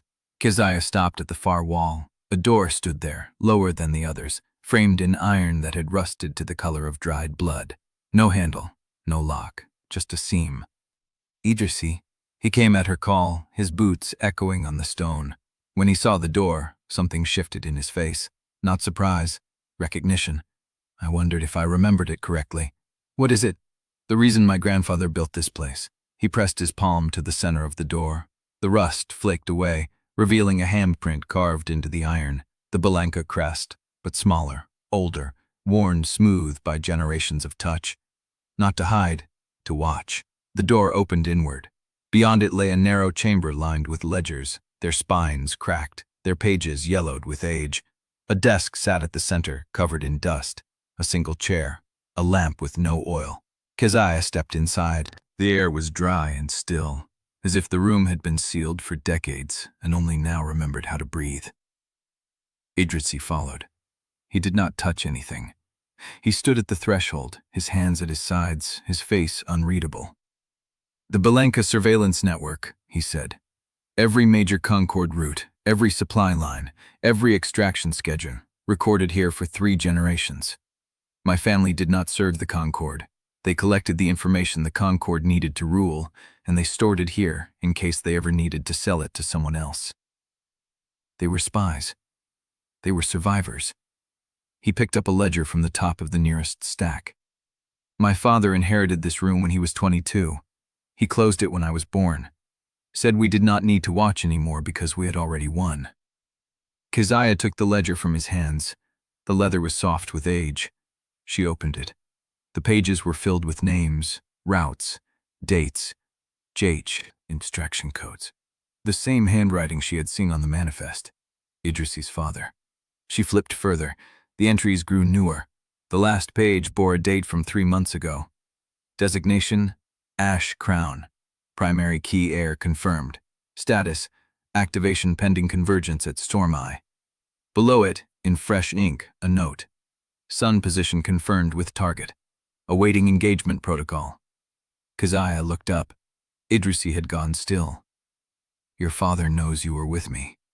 He has always known. And Samuel? Idrisi's jaw tightened. My father and Samuel have been trading intelligence since before I was born. The Bellanca surveillance network never closed. It just started reporting directly to the High Warden. The room felt smaller, the dust thicker. Keziah set the ledger down carefully, as if it might break. He sent you to me knowing you would betray him. He sent me to you knowing I would choose. Idrisi's voice was raw. He does not care which side I pick. He only needs to know where I land so he can adjust his calculations accordingly. The horns returned. Close now, cutting through the stone. Wakesfire's warning flared through the bond. They have found the seam. They are coming. Keziah moved. She grabbed the stack of ledgers, shoved them into Pym's satchel without explanation. Burn what we cannot carry. We are leaving. Idrisi caught her arm. There is a back passage, leads to the storm shelf. If we can reach it before they seal the seam, then move. The group exploded into motion. Calvo and Thandaziel lifted Nizan onto the copper dragon. Zuri and Maddie shoved the map tubes into their packs. Pym hesitated over a crate of dried meat, grabbed a handful, and ran. The horns grew louder. Idrisi led them to the far wall, where a panel of stone swung open at his touch, revealing a tunnel carved through the shard's heart. The ceiling was low. The walls brushed their shoulders. The copper dragon could not fit. Idrisi saw at the same moment Keziah did. Leave the dragon, he said. It will find its own way, or it will not. No. Nizan's voice was small but fierce. She stays. Keziah looked at the boy, then at the copper dragon, whose single eye watched her with the patience of creatures that had learned to survive without asking permission. She turned to the tunnel. She stays, she said. We fly. They mounted. The copper dragon launched into the seam's darkness just as the first Concord rider broke through the airy entrance behind them. The dragon's wings beat once, twice, and then they were falling through the gap between shards, the storm rising to meet them. Keziah looked back. The airy burned. Bellanca colors, Bellanca betrayal, Bellanca blood. She faced forward. Fly, she said, toward the eye.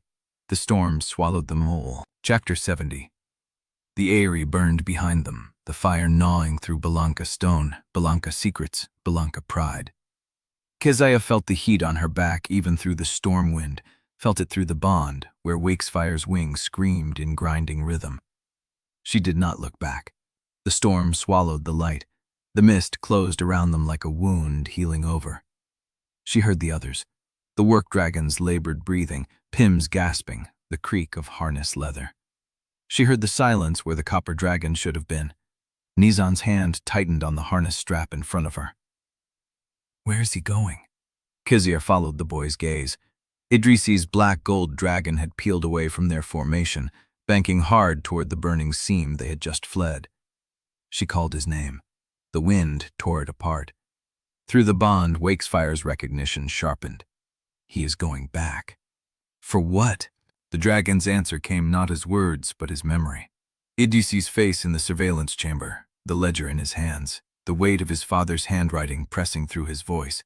For the truth he will not let burn. The group did not stop. Keziah could not make them stop. Zori and Mahdi flanked the work dragons. Calvo shielded Pym. Fandazil kept Nizan's shoulder pressed against her chest. They had to reach the storm eye before the Concord closed the gap. But Keziah watched the burning seam shrink behind her, and she did not look away. Idrisi landed on the Ares' upper leads before the fire reached it. Smoke poured from the lower levels where the Concord breach had ignited the supply caches. The stone trembled. Heat pressed through his boots. His father stood at the entrance to the surveillance chamber, alone, his hands clasped behind his back, his coat unmarked by ash. My son, Idrisi did not sheath his blade. You knew. I knew you would find the room. I knew you would make a choice. Lord Bellanca did not move. His voice carried the same measured calm Idrisi had heard in 100 council chambers. I needed to know which one. Keepers of the silent threshold. What is this place? Lucan exhaled, slow, as if he had been waiting for this question for years.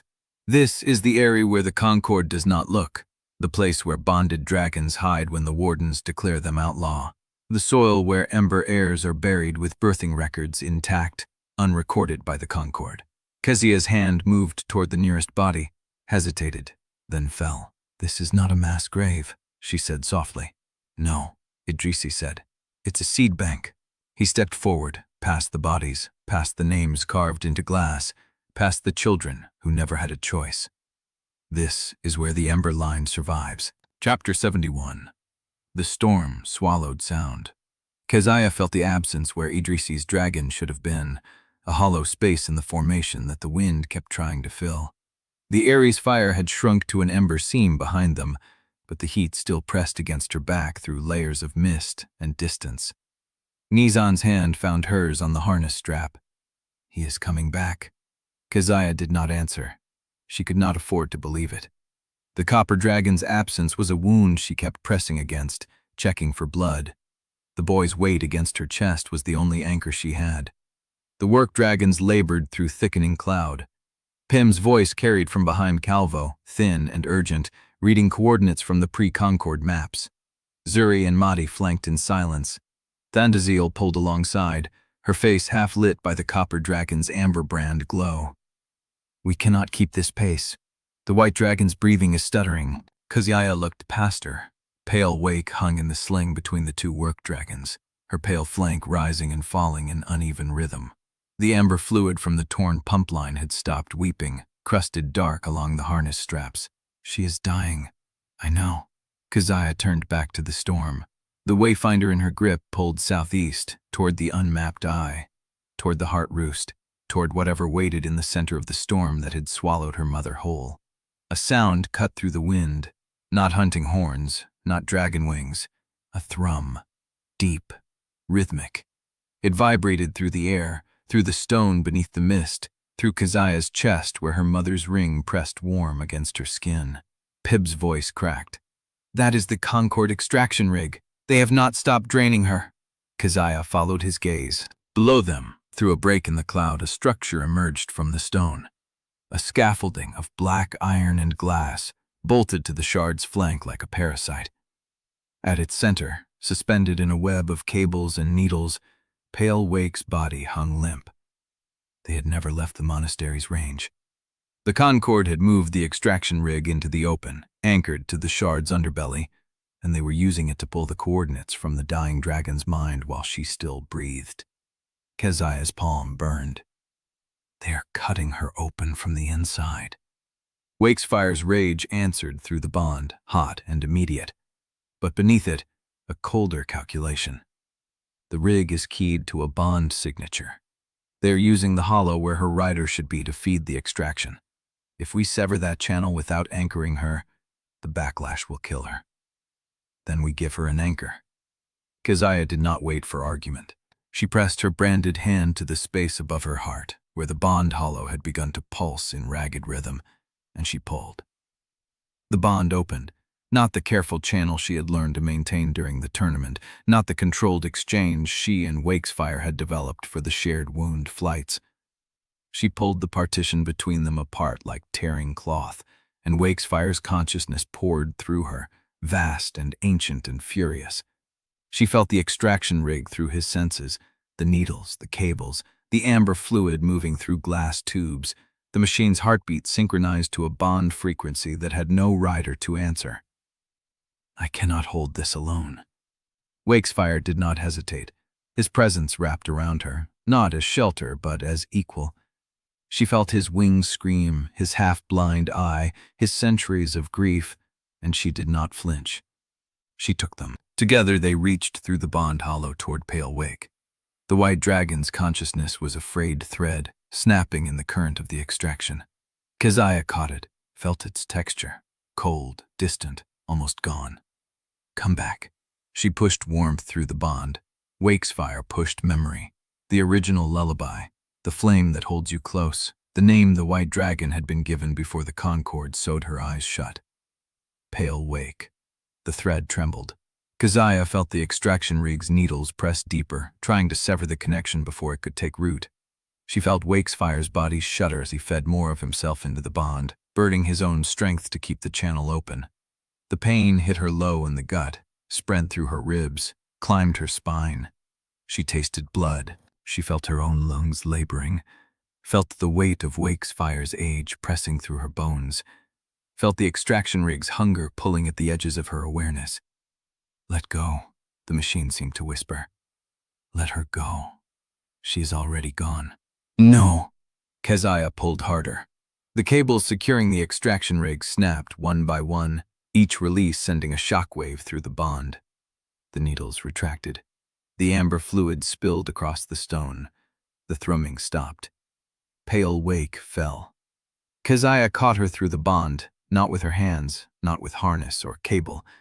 She caught her with the hollow that should have held a rider, and she held her, and she did not let go. The white dragon's eye opened, pale gold, fractured by years of blind darkness. It fixed on Keziah with the clarity of a voice that had been waiting to speak. The heart roost is not beyond the storm eye. The words reached Keziah not as sound, but as memory, as sensation, as a map unfolding in her blood. It is inside it. The eye holds the first stone, the first flame, the first bond that was never broken.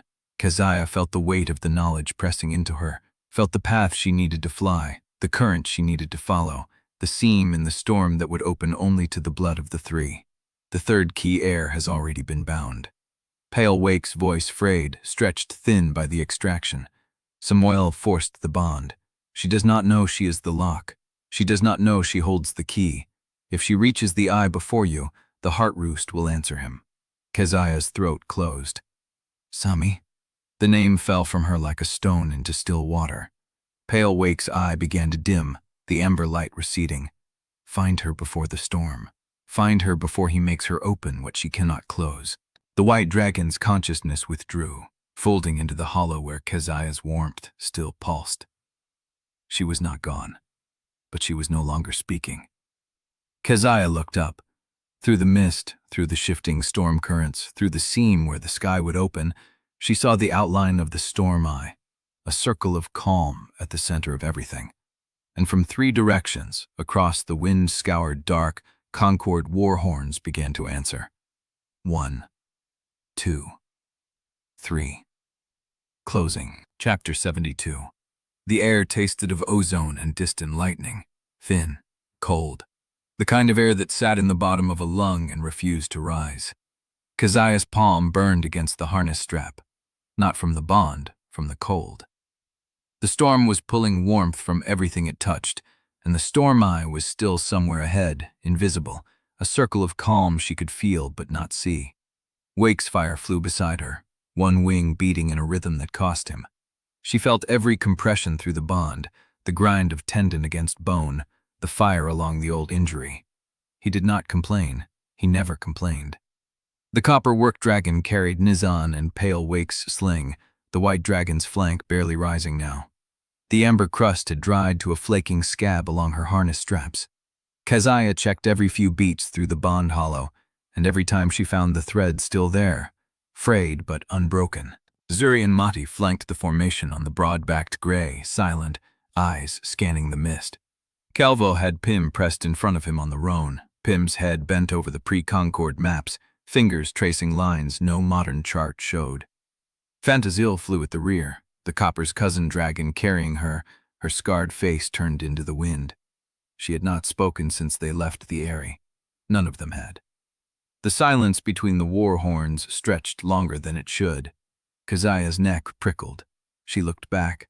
The mist behind them had thickened, a wall of white closing like a door. The second horn had not sounded. Neither had the third. "Pym!" Her voice cut the wind. "Where are they?" Pym's head snapped up. His hands shook as he traced the map again. The Easter formation was tracking along the thermal shelf. They should have crested the ridgeline by now. Should have. Yes. Keziah felt the answer before she heard it. Wakefire's focus sharpened, his single eye fixed on a seam in the mist below them, a notch in the stone where the thermal currents converged, a place the Concord knew. "They are not chasing us," she said. The Undesirable's head came up. "They are cutting us off." Keziah looked at the storm eye's invisible center, then at the notch in the stone, then at the faces of her people. Zuri's jaw was tight. Maddie's hands were bloodless on the reins. Calvo had one arm around Pym, the other steadying the roan. Nizan's face was white, one hand pressed to the copper dragon's neck, the other gripping Pale Wake's trailing harness strap as if he could hold her to the world by will alone. They were looking at her.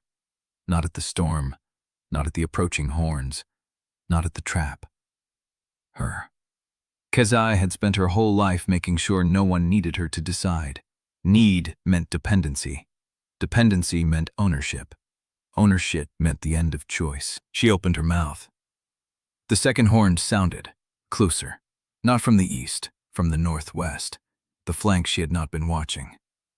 "Piv of route!" Her voice had no room for question. Pym's fingers stabbed the map. "There is a current below the thermal shelf, old.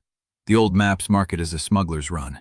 The Concord sealed it after the shattering centennial, but the current still flows." "Sealed how?" "Slag. They poured slag into the gap." Pym's eyes were too wide, but his voice did not crack. "The current goes under it. The gap is narrow. Wakesfire cannot fit with his wing bound. Neither can the copper with the sling." Keziah saw the trap closing. The Concord had not been chasing. They had been driving. Every turn she made, every current she chose, pushed her toward a bottleneck she could not pass. "Then we push through before the seal," she said. "That is what they want. Then we make them wrong." She turned the copper dragon toward the notch in the stone. The others followed without hesitation. Zuri and Maddie closed formation. Calvo pressed Pym closer. Fantazil's mount pulled even with Keziah's. "Nizan." Keziah's voice was softer now. "I need you to hold Pale Wake's harness. When we go under, she cannot shift. Can you do that?" Nizan's jaw tightened. He was a boy who had watched everything he knew turn to ash and bone. But he wrapped the trailing strap around his wrist, once, twice, 3 times, and nodded. Keziah looked at the rest of them. Zuri, Mati, Calvo, Pym, Undesirable. Concord forged the route. Concord poured the slag. Concord set the trap. She smiled, a thin, sharp thing. They forgot the current still flows. They forgot the map was never burned. They forgot I have all of you. Undesirable's scarred face shifted, not a smile, something older, a recognition. Keziah pressed forward. The notch in the stone was a dark seam between 2 slabs of ancient rock. The thermal current hit her face, hot and wet, carrying the smell of old iron. The gap narrowed as they descended, the stone closing in until she could have touched both sides with her arms extended. Wakesfire's wings scraped one wall. He did not falter. The copper dragon's sides brushed the other. Nizan did not flinch. The third horn sounded, dead ahead. Keziah pulled the copper dragon up, hauling it out of the current, skidding onto a shelf of splintered stone just before the gap that would have funneled them into a kill box. She saw the riders, 5 of them, waiting in the shadow of the slag seal, their dragons' breaths steaming in the cold air. Samuel was not among them, but one of them raised a hand, a signal. And somewhere behind that hand, beyond the seal, beyond the thermal shelf, beyond the storm, Keziah felt a presence she recognized. A bond, forced, raw, awake. Idrisi Bellanca. She was already inside the storm eye. Chapter 73. The mist parted like a wound opening. Keziah saw it before the others, a seam in the storm where the wind did not move, where the clouds formed a perfect circle around a fixed point. The eye. Not a destination on a map, but a presence she had felt since the bond first burned her palm, a weight at the edge of every thermal current she had ever ridden. Wakesfire's wing ground against his side. He did not slow. The formation tightened. Zuri and Matti pulled the work dragons close. Calvo had one hand on Pim's satchel, the other on the roan's rein. Pandazeel's scarred face was stone. Nizan held Pale Wake's harness strap, 3 loops around his wrist. He had not let go since the monastery. Keziah led them into the seam. The air changed. The ozone's sting faded. The wind dropped from a howl to a hum, and the stone beneath them was not broken shard, but worked surface, carved, shaped, fitted. A platform wide enough for 10 dragons extended into the mist. Beyond it, a wall of black glass rose to meet the clouds. The glass was not empty. Names moved through it. Gold filament lines, like the Wayfinder's veins, tracing routes that shifted and reformed as she watched. And at the center of the wall, a depression shaped like an open palm. Keziah's brand throbbed. She dismounted before she knew she had made the decision. Her boots hit the worked stone and the bond flared, Wakefire's awareness pressing through her skin, her blood, the marrow of her bones. She walked toward the glass with her right hand extended. The palm-shaped depression was warm. She pressed her hand into it. The glass shuddered. A crack of gold light split the wall, running from the palm print upward, forking into branches, tracing the filament roots until the entire surface blazed. The light struck Keziah's face, her chest, her open hand. A resonance answered. Not from the glass, from behind her. Nizan. The boy had dropped from the copper dragon without a sound. His branded hand was pressed to the stone floor, and the amber glow rising through his arm matched the gold light in the glass. He was not afraid. His eyes were fixed on the wall, and his lips moved around words she could not hear. The glass split again, a second crack, perpendicular to the first, carving the surface into quadrants. The gold light pulsed once, twice, and then a third line began to form. It stopped. Keziah felt it stop. The glass wanted to open, the seal wanted to break, but something was missing.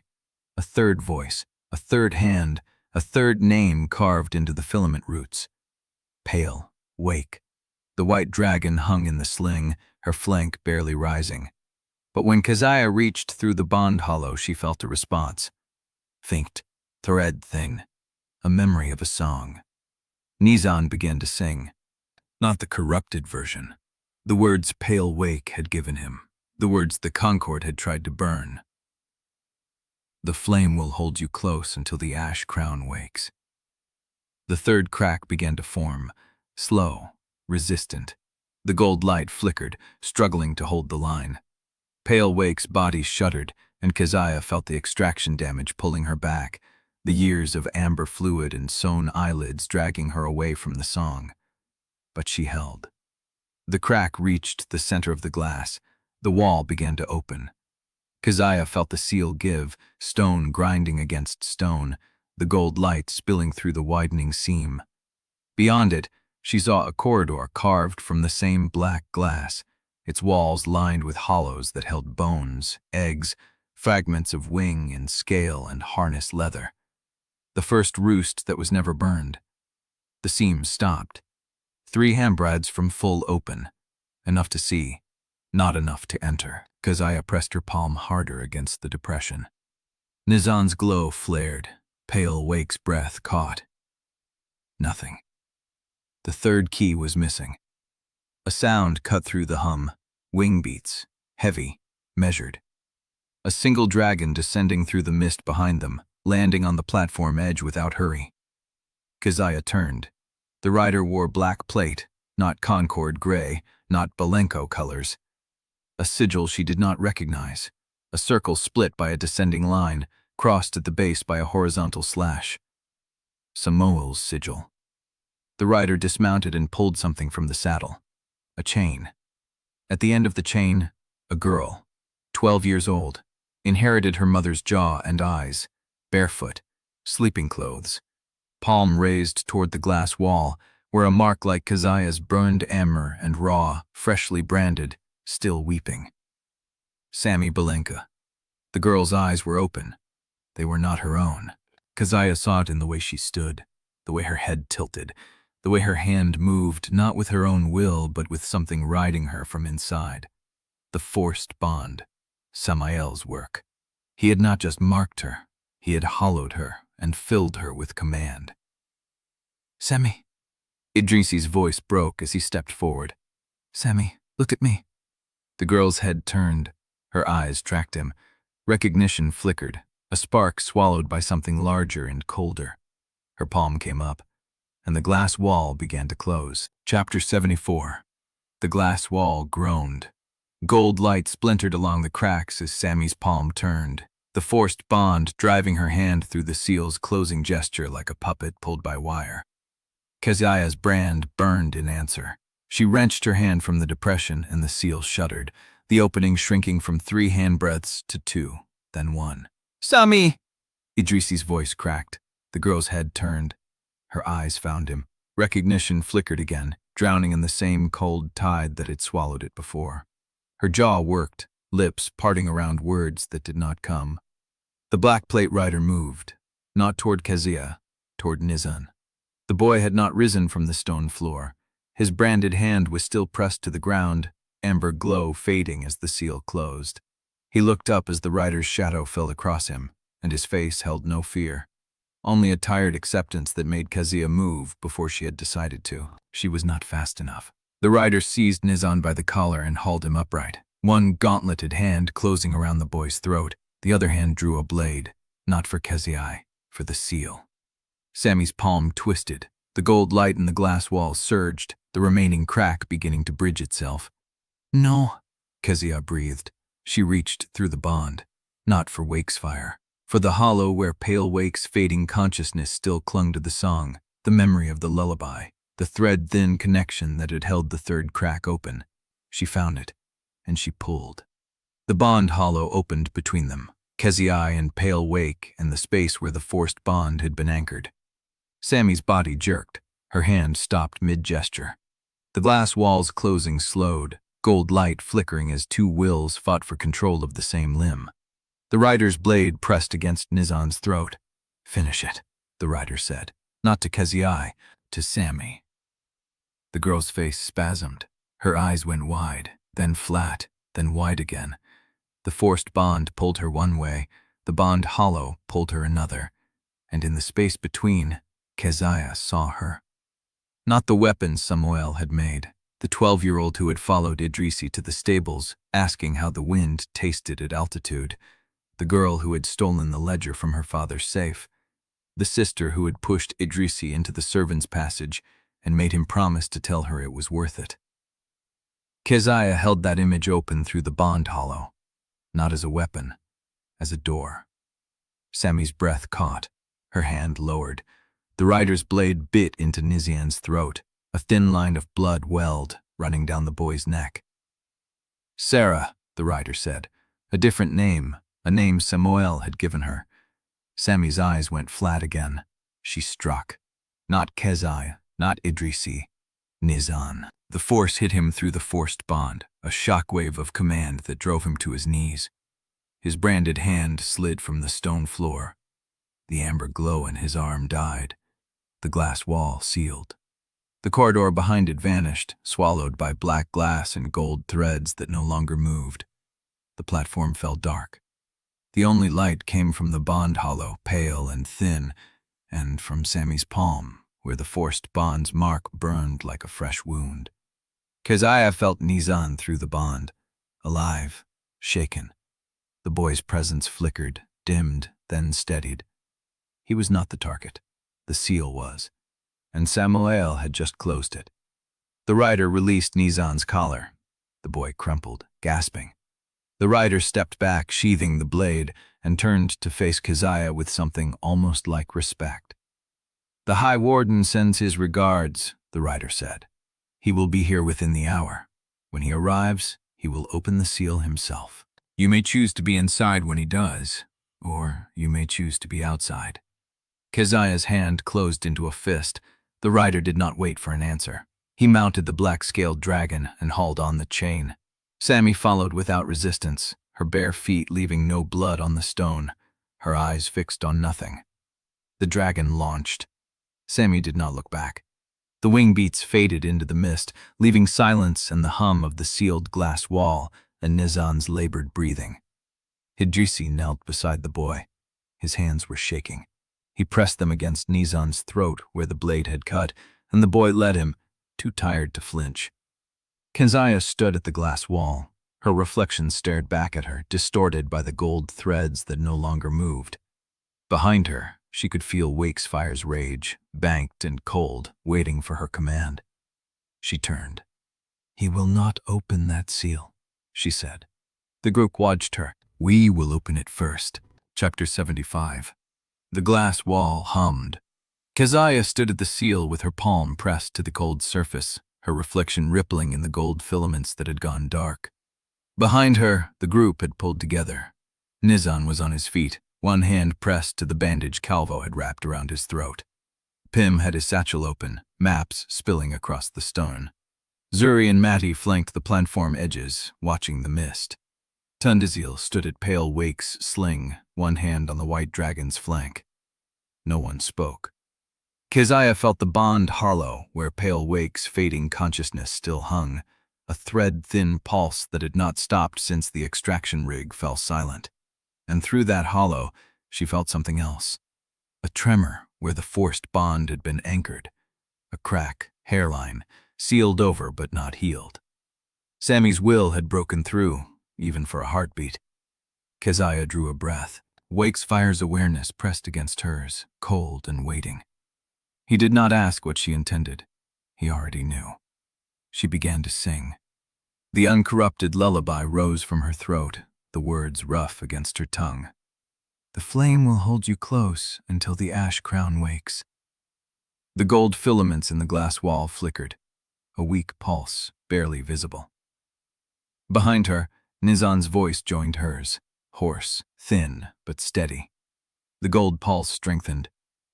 Keziah reached through the bond hollow, past Pale Wake's dimming consciousness, into the space where Sammy's forced bond had left its mark, a scar in the fabric of the bond network.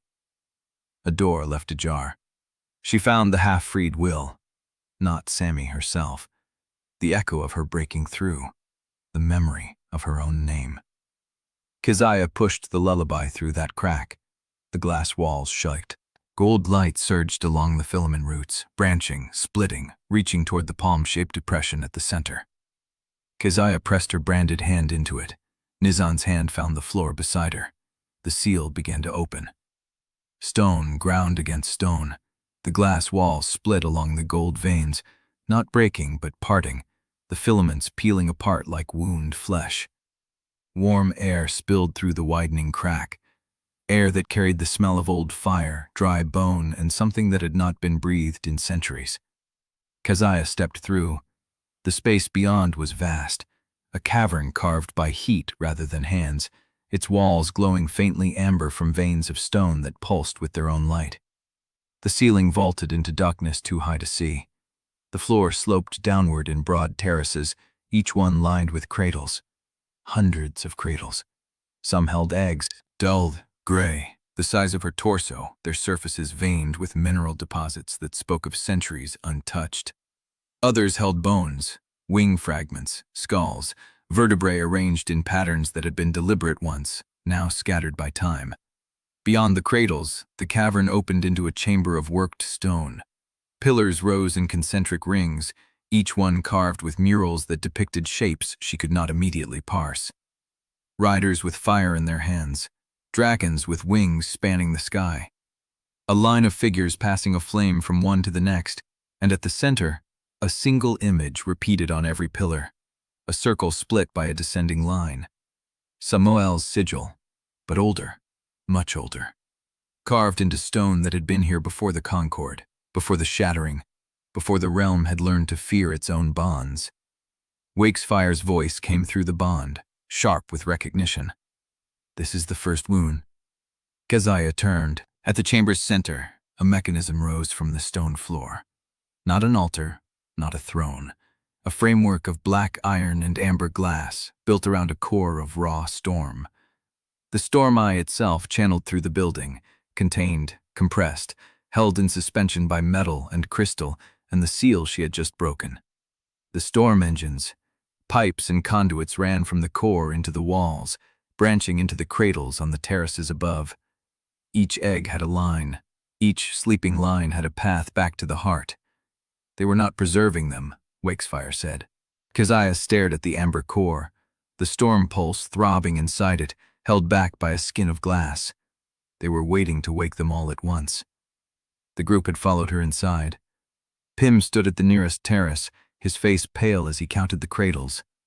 Zuri and Mati flanked the entrance, watching the mist outside. And Azal had guided Pale Wake's sling through the gap, and Calvo was already checking the white dragon's pulse. Idrisi was at the pillar closest to the mechanism, his hand pressed to the carved sigil. "This is older than any Concord seal," he said. "This is the origin." Keziah moved toward the mechanism. The amber glass hummed as she approached, responding to the brand on her palm, to the bond hollow she still held open, to the echo of Sammy's will that had let them through. The storm inside the core was waiting, not dead, not dormant, held. "Your mother found this place," the Undesirable said from behind her. "She never told me what she found, only that she had to close it." Keziah looked at the conduits, at the eggs, each one a potential bond, at the murals showing a line of flame passed from rider to rider across generations. Samuel wanted this. He had not been trying to destroy the bloodlines. He had been trying to control them, to keep them asleep until he could wake them on his terms, when he had all three keys and the authority to direct the awakening. She had just opened his door.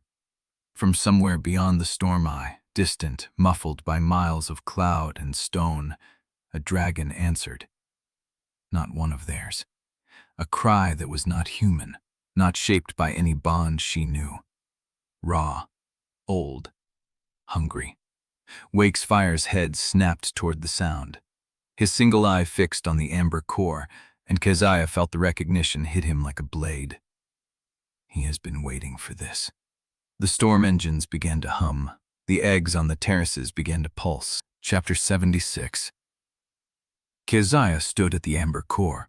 The hum vibrated through her boots, up her spine, settling in the branded palm like a second pulse.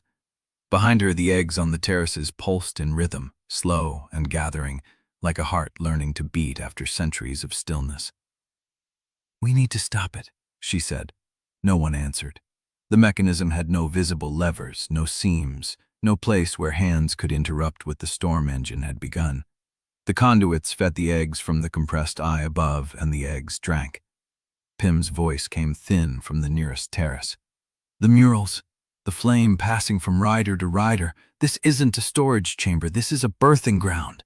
"A hatching," Zuri said. "All at once, hundreds of them." Matty was already at the far wall, running his scarred hands along the conduits. "The storm eye feeds through the pillars. If I could find the pressure point, you will not." The voice came from the entrance, quiet, carried on the same warm air that had spilled through the seal. High Warden Samuel Ikaru stepped through the gap in the glass wall.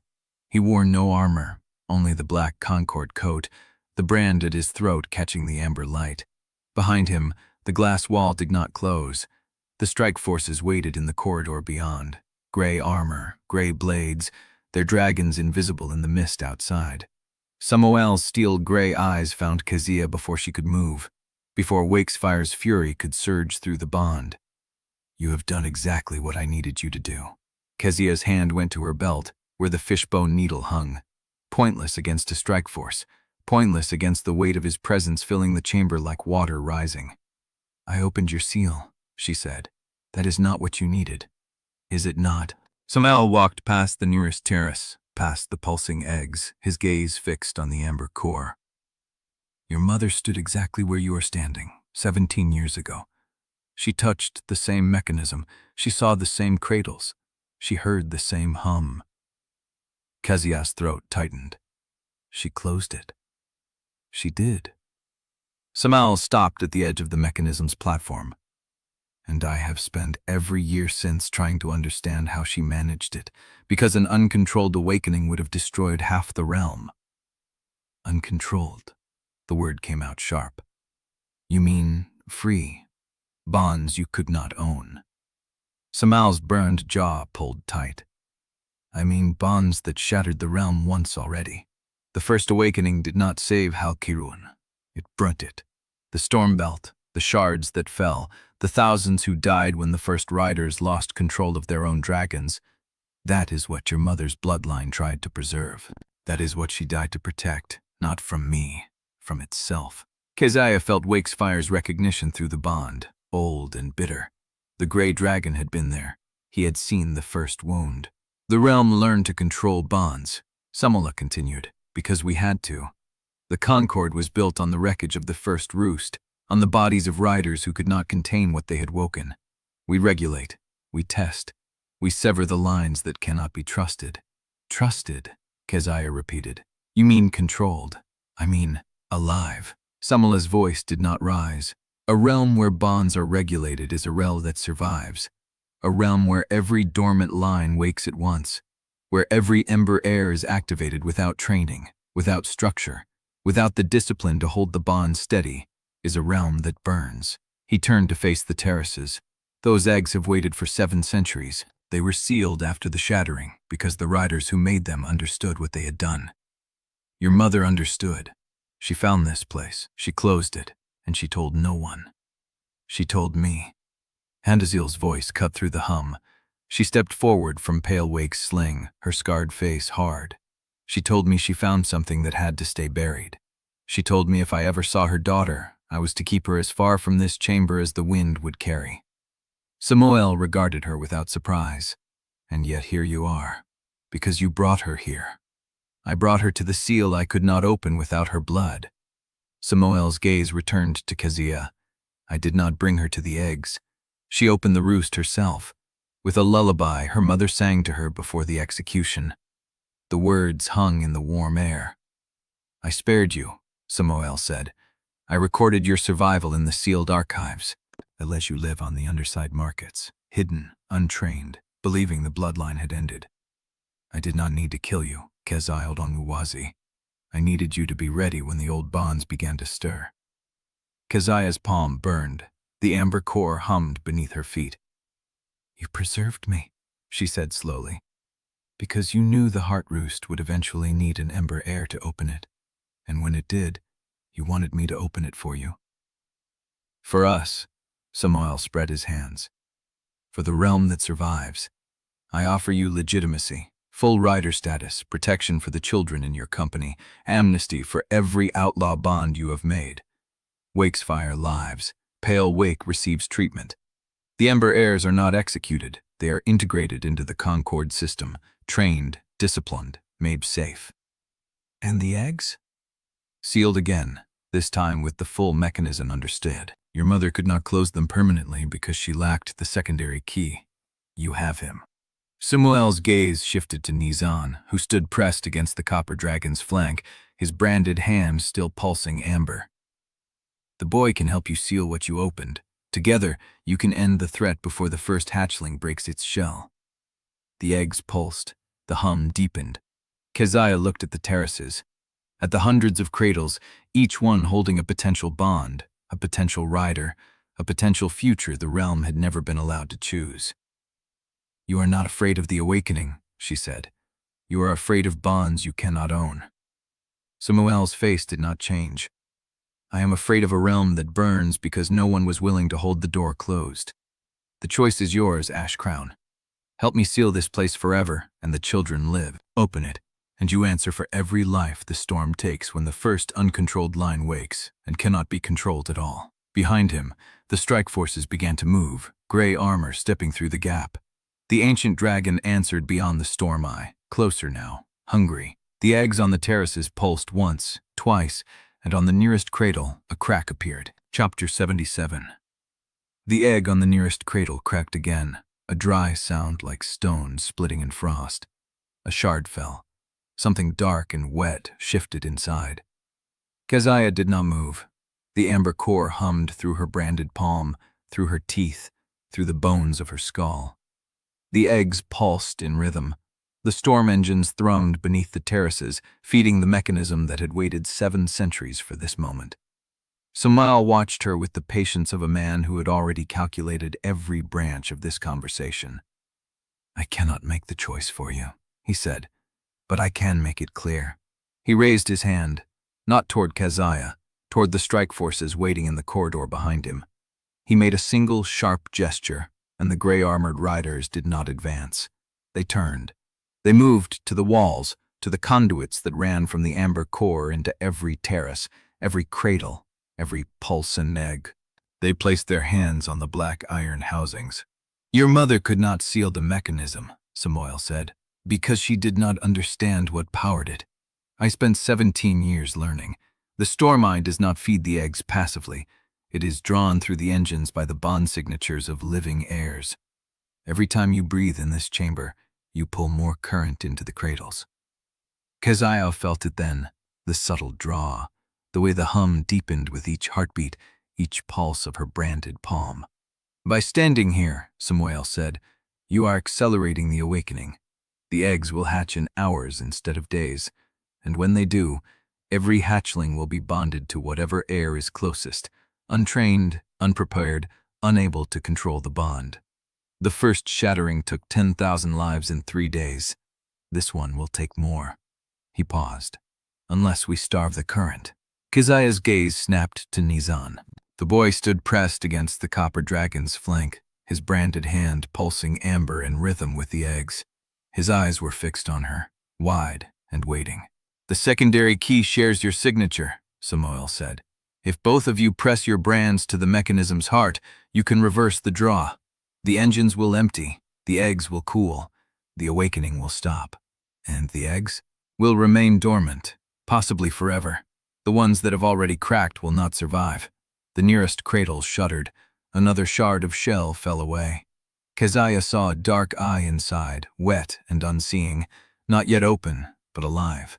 "Seal the chamber," Samuel said, "and the children live. The Ember heirs are integrated. Wakesfire receives treatment.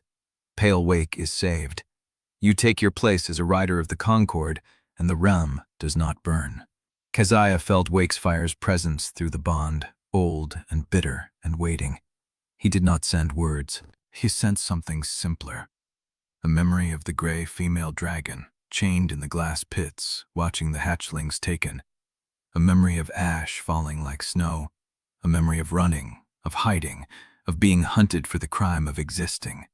"He will never stop," Wakesfire said. "Not if you seal it, not if you open it. He will find another way." The amber core pulsed. Keziah looked at the terraces, at the hundreds of cradles, at the dark eye blinking in the cracked shell. She looked at Nizan. "What do you want?" she asked. The boy's throat wound still wept pink through the bandage. His hand shook against the copper dragon's flank, but his voice, when it came, was steady. "I want them to wake." Samuel's face did not change. "Then you doom them," he said. "Untrained bonds cannot be controlled. The storm will—" "It will not." Keziah turned to face him fully. "You are right about one thing. The first awakening broke the realm because the riders had no structure, no discipline, no way to hold the bond steady. But we are not the first riders. We are the children of the survivors.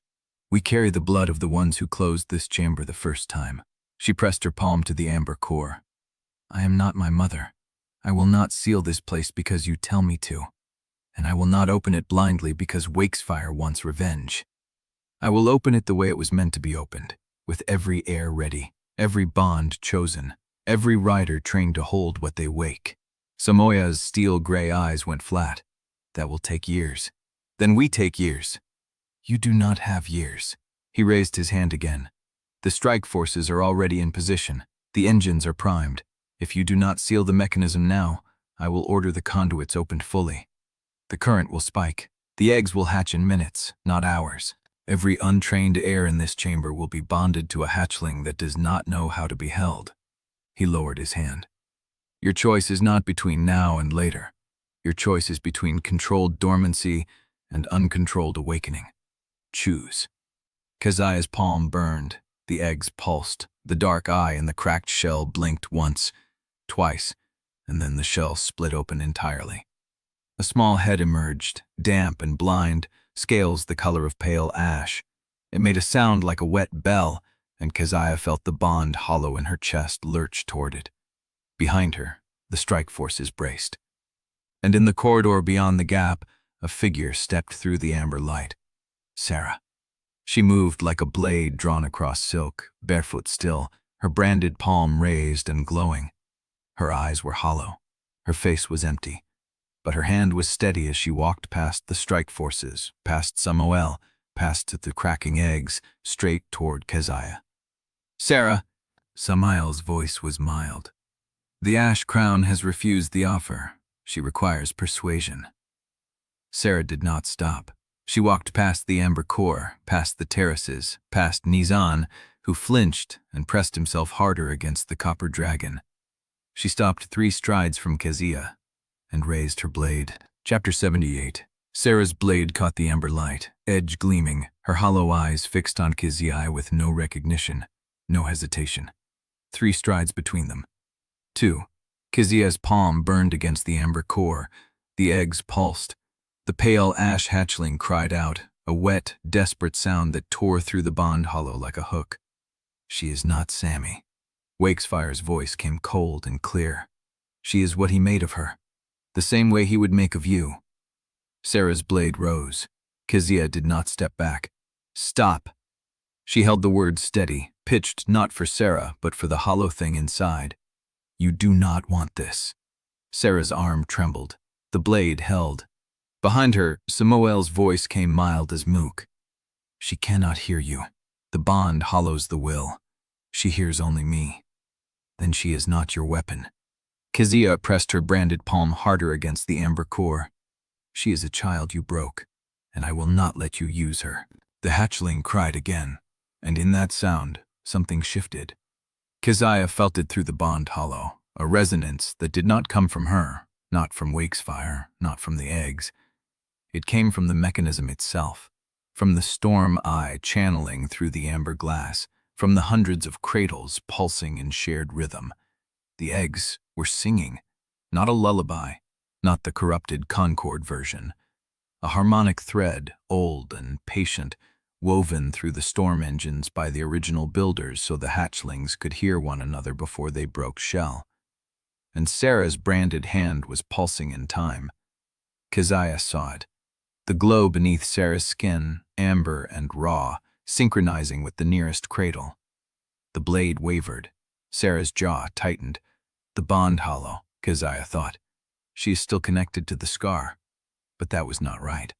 The scar was Sammy's forced bond imprint, the door Keziah had used to open the seal. What she felt now was older, a second harmonic that threaded through the scar into something beneath it. The eggs recognize her, she breathed.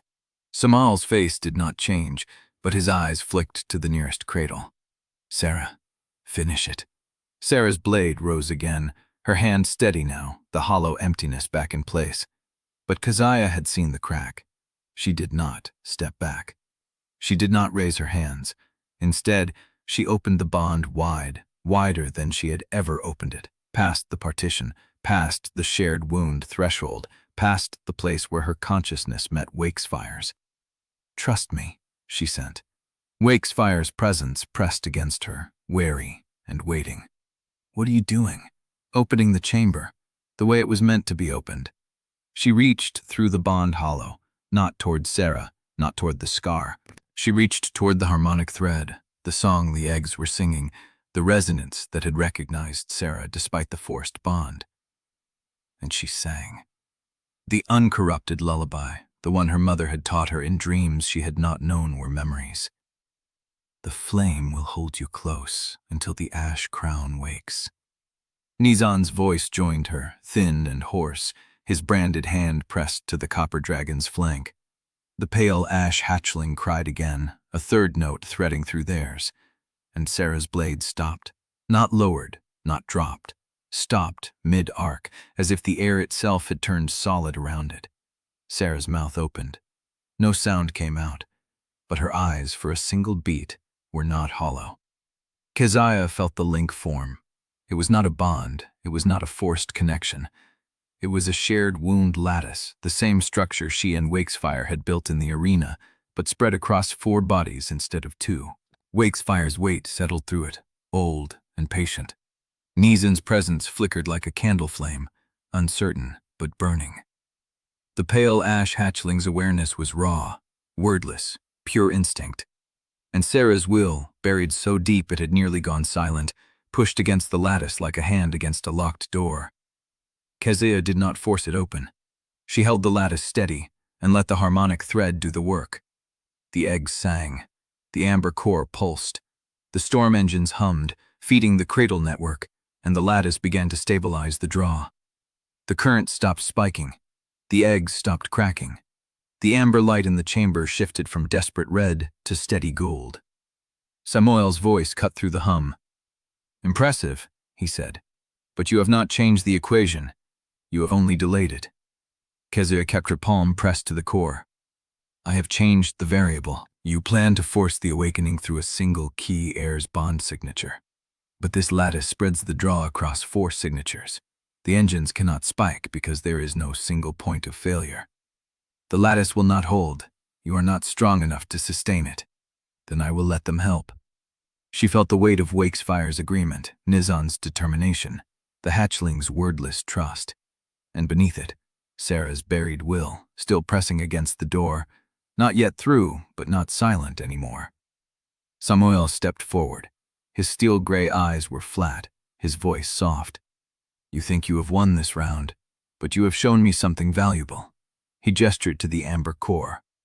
"The lattice has a signature. Every bond in this room has a signature, and now I know exactly how to find them." He raised his hand. The strike forces shifted behind him. The corridor beyond the gap filled with armored riders. But before he could give the order, the pale ash hatchling screamed. It was not a cry of fear. It was a call, piercing and sharp, that cut through the storm engine's hum like a blade through silk. And in the distance, beyond the storm eye, beyond the shard graveyard, beyond the mapped world, the ancient dragon answered. Not with hunger this time, with recognition. Chapter 79. The recognition in that answering cry did not feel like discovery. It felt like reunion, like something that had been waiting a very long time had finally heard a voice it knew. The pale ash hatchling screamed again, small body vibrating against the amber-lit stone, and the chamber answered. The storm engines shuddered. The conduits feeding the cradles flickered, gold light stuttering along the black iron veins. Samuel's hand was still raised. His strike forces still waited in the corridor beyond the glass wall gap. But his steel-gray eyes had shifted, tracking the harmonic vibration that now ran through the mechanism like a second pulse. "The lattice," he said, and his voice carried something Keziah had never heard in it before: uncertainty. "You have not spread the draw across 4 signatures. You have anchored it to a resonance older than the Concord." He took a step back. Not retreat, assessment. The girl first. Sarah's blade moved, but the angle was wrong. Keziah saw it in the half-beat before impact, the way Sarah's weight shifted, the way her hollow eyes flickered. The strike that should have taken Keziah across the throat instead cut a line across her forearm, shallow and bleeding, and Sarah's momentum carried her past. Behind her, between Keziah and Samuel, the hollow was still there, but the buried will had pushed the door open, just wide enough to redirect a blade. Samuel saw it too.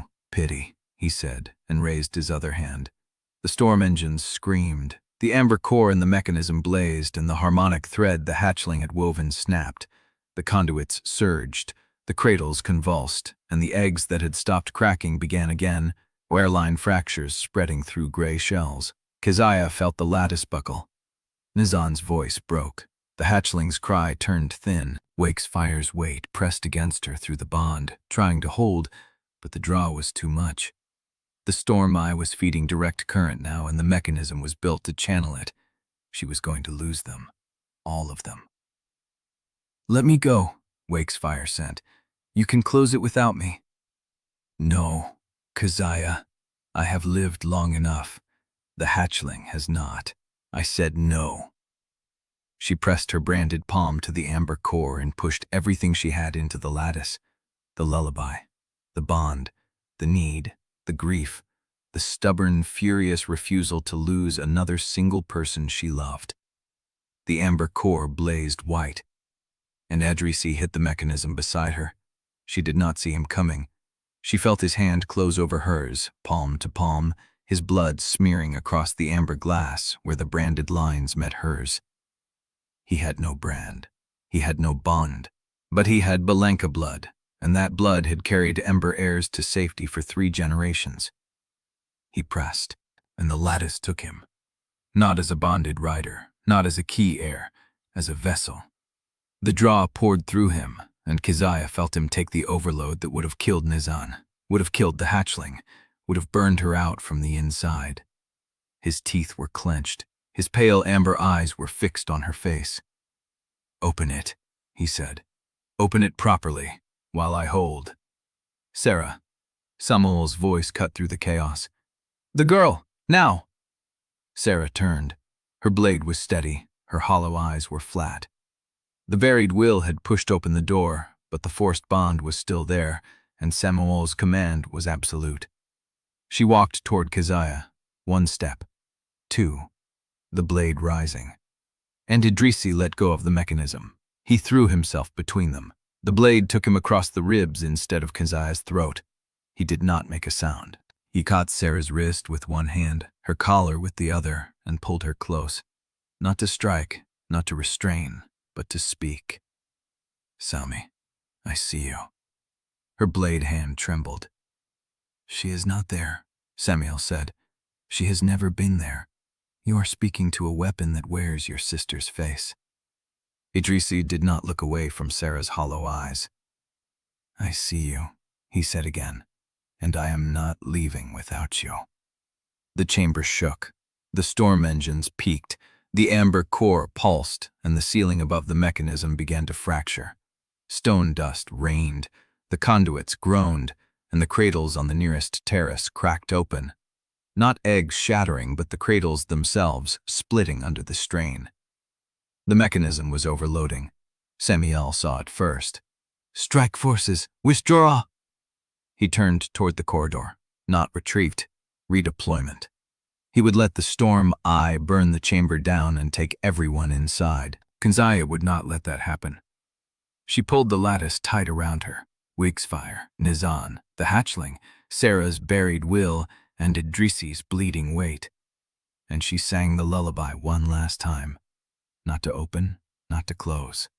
To redirect. The amber core answered. The draw ripped free of the mechanism and channeled upward, into the failing ceiling, into the stone that had held the storm eye closed for 17 years. The cracks spread. The amber light poured through them, and the roof above the heart roost began to fall. Samuel was halfway to the corridor when Idrisi moved. Keziah did not see the choice. She saw the result. Idrisi, ribs bleeding, hand closing around Samuel's arm. Not to stop him, to hold him. "You knew," Idrisi said. "You knew what she was, what Sami was, and you used every single one of us." Samuel's face was flat. "You think this changes anything?" "I think it ends here." Idrisi shoved, not toward the corridor, toward the mechanism, Samuel stumbled, caught himself on the amber core, and the failing ceiling came down between him and the exit. Stones slammed into the gap, sealing the corridor. The strike forces on the other side would take minutes to dig through. Minutes they did not have. Samuel looked at the fallen stone, then at Keziah. "Impressive," he said. "But you have trapped yourself with me." The amber core pulsed. The ceiling groaned. The chamber was dying, and everyone inside it would die with it. Keziah had 3 beats to make a choice. She could let the ceiling fall, let it bury Samuel, Idrisi, and the mechanism together, walk out with her people and let the heart roost burn behind her. She could try to save everyone and lose them all. She could. Idrisi reached for her, not to pull her down, to push her away. "Take them," he said. "Take Sammy. Take the hatchling. I will hold the mechanism open long enough for you to clear the gap. You will die. Better than watching you die for me." The amber core flared, the ceiling cracked wider, and Keziah saw, in the beat before the stone fell, the thing that made her choice. Idrisi's face was not brave. It was not resigned. It was hopeful. He believed she would let him go. He believed she would choose the others over him. He believed he had earned that ending, and that was why she could not give it to him. She grabbed his collar, hauled him off the mechanism, and threw him toward the gap. "No!" The stone fell where he had been standing. The amber core shattered, the mechanism screamed, and Samael Ikaru, High Warden of the Pyre Concord, was on the wrong side of the collapse. Keziah saw his face in the last pulse of amber light. Not rage, not fear. Wheels turning. Calculation. Already cataloging what he had learned, what he could use, how he would rebuild. "I will find you," he said. "Every bond in your lattice, every heir who answers. I will find them all." The ceiling came down. Stone and amber and storm gold buried the mechanism and the man who had spent 17 years waiting for this moment. The chamber went dark. And through the dust and the settling stone, through the ringing silence of the collapse, Keziah heard it. Not the ancient dragon, not the hatchling, something else. A cry, distant and thin, rising from somewhere beyond the mapped shards. Another. A chorus of voices that had been sleeping, waking, answering the call the pale ash hatchling had sent into the storm. Samuel was buried. The heart roost was gone. But the echoes were still spreading. Chapter 80. The dust still settled in Keziah's lungs when she pulled Idrisi through the gap. Stone groaned behind them. The corridor beyond the collapsed chamber was dark, the amber light dying in pulses, and she did not stop until her boots hit open air, and the storm eye's gray wind ripped the grit from her face. They were out. The platform still held. The work dragons had not bolted. Zuri was on her feet, blade out, scanning the mist. Mati had the copper dragon's rein wrapped around his scarred fist. Fandaziel crouched beside the sling where pale Wake's flank barely rose. Nizan stood at the edge, his branded hand pressed against his chest, staring at the sealed gap where the heart roost had been. The pale ash hatchling was in Keziah's shadow. It had followed her through the collapse without sound, without hesitation, its damp wings folded, its blind head turned toward her like a compass needle. Pim's voice cracked the silence. "Is he buried?" Keziah said. She did not say dead. She did not believe it. Idrisi was on his knees, one hand clamped over his ribs where Sarah's blade had cut him. Blood welled between his fingers. His face was gray, but his eyes were on Keziah. "Sammy," he said. "Where is Sammy?" Keziah turned. The platform held 9 of them. Wakesfire, the hatchling, Nizan, the twins, Dandazil, Pim, Calvo, Idrisi, not Sammy. The amber light in the corridor behind them had gone dark. The forced bond that had held her had snapped when the mechanism fell, or she was still inside, or she had been taken in the retreat Samuel had ordered before the ceiling came down. Keziah did not know. But the bond hollow where Sarah's will had pushed through the lattice was still warm, not silent, waiting. "She's alive," Keziah said, and the certainty in her voice surprised her. The lattice held something of her. She's still in it. Idrisi closed his eyes. Calvo was already moving toward him, a strip of cloth pulled from his robe. pressing it over the wound before anyone could argue. The blade caught between ribs. He will live if we stop the bleeding now. Keziah watched Calvo work. She watched Idrisi's breath hitch, watched his hand find Calvo's wrist, watched him not look at her. They had come out of the storm alive. That was all she had energy to claim. Then Undesirable stood. Her scarred face was hard, but her voice was quiet when she spoke. The Concord will send riders to this position within the hour. Samuel may be buried, but his strike forces are not. We have to move. Where? Zuri said. The Bellanca area is ash. The monastery is sealed. We have a dying white dragon, a blind hatchling, and a boy who can barely stand. East, Keziah said. The word came without planning. It came from the wayfinder still warm against her hip, from the memory of her mother's voice in the vault, from the chorus of distant cries that had answered the hatchling's call. There are other roosts, other heirs. The keepers have been tracking them for 17 years. We have the ledgers, the routes, the uncorrupted lullaby. She looked at Pym. We have the truth. Pym's jaw was tight, but he nodded. His satchel was still strapped across his chest, the Bellanca surveillance records and pre-Concord maps still inside. I have 11 other names, he said. Living Ember heirs, children. They are on a Concord monitoring list. Some of them may already be in transit to Ashfall Gate. Then we find them before the Concord does. Nizan spoke without turning from the collapsed gap. And the eggs? Keziah looked at the hatchling. It pressed against her calf, small and warm and blind, and she felt the bond hollow in her chest pulse in time with its breath. Not a full bond, not yet, but a thread, thin as spider silk, already pulling. The eggs are lost, she said. But what they meant, what the heart roost was supposed to be, that does not have to die. She crouched. The hatchling turned its head toward her voice. I do not know what you are, she said, but you called something awake, and it answered. The hatchling made a sound, not a cry, a note, low and resonant, that vibrated through the stone beneath her feet. And from beyond the storm eye, beyond the mist and the shattered shards and the mapped boundaries of Helkudrun, the answering cry came again. Not one, three.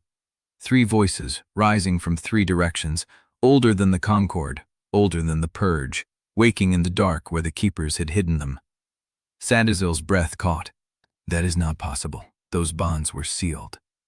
They were waiting, Keziah said. She straightened. The weight of the past hours sat in her bones, the chamber, the collapse, the sight of Idrisi throwing himself onto the mechanism, the sound of Samuel promising to find every bond in her lattice. But the ash crown was not a title Samuel had given her. It was the name her mother had carried, the role she had chosen when she closed the heart roost rather than let it be used. Keziah had opened it. She had let the eggs crack. She had buried a man alive. But she was still standing, and the dragons were rising. Wakesfire's voice came through the bond, rough and ancient and tired. Then we fly. Not a question, not a command, a statement of fact. They were fugitives. They had children to find, ledgers to deliver, a war to start. But they had each other. Keziah looked at Idrisi. He was on his feet now, Calvo's bandage darkening against his ribs, his amber eyes meeting hers across the platform. There was no forgiveness in his face, no apology, just the same exhausted, hopeful, stubborn thing he had been since the beginning. I will carry what I can, he said, and I will not slow you down. She wanted to say something that would bridge the distance, that would tell him she understood why he had tried to stay behind, why he had held Samuel, why he had called Sammy's name in the dark. But the words would not come. Instead, she held out her hand. He took it. His fingers were cold, his grip weak from blood loss, but he held on. Then keep up, she said. The first answering dragon broke the clouds. It was not gray like Wakesfire. It was not ancient. It was young, its scales the green of deep water, its wings catching the stormlight as it wheeled above the mist and let out a cry that shook the air. Behind it, the second rose. Behind it, the third. They were not Concord mounts. They were not trained. They were waking. Keziah swung onto Wakesfire's back, The hatchling scrambled up her arm, settling against her shoulder, and she felt the thread of its bond-thin presence settle into the lattice that still held Nizan, that still held the echo of Sarah's buried will. She looked east. The Wayfinder's needle did not waver. 11 children, 3 waking dragons, a network of keepers, a dead chamber, a buried high warden. It was not a victory. It was a beginning. "Hold on," she said. Wakefire's wings opened, and they fled into the storm.